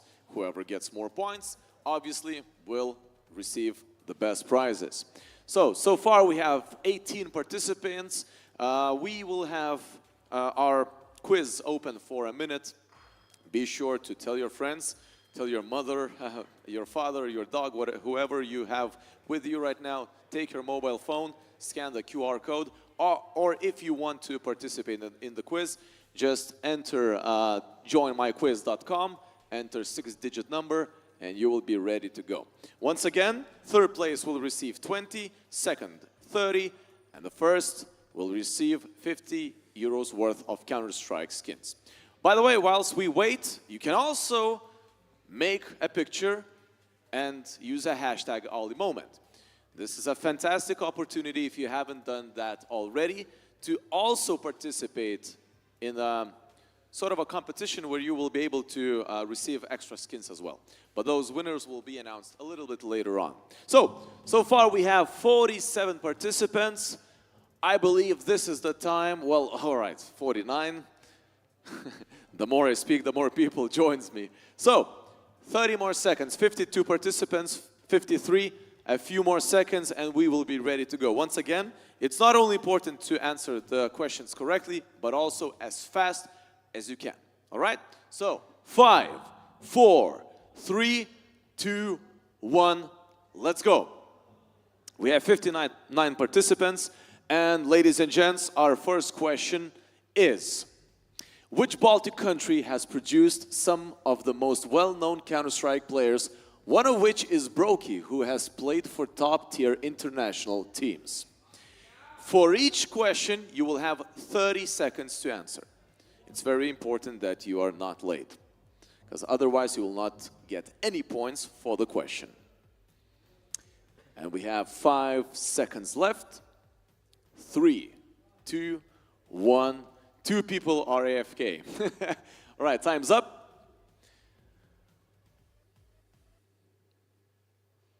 All right, and we have our leaderboard.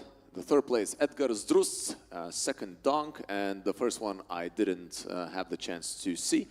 But yeah, Latvia was the correct answer. Let's move on to the next question. Question number 2. What was the biggest CS league in the Baltic region that provided a competitive platform for teams from Lithuania, Latvia, and Estonia before it shut down?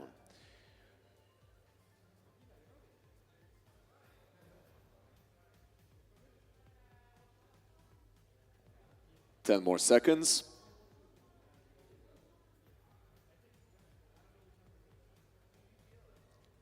Three, 2, 1, and we're done.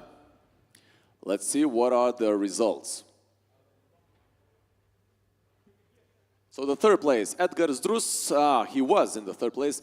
Mr. Cardan, Waltz, and the first one I missed again. My bad, but the correct answer was not the Baltic Pro League, but ESL Baltics. ESL Baltics was the correct answer. Only 8 people, 8 players managed to answer this question correctly. Let's move on. Next question, question number 3. We will have 10 in total. All right, which Baltic country hosted the popular Baltic Masters, a tournament series for regional esports, including Counter-Strike?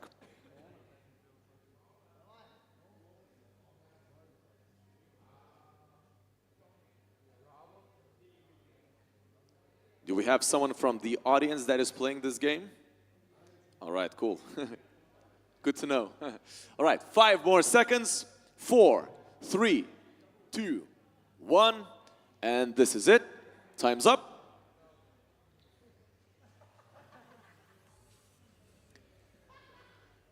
So, the third, Baskervilu Sherbets, Mr. Cardan, and Waltz is in the lead. The correct answer was Lithuania, as a matter of fact. Lithuania hosted the popular Baltic Masters tournament. Let's move on. Question number 4. So far, so good. I hope you're having fun. Ladies and gents, in Counter-Strike, which of the following weapons has the highest armor penetration? Trust me, this one is a good question. I will have a comment on that later on. 15 more seconds.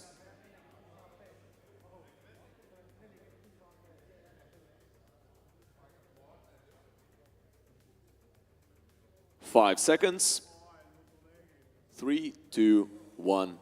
And this is it. The correct answer, as a matter of fact, will probably surprise you, but let's firstly check out the leaderboard. Kritu managed to move on to the first place. Well done. The correct answer was SG553. That's correct. As a matter of fact, this weapon, which is only available to terrorists, penetrates 100% of armor. That means armor doesn't exist for that weapon. For example, AWP, if I'm not mistaken, only has 97.5% of penetration. So SG553 ignores armor completely. Let's move on. Question number 5, if I remember correctly. Yes. In professional Counter-Strike, what is the term used when a player gets a kill with their last bullet in the magazine?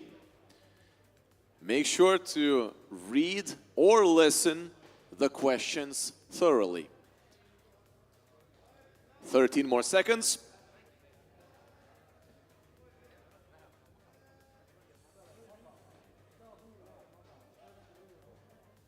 3, 2, 1. And this is it. The correct answer will be shown in the screen in a few moments.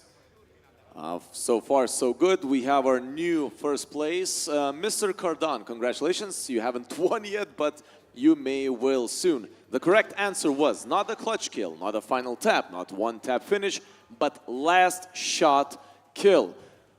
There was as you've noticed, it was important to note that gets a kill with their last bullet in the magazine. So that was last shot kill. Question number 6.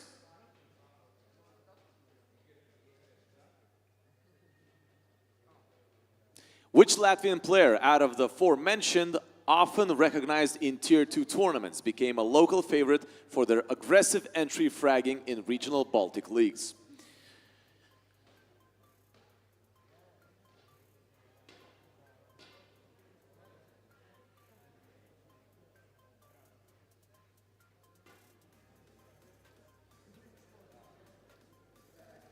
Three more seconds.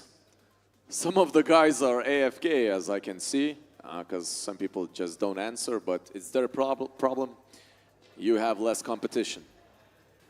Place number 1, Kritu, Nitex in the second, and Magila in the third.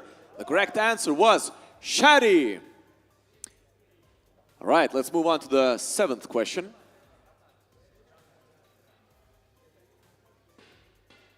Question number 7.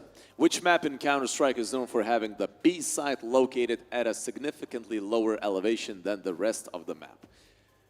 Well, if you've ever played Counter-Strike in general, whether it's 1.6, CSGO, either Counter-Strike, Counter-Strike Source, you should probably know the answer. If you played either of those, you should probably know the answer. So 3, 2, and 1. Let's check out the leaderboard. Kritu is in the first place, Nitex in the second, Magilla in the third. The correct answer was obviously Nuke. Yep, we all know that the B side is below A side. Yes, let's move on to the question number 8. Who is a Lithuanian CS player known for their time in both domestic teams and European Tier 2 competition, often praised for their rifling skills?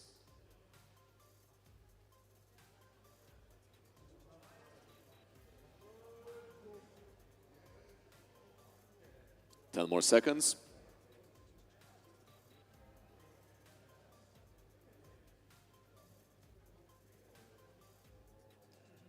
And time is up.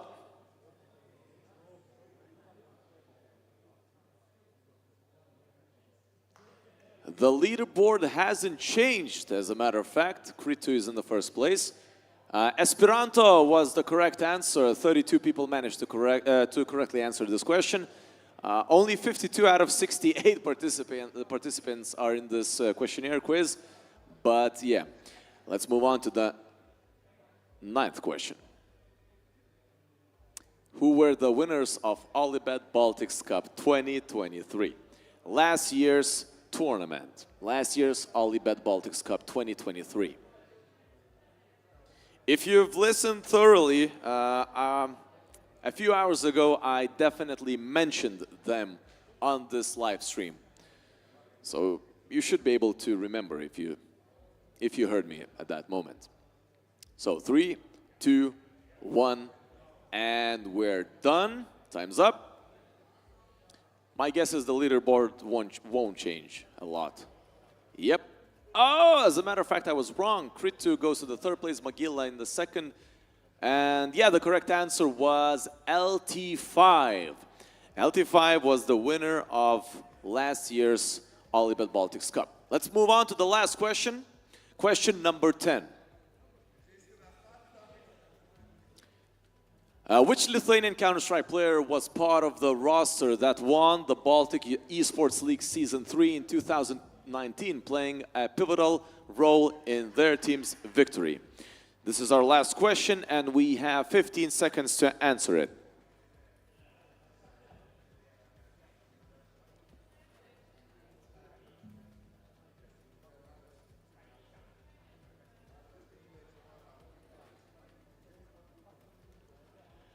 And time's up. We will have our final leaderboard right now. So, yes, Magila goes to the first place, and only 10 points separate them from the second place. So the correct answer was Poon. He was the famous player in 2019. So, yes, let's end the quiz, and do we have an opportunity to see the final results? The third, Crit2, second, Nitex, and the first place goes to Magila. Congratulations. Is there anybody from this top three here in our audience? Really? Congratulations. Come over here. Come over here. Guys, can we give a round of applause to this guy? Which one are you?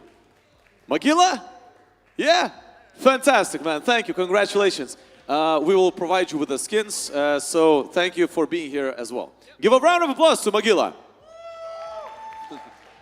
Fantastic. So, guys, a few more moments are left. Are we guys ready to move on to the finals? So far, we have the results. Esprots 1, Toby Koerad 0. We will move on to the second map, which is going to be Ancient. This is gonna be fantastic. But guys, please stay with us. We're going to have a very short break. We'll be back right in a moment.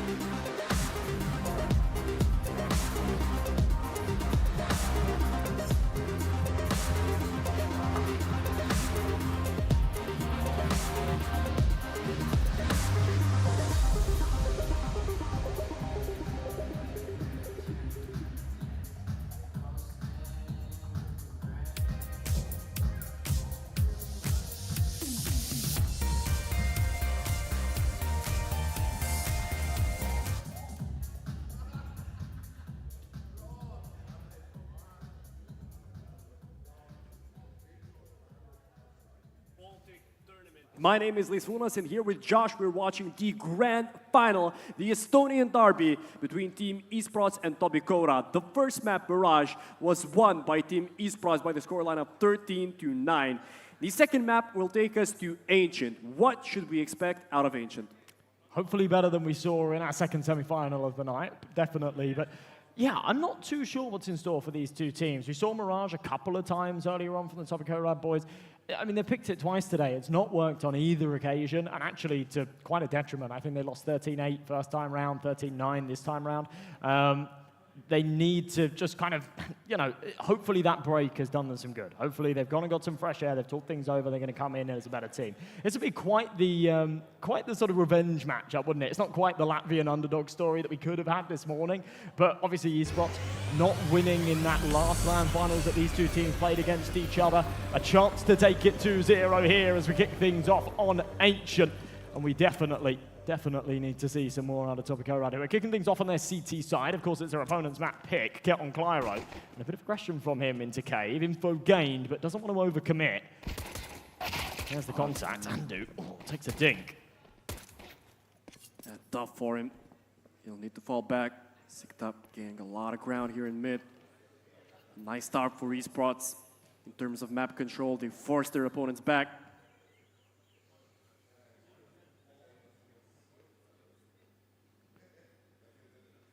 Very slow stuff. Minute 10 on this clock, and the B-bomb site completely open for business. It's been gifted to the other side. Clyro, with that smoke and that kit, is pretty happy to play retake. What a shot! As he drops, USP will be recovered. That kit is still in a very retrievable position as they'll go 1-for-1. Andu trades back, still incredibly low. One bullet to do him. He's 1 HP again. It's not for the first time today. But a 3v3. And Watts in an awkward angle to clear. He's not checked. Watts gets an important first frag here. Another duel. HS is solo, as is Andu. Nothing Tobikora can do, or maybe, just maybe, they'll put something magical out of their hats. Not for now. HS goes for the duel. 16 HP on the man. And not a lot of time, not any time left really. Esports gets the pistol over and done with. Yeah, you could see that one was chalked for a little while before that final kill came through.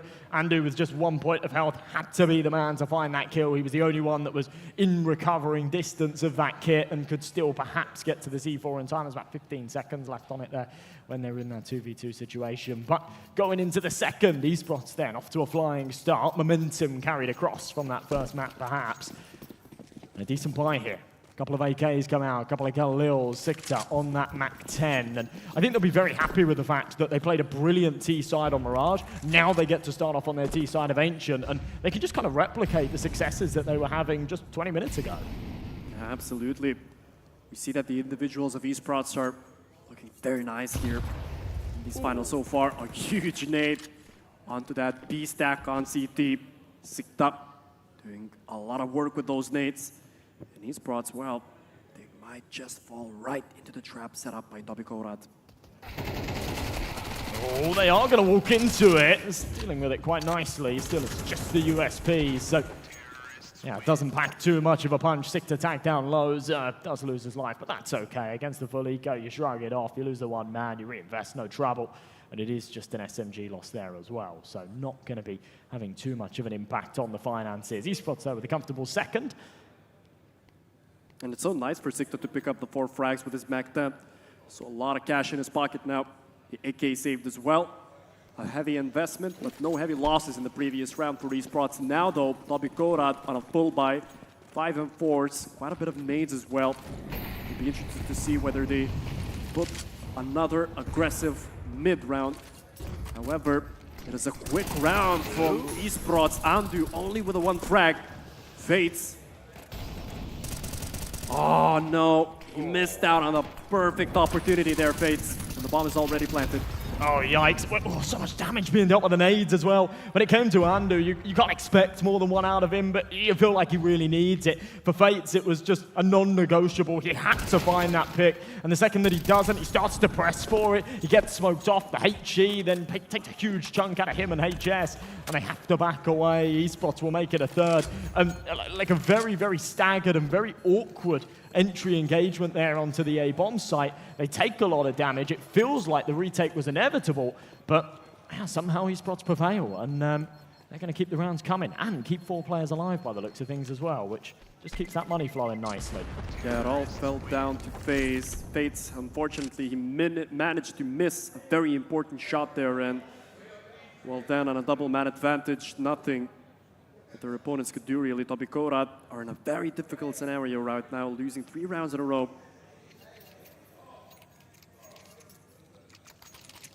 Weird economic position to be in as well. Obviously, they've saved 2 rifles, but they don't really know what to do with it. It's better than having nothing into this round, but they don't really have the money to invest around it. So, yeah, very last second, they'll pull out a couple of pistols, an MP9 on Andu. Loss bonus building up to the maximum, so yeah, $1,200 is sufficient to still have a proper buy in the next. Andu getting very aggressive with this SMG. Sat around the elbow, Smoke needs to be careful. Six will take first contact, but it's Fates to find the head. Teak trades it back, and he is aware that there's another lingering round here somewhere. Seem to sniff him out, not just yet. Now Andu's replaced his teammate in the corner. This might not be expected. Yeah. Steak is in a very uncomfortable position right now. And he compromised himself there. Trying to switch on to the mid player. Still did quite a bit of damage, but it's Watts with a nice long-range headshot. And, well, every puzzle piece fell for OlyBet. Yes. Trying to maximize the impact that he can have here. It's a 1v4, so yeah, doesn't fancy his chances, doesn't even get the freebie kill. Bit of due diligence, you can see smiles on the faces. Yeah, I know your tricks, my friend, I'm gonna check for you. HS is a little bit of a tilter, but at the end of the day, not a round that I think he was expecting to clutch. I actually quite like that from Andu, what he did there as well. It feels foolish when you watch it, when he's just continuing to take these aggressive fights, but he could have so easily fallen away to cave, his teammates die, and then he just has no impact with his MP9. And then what do you do, right? But he's taking that initiative, he's still sticking around for that fight in elbow, he then re-peeks into ramp, he wants to finish off that AK player, he wants to do some kind of damage or have some kind of impact with his MP9. And if he isn't going to find 1 or 2 kills, then he's not bothered about backing away and dying later. Watts, aggressive out of mid, through the smoke, has to back away, might take a little more than he can chew, there's 2 waiting for him on the other side of it. But again, quite aggressive here from OlyBet. Yeah, good smokes thrown by the CTs. Andu again sets himself up in a prime position. HY might have a lot on his shoulders now. Speaks and he falls together with Claro. So unfortunate for the CTs. Fades, dies as well, and it's a double man advantage for Esports. Again, OlyBet, it seemed that they had the perfect setup for this round, right? They took control of B with their aggressive smokes, but then the double peek from ramp did not go in favor of the CTs, and Esports are dominating in this first half. They really are, and it doesn't feel like OlyBet are really bringing all too much into this. It was something that me and Danny were talking about earlier. You can see the coach is calling for a timeout here, saying things are going horribly wrong. But yeah, as I said, it was something that me and Danny were talking about earlier. It felt like they ran out of options very quickly. They had a couple of set plays in that semi-final earlier on against DC Banga. The second that things weren't working, they just kind of lost control, especially on Mirage. And it feels very reminiscent here, right? They've gone for a couple of rounds where they like get aggressive in middle. It hasn't worked in their favor. And now, like, what's the answer, right? What's the option? Back to a default. Okay, that hasn't worked either. And it's looking a little bit uninspiring in these opening rounds. And I think it's a very, very good decision to just call a pause here, talk things over, make sure everybody's on the same page. Because, again, MR12, you can lose control very, very quickly. And it's one of those things, and this is, again, something that I said this morning. if you don't call those pauses, especially when, for us here, it's very easy to sort of watch the game unfold. It feels like it takes a while. When you're up on stage and it's round loss after round loss, it all goes by so quickly. And then it's only at the end of the map you go, oh, wow, that was quick, yeah? And you start to identify all of the moments, those key swing rounds where you could have taken that pause, you could have done something differently, you could have fixed something that was going wrong. So, yeah, I love the initiative on the pause there. Need to make sure that they do something better with their buy round, or maybe here with the pistols. Andu cracks ahead to get things going, gets traded, but Height does his best Andu impression, follows up. Andu's been so proactive in this map, right? The only bright spot, it seems, with the CT side of Topikoran so far. HS, a lot on his plate as well, but Steak and Sikta, they get those very important frags for themselves. Lyro with an AK in hand, he can do a lot here, and he does! That's the bomb dropped as well, so Zatik has to play into his hands. And Clyro, he's got a bit of util, he's got full HP, but he has not got the angle. And Zatik's got his number, beautiful stuff. To be honest, all things considered, not a bad round from Topikoran, no doubt. Just the pistols there, and as you say, Andu's been a bit of a shining star in this map. Even though he's only found 3 kills so far, it feels like he's always the one trying to make space, trying to make those plays, create things, make things happen. And he did so again there, just unfortunate they weren't able to get it over the line. Number 7, Esports 6-0 up. Once again, we will see a Topikoran buy. No AWP available, no kits either, but a reasonable amount of util and a chance to get this done. High's been hurt though. Yeah, he's been hurt. Easy frag there for Watts. Maybe a bit too much out of him. HS, a nice chance for him. And there we go, an important double kill. He could have gotten the third as well. Sikta, finally a trade coming in. It's a 2v2, so still doable for Topikoran. It's all been so fast-paced. This was a buy round, and they were on the site into a 2-on-2 within 30, 35 seconds. 1-for-1. Should know Zatik's position, or at least roughly. Wants to just get a smoke on this bomb. Hasn't tapped it yet. Now he has. Hasn't got a kit, though, so can't commit to the full 10 seconds. Trying to bait out that final man. He has baited out the spam. So has the information. Zatik playing this well, but Fates plays it better. Finds the head, gets back on that C4 just in the nick of time. And a key round and a key moment in this game where, okay, it's an uphill battle, but still they're in this half. If they can string together a few off of the back of this, 6-6 still in the picture, 7-5 not out of the question. That's what they need to do here. So smart from Fates to tap out the bomb, wrap around the column. He saw the traces from his opponent, and then he picked at the best possible moment. Very well played by Fates, and as you've mentioned, definitely a huge round for Topikoran.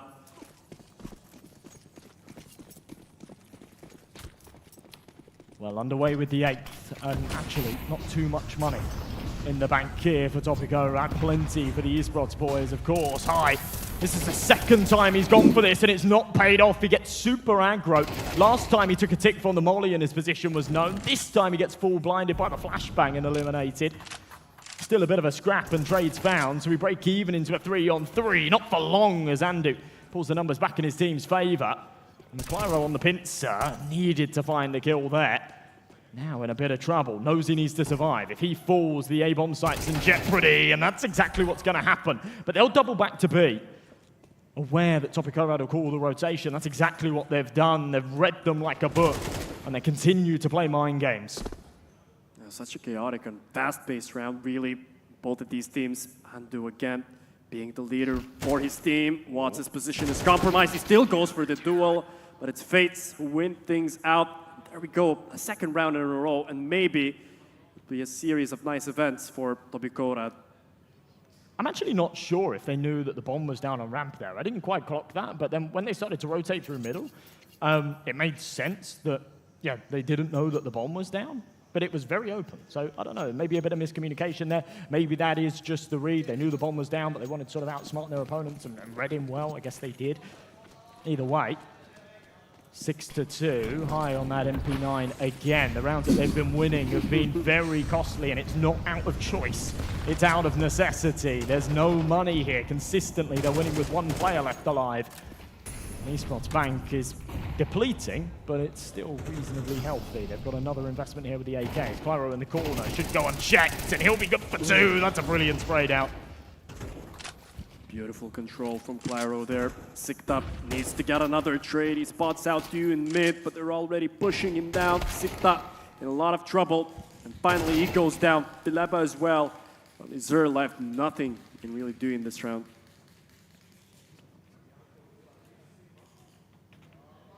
Yeah, surely not. Ooh, okay, well, there's that. But he's been dinked, so makes things 10 times harder, that's for sure. He hasn't got the bomb on his back, but it is in his domain. It was just difficult to go back and retrieve. So that'll sort of put a bow on things there. Topic go around slowly but surely clawing this one back. And as I said, when FaZe clutched that 1 versus 1 to put that first round on the board at 6-0, this is the stepping stones to the comeback. Every single round up until now has been very close. It's been very scrappy. It's not been particularly convincing. But winning those rounds and building that confidence is all part of the journey in the comeback. Now they're going to have an easier opportunity up against a low buy like this. And yeah, it might be a little bit of a confidence booster further. We'll see. Philip is just going to send it up with the Tech 9. Yeah, an easy double there for Ando. Manages to back away as well, supporting his teammate HS from CT, but he still wants more, Ando. Maybe a bit greedy there, but Fates and HS on his back. Sikta still with 2 headshots. Out of a very bad scenario for him, but he still manages to get the double. This would be plausible if the bomb was a little bit closer, but it's the furthest man out. It means that Sobigorad can play very structured defense. How he isolates that first is beyond me. Wow. Peak comes a tad late. Felt like that could have been the double, but yeah, recovered nicely. But again, another round that comes down to a 1 versus 1. This is absolutely nail-biting. And esports back onto a buy here. They had that luxury, but they had so much money in the bank. It was almost an infinite money glitch. They could continue to buy and continue to buy. And in the 3 rounds that they lost, they were then able to build up the loss bonus while still having money in the bank. And it means they never have to eco, right? It was a force buy in the last. They still had Tech 9s and armor and whatnot. And now they're back onto the full buy again. It will be interesting to see what will esports do, because the last buy rounds they've lost a lot of mid control, but Fileba, he reads the game perfectly. Ando and HS both go down. It's a huge loss for Tobikora. Fates, maybe he'll pick up the pieces. Needs at least 1 here. Oh, a little bit messy, a little bit labored. Does come out on top, though. Huge difference between a 4v3 and a 5-on-2, but that could have been the outcome of that duel. It's interesting. Zdeek knew that Fates would be rotating. He heard him, but he still decided not to peek out of that. It's playing for the map control on the bomb site rather than the kill. If he peeks out, finds that kill, the A players rotate over instantly, and you've still got a bit of a task. If he just lets him go, relays that information, you say, all right, that's cool. We'll rotate, we'll take deep CT control, we'll get that smoke posted, we'll play the man advantage in the post plant, and they probably won't go for the retake. And that's exactly what we see here. So beautiful stuff from esports, and yeah, 7th round on the board. So they secure the half win. I think that was a bit of a minimum considering they went 6-0 up. I don't think they're going to be super happy with this result just yet. But if they can take the next round, 8-4 half, that's nothing to grumble at. Yeah. But again, it feels like Tobikora just got a bit unlucky maybe there, because Fileba read the double push. Esports didn't have a lot to do in this round, really. I mean, Fileba created it for his team.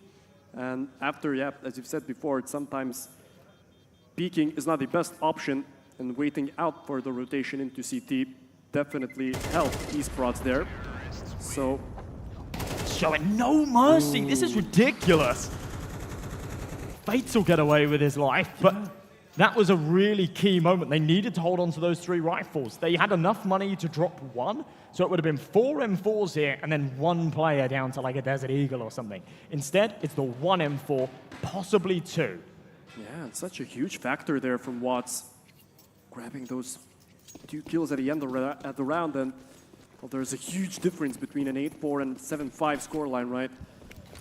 Half time, so an interesting approach here from Tobikora, pushing down mid again. It's High, who dies for the 4th time in a row after the same play. He's 1-12, by the way. He's having a bit of a stinker. I have to address the elephant in the room. It's not the time to have a bad game. You're on the cusp of championship point, or I should say your opponents are on the cusp of championship point. There's a bomb plant now for Sprott. Sikta has a wonderful position. It's not checked, and it will be easy for Sikta to mow both of his opponents down. 17 frags in the name of Sikta, and a wonderful first half performance by Team Esports. In those final 2 rounds as well, they really take control once again. It's that 8-4 half that I mentioned. Yeah, beautiful, beautiful work being done. Even that 1-for-1 in elbow, right?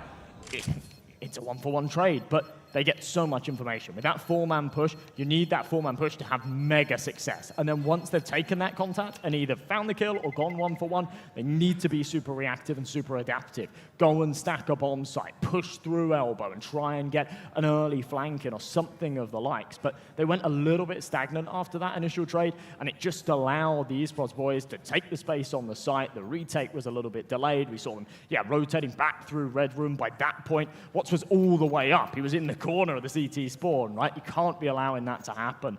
And these sort of on-the-fly calls to say, okay, we don't have a lot of money, let's push mid. That's great in itself, but there needs to be an afterthought there. There needs to be an after plan. You can't just do that, go 1-for-1, and then go, okay, what do we do now, right? Second half pistol round, worth its weight in gold here for both sides, but especially Esports, who are now just 5 rounds away from lifting that first place trophy. Topikorad absolutely need to take it to stay alive here. Yeah, they have 2 of the best players on site now. Sikta with Zerb was so useful for his team in Mirage. He dies out here. Filipa with a quick trade. And they haven't slowed down. Topikorad, what a nice headshot from Clairo, but it's Sikta once more. 19 kills for the IGL of Esports. A wonderful performance from their leader. Only HS left. And well, it should be round 9 for Esports.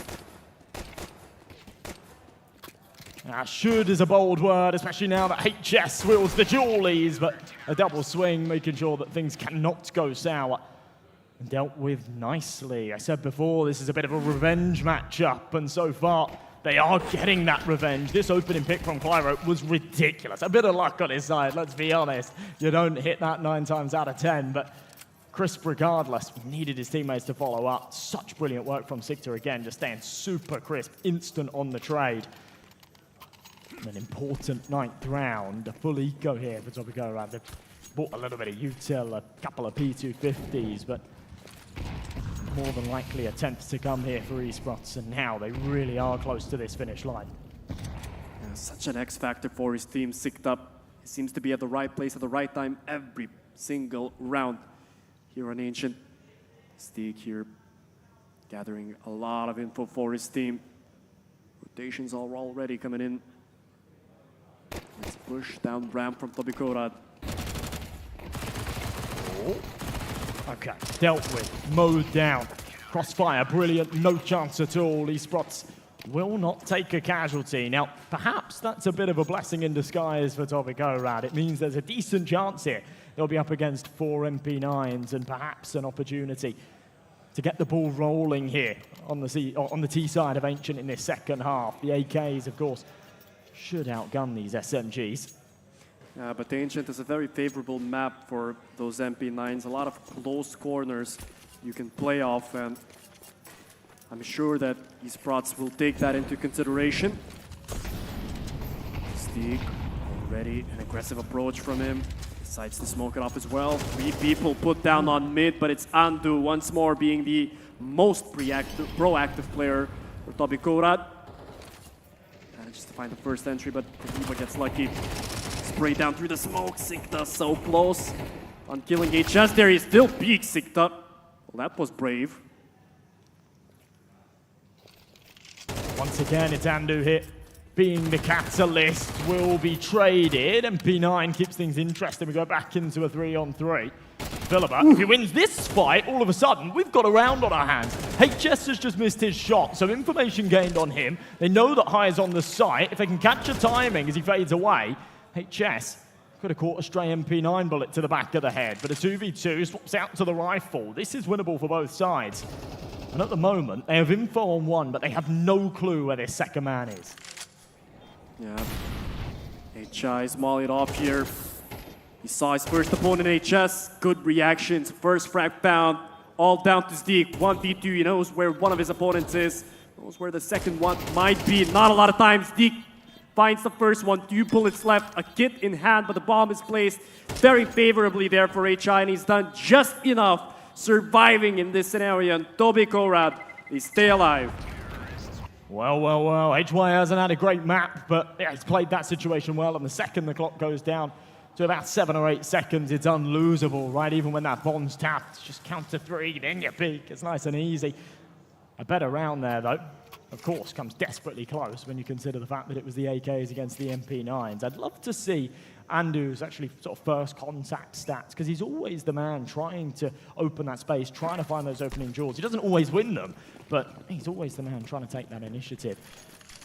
10-5 though, esports still with a major advantage and enough money in the bank to go for another buy here. 3 and 4s this time. Good nade damage, that's brilliant. And HI spam through the smoke. Lyro and Fades both die through the smoke in mid. It's so unfortunate for Team Toby Korad. Sicked up, well, just passed by his opponent. Andu created a lot of space, the sneaky fellow. He might do a lot of damage here. There we go, Felipe goes down. But sicked up, it wasn't checked as well, and he might grab that kill, that cheeky backstab. HS planting the bomb on B. Andu gets another important frag.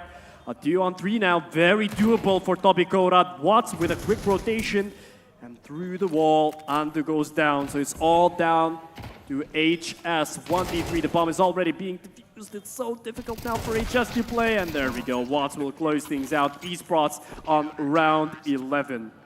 Yeah, such an awkward ordeal. Realistically, HS doesn't want to fall back to cave, but he has to. It's just a safe place for him to hide.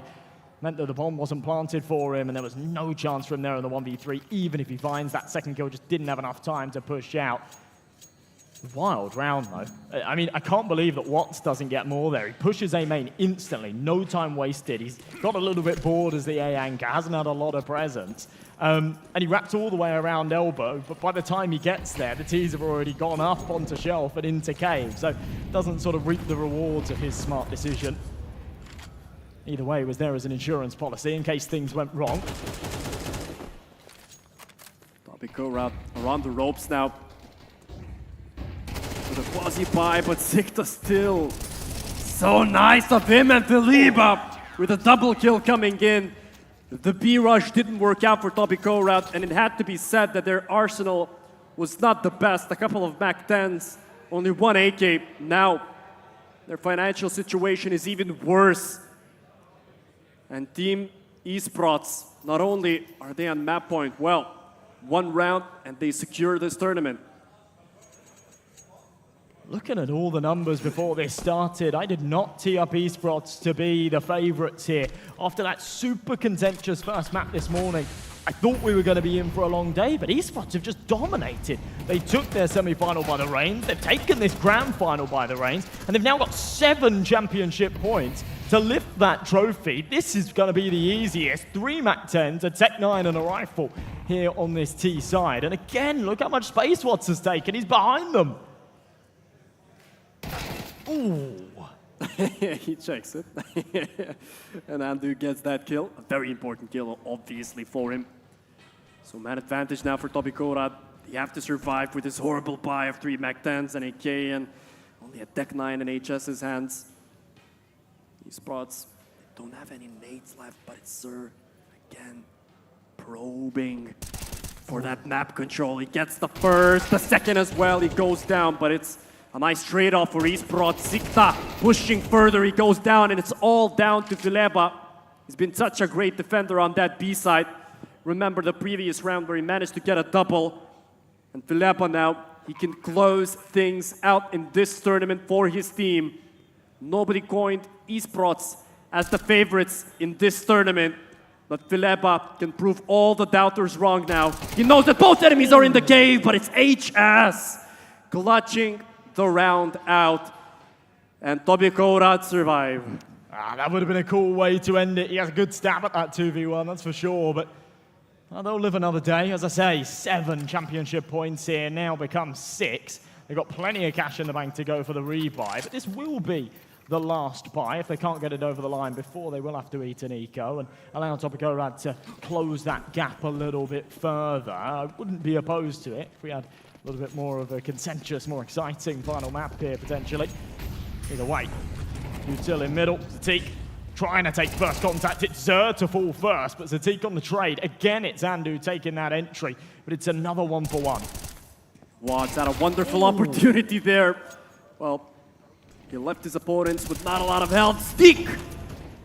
He picks up the crumbs, gets the double. Man advantage for esports. Bomb is dropped. Players in Donut are aware of it. A nice molly from Fate, but it goes down and it's Team Esports closing things out. And they are officially your OlyBet Sports Bar Counter-Strike 2 Baltic Tournament champions. And you can see, still cold as ice. All right, a little bit of showmanship, but some of the boys are still there, signing out of steam. That is such a huge result, such a huge day for them, and honestly, they've played exceptionally well. Exactly, nobody expected that Team Esports would come into this event, into Lithuania, as underdogs, basically, right? I mean, nobody coined them to be the favorites of this whole tournament, right? And they've managed to just stomp their opponents, not only in the semifinals, but in the finals as well. Yeah, feels like they've had some real prep. Remember, they lost to these Topicorad guys in the qualifier. So there's been a lot of going back to the drawing board by the seams of things, and actually they've come into this seemingly very prepared. I don't know how much preparation they've been doing, but they played fantastically well. And as you say, not only were they not the favourites, but you know, they weren't expected to.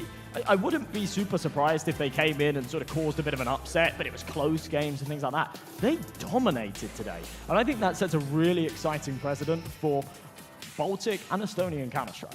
Absolutely, because it is the younger generation that prevailed after all in this matchup, right? I mean, Team Topicorad had the likes of Fades, they had the likes of HS, but they were pretty blank in this grand final. It is the younger generation that prevailed, so it was very interesting to see how they progressed in this final, really stomping their opponents. Now, if we were to talk about individuals, we've mentioned that Zer was so great on map 1, Sikta, it was wonderful here on Ancient.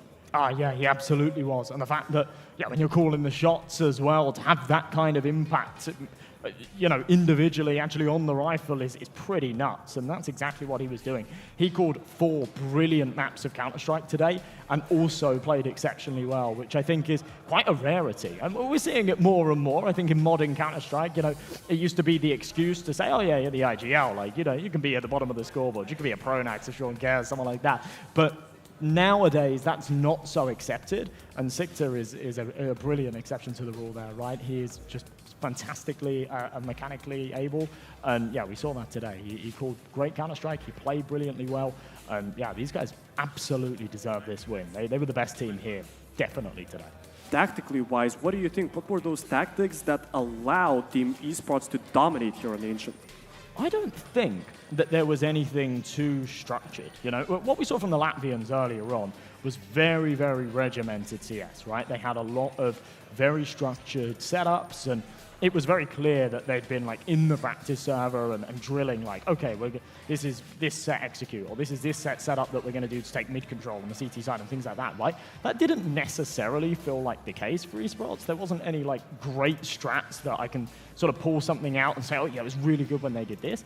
But just generally the on-the-fly calling and the cohesion that they had, they were all playing very well together. They were all trading off of each other. There wasn't any of these awkward moments where it was like, oh yeah, the spacing's off, or someone's pushed and there's no flash, or there's no trade or anything.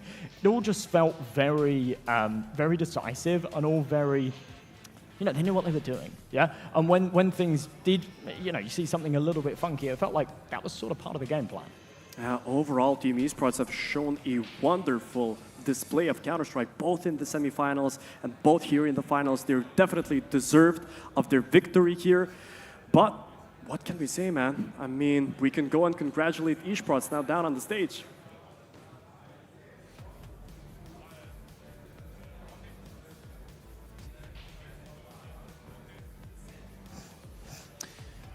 And this is it. That was the final of OlyBet Sports Bar Baltics Counter-Strike 2 tournament. This is it. This is it. We already know who won this tournament. Are you guys happy? That was a big day for all of us. That was a big day.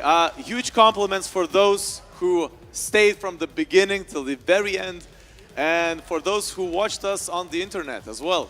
Thank you, guys. But right now, I will not hold you up for any longer. So, this is the moment, this is the time when we will pass on the trophies to the teams that deserve the most. So, guys, if I may ask, could you please get off the stage right just before you will enter it? So, yeah, just a few more moments for us. I really hope that you guys enjoy this time. Of course, it's not the finish. By the way, after the awards ceremony, guys, I'm inviting you to take more pictures together with our photographers right next to the graffiti wall. As you can see, it has changed. The OlyBet Sports Bar Baltics Counter-Strike 2 tournament logo appeared on it. And you guys were all a big part of it.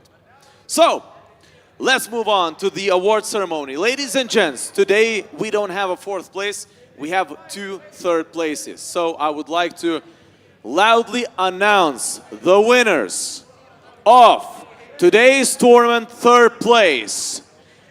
EC Banga and Granny's Knockers! Come on over to the stage.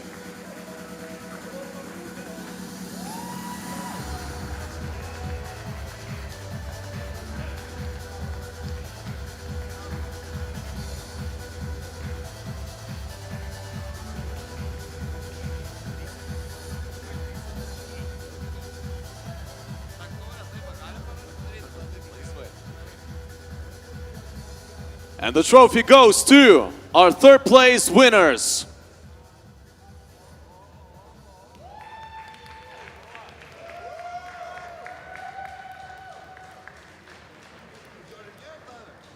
Not only they received the trophy, but they also got some Ollie boost and a check for 500 euros. Once again, guys, give a round of applause to EC Banga and Granny's Knockers.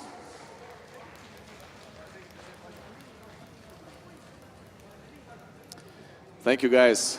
I hope you're happy. Mes jumis didžiuojamės, žinokit. We're proud of you. That's what I said to the Lithuanian guys. And let's move on to the 2nd place. ST. Estonian friends. Ladies and gents, I would like to invite Team Toby Koerad.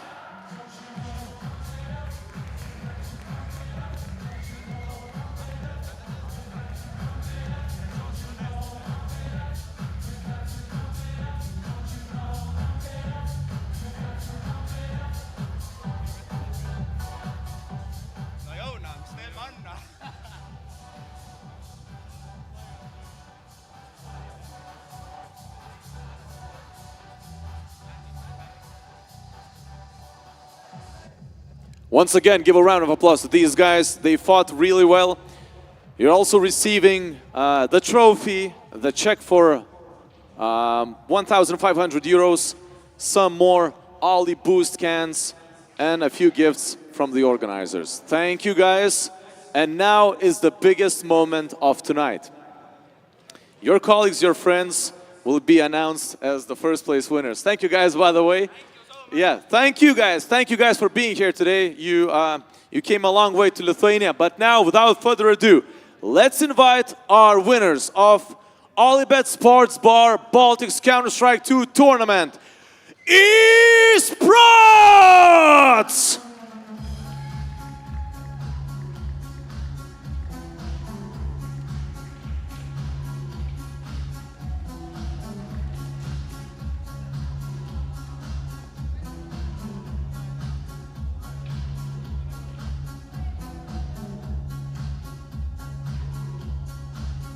Today's champions, today's winners, Esports!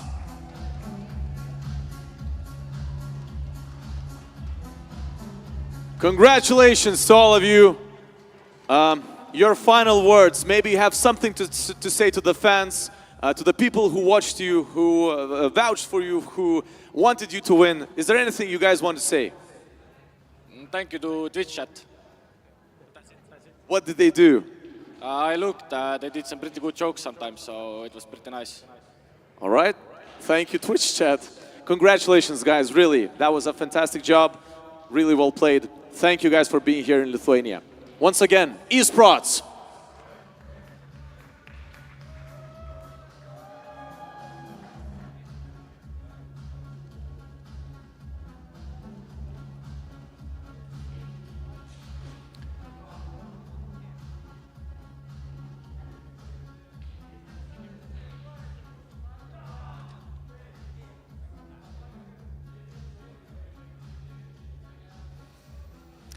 And this is it, guys.